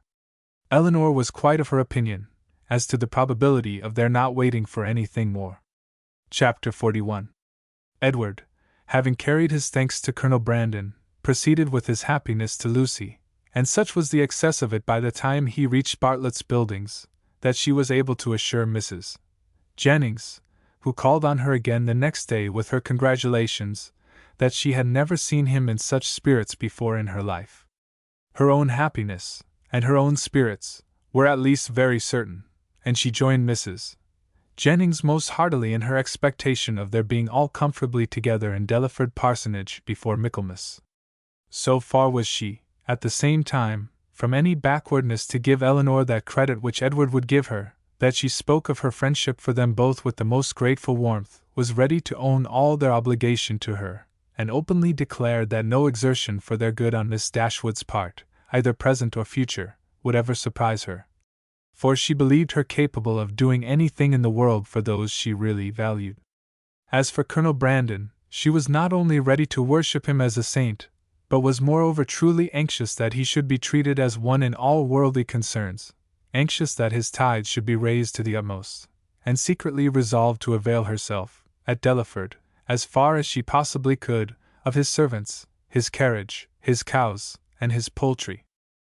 It was now above a week since John Dashwood had called in Berkeley Street, and as since that time no notice had been taken by them of his wife's indisposition, beyond one verbal inquiry, Eleanor began to feel it necessary to pay her a visit. This was an obligation, however, which not only opposed her own inclination, but which had not the assistance of any encouragement from her companions. Marianne, not contented with absolutely refusing to go herself, was very urgent to prevent her sister's going at all, and Mrs. Jennings, though her carriage was always at Eleanor's service, so very much disliked Mrs. John Dashwood, that not even her curiosity to see how she looked after the late discovery, nor her strong desire to affront her by taking Edward's part, could overcome her unwillingness to be in her company again. The consequence was, that Eleanor set out by herself to pay a visit, for which no one could really have less inclination, and to run the risk of a tête-à-tête with a woman, whom neither of the others had so much reason to dislike. Mrs. Dashwood was denied, But before the carriage could turn from the house, her husband accidentally came out.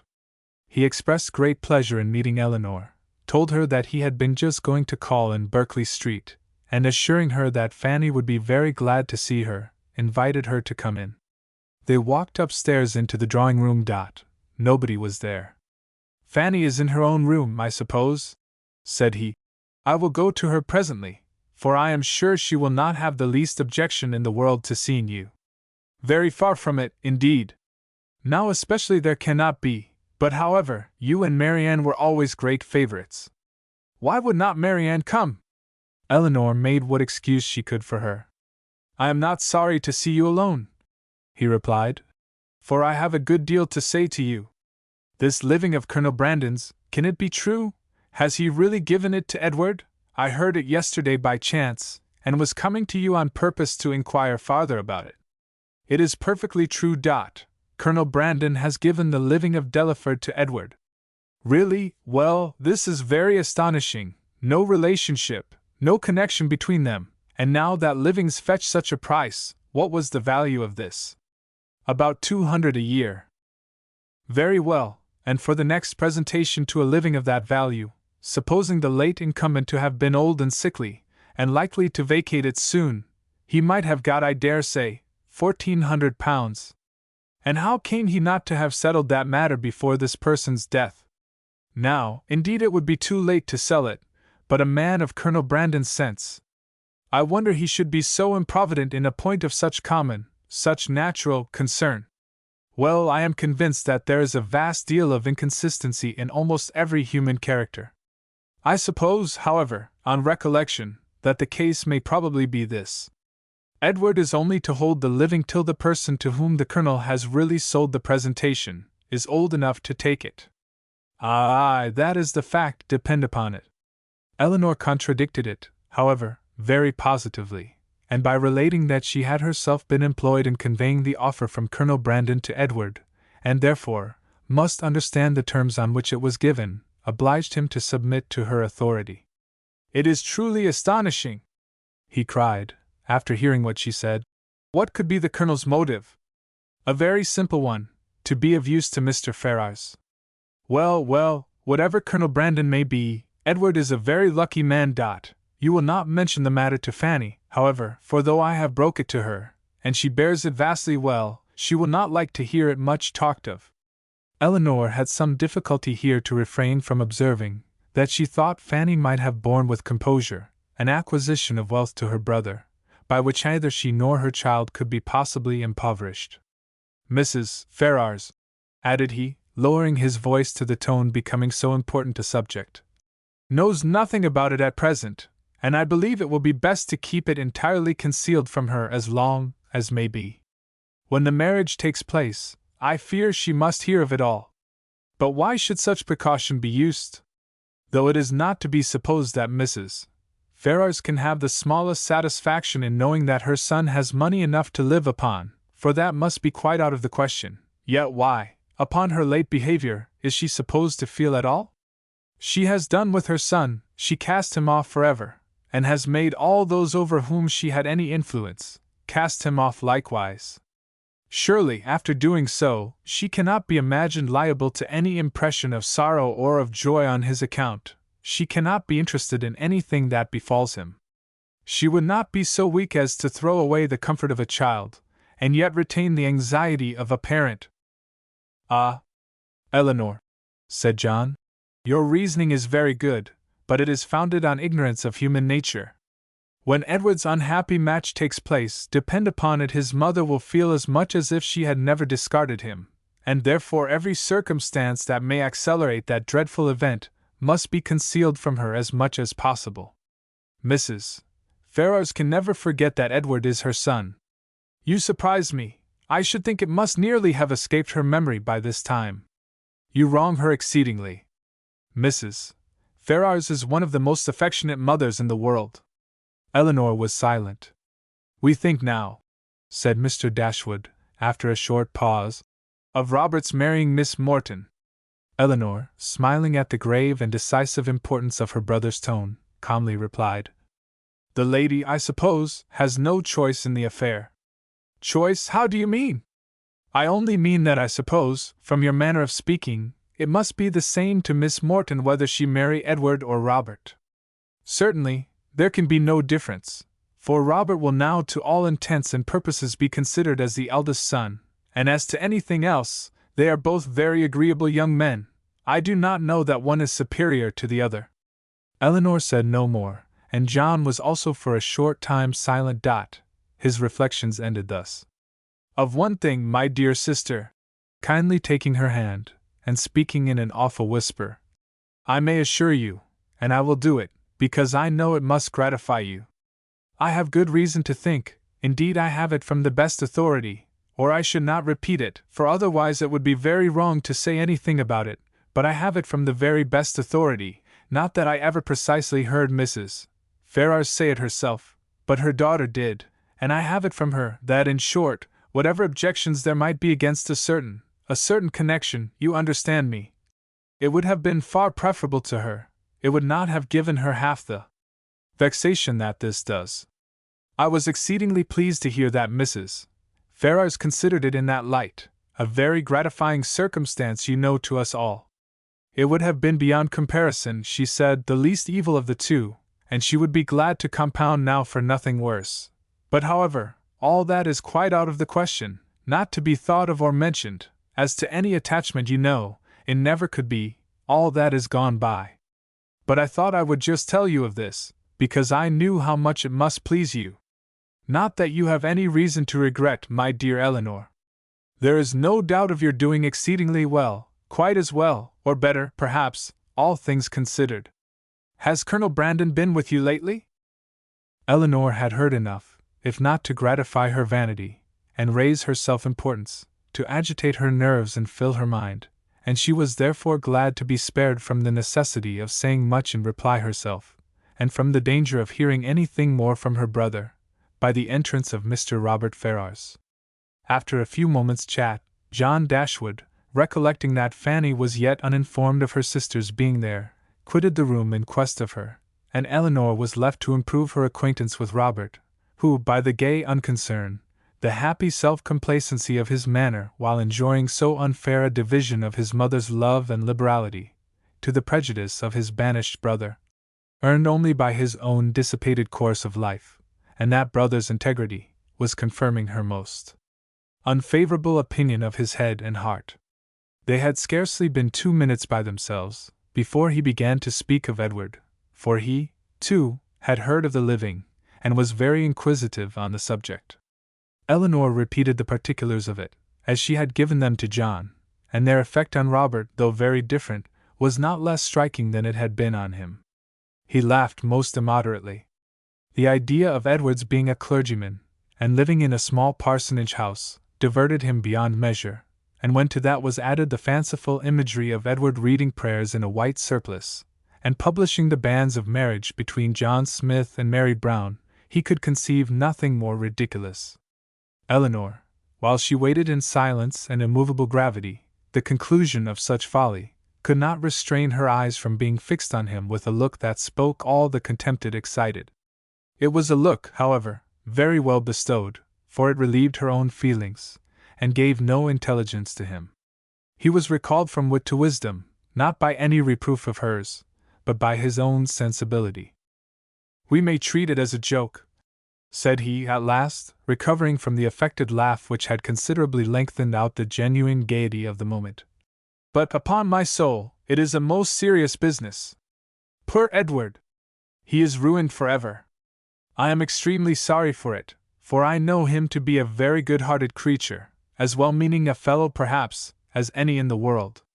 You must not judge of him, Miss Dashwood, from your slight acquaintance. Poor Edward! His manners are certainly not the happiest in nature. But we are not all born, you know, with the same powers, the same address. Poor fellow! To see him in a circle of strangers! To be sure it was pitiable enough, but upon my soul, I believe he has as good a heart as any in the kingdom, and I declare and protest to you I never was so shocked in my life, as when it all burst forth. I could not believe it. My mother was the first person who told me of it, and I, feeling myself called on to act with resolution, immediately said to her, "My dear madam, I do not know what you may intend to do on the occasion, but as for myself, I must say, that if Edward does marry this young woman, I never will see him again." That was what I said immediately. I was most uncommonly shocked, indeed. Poor Edward! He has done for himself completely, shut himself out forever from all decent society. But as I directly said to my mother, I am not in the least surprised at it. From his style of education, it was always to be expected. My poor mother was half frantic. Have you ever seen the lady? Yes, once, while she was staying in this house, I happened to drop in for 10 minutes, and I saw quite enough of her. The merest awkward country girl, without style or elegance, and almost without beauty. I remember her perfectly. Just the kind of girl I should suppose likely to captivate poor Edward. I offered immediately, as soon as my mother related the affair to me, to talk to him myself, and dissuade him from the match. But it was too late then, I found, to do anything, for unluckily, I was not in the way at first, and knew nothing of it till after the breach had taken place, when it was not for me, you know, to interfere. But had I been informed of it a few hours earlier, I think it is most probable that something might have been hit on. I certainly should have represented it to Edward in a very strong light. "My dear fellow," I should have said, "consider what you are doing. You are making a most disgraceful connection, and such a one as your family are unanimous in disapproving. I cannot help thinking, in short, that means might have been found. But now it is all too late. He must be starved, you know, that is certain, absolutely starved." He had just settled this point with great composure, when the entrance of Mrs. John Dashwood put an end to the subject. But though she never spoke of it out of her own family, Elinor could see its influence on her mind, in the something like confusion of countenance with which she entered, and an attempt at cordiality in her behavior to herself. She even proceeded so far as to be concerned to find that Elinor and her sister were so soon to leave town, as she had hoped to see more of them, an exertion in which her husband, who attended her into the room, and hung enamored over her accents, seemed to distinguish everything that was most affectionate and graceful. Chapter 42. One other short call in Harley Street, in which Elinor received her brother's congratulations on their travelling so far towards Barton without any expense, and on Colonel Brandon's being to follow them to Cleveland in a day or two, completed the intercourse of the brother and sisters in town, and a faint invitation from Fanny to come to Norland whenever it should happen to be in their way. Which of all things was the most unlikely to occur, with a more warm, though less public, assurance from John to Elinor, of the promptitude with which he should come to see her at Delaford, was all that foretold any meeting in the country. It amused her to observe that all her friends seemed determined to send her to Delaford, a place, in which, of all others, she would now least choose to visit, or wish to reside, for not only was it considered as her future home by her brother and Mrs. Jennings, but even Lucy, when they parted, gave her a pressing invitation to visit her there. Very early in April, and tolerably early in the day, the two parties from Hanover Square and Berkeley Street set out from their respective homes, to meet, by appointment, on the road. For the convenience of Charlotte and her child, they were to be more than 2 days on their journey, and Mr. Palmer, travelling more expeditiously with Colonel Brandon, was to join them at Cleveland soon after their arrival. Marianne, few as had been her hours of comfort in London, and eager as she had long been to quit it, could not, when it came to the point, bid adieu to the house in which she had for the last time enjoyed those hopes, and that confidence, in Willoughby, which were now extinguished forever, without great pain. Nor could she leave the place in which Willoughby remained, busy in new engagements, and new schemes, in which she could have no share, without shedding many tears. Elinor's satisfaction, at the moment of removal, was more positive. She had no such object for her lingering thoughts to fix on, she left no creature behind, from whom it would give her a moment's regret to be divided forever. She was pleased to be free herself from the persecution of Lucy's friendship, she was grateful for bringing her sister away unseen by Willoughby since his marriage, and she looked forward with hope to what a few months of tranquillity at Barton might do towards restoring Marianne's peace of mind, and confirming her own. Their journey was safely performed. The second day brought them into the cherished, or the prohibited, county of Somerset, for as such was it dwelt on by turns in Marianne's imagination, and in the forenoon of the 3rd they drove up to Cleveland. Cleveland was a spacious, modern-built house, situated on a sloping lawn. It had no park, but the pleasure grounds were tolerably extensive, and like every other place of the same degree of importance, it had its open shrubbery, and closer wood walk, a road of smooth gravel winding round a plantation, led to the front. The lawn was dotted over with timber. The house itself was under the guardianship of the fir, the mountain ash, and the acacia, and a thick screen of them altogether, interspersed with tall Lombardy poplars, shut out the offices.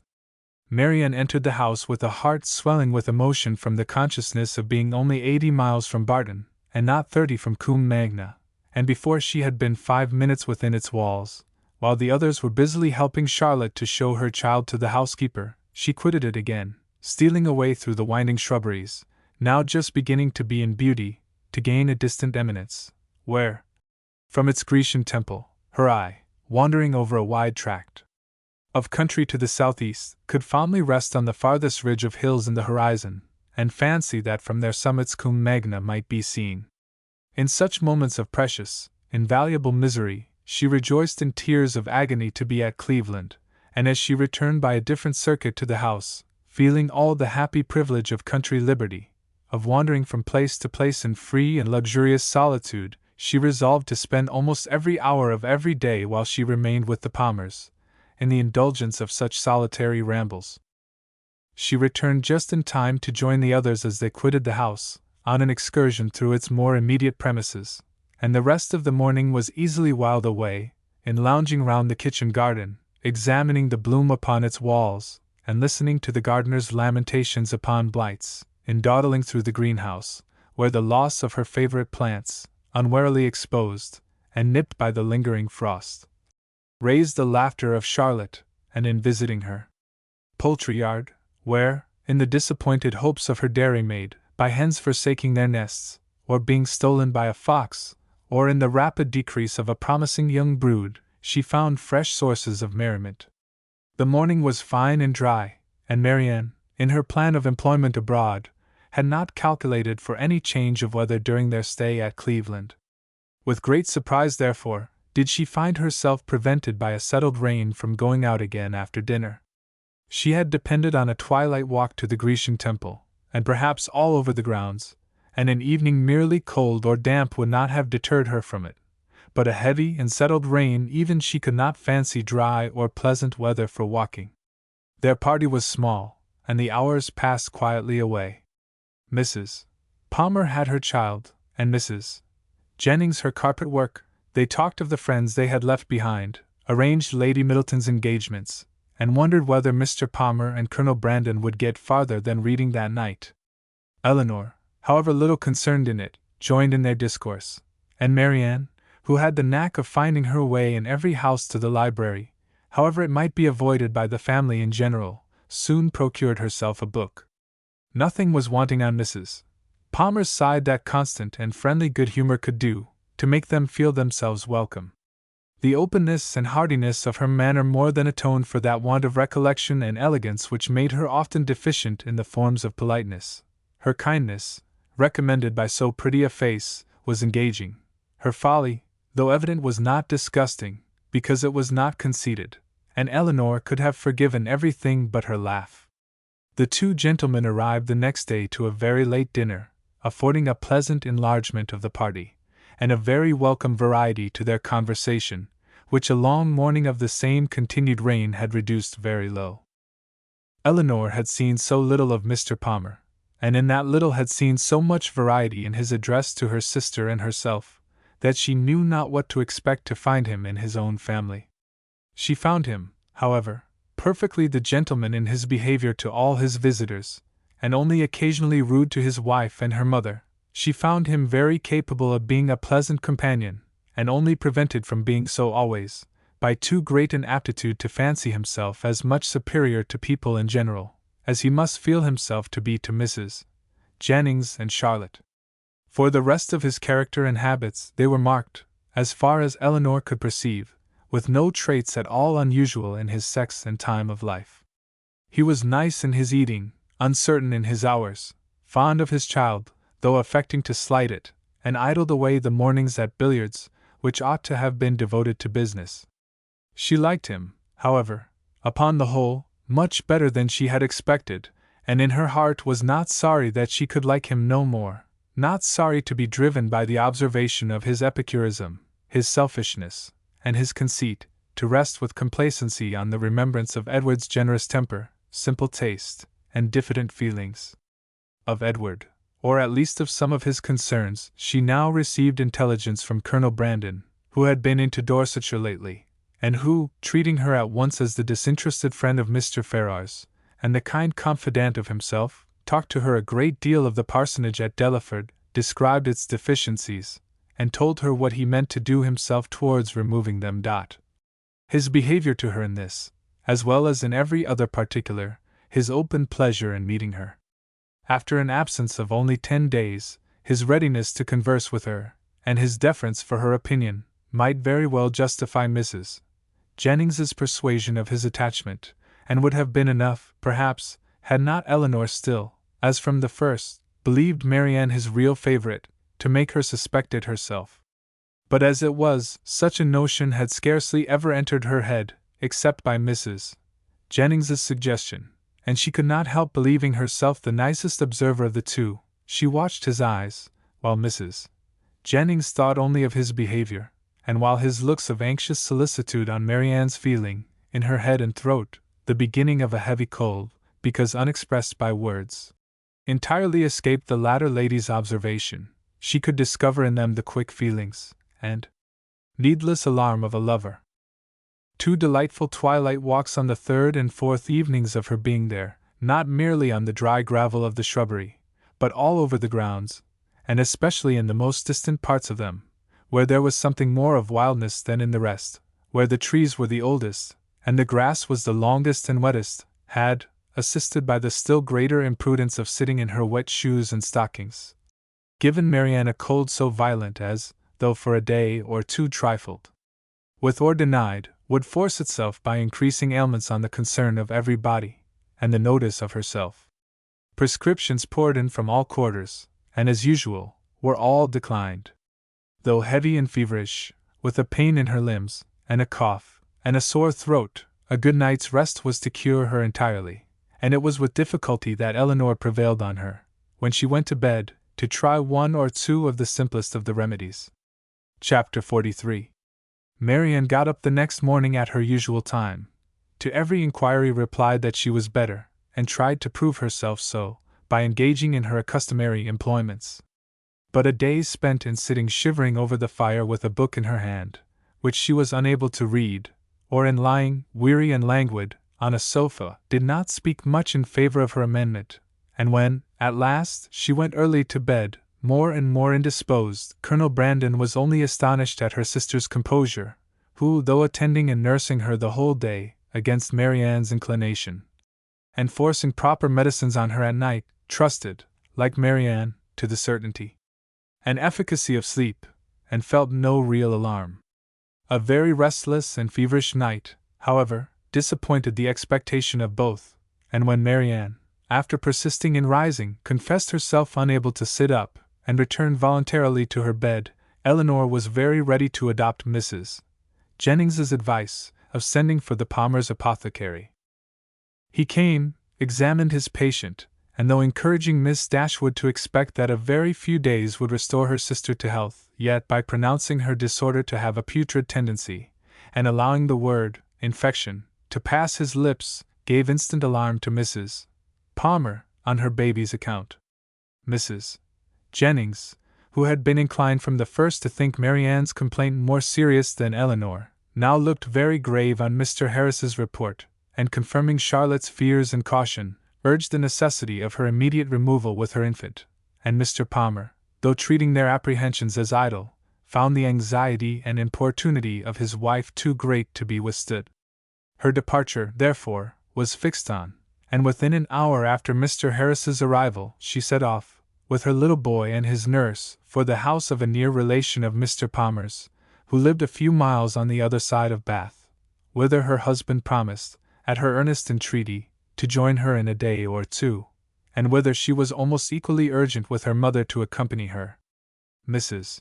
Jennings, however, with a kindness of heart which made Eleanor really love her, declared her resolution of not stirring from Cleveland as long as Marianne remained ill, and of endeavoring, by her own attentive care, to supply to her the place of the mother she had taken her from, and Eleanor found her on every occasion a most willing and active helpmate, desirous to share in all her fatigues, and often by her better experience in nursing, of material use. Poor Marianne, languid and low from the nature of her malady, and feeling herself universally ill, could no longer hope that tomorrow would find her recovered, and the idea of what tomorrow would have produced, but for this unlucky illness, made every ailment severe, for on that day they were to have begun their journey home, and attended the whole way by a servant of Mrs. Jennings, were to have taken their mother by surprise on the following forenoon. The little she said was all in lamentation of this inevitable delay, though Eleanor tried to raise her spirits, and make her believe, as she then really believed herself, that it would be a very short one. The next day produced little or no alteration in the state of the patient. She certainly was not better, and, except that there was no amendment, did not appear worse. Their party was now farther reduced, for Mr. Palmer, though very unwilling to go as well from real humanity and good nature, as from a dislike of appearing to be frightened away by his wife, was persuaded at last by Colonel Brandon to perform his promise of following her, and while he was preparing to go, Colonel Brandon himself, with a much greater exertion, began to talk of going likewise. Here, however, the kindness of Mrs. Jennings interposed most acceptably, for to send the Colonel away, while his love was in so much uneasiness on her sister's account, would be to deprive them both, she thought, of every comfort, and therefore telling him at once that his stay at Cleveland was necessary to herself, that she should want him to play at piquet of an evening, while Miss Dashwood was above with her sister, and she urged him so strongly to remain, that he, who was gratifying the first wish of his own heart by a compliance, could not long even affect to demur, especially as Mrs. Jennings's entreaty was warmly seconded by Mr. Palmer, who seemed to feel a relief to himself, in leaving behind him a person so well able to assist or advise Miss Dashwood in any emergence. Marianne was, of course, kept in ignorance of all these arrangements. She knew not that she had been the means of sending the owners of Cleveland away, in about 7 days from the time of their arrival. It gave her no surprise that she saw nothing of Mrs. Palmer, and as it gave her likewise no concern, she never mentioned her name. 2 days passed away from the time of Mr. Palmer's departure, and her situation continued, with little variation, the same. Mr. Harris, who attended her every day, still talked boldly of a speedy recovery, and Miss Dashwood was equally sanguine, but the expectation of the others was by no means so cheerful. Mrs. Jennings had determined very early in the seizure that Marianne would never get over it, and Colonel Brandon, who was chiefly of use in listening to Mrs.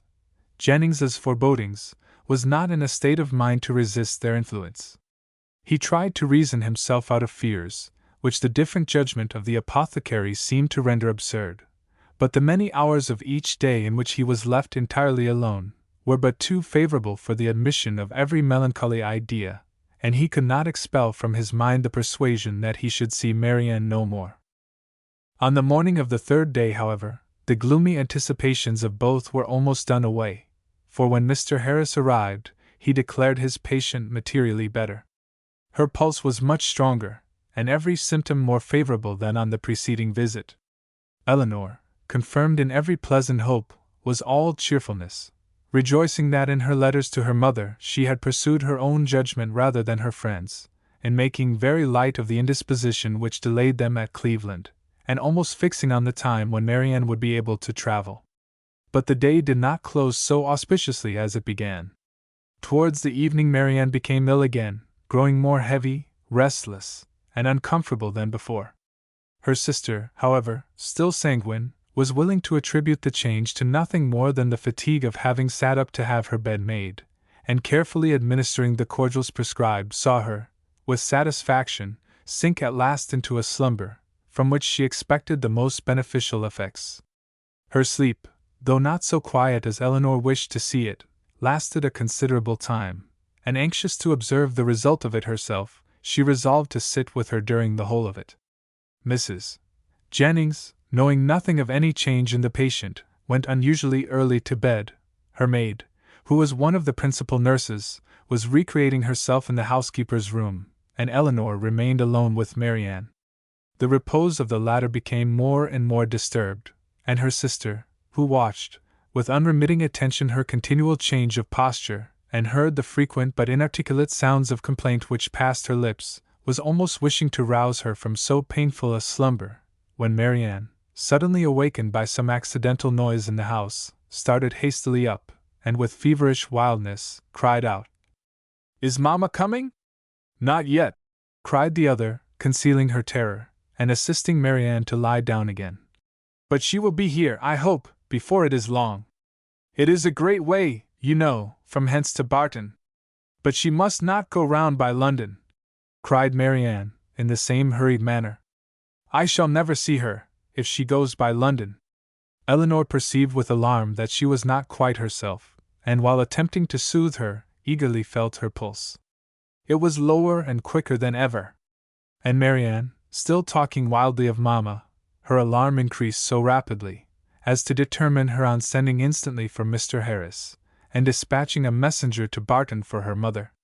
To consult with Colonel Brandon on the best means of effecting the latter was a thought which immediately followed the resolution of its performance, and as soon as she had rung up the maid to take her place by her sister, she hastened down to the drawing-room, where she knew he was generally to be found at a much later hour than the present.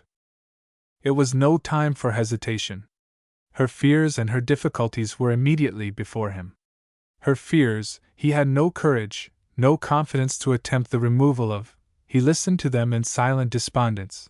But her difficulties were instantly obviated, for with a readiness that seemed to speak the occasion, and the service prearranged in his mind, he offered himself as the messenger who should fetch Mrs. Dashwood. Eleanor made no resistance that was not easily overcome. She thanked him with brief, though fervent gratitude, and while he went to hurry off his servant with a message to Mr. Harris, and an order for post-horses directly, she wrote a few lines to her mother. The comfort of such a friend at that moment as Colonel Brandon, or such a companion for her mother, how gratefully was it felt, a companion whose judgment would guide, whose attendance must relieve, and whose friendship might soothe her, as far as the shock of such a summons could be lessened to her. His presence, his manners, his assistance, would lessen it. He, meanwhile, whatever he might feel, acted with all the firmness of a collected mind, made every necessary arrangement with the utmost dispatch, and calculated with exactness the time in which she might look for his return. Not a moment was lost in delay of any kind. The horses arrived, even before they were expected, and Colonel Brandon, only pressing her hand with a look of solemnity, and a few words spoken too low to reach her ear, hurried into the carriage. It was then about 12 o'clock, and she returned to her sister's apartment to wait for the arrival of the apothecary, and to watch by her the rest of the night. It was a night of almost equal suffering to both. Hour after hour passed away in sleepless pain and delirium on Marianne's side, and in the most cruel anxiety on Eleanor's, before Mr. Harris appeared. Her apprehensions once raised, paid by their excess for all her former security, and the servant who sat up with her, for she would not allow Mrs. Jennings to be called, only tortured her more, by hints of what her mistress had always thought. Marianne's ideas were still, at intervals, fixed incoherently on her mother, and whenever she mentioned her name, it gave a pang to the heart of poor Eleanor, who, reproaching herself for having trifled with so many days of illness, and wretched for some immediate relief, fancied that all relief might soon be in vain, that everything had been delayed too long, and pictured to herself her suffering mother arriving too late to see this darling child, or to see her rational. She was on the point of sending again for Mr. Harris, or if he could not come, for some other advice, when the former, but not till after 5 o'clock, arrived. His opinion, however, made some little amends for his delay, for though acknowledging a very unexpected and unpleasant alteration in his patient, he would not allow the danger to be material, and talked of the relief which a fresh mode of treatment must procure, with a confidence which, in a lesser degree, was communicated to Eleanor. He promised to call again in the course of 3 or 4 hours, and left both the patient and her anxious attendant more composed than he had found them. With strong concern, and with many reproaches for not being called to their aid, did Mrs. Jennings hear in the morning of what had passed. Her former apprehensions, now with greater reason restored, left her no doubt of the event, and though trying to speak comfort to Eleanor, her conviction of her sister's danger would not allow her to offer the comfort of hope. Her heart was really grieved. The rapid decay, the early death of a girl so young, so lovely as Marianne, must have struck a less interested person with concern. On Mrs. Jennings's compassion she had other claims. She had been for 3 months her companion, was still under her care, and she was known to have been greatly injured, and long unhappy. The distress of her sister too, particularly a favourite, was before her, and as for their mother, when Mrs. Jennings considered that Marianne might probably be to her what Charlotte was to herself, her sympathy in her sufferings was very sincere. Mr. Harris was punctual in his second visit, but he came to be disappointed in his hopes of what the last would produce. His medicines had failed, the fever was unabated, and Marianne, only more quiet, not more herself, remained in a heavy stupor. Eleanor, catching all, and more than all, his fears in a moment, proposed to call in further advice. But he judged it unnecessary. He had still something more to try, some more fresh application, of whose success he was as confident as the last, and his visit concluded with encouraging assurances which reached the ear, but could not enter the heart of Miss Dashwood. She was calm, except when she thought of her mother, but she was almost hopeless, and in this state she continued till noon, scarcely stirring from her sister's bed, her thoughts wandering from one image of grief, one suffering friend to another, and her spirits oppressed to the utmost by the conversation of Mrs. Jennings, who scrupled not to attribute the severity and danger of this attack to the many weeks of previous indisposition which Marianne's disappointment had brought on. Eleanor felt all the reasonableness of the idea, and it gave fresh misery to her reflections. About noon, however, she began, but with a caution, a dread of disappointment which for some time kept her silent, even to her friend, to fancy, to hope she could perceive a slight amendment in her sister's pulse. She waited, watched, and examined it again and again, and at last, with an agitation more difficult to bury under exterior calmness than all her foregoing distress, ventured to communicate her hopes. Mrs. Jennings, though forced, on examination, to acknowledge a temporary revival, tried to keep her young friend from indulging a thought of its continuance, and Eleanor, conning over every injunction of distrust, told herself likewise not to hope. But it was too late. Hope had already entered, and feeling all its anxious flutter, she bent over her sister to watch, she hardly knew for what. Half an hour passed away, and the favorable symptom yet blessed her. Others even arose to confirm it. Her breath, her skin, her lips, all flattered Eleanor with signs of amendment, and Marianne fixed her eyes on her with a rational, though languid gaze. Anxiety and hope now oppressed her in equal degrees, and left her no moment of tranquillity till the arrival of Mr. Harris at 4 o'clock, when his assurances, his felicitations on a recovery in her sister even surpassing his expectation, gave her confidence, comfort, and tears of joy. Marianne was in every respect materially better, and he declared her entirely out of danger. Mrs. Jennings, perhaps satisfied with the partial justification of her forebodings which had been found in their late alarm, allowed herself to trust in his judgment, and admitted, with unfeigned joy, and soon with unequivocal cheerfulness, the probability of an entire recovery. Eleanor could not be cheerful. Her joy was of a different kind, and led to anything rather than to gaiety. Marianne restored to life, health, friends, and to her doting mother, was an idea to fill her heart with sensations of exquisite comfort, and expanded in fervent gratitude, but it led to no outward demonstrations of joy, no words, no smiles. All within Eleanor's breast was satisfaction, silent and strong.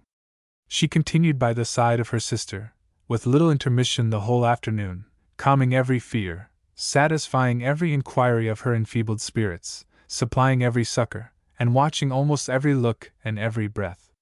The possibility of a relapse would of course, in some moments, occurred to remind her of what anxiety was, but when she saw, on her frequent and minute examination, that every symptom of recovery continued, and saw Marianne at 6 o'clock sink into a quiet, steady, and to all appearance comfortable, sleep, she silenced every doubt.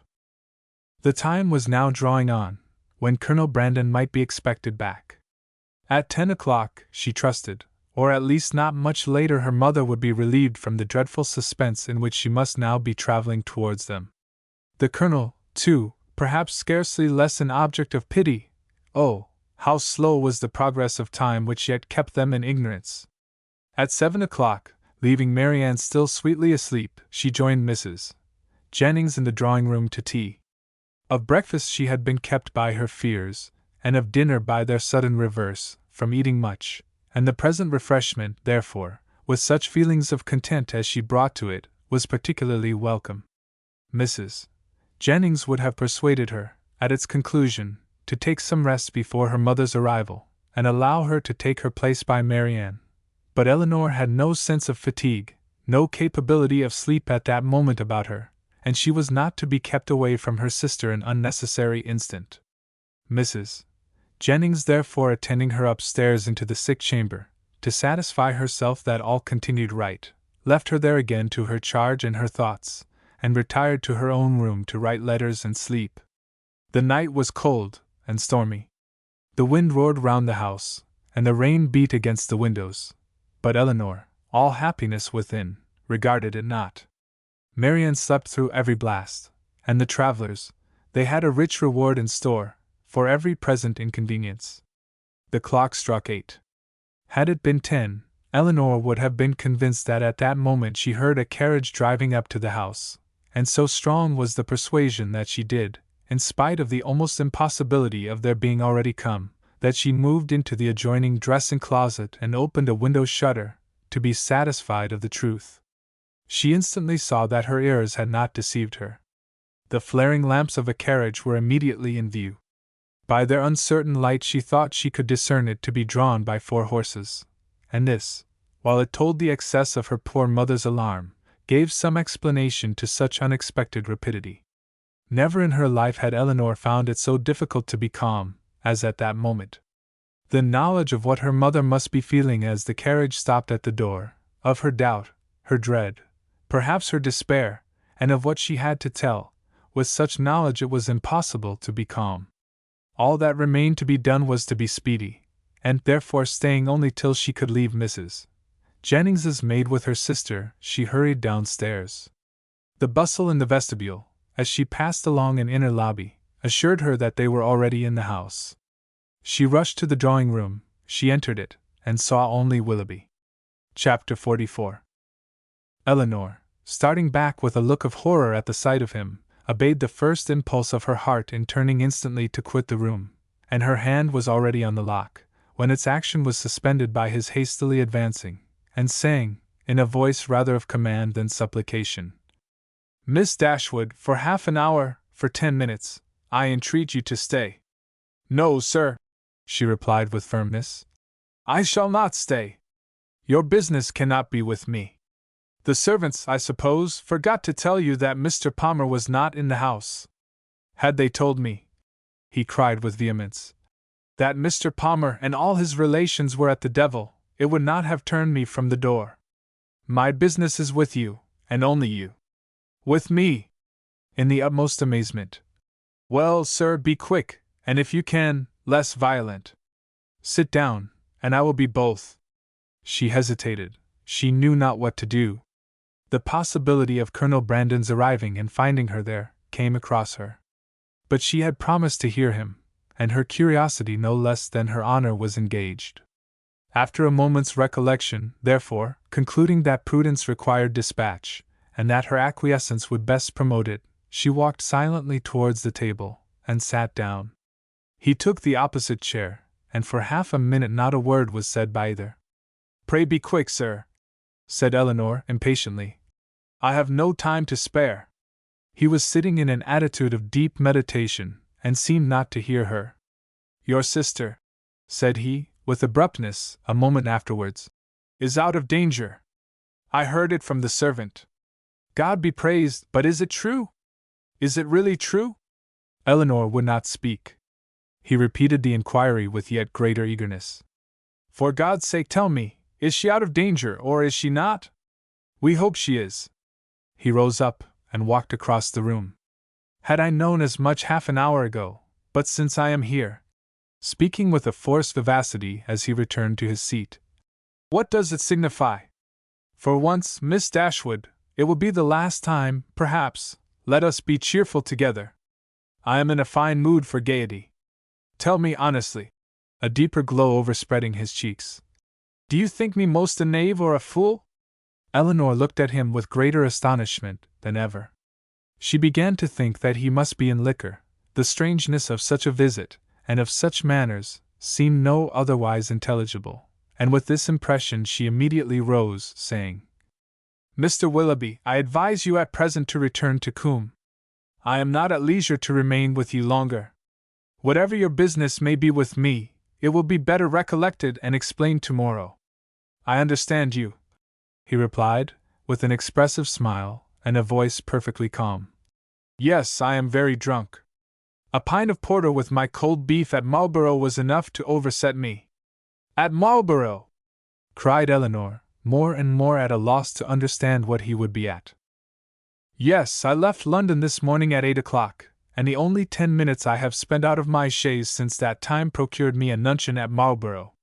The steadiness of his manner, and the intelligence of his eye as he spoke, convincing Eleanor that whatever other unpardonable folly might bring him to Cleveland, he was not brought there by intoxication, she said, after a moment's recollection. Mr. Willoughby, you ought to feel, and I certainly do, that after what has passed, your coming here in this manner, and forcing yourself upon my notice, requires a very particular excuse. What is it that you mean by it? I mean, said he, with serious energy, if I can, to make you hate me 1 degree less than you do now. I mean to offer some kind of explanation, some kind of apology for the past, to open my whole heart to you, and by convincing you that though I have been always a blockhead, I have not been always a rascal, to obtain something like forgiveness from from your sister. Is this the real reason of your coming? Upon my soul it is, was his answer, with a warmth which brought all the former Willoughby to her remembrance, and in spite of herself made her think him sincere. If that is all, you may be satisfied already, for Marianne does, she has long forgiven you. Has she? He cried, in the same eager tone. Then she has forgiven me before she ought to have done it. But she shall forgive me again, and on more reasonable grounds. Now will you listen to me? Eleanor bowed her assent. I do not know, said he, after a pause of expectation on her side, and thoughtfulness on his own, how you may have accounted for my behavior to your sister, or what diabolical motive you may have imputed to me. Perhaps you will hardly think the better of me. It is worth the trial, however, and you shall hear everything. When I first became intimate in your family, I had no other intention, no other view in the acquaintance than to pass my time pleasantly while I was obliged to remain in Devonshire, more pleasantly than I had ever done before. Your sister's lovely person and interesting manners could not but please me, and her behavior to me almost from the first was of a kind, it is astonishing, when I reflect on what it was, and what she was, that my heart should have been so insensible. But at first I must confess my vanity only was elevated by it. Careless of her happiness, thinking only of my own amusement, giving way to feelings which I had always been too much in the habit of indulging, I endeavored, by every means in my power, to make myself pleasing to her, without any design of returning her affection. Miss Dashwood, at this point, turning her eyes on him with the most angry contempt, stopped him, by saying, It is hardly worth while, Mr. Willoughby, for you to relate, or for me to listen any longer.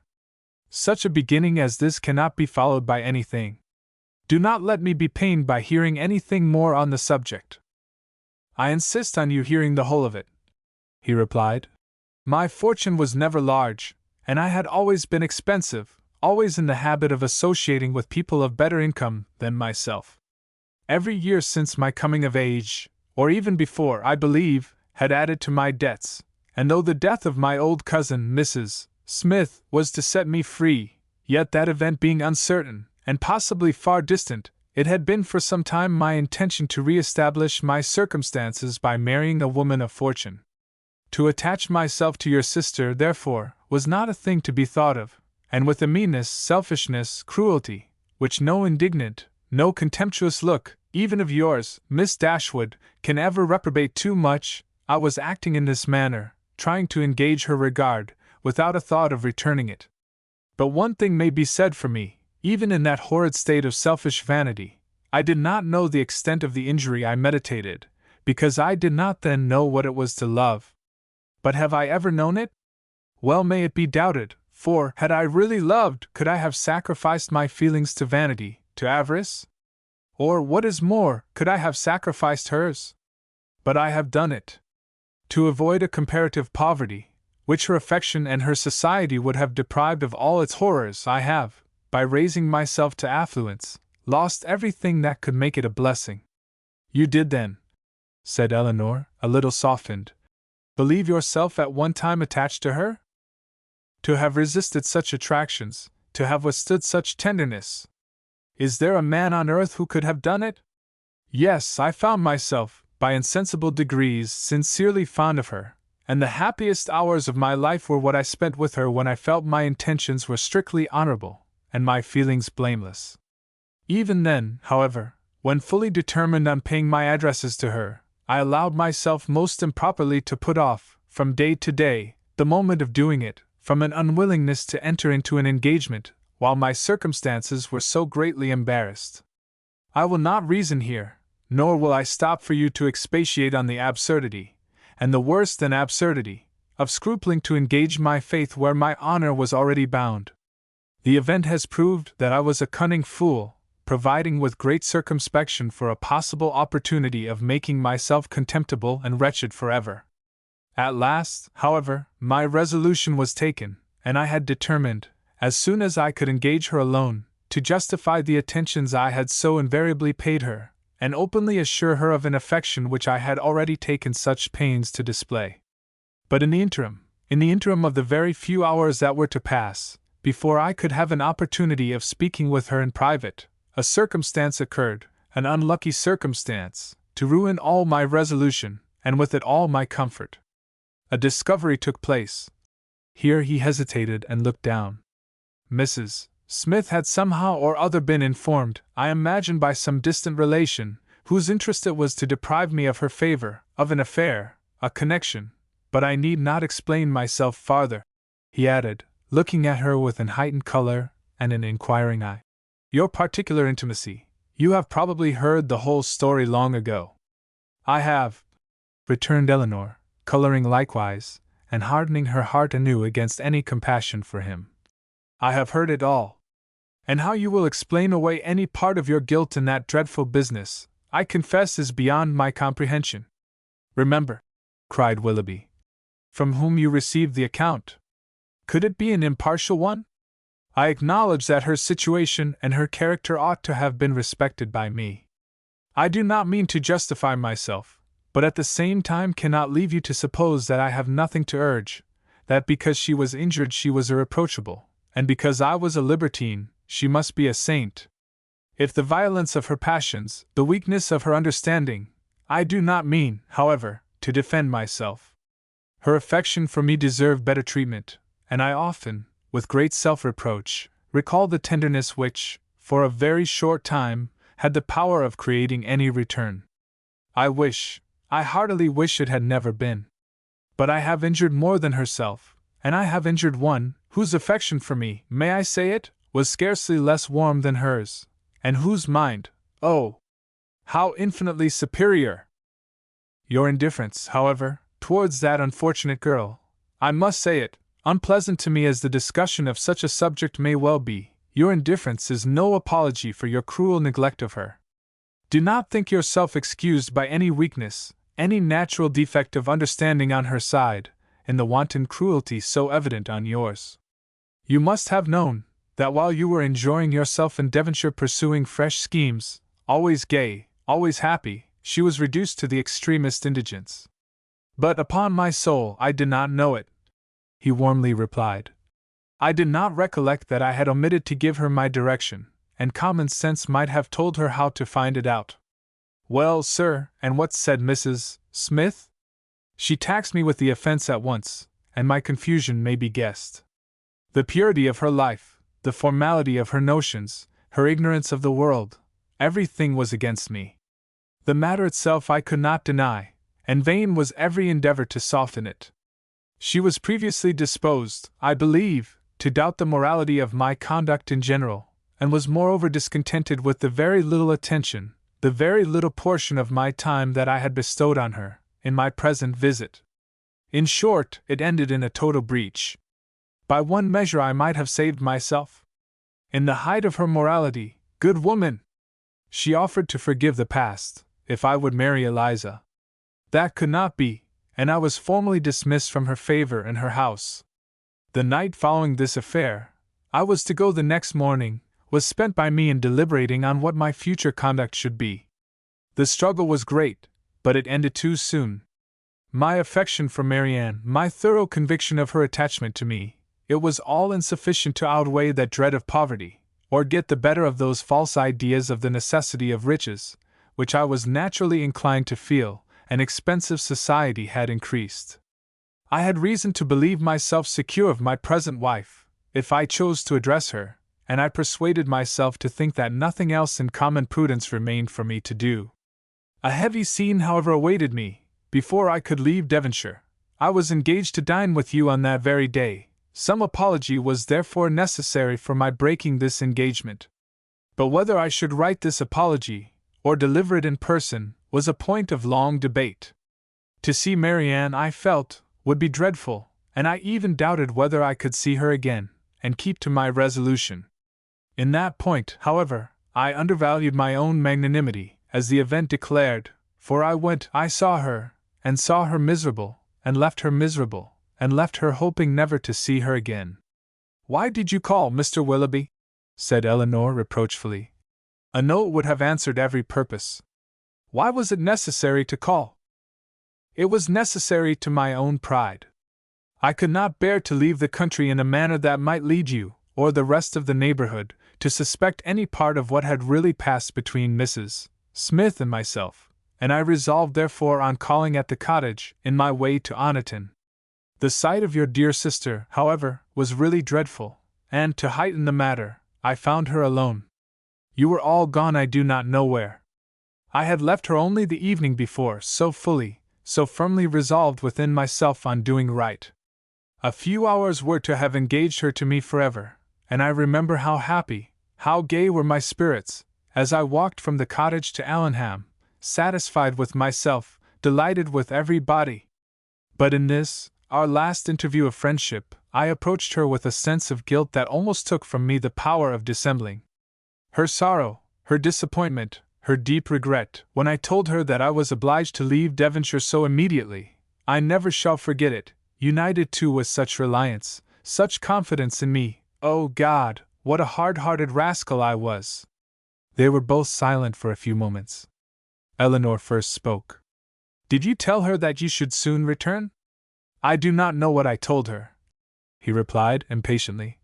Less than was due to the past, beyond a doubt, and in all likelihood much more than was justified by the future. I cannot think of it. It won't do.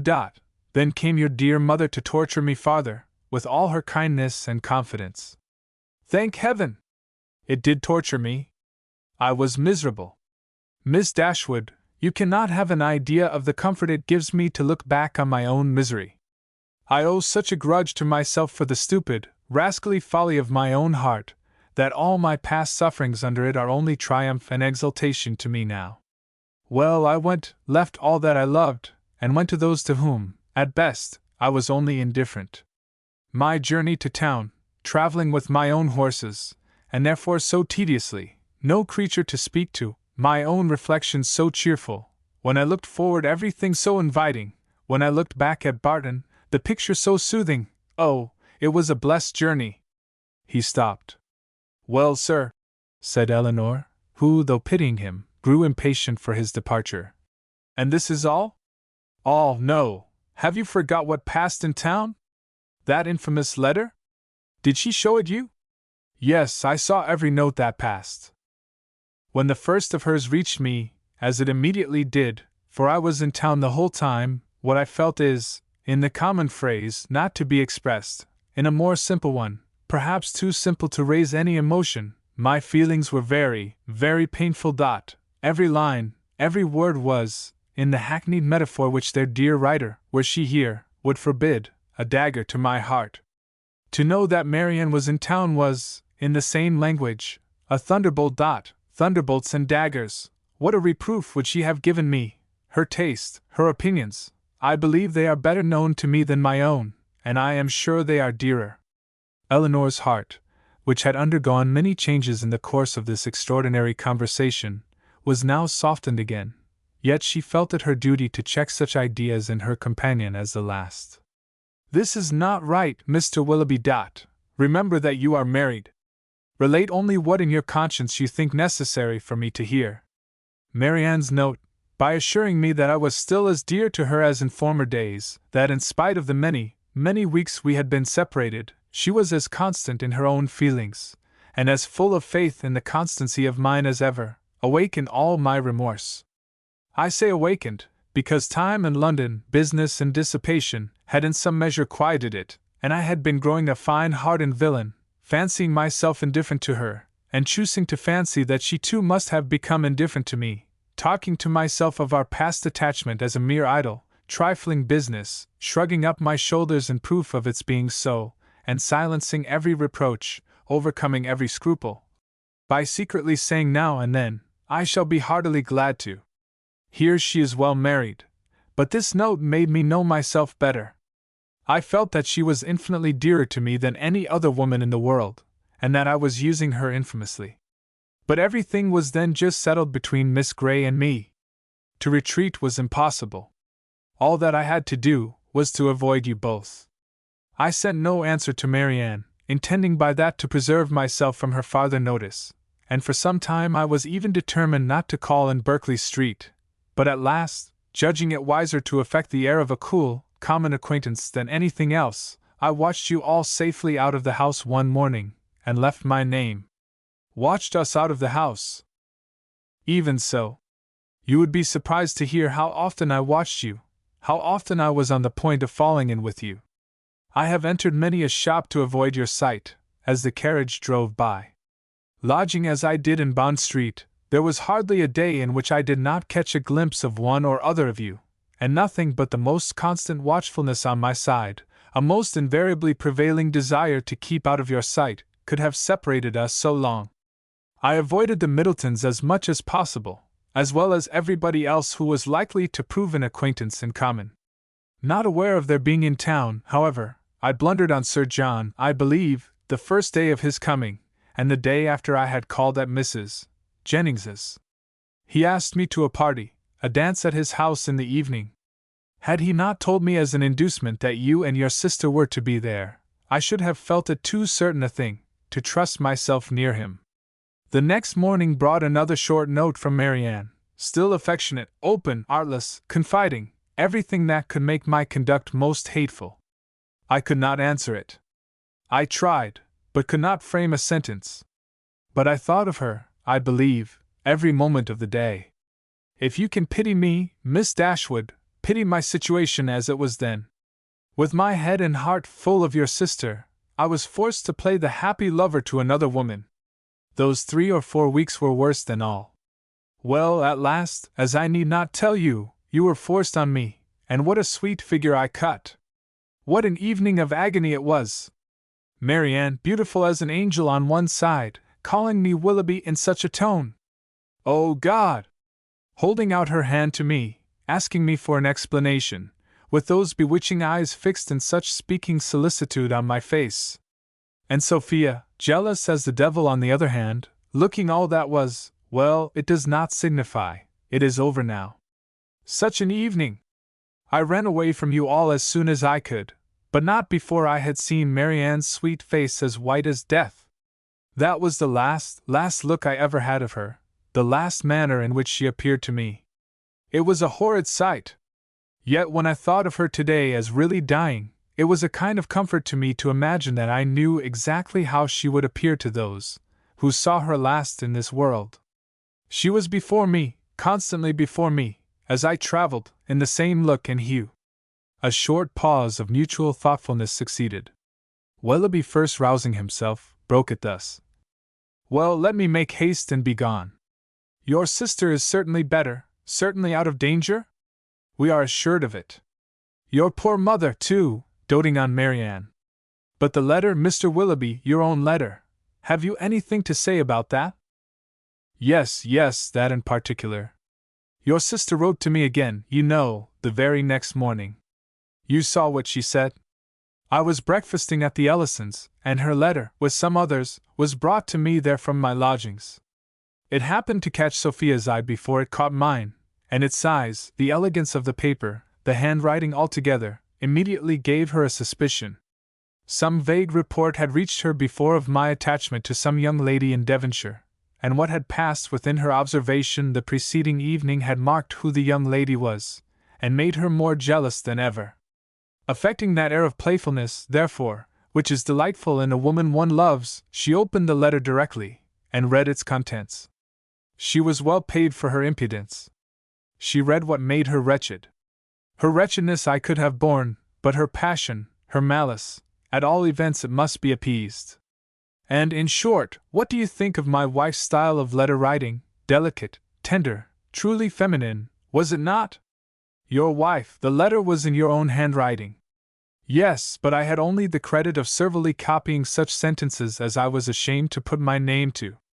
The original was all her own happy thoughts and gentle diction.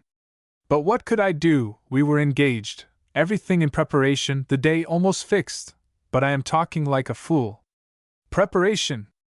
Day!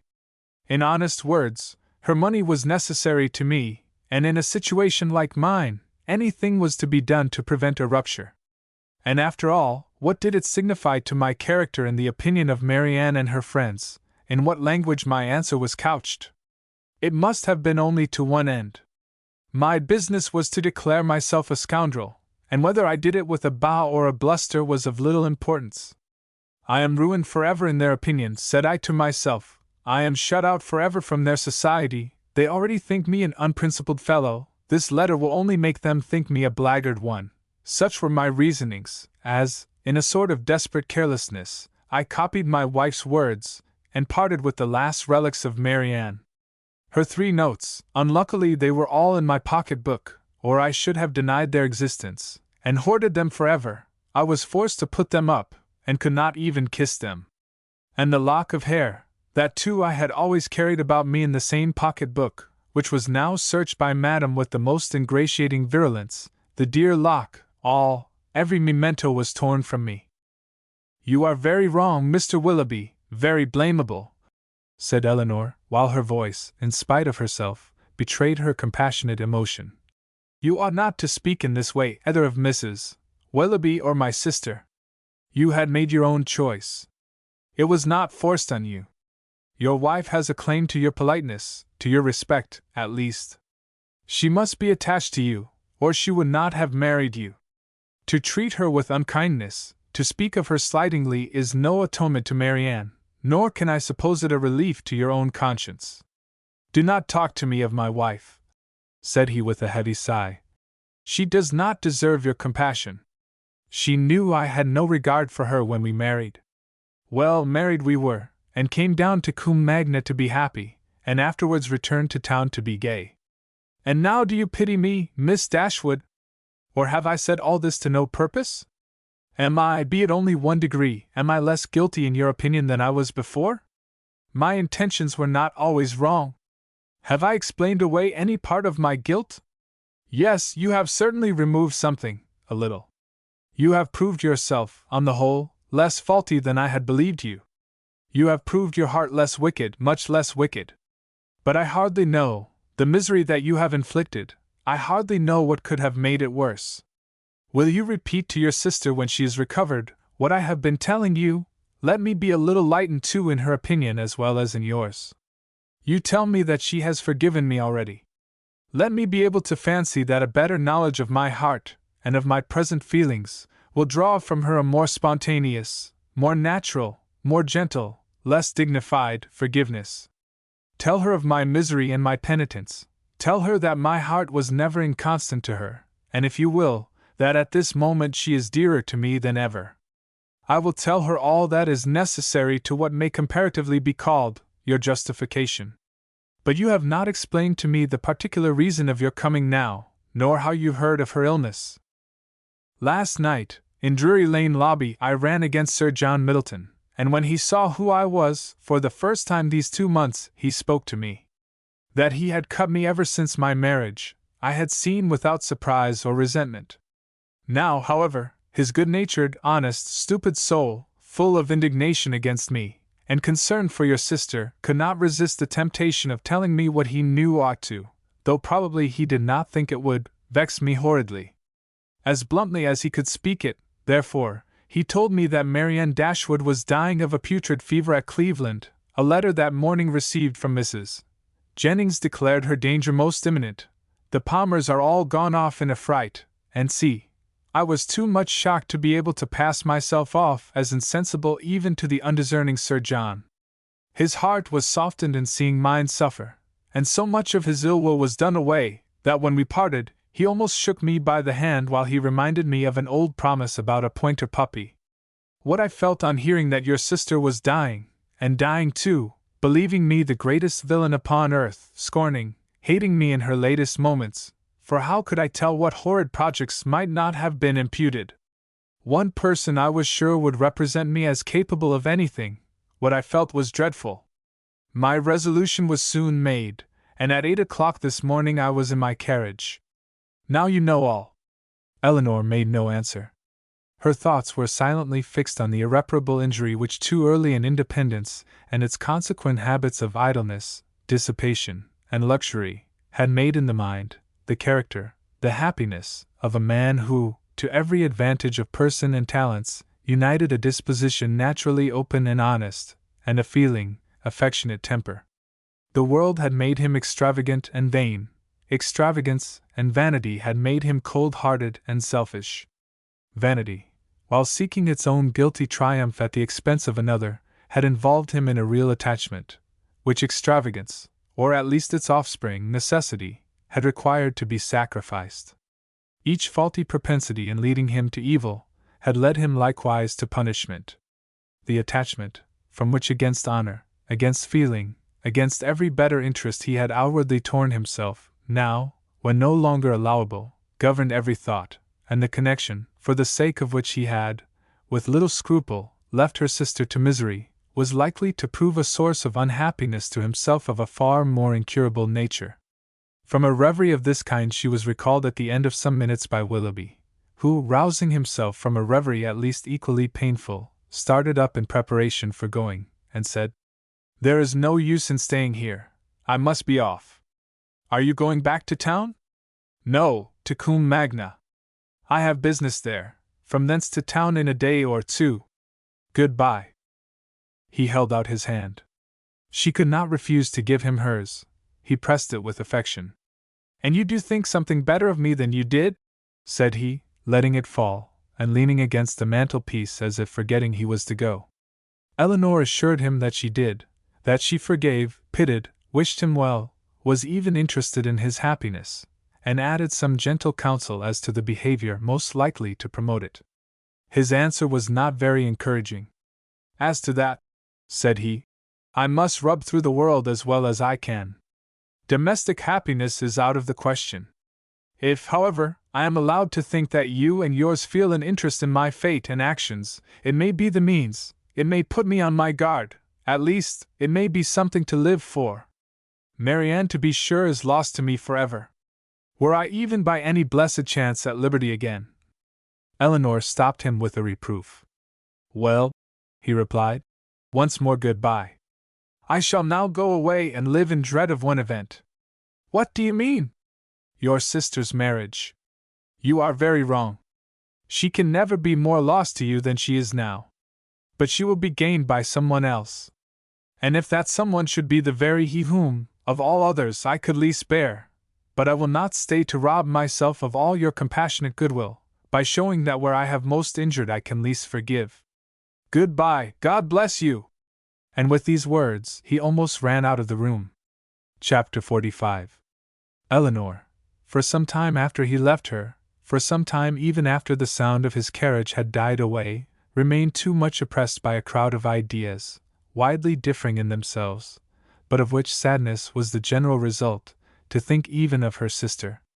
Willoughby, he, whom only half an hour ago she had abhorred as the most worthless of men, Willoughby, in spite of all his faults, excited a degree of commiseration for the sufferings produced by them, which made her think of him as now separated forever from her family, with a tenderness, a regret, rather in proportion, as she soon acknowledged within herself, to his wishes than to his merits. She felt that his influence over her mind was heightened by circumstances which ought not in reason to have weight, by that person of uncommon attraction, that open, affectionate, and lively manner which it was no merit to possess, and by that still ardent love for Marianne, which it was not even innocent to indulge. But she felt that it was so, long before she could feel his influence less. When at last she returned to the unconscious Marianne, she found her just awaking, refreshed by so long and sweet a sleep to the extent of her hopes. Eleanor's heart was full. The past, the present, the future, Willoughby's visit, Marianne's safety, and her mother's expected arrival, threw her altogether into an agitation of spirits which kept off every indication of fatigue, and made her only fearful of betraying herself to her sister.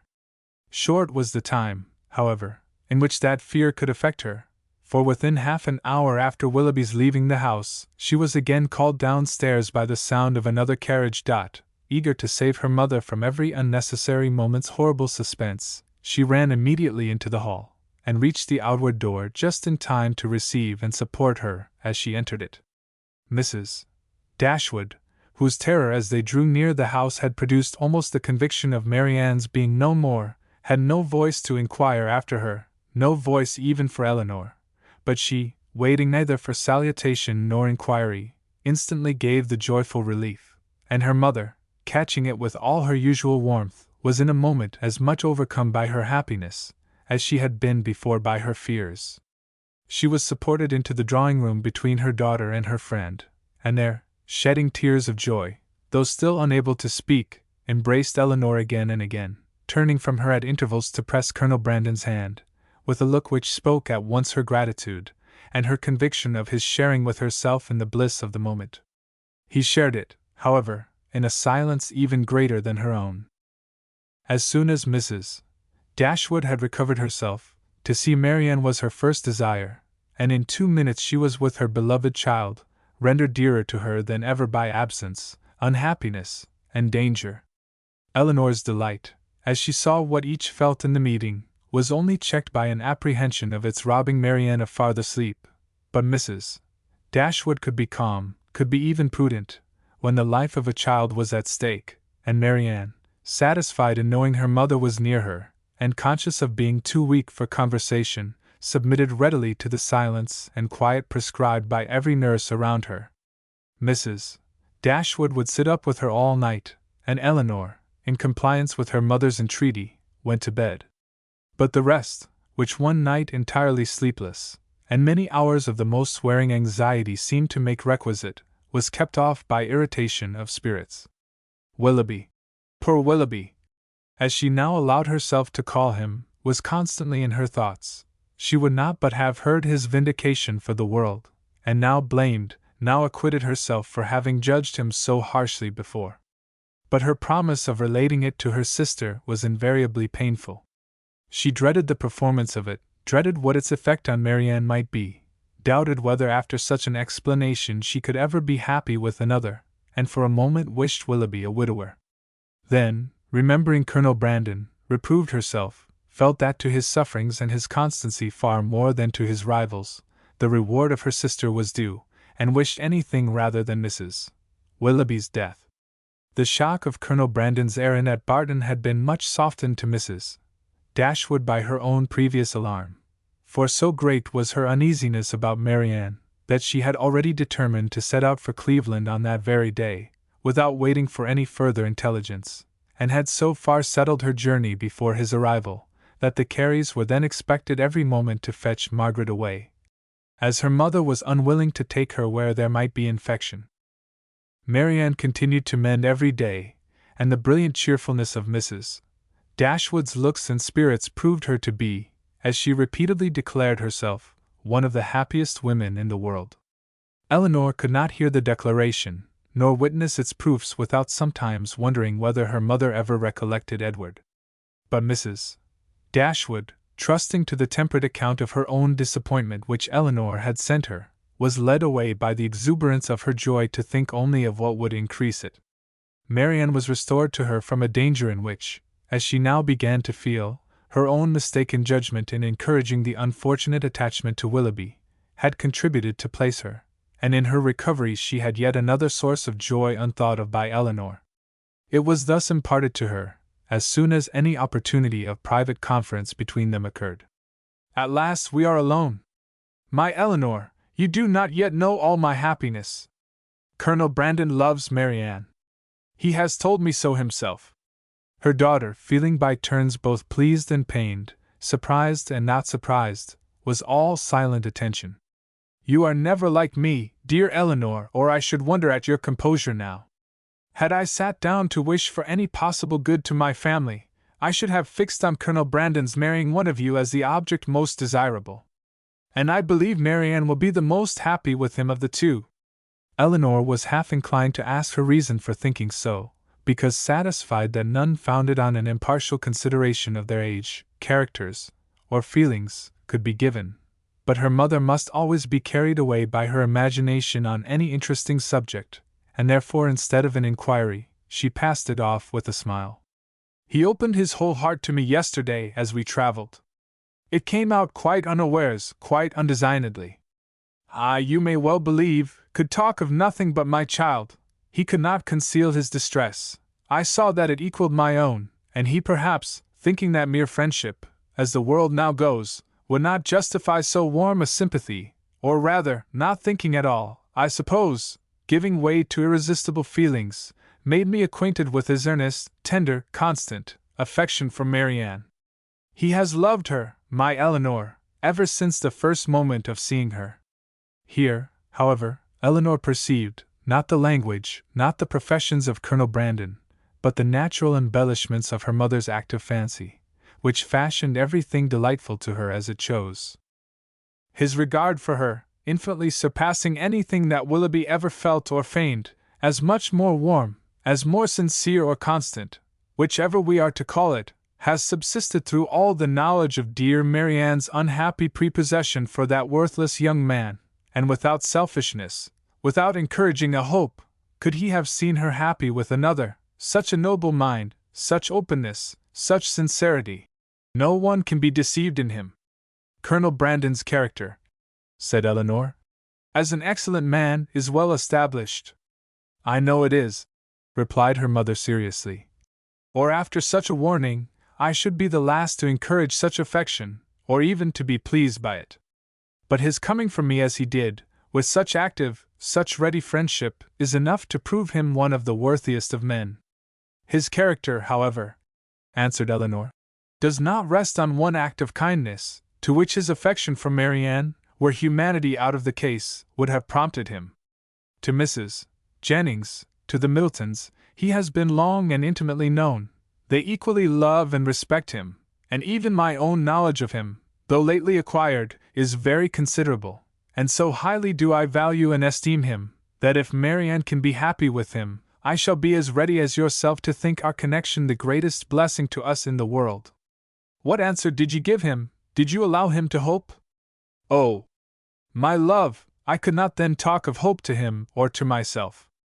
Marianne might at that moment be dying. But he did not ask for hope or encouragement. His was an involuntary confidence, an irrepressible effusion to a soothing friend, not an application to a parent. Yet after a time I did say, for at first I was quite overcome, that if she lived, as I trusted she might, my greatest happiness would lie in promoting their marriage, and since our arrival, since our delightful security, I have repeated it to him more fully, have given him every encouragement in my power. Time, a very little time, I tell him, will do everything. Marianne's heart is not to be wasted forever on such a man as Willoughby. His own merits must soon secure it. To judge from the Colonel's spirits, however, you have not yet made him equally sanguine. No, he thinks Marianne's affection too deeply rooted for any change in it under a great length of time, and even supposing her heart again free, is too diffident of himself to believe that with such a difference of age and disposition he could ever attach her. There, however, he is quite mistaken. His age is only so much beyond hers as to be an advantage, as to make his character and principles fixed, and his disposition, I am well convinced, is exactly the very one to make your sister happy. And his person, his manners too, are all in his favor. My partiality does not blind me. He certainly is not so handsome as Willoughby, but at the same time, there is something much more pleasing in his countenance. There was always a something, if you remember, in Willoughby's eyes at times, which I did not like. Elinor could not remember it, but her mother, without waiting for her assent, continued. And his manners, the Colonel's manners, are not only more pleasing to me than Willoughby's ever were, but they are of a kind I well know to be more solidly attaching to Marianne. Their gentleness, their genuine attention to other people, and their manly unstudied simplicity is much more accordant with her real disposition than the liveliness, often artificial, and often ill-timed of the other. I am very sure myself that had Willoughby turned out as really amiable, as he has proved himself the contrary, Marianne would yet never have been so happy with him as she will be with Colonel Brandon. She paused. Her daughter could not quite agree with her, but her dissent was not heard, and therefore gave no offense. At Delaford she will be within an easy distance of me, added Mrs. Dashwood, even if I remain at Barton, and in all probability, for I hear it is a large village, indeed there certainly must be some small house or cottage close by, that would suit us quite as well as our present situation. Poor Elinor! Here was a new scheme for getting her to Delaford, but her spirit was stubborn. His fortune too, for at my time of life you know, everybody cares about that, and though I neither know nor desire to know what it really is, I am sure it must be a good one. Here they were interrupted by the entrance of a third person, and Elinor withdrew to think it all over in private, to wish success to her friend, and yet in wishing it, to feel a pang for Willoughby. Chapter 46. Marianne's illness, though weakening in its kind, had not been long enough to make her recovery slow, and with youth, natural strength, and her mother's presence in aid, it proceeded so smoothly as to enable her to remove, within 4 days after the arrival of the latter, into Mrs. Palmer's dressing-room. When there, at her own particular request, for she was impatient to pour forth her thanks to him for fetching her mother, Colonel Brandon was invited to visit her.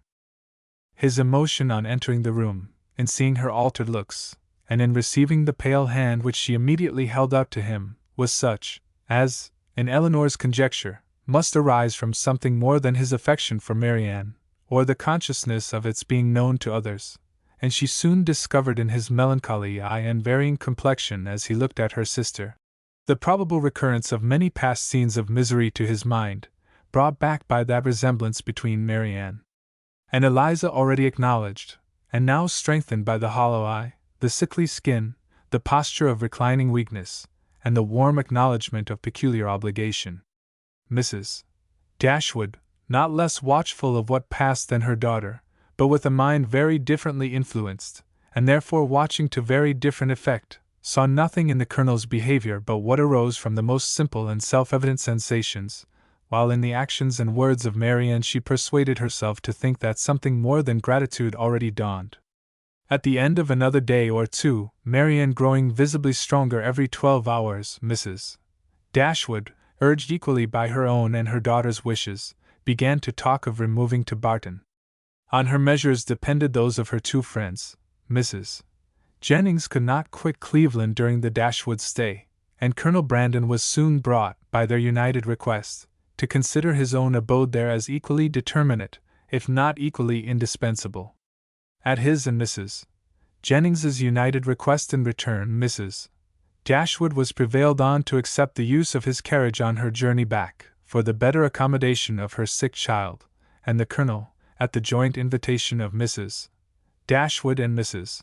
Jennings, whose active good nature made her friendly and hospitable for other people as well as herself, engaged with pleasure to redeem it by a visit at the cottage, in the course of a few weeks.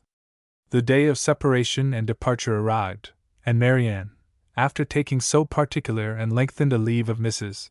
Jennings, once so earnestly grateful, so full of respect and kind wishes as seemed due to her own heart from a secret acknowledgment of past inattention, and bidding Colonel Brandon farewell with the cordiality of a friend, was carefully assisted by him into the carriage, of which he seemed anxious that she should engross at least half.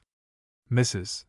Dashwood and Elinor then followed, and the others were left by themselves, to talk of the travellers, and feel their own dullness, till Mrs. Jennings was summoned to her chaise to take comfort in the gossip of her maid for the loss of her 2 young companions, and Colonel Brandon immediately afterwards took his solitary way to Delaford. The Dashwoods were 2 days on the road, and Marianne bore her journey on both, without essential fatigue. Everything that the most zealous affection, the most solicitous care could do to render her comfortable, was the office of each watchful companion, and each found their reward in her bodily ease, and her calmness of spirits. To Elinor, the observation of the latter was particularly grateful. She, who had seen her week after week so constantly suffering, oppressed by anguish of heart which she had neither courage to speak of, nor fortitude to conceal, now saw with a joy, which no other could equally share, an apparent composure of mind, which, in being the result as she trusted of serious reflection, must eventually lead her to contentment and cheerfulness. As they approached Barton, indeed, and entered on scenes of which every field and every tree brought some peculiar, some painful recollection, she grew silent and thoughtful, and turning away her face from their notice, sat earnestly gazing through the window. But here, Elinor could neither wonder nor blame, and when she saw, as she assisted Marianne from the carriage, that she had been crying, she saw only an emotion too natural in itself to raise anything less tender than pity, and in its unobtrusiveness entitled to praise. In the whole of her subsequent manner, she traced the direction of a mind awakened to reasonable exertion, for no sooner had they entered their common sitting-room, than Marianne turned her eyes around it with a look of resolute firmness, as if determined at once to accustom herself to the sight of every object with which the remembrance of Willoughby could be connected. She said little, but every sentence aimed at cheerfulness, and though a sigh sometimes escaped her, it never passed away without the atonement of a smile. After dinner she would try her pianoforte. She went to it, but the music on which her eye first rested was an opera, procured for her by Willoughby, containing some of their favorite duets, and bearing on its outward leaf her own name in his handwriting. That would not do. She shook her head, put the music aside, and after running over the keys for a minute, complained of feebleness in her fingers, and closed the instrument again, declaring however with firmness as she did so, that she should in future practice much. The next morning produced no abatement in these happy symptoms. On the contrary, with a mind and body alike strengthened by rest, she looked and spoke with more genuine spirit, anticipating the pleasure of Margaret's return, and talking of the dear family party which would then be restored, of their mutual pursuits and cheerful society, as the only happiness worth a wish. "When the weather is settled, and I have recovered my strength," said she, "we will take long walks together every day. We will walk to the farm at the edge of the down, and see how the children go on. We will walk to Sir John's new plantations at Barton Cross, and the Abbey land, and we will often go to the old ruins of the Priory, and try to trace its foundations as far as we are told they once reached. I know we shall be happy. I know the summer will pass happily away. I mean never to be later in rising than 6, and from that time till dinner I shall divide every moment between music and reading. I have formed my plan, and am determined to enter on a course of serious study. Our own library is too well known to me to be resorted to for anything beyond mere amusement. But there are many works well worth reading at the park, and there are others of more modern production which I know I can borrow of Colonel Brandon. By reading only 6 hours a day, I shall gain in the course of a 12-month a great deal of instruction which I now feel myself to want." Elinor honored her for a plan which originated so nobly as this, though smiling to see the same eager fancy which had been leading her to the extreme of languid indolence and selfish repining, now at work in introducing excess into a scheme of such rational employment and virtuous self-control. Her smile, however, changed to a sigh when she remembered that promise to Willoughby was yet unfulfilled, and feared she had that to communicate which might again unsettle the mind of Marianne, and ruin at least for a time this fair prospect of busy tranquillity. Willing therefore to delay the evil hour, she resolved to wait till her sister's health were more secure, before she appointed it. But the resolution was made only to be broken. Marianne had been 2 or 3 days at home, before the weather was fine enough for an invalid like herself to venture out. But at last a soft, genial morning appeared, such as might tempt the daughter's wishes and the mother's confidence, and Marianne, leaning on Eleanor's arm, was authorized to walk as long as she could without fatigue, in the lane before the house. The sisters set out at a pace, slow as the feebleness of Marianne in an exercise hitherto untried since her illness required, and they had advanced only so far beyond the house as to admit a full view of the hill, the important hill behind, when pausing with her eyes turned towards it, Marianne calmly said, "There, exactly there," pointing with one hand. "On that projecting mound there I fell, and there I first saw Willoughby." Her voice sank with the word, but presently reviving she added, "I am thankful to find that I can look with so little pain on the spot. Shall we ever talk on that subject, Eleanor?" Hesitatingly it was said. "Or will it be wrong? I can talk of it now, I hope, as I ought to do." Eleanor tenderly invited her to be open. "As for regret," said Marianne, "I have done with that, as far as he is concerned. I do not mean to talk to you of what my feelings have been for him, but what they are now. At present, if I could be satisfied on one point, if I could be allowed to think that he was not always acting a part, not always deceiving me, but above all, if I could be assured that he never was so very wicked as my fears have sometimes fancied him, since the story of that unfortunate girl—" She stopped. Eleanor joyfully treasured her words as she answered, "If you could be assured of that, you think you should be easy." "Yes. My peace of mind is doubly involved in it, for not only is it horrible to suspect a person, who has been what he has been to me, of such designs, but what must it make me appear to myself? What in a situation like mine, but a most shamefully unguarded affection could expose me to?" "How then," asked her sister, "would you account for his behavior?" "I would suppose him, oh, how gladly would I suppose him, only fickle, very, very fickle." Eleanor said no more. She was debating within herself on the eligibility of beginning her story directly, or postponing it till Marianne were in stronger health, and they crept on for a few minutes in silence. "I am not wishing him too much good," said Marianne at last with a sigh, "when I wish his secret reflections may be no more unpleasant than my own. He will suffer enough in them. Do you compare your conduct with his?" "No, I compare it with what it ought to have been, I compare it with yours. Our situations have borne little resemblance. They have borne more than our conduct. Do not, my dearest Eleanor, let your kindness defend what I know your judgment must censure. My illness has made me think. It has given me leisure and calmness for serious recollection. Long before I was enough recovered to talk, I was perfectly able to reflect. I considered the past. I saw in my own behavior, since the beginning of our acquaintance with him last autumn, nothing but a series of imprudence towards myself, and want of kindness to others. I saw that my own feelings had prepared my sufferings, and that my want of fortitude under them had almost led me to the grave. My illness, I well knew, had been entirely brought on by myself by such negligence of my own health, as I had felt even at the time to be wrong. Had I died, it would have been self-destruction. I did not know my danger till the danger was removed, but with such feelings as these reflections gave me, I wonder at my recovery, wonder that the very eagerness of my desire to live, to have time for atonement to my God, and to you all, did not kill me at once. Had I died, in what peculiar misery should I have left you, my nurse, my friend, my sister?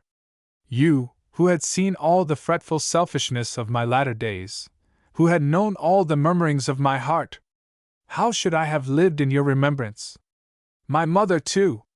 How could you have consoled her? I cannot express my own abhorrence of myself. Whenever I look towards the past, I saw some duty neglected, or some failing indulged. Every body seemed injured by me. The kindness, the unceasing kindness of Mrs. Jennings, I had repaid with ungrateful contempt. To the Middletons, to the Palmers, the Steeles, to every common acquaintance even, I had been insolent and unjust, with a heart hardened against their merits, and a temper irritated by their very attention. To John, to Fanny, yes, even to them, little as they deserve, I had given less than their due. But you above all, above my mother, had been wronged by me. I, and only I, knew your heart, and its sorrows, yet to what did it influence me? Not to any compassion that could benefit you or myself. Your example was before me, but to what avail? Was I more considerate of you and your comfort? Did I imitate your forbearance, or lessen your restraints, by taking any part in those offices of general complaisance or particular gratitude which you had hitherto been left to discharge alone? No, not less when I knew you to be unhappy, than when I had believed you at ease, did I turn away from every exertion of duty or friendship, scarcely allowing sorrow to exist but with me, regretting only that heart which had deserted and wronged me, and leaving you, for whom I professed an unbounded affection, to be miserable for my sake. Here ceased the rapid flow of her self-reproving spirit, and Eleanor, impatient to soothe, though too honest to flatter, gave her instantly that praise and support which her frankness and her contrition so well deserved. Marianne pressed her hand and replied, "You are very good. The future must be my proof. I have laid down my plan, and if I am capable of adhering to it, my feelings shall be governed and my temper improved. They shall no longer worry others, nor torture myself. I shall now live solely for my family. You, my mother, and Margaret, must henceforth be all the world to me. You will share my affections entirely between you. From my home, I shall never again have the smallest incitement to move, and if I do mix in other society it will be only to show that my spirit is humbled, my heart amended, and that I can practice the civilities, the lesser duties of life, with gentleness and forbearance. As for Willoughby, to say that I shall soon or that I shall ever forget him, would be idle. His remembrance can be overcome by no change of circumstances or opinions. But it shall be regulated, it shall be checked by religion, by reason, by constant employment." She paused, and added in a low voice, "If I could but know his heart, everything would become easy."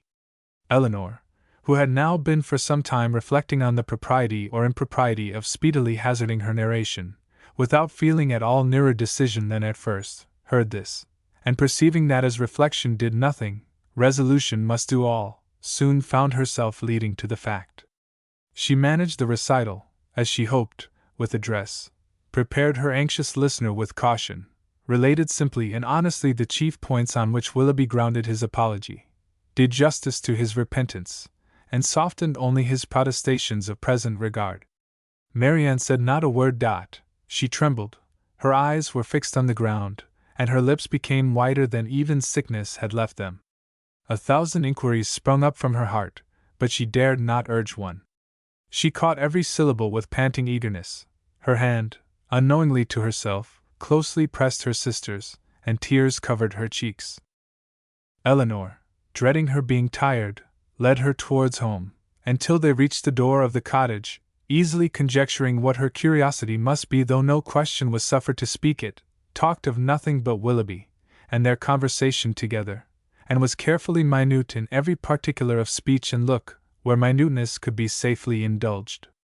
As soon as they entered the house, Marianne, with a kiss of gratitude, and these 2 words just articulate through her tears, "Tell Mamma," withdrew from her sister, and walked slowly upstairs.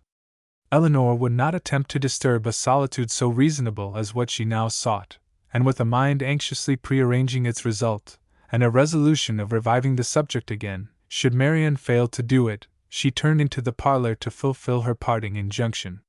Chapter 47. Mrs. Dashwood did not hear unmoved the vindication of her former favorite. She rejoiced in his being cleared from some part of his imputed guilt. She was sorry for him, she wished him happy. But the feelings of the past could not be recalled. Nothing could restore him with a faith unbroken, a character unblemished, to Marianne. Nothing could do away the knowledge of what the latter had suffered through his means, nor remove the guilt of his conduct towards Eliza. Nothing could replace him, therefore, in her former esteem, nor injure the interests of Colonel Brandon. Had Mrs. Dashwood, like her daughter, heard Willoughby's story from himself, had she witnessed his distress, and been under the influence of his countenance and his manner, it is probable that her compassion would have been greater. But it was neither in Elinor's power, nor in her wish, to rouse such feelings in another, by her retailed explanation, as had at first been called forth in herself. Reflection had given calmness to her judgment, and sobered her own opinion of Willoughby's deserts. She wished, therefore, to declare only the simple truth, and lay open such facts as were really due to his character, without any embellishment of tenderness to lead the fancy astray. In the evening, when they were all three together, Marianne began voluntarily to speak of him again, but that it was not without an effort. The restless, unquiet thoughtfulness in which she had been for some time previously sitting, her rising color, as she spoke, and her unsteady voice, plainly showed. "I wish to assure you both," said she, "that I see everything, as you can desire me to do." Mrs. Dashwood would have interrupted her instantly with soothing tenderness, had not Elinor, who really wished to hear her sister's unbiased opinion, by an eager sign, engaged her silence. Marianne slowly continued. "It is a great relief to me, what Elinor told me this morning. I have now heard exactly what I wished to hear." For some moments her voice was lost, but recovering herself, she added, and with greater calmness than before, "I am now perfectly satisfied. I wish for no change. I never could have been happy with him, after knowing, as sooner or later I must have known, all this. I should have had no confidence, no esteem. Nothing could have done it away to my feelings." I know it," cried her mother. "Happy with a man of libertine practices, with one who so injured the peace of the dearest of our friends, and the best of men. No, my Marianne has not a heart to be made happy with such a man. Her conscience, her sensitive conscience, would have felt all that the conscience of her husband ought to have felt." Marianne sighed, and repeated, "I wish for no change." "You consider the matter," said Elinor, "exactly as a good mind and a sound understanding must consider it, and I dare say you perceive, as well as myself, not only in this, but in many other circumstances, reason enough to be convinced that your marriage must have involved you in many certain troubles and disappointments, in which you would have been poorly supported by an affection, on his side, much less certain. Had you married, you must have been always poor. His expensiveness is acknowledged even by himself, and his whole conduct declares that self-denial is a word hardly understood by him. His demands and your inexperience together, on a small, very small income, must have brought on distresses which would not be the less grievous to you, from having been entirely unknown and unthought of before. Your sense of honor and honesty would have led you, I know, when aware of your situation, to attempt all the economy that would appear to you possible, and perhaps, as long as your frugality retrenched only on your own comfort, you might have been suffered to practice it, but beyond that, and how little could the utmost of your single management do to stop the ruin which had begun before your marriage? Beyond that, had you endeavored, however reasonably, to abridge his enjoyments, is it not to be feared that instead of prevailing on feelings so selfish to consent to it, you would have lessened your own influence on his heart, and made him regret the connection which had involved him in such difficulties? Marianne's lips quivered, and she repeated the word, "Selfish?" in a tone that implied, "Do you really think him selfish?" "The whole of his behavior," replied Elinor, "from the beginning to the end of the affair, has been grounded on selfishness. It was selfishness which first made him sport with your affections, which afterwards, when his own were engaged, made him delay the confession of it, and which finally carried him from Barton. His own enjoyment, or his own ease, was, in every particular, his ruling principle. It is very true. My happiness never was his object. At present," continued Elinor, "he regrets what he has done. And why does he regret it? Because he finds it has not answered towards himself. It has not made him happy. His circumstances are now unembarrassed. He suffers from no evil of that kind, and he thinks only that he has married a woman of a less amiable temper than yourself. But does it follow that had he married you, he would have been happy, the inconveniences would have been different. He would then have suffered under the pecuniary distresses which, because they are removed, he now reckons as nothing. He would have had a wife of whose temper he could make no complaint, but he would have been always necessitous, always poor, and probably would soon have learned to rank the innumerable comforts of a clear estate and good income as of far more importance, even to domestic happiness, than the mere temper of a wife. "I have not a doubt of it," said Marianne, "and I have nothing to regret, nothing but my own folly." "Rather say your mother's imprudence, my child," said Mrs. Dashwood. "She must be answerable." Marianne would not let her proceed, and Eleanor, satisfied that each felt their own error, wished to avoid any survey of the past that might weaken her sister's spirits. She, therefore, pursuing the first subject, immediately continued. "One observation may, I think, be fairly drawn from the whole of the story, that all Willoughby's difficulties have arisen from the first offense against virtue, in his behavior to Eliza Williams. That crime has been the origin of every lesser one, and of all his present discontents." Marianne assented most feelingly to the remark, and her mother was led by it to an enumeration of Colonel Brandon's injuries and merits, warm as friendship and design could unitedly dictate. Her daughter did not look, however, as if much of it were heard by her. Eleanor, according to her expectation, saw on the 2 or 3 following days that Marianne did not continue to gain strength as she had done, but while her resolution was unsubdued, and she still tried to appear cheerful and easy, her sister could safely trust to the effect of time upon her health. Margaret returned, and the family were again all restored to each other, again quietly settled at the cottage, and if not pursuing their usual studies with quite so much vigor as when they first came to Barton, at least planning a vigorous prosecution of them in future. Eleanor grew impatient for some tidings of Edward. She had heard nothing of him since her leaving London, nothing new of his plans, nothing certain even of his present abode. Some letters had passed between her and her brother, in consequence of Marianne's illness, and in the first of John's there had been this sentence: "We know nothing of our unfortunate Edward, and can make no inquiries on so prohibited a subject, but conclude him to be still at Oxford," which was all the intelligence of Edward afforded her by the correspondence, for his name was not even mentioned in any of the succeeding letters. She was not doomed, however, to be long in ignorance of his measures. Their manservant had been sent one morning to Exeter on business, and when, as he waited at table, he had satisfied the inquiries of his mistress as to the event of his errand, this was his voluntary communication: "I suppose you know, ma'am, that Mr. Ferrars is married." Marianne gave a violent start, fixed her eyes upon Eleanor, saw her turning pale, and fell back in her chair in hysterics. Mrs. Dashwood, whose eyes, as she answered the servant's inquiry, had intuitively taken the same direction, was shocked to perceive by Eleanor's countenance how much she really suffered, and a moment afterwards, alike distressed by Marianne's situation, knew not on which child to bestow her principal attention. The servant, who saw only that Miss Marianne was taken ill, had sense enough to call one of the maids, who, with Mrs. Dashwood's assistance, supported her into the other room. By that time, Marianne was rather better, and her mother, leaving her to the care of Margaret and the maid, returned to Eleanor, who, though still much disordered, had so far recovered the use of her reason and voice as to be just beginning an inquiry of Thomas, as to the source of his intelligence.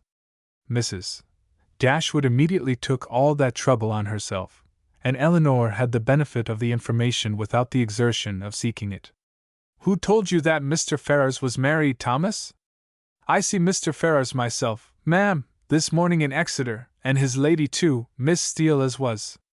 They was stopping in a chaise at the door of the New London Inn, as I went there with a message from Sally at the Park to her brother, who is one of the postboys.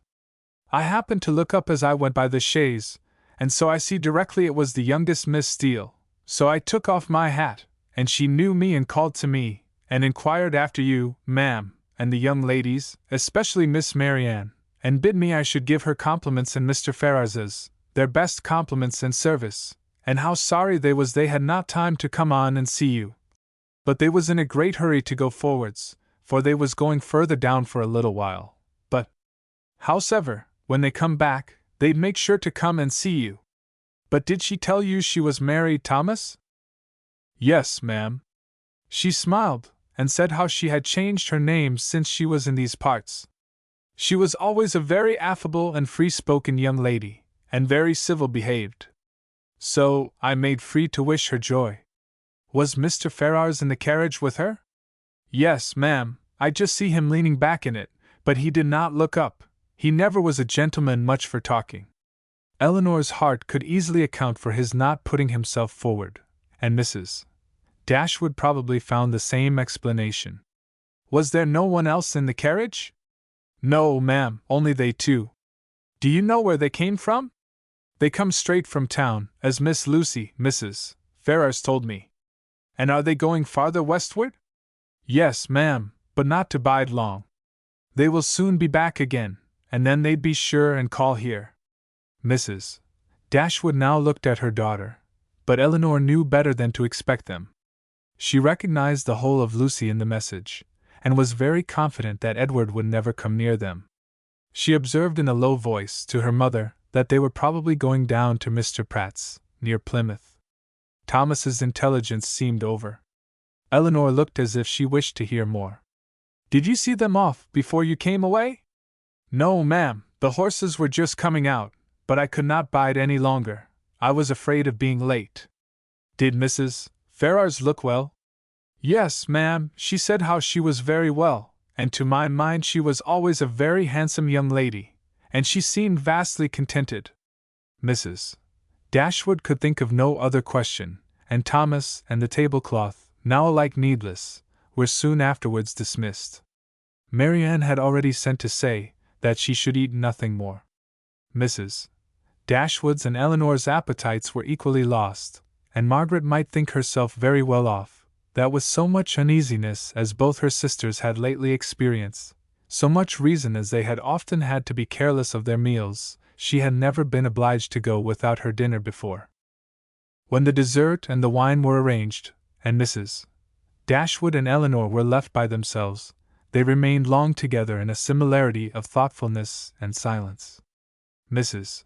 Dashwood feared to hazard any remark, and ventured not to offer consolation.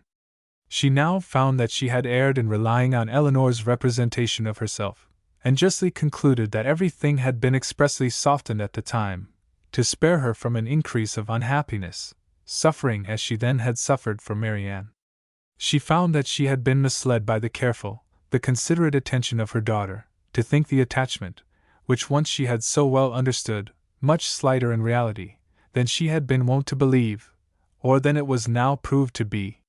She feared that under this persuasion she had been unjust, inattentive, nay, almost unkind, to her Eleanor, that Marianne's affliction, because more acknowledged, more immediately before her, had too much engrossed her tenderness, and led her away to forget that in Eleanor she might have a daughter suffering almost as much, certainly with less self-provocation and greater fortitude.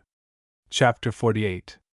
Eleanor now found the difference between the expectation of an unpleasant event, however certain the mind may be told to consider it, and certainty itself.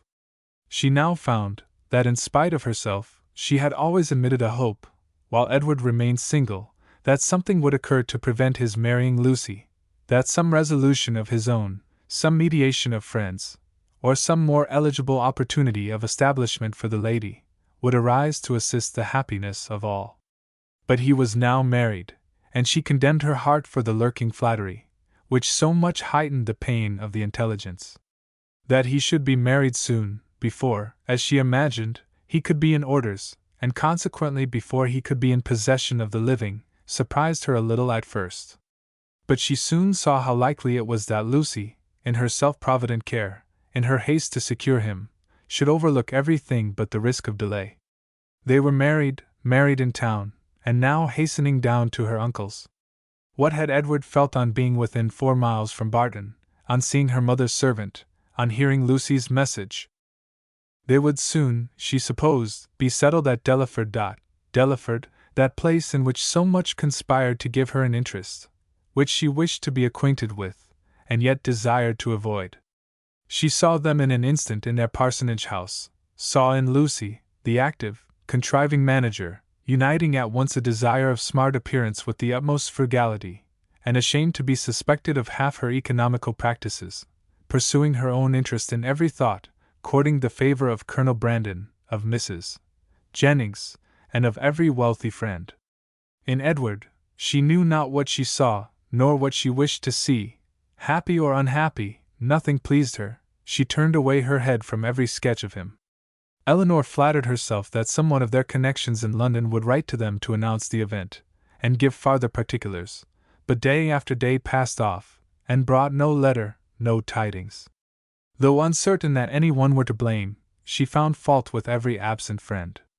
They were all thoughtless or indolent. "When do you write to Colonel Brandon, ma'am?" was an inquiry which sprung from the impatience of her mind to have something going on. "I wrote to him, my love, last week, and rather expect to see than to hear from him again. I earnestly pressed his coming to us, and should not be surprised to see him walk in today or tomorrow, or any day." This was gaining something to look forward to. Colonel Brandon must have some information to give. Scarcely had she so determined it, when the figure of a man on horseback drew her eyes to the window. He stopped at their gate. It was a gentleman, it was Colonel Brandon himself. Now she could hear more, and she trembled in expectation of it. But it was not Colonel Brandon, either his air, nor his height. Were it possible, she must say it must be Edward. She looked again. He had just dismounted, she could not be mistaken, it was Edward. She moved away and sat down. "He comes from Mr. Pratt's purposely to see us. I will be calm, I will be mistress of myself." In a moment she perceived that the others were likewise aware of the mistake. She saw her mother and Marianne change color, saw them look at herself, and whisper a few sentences to each other. She would have given the world to be able to speak, and to make them understand that she hoped no coolness, no slight, would appear in their behavior to him, but she had no utterance, and was obliged to leave all to their own discretion. Not a syllable passed aloud. They all waited in silence for the appearance of their visitor. His footsteps were heard along the gravel path. In a moment he was in the passage, and in another he was before them. His countenance, as he entered the room, was not too happy, even for Elinor. His complexion was white with agitation, and he looked as if fearful of his reception, and conscious that he merited no kind one. Mrs. Dashwood, however, conforming, as she trusted, to the wishes of that daughter, by whom she then meant in the warmth of her heart to be guided in everything, met him with a look of forced complacency, gave him her hand, and wished him joy. He colored, and stammered out an unintelligible reply. Elinor's lips had moved with her mother's, and when the moment of action was over, she wished that she had shaken hands with him too. But it was then too late, and with a countenance meaning to be open, she sat down again and talked of the weather.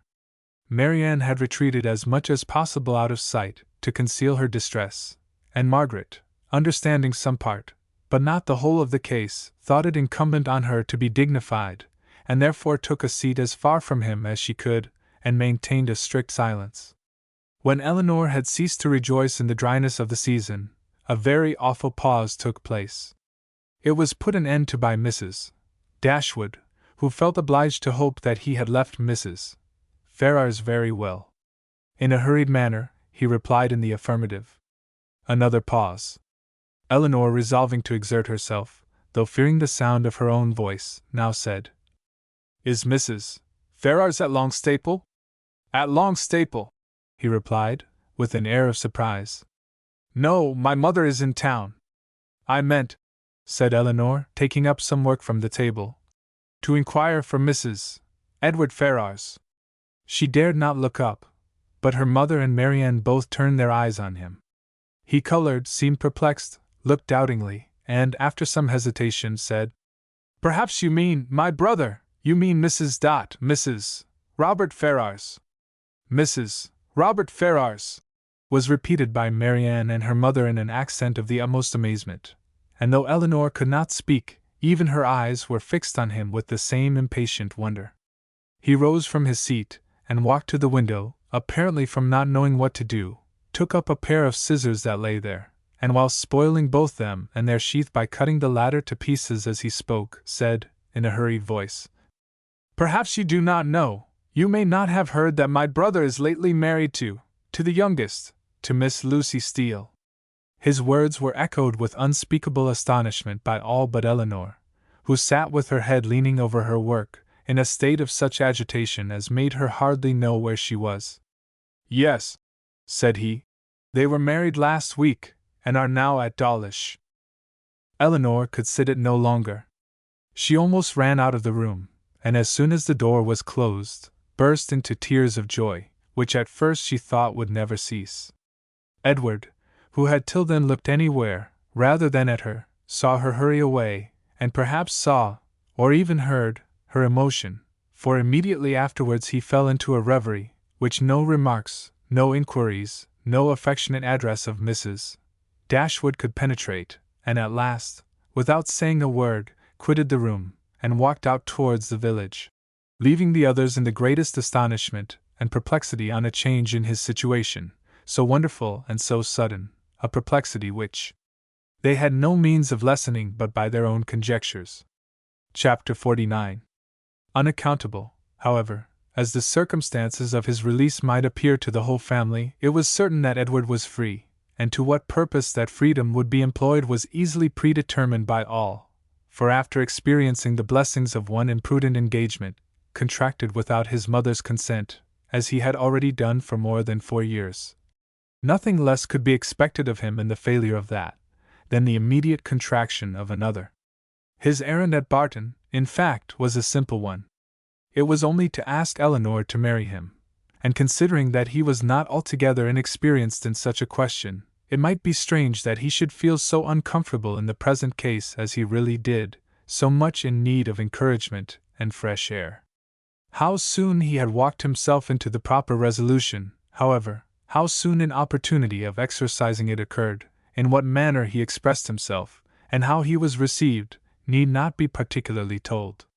This only need be said, that when they all sat down to table at 4 o'clock, about 3 hours after his arrival, he had secured his lady, engaged her mother's consent, and was not only in the rapturous profession of the lover, but, in the reality of reason and truth, one of the happiest of men. His situation indeed was more than commonly joyful. He had more than the ordinary triumph of accepted love to swell his heart and raise his spirits. He was released without any reproach to himself, from an entanglement which had long formed his misery, from a woman whom he had long ceased to love, and elevated at once to that security with another, which he must have thought of almost with despair, as soon as he had learned to consider it with desire. He was brought, not from doubt or suspense, but from misery to happiness, and the change was openly spoken in such a genuine, flowing, grateful cheerfulness, as his friends had never witnessed in him before. His heart was now open to Eleanor, all its weaknesses, all its errors confessed, and his first boyish attachment to Lucy treated with all the philosophic dignity of 24. "It was a foolish, idle inclination on my side," said he, "the consequence of ignorance of the world, and want of employment.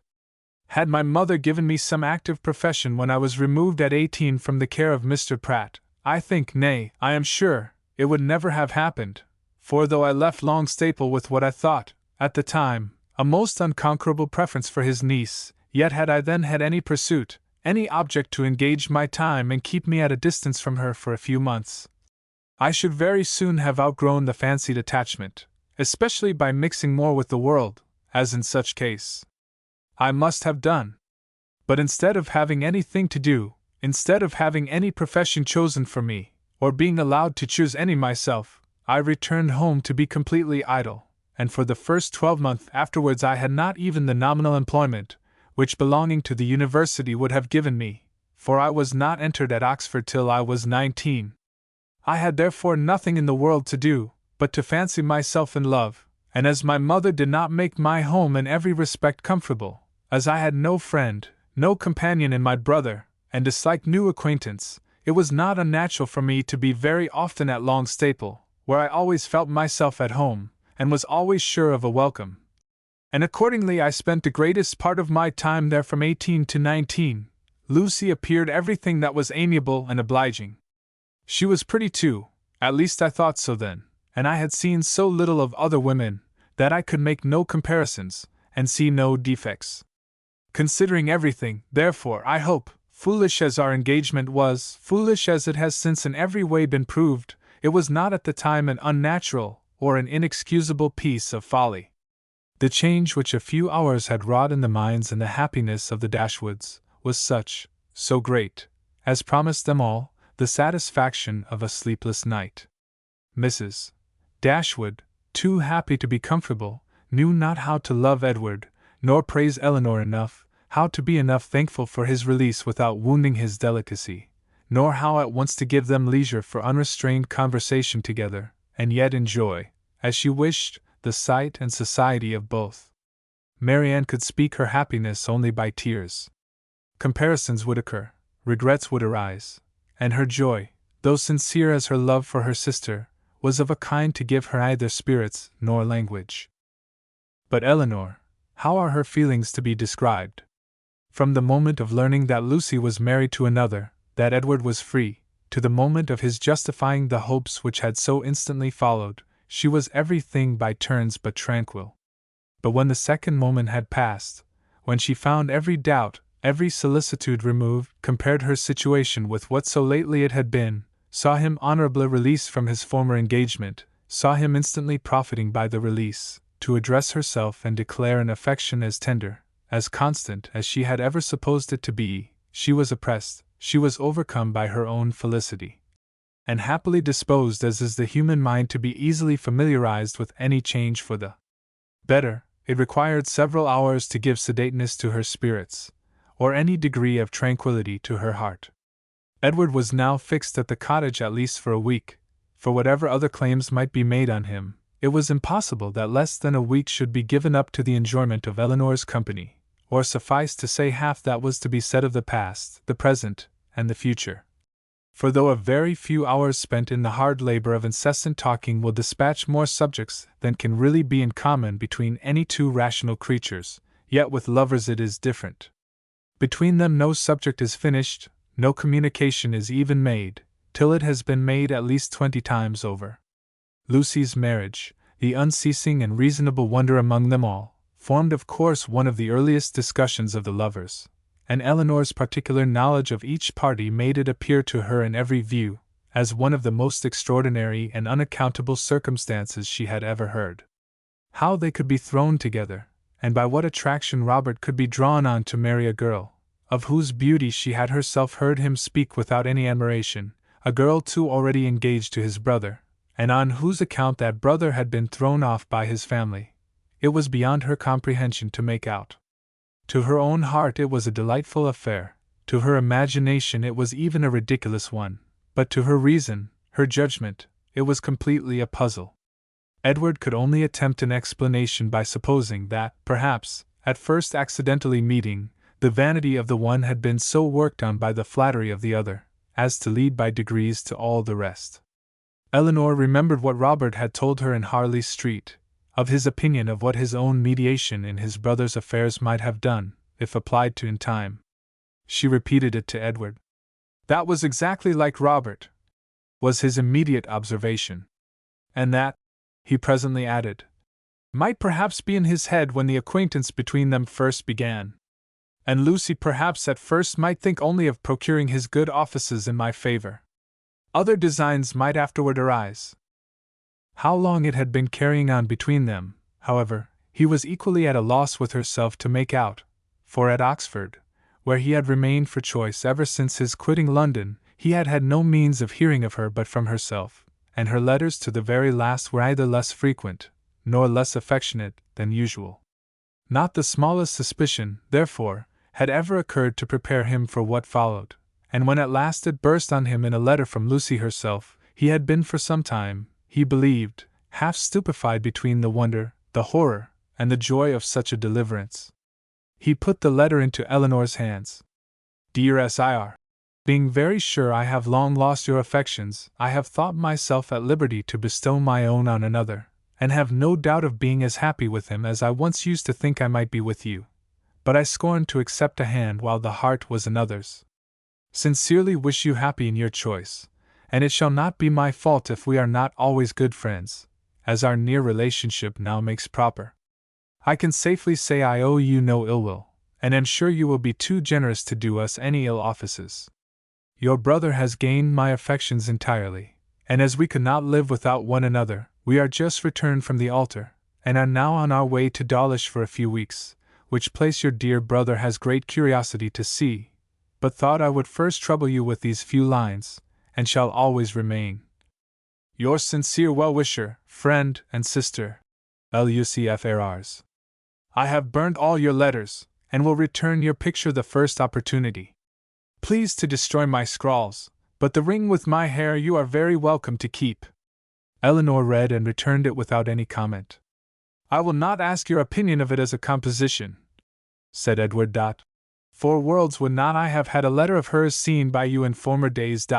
In a sister it is bad enough, but in a wife, how I have blushed over the pages of her writing, and I believe I may say that since the first half year of our foolish business, this is the only letter I ever received from her, of which the substance made me any amends for the defect of the style.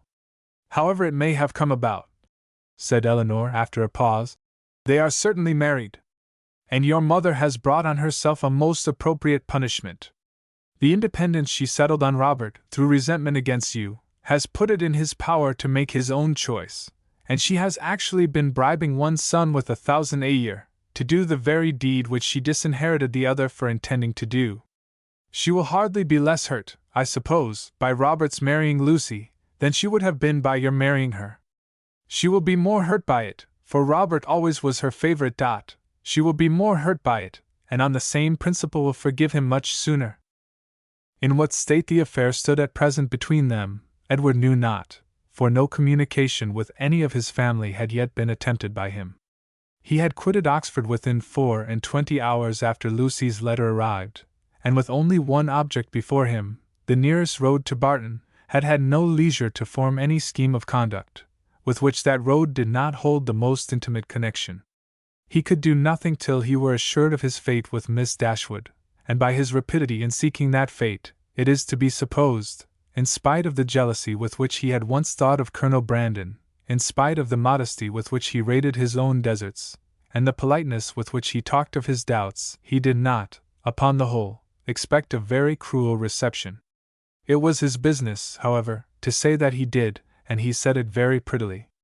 What he might say on the subject a 12-month after, must be referred to the imagination of husbands and wives.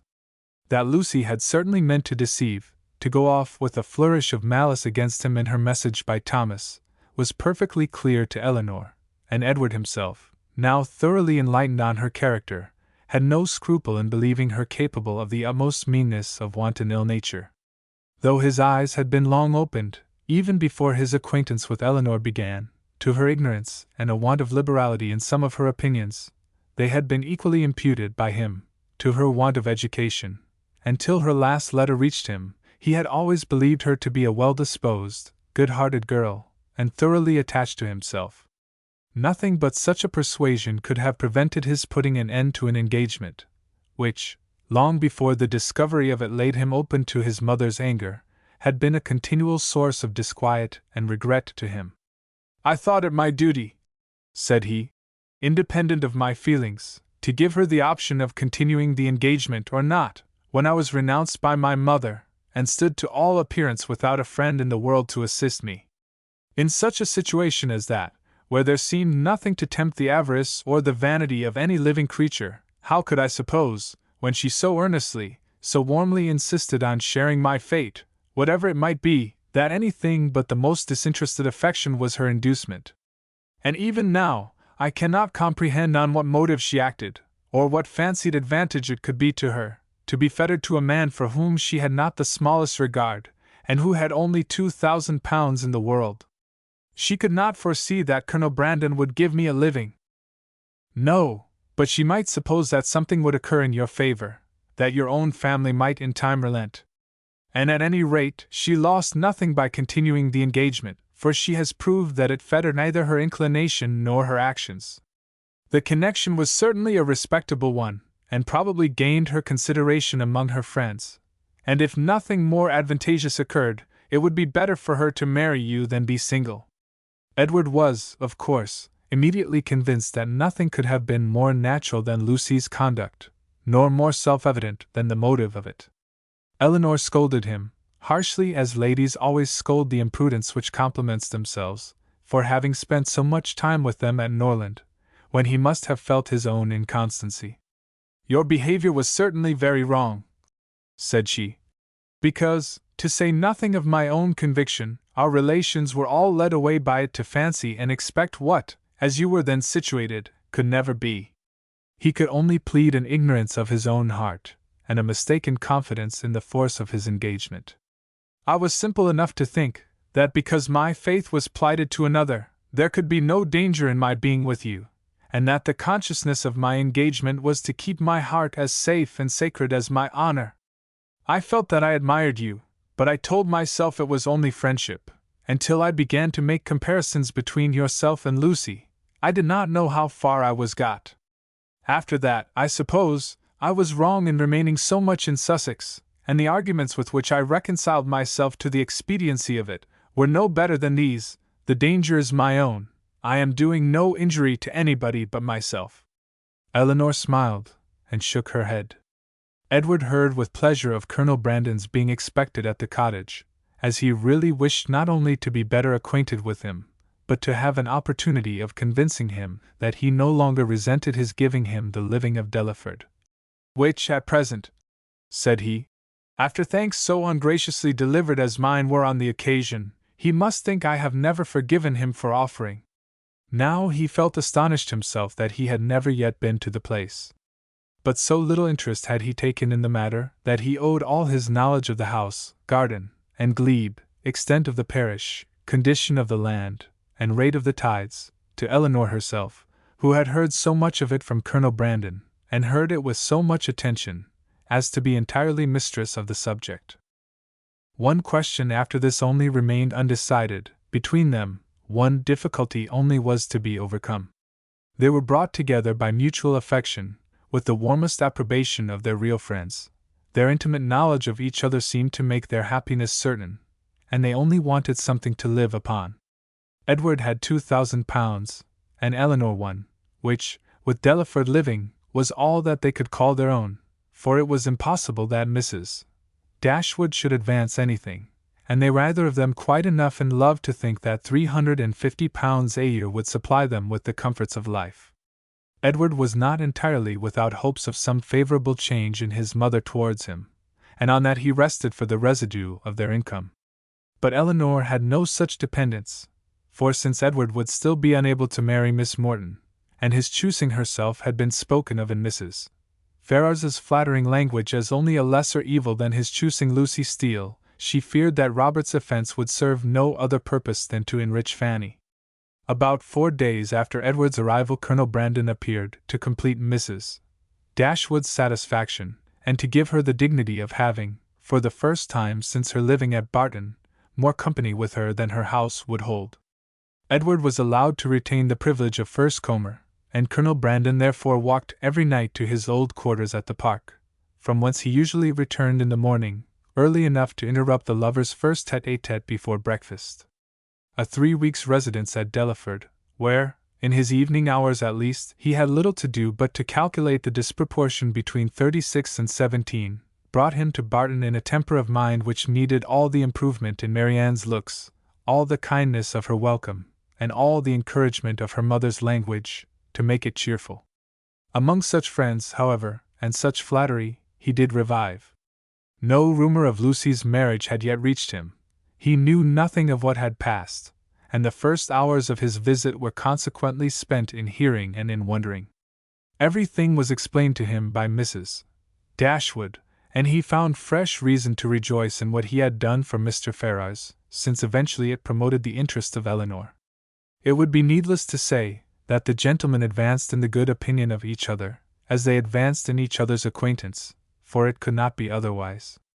Their resemblance in good principles and good sense, in disposition and manner of thinking, would probably have been sufficient to unite them in friendship, without any other attraction, but their being in love with two sisters, and two sisters fond of each other, made that mutual regard inevitable and immediate, which might otherwise have waited the effect of time and judgment.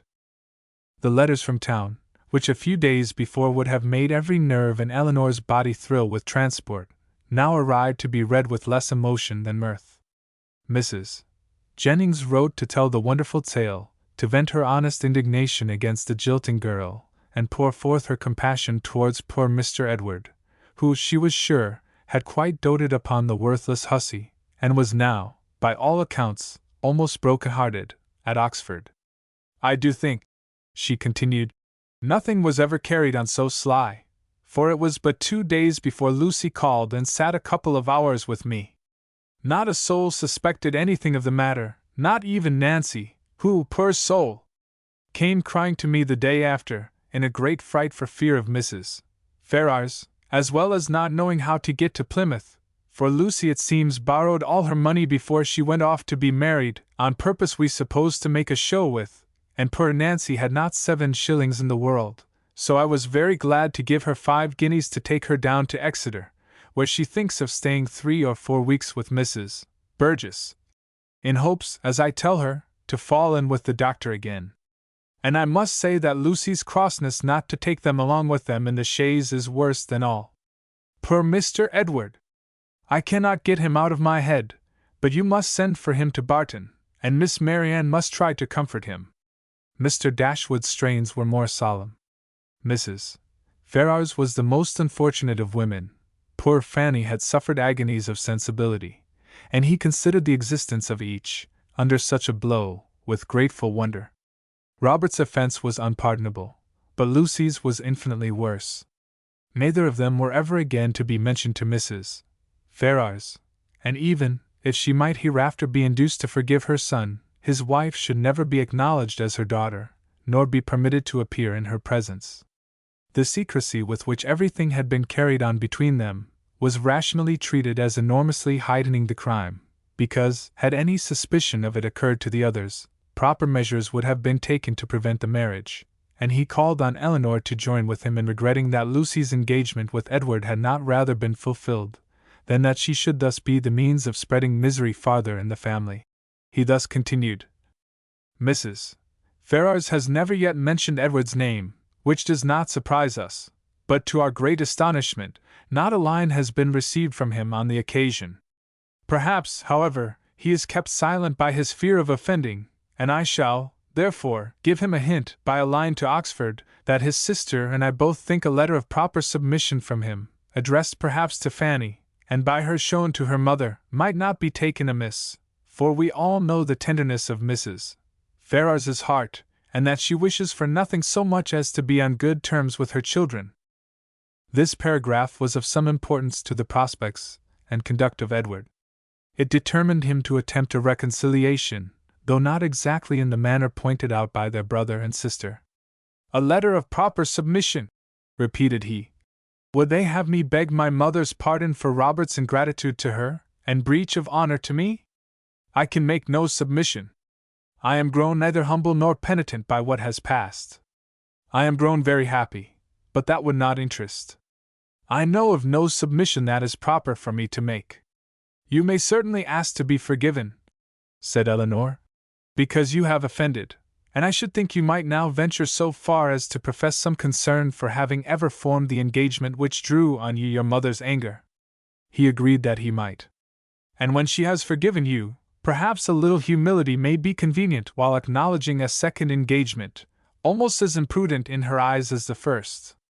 He had nothing to urge against it, but still resisted the idea of a letter of proper submission, and therefore, to make it easier to him, as he declared a much greater willingness to make mean concessions by word of mouth than on paper, it was resolved that, instead of writing to Fanny, he should go to London, and personally entreat her good offices in his favor. And if they really do interest themselves, said Marianne, in her new character of candor, in bringing about a reconciliation, I shall think that even John and Fanny are not entirely without merit. After a visit on Colonel Brandon's side of only 3 or 4 days, the two gentlemen quitted Barton together. They were to go immediately to Delaford, that Edward might have some personal knowledge of his future home, and assist his patron and friend in deciding on what improvements were needed to it, and from thence, after staying there a couple of nights, he was to proceed on his journey to town. Chapter 50. After a proper resistance on the part of Mrs. Ferrars, just so violent and so steady as to preserve her from that reproach which she always seemed fearful of incurring, the reproach of being too amiable, Edward was admitted to her presence, and pronounced to be again her son. Her family had of late been exceedingly fluctuating. For many years of her life she had had 2 sons, but the crime and annihilation of Edward a few weeks ago had robbed her of one. The similar annihilation of Robert had left her for a fortnight without any, and now, by the resuscitation of Edward, she had one again. In spite of his being allowed once more to live, however, he did not feel the continuance of his existence secure, till he had revealed his present engagement, for the publication of that circumstance, he feared, might give a sudden turn to his constitution, and carry him off as rapidly as before. With apprehensive caution, therefore, it was revealed, and he was listened to with unexpected calmness. Mrs. Ferrars at first reasonably endeavored to dissuade him from marrying Miss Dashwood, by every argument in her power, told him that in Miss Morton he would have a woman of higher rank and larger fortune, and enforced the assertion, by observing that Miss Morton was the daughter of a nobleman with £30,000, while Miss Dashwood was only the daughter of a private gentleman with no more than 3. But when she found that, though perfectly admitting the truth of her representation, he was by no means inclined to be guided by it, she judged it wisest, from the experience of the past, to submit, and therefore, after such an ungracious delay as she owed to her own dignity, and as served to prevent every suspicion of goodwill, she issued her decree of consent to the marriage of Edward and Eleanor.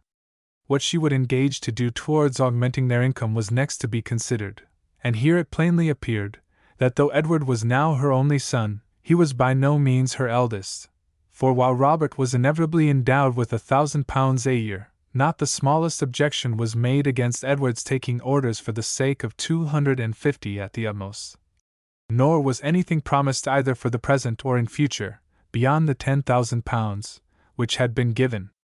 With Fanny, it was as much, however, as was desired, and more than was expected, by Edward and Eleanor, and Mrs. Ferrars herself, by her shuffling excuses, seemed the only person surprised at her not giving more. With an income quite sufficient to their wants thus secured to them, they had nothing to wait for after Edward was in possession of the living, but the readiness of the house, to which Colonel Brandon, with an eager desire for the accommodation of Eleanor, was making considerable improvements, and after waiting some time for their completion, after experiencing, as usual, 1,000 disappointments and delays from the unaccountable dilatoriness of the workmen, Eleanor, as usual, broke through the first positive resolution of not marrying till everything was ready, and the ceremony took place in Barton Church early in the autumn. The first month after their marriage was spent with their friend at the mansion house, from whence they could superintend the progress of the parsonage, and direct everything as they liked on the spot, could choose papers, project shrubberies, and invent a sweep. Mrs. Jennings's prophecies, though rather jumbled together, were chiefly fulfilled, for she was able to visit Edward and his wife in their parsonage by Michaelmas, and she found in Eleanor and her husband, as she really believed, one of the happiest couples in the world. They had in fact nothing to wish for, but the marriage of Colonel Brandon and Marianne, and rather better pasturage for their cows. They were visited on their first settling by almost all their relations and friends. Mrs.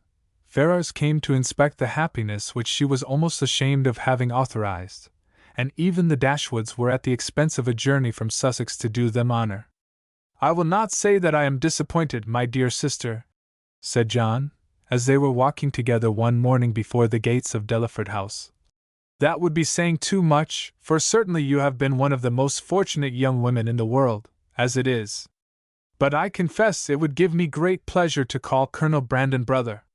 His property here, his place, his house, everything is in such respectable and excellent condition. And his woods, I have not seen such timber anywhere in Dorsetshire, as there is now standing in Delaford Hanger. And though, perhaps, Marian may not seem exactly the person to attract him, Yet I think it would altogether be advisable for you to have them now frequently staying with you, for as Colonel Brandon seems a great deal at home, nobody can tell what may happen, for, when people are much thrown together, and see little of anybody else, and it will always be in your power to set her off to advantage, and so forth. In short, you may as well give her a chance, you understand me. But though Mrs. Ferrars did come to see them, and always treated them with the make-believe of decent affection, they were never insulted by her real favor and preference. That was due to the folly of Robert, and the cunning of his wife, and it was earned by them before many months had passed away. The selfish sagacity of the latter, which had at first drawn Robert into the scrape, was the principal instrument of his deliverance from it, for her respectful humility, assiduous attentions, and endless flatteries, as soon as the smallest opening was given for their exercise, reconciled Mrs. Ferrars to his choice, and re-established him completely in her favor. The whole of Lucy's behavior in the affair, and the prosperity which crowned it, therefore, may be held forth as a most encouraging instance of what an earnest and unceasing attention to self-interest, however its progress may be apparently obstructed, will do in securing every advantage of fortune, with no other sacrifice than that of time and conscience. When Robert first sought her acquaintance, and privately visited her in Bartlett's Buildings, it was only with the view imputed to him by his brother. He merely meant to persuade her to give up the engagement, and as there could be nothing to overcome but the affection of both, he naturally expected that 1 or 2 interviews would settle the matter. In that point, however, and that only, he erred, for though Lucy soon gave him hopes that his eloquence would convince her in time, another visit, another conversation, was always wanted to produce this conviction. Some doubts always lingered in her mind when they parted, which could only be removed by another half-hour's discourse with himself. His attendance was by this means secured, and the rest followed in course. Instead of talking of Edward, they came gradually to talk only of Robert, a subject on which he had always more to say than on any other, and in which he soon betrayed an interest even equal to his own, and in short, it became speedily evident to both that he had entirely supplanted his brother. He was proud of his conquest, proud of tricking Edward, and very proud of marrying privately without his mother's consent. What immediately followed is known. They passed some months in great happiness at Dawlish, for she had many relations and old acquaintances to cut, and he drew several plans for magnificent cottages, and from thence returning to town, procured the forgiveness of Mrs. Ferrars, by the simple expedient of asking it, which, at Lucy's instigation, was adopted. The forgiveness, at first, indeed, as was reasonable, comprehended only Robert, and Lucy, who had owed his mother no duty and therefore could have transgressed none, still remained some weeks longer unpardoned. But perseverance in humility of conduct and messages, in self-condemnation for Robert's offense, and gratitude for the unkindness she was treated with, procured her in time the haughty notice which overcame her by its graciousness, and led soon afterwards, by rapid degrees, to the highest state of affection and influence. Lucy became as necessary to Mrs. Ferrars as either Robert or Fanny, and while Edward was never cordially forgiven for having once intended to marry her, and Eleanor, though superior to her in fortune and birth, was spoken of as an intruder, she was in everything considered, and always openly acknowledged, to be a favorite child. They settled in town, received very liberal assistance from Mrs. Ferrars, were on the best terms imaginable with the Dashwoods, and setting aside the jealousies and ill will continually subsisting between Fanny and Lucy, in which their husbands of course took a part, as well as the frequent domestic disagreements between Robert and Lucy themselves, nothing could exceed the harmony in which they all lived together. What Edward had done to forfeit the right of eldest son might have puzzled many people to find out, and what Robert had done to succeed to it might have puzzled them still more. It was an arrangement, however, justified in its effects, if not in its cause, for nothing ever appeared in Robert's style of living or of talking to give a suspicion of his regretting the extent of his income, as either leaving his brother too little, or bringing himself too much, and if Edward might be judged from the ready discharge of his duties in every particular, from an increasing attachment to his wife and his home, and from the regular cheerfulness of his spirits, he might be supposed no less contented with his lot, no less free from every wish of an exchange. Eleanor's marriage divided her as little from her family as could well be contrived, without rendering the cottage at Barton entirely useless, for her mother and sisters spent much more than half their time with her. Mrs. Dashwood was acting on motives of policy as well as pleasure in the frequency of her visits at Delaford, for her wish of bringing Marianne and Colonel Brandon together was hardly less earnest, though rather more liberal than what John had expressed. It was now her darling object. Precious as was the company of her daughter to her, she desired nothing so much as to give up its constant enjoyment to her valued friend, and to see Marianne settled at the mansion house was equally the wish of Edward and Eleanor. They each felt his sorrows, and their own obligations, and Marianne, by general consent, was to be the reward of all. With such a confederacy against her, with a knowledge so intimate of his goodness, with a conviction of his fond attachment to herself, which at last, though long after it was observable to everybody else, burst on her, what could she do? Marianne Dashwood was born to an extraordinary fate. She was born to discover the falsehood of her own opinions, and to counteract, by her conduct, her most favorite maxims. She was born to overcome an affection formed so late in life as at 17, and with no sentiment superior to strong esteem and lively friendship, voluntarily to give her hand to another, and that other, a man who had suffered no less than herself under the event of a former attachment, whom, 2 years before, she had considered too old to be married, and who still sought the constitutional safeguard of a flannel waistcoat. But so it was. Instead of falling a sacrifice to an irresistible passion, as once she had fondly flattered herself with expecting, instead of remaining even forever with her mother, and finding her only pleasures in retirement and study, as afterwards in her more calm and sober judgment she had determined on, she found herself at 19, submitting to new attachments, entering on new duties, placed in a new home, a wife, the mistress of a family, and the patroness of a village. Colonel Brandon was now as happy, as all those who best loved him believed he deserved to be. In Marianne he was consoled for every past affliction. Her regard and her society restored his mind to animation, and his spirits to cheerfulness, and that Marianne found her own happiness in forming his, was equally the persuasion and delight of each observing friend. Marianne could never love by halves, and her whole heart became, in time, as much devoted to her husband as it had once been to Willoughby. Willoughby could not hear of her marriage without a pang, and his punishment was soon afterwards complete in the voluntary forgiveness of Mrs. Smith, who, by stating his marriage with a woman of character, as the source of her clemency, gave him reason for believing that had he behaved with honor towards Marianne, he might at once have been happy and rich. That his repentance of misconduct, which thus brought its own punishment, was sincere, need not be doubted, nor that he long thought of Colonel Brandon with envy, and of Marianne with regret. But that he was forever inconsolable, that he fled from society, or contracted an habitual gloom of temper, or died of a broken heart, must not be depended on, for he did neither. He lived to exert, and frequently to enjoy himself. His wife was not always out of humor, nor his home always uncomfortable, and in his breed of horses and dogs, and in sporting of every kind, he found no inconsiderable degree of domestic felicity. For Marianne, however, in spite of his incivility in surviving her loss, he always retained that decided regard which interested him in everything that befell her, and made her his secret standard of perfection in woman, and many a rising beauty would be slighted by him in after days as bearing no comparison with Mrs. Brandon. Mrs. Dashwood was prudent enough to remain at the cottage, without attempting a removal to Delaford, and fortunately for Sir John and Mrs. Jennings, when Marianne was taken from them, Margaret had reached an age highly suitable for dancing, and not very ineligible for being supposed to have a lover.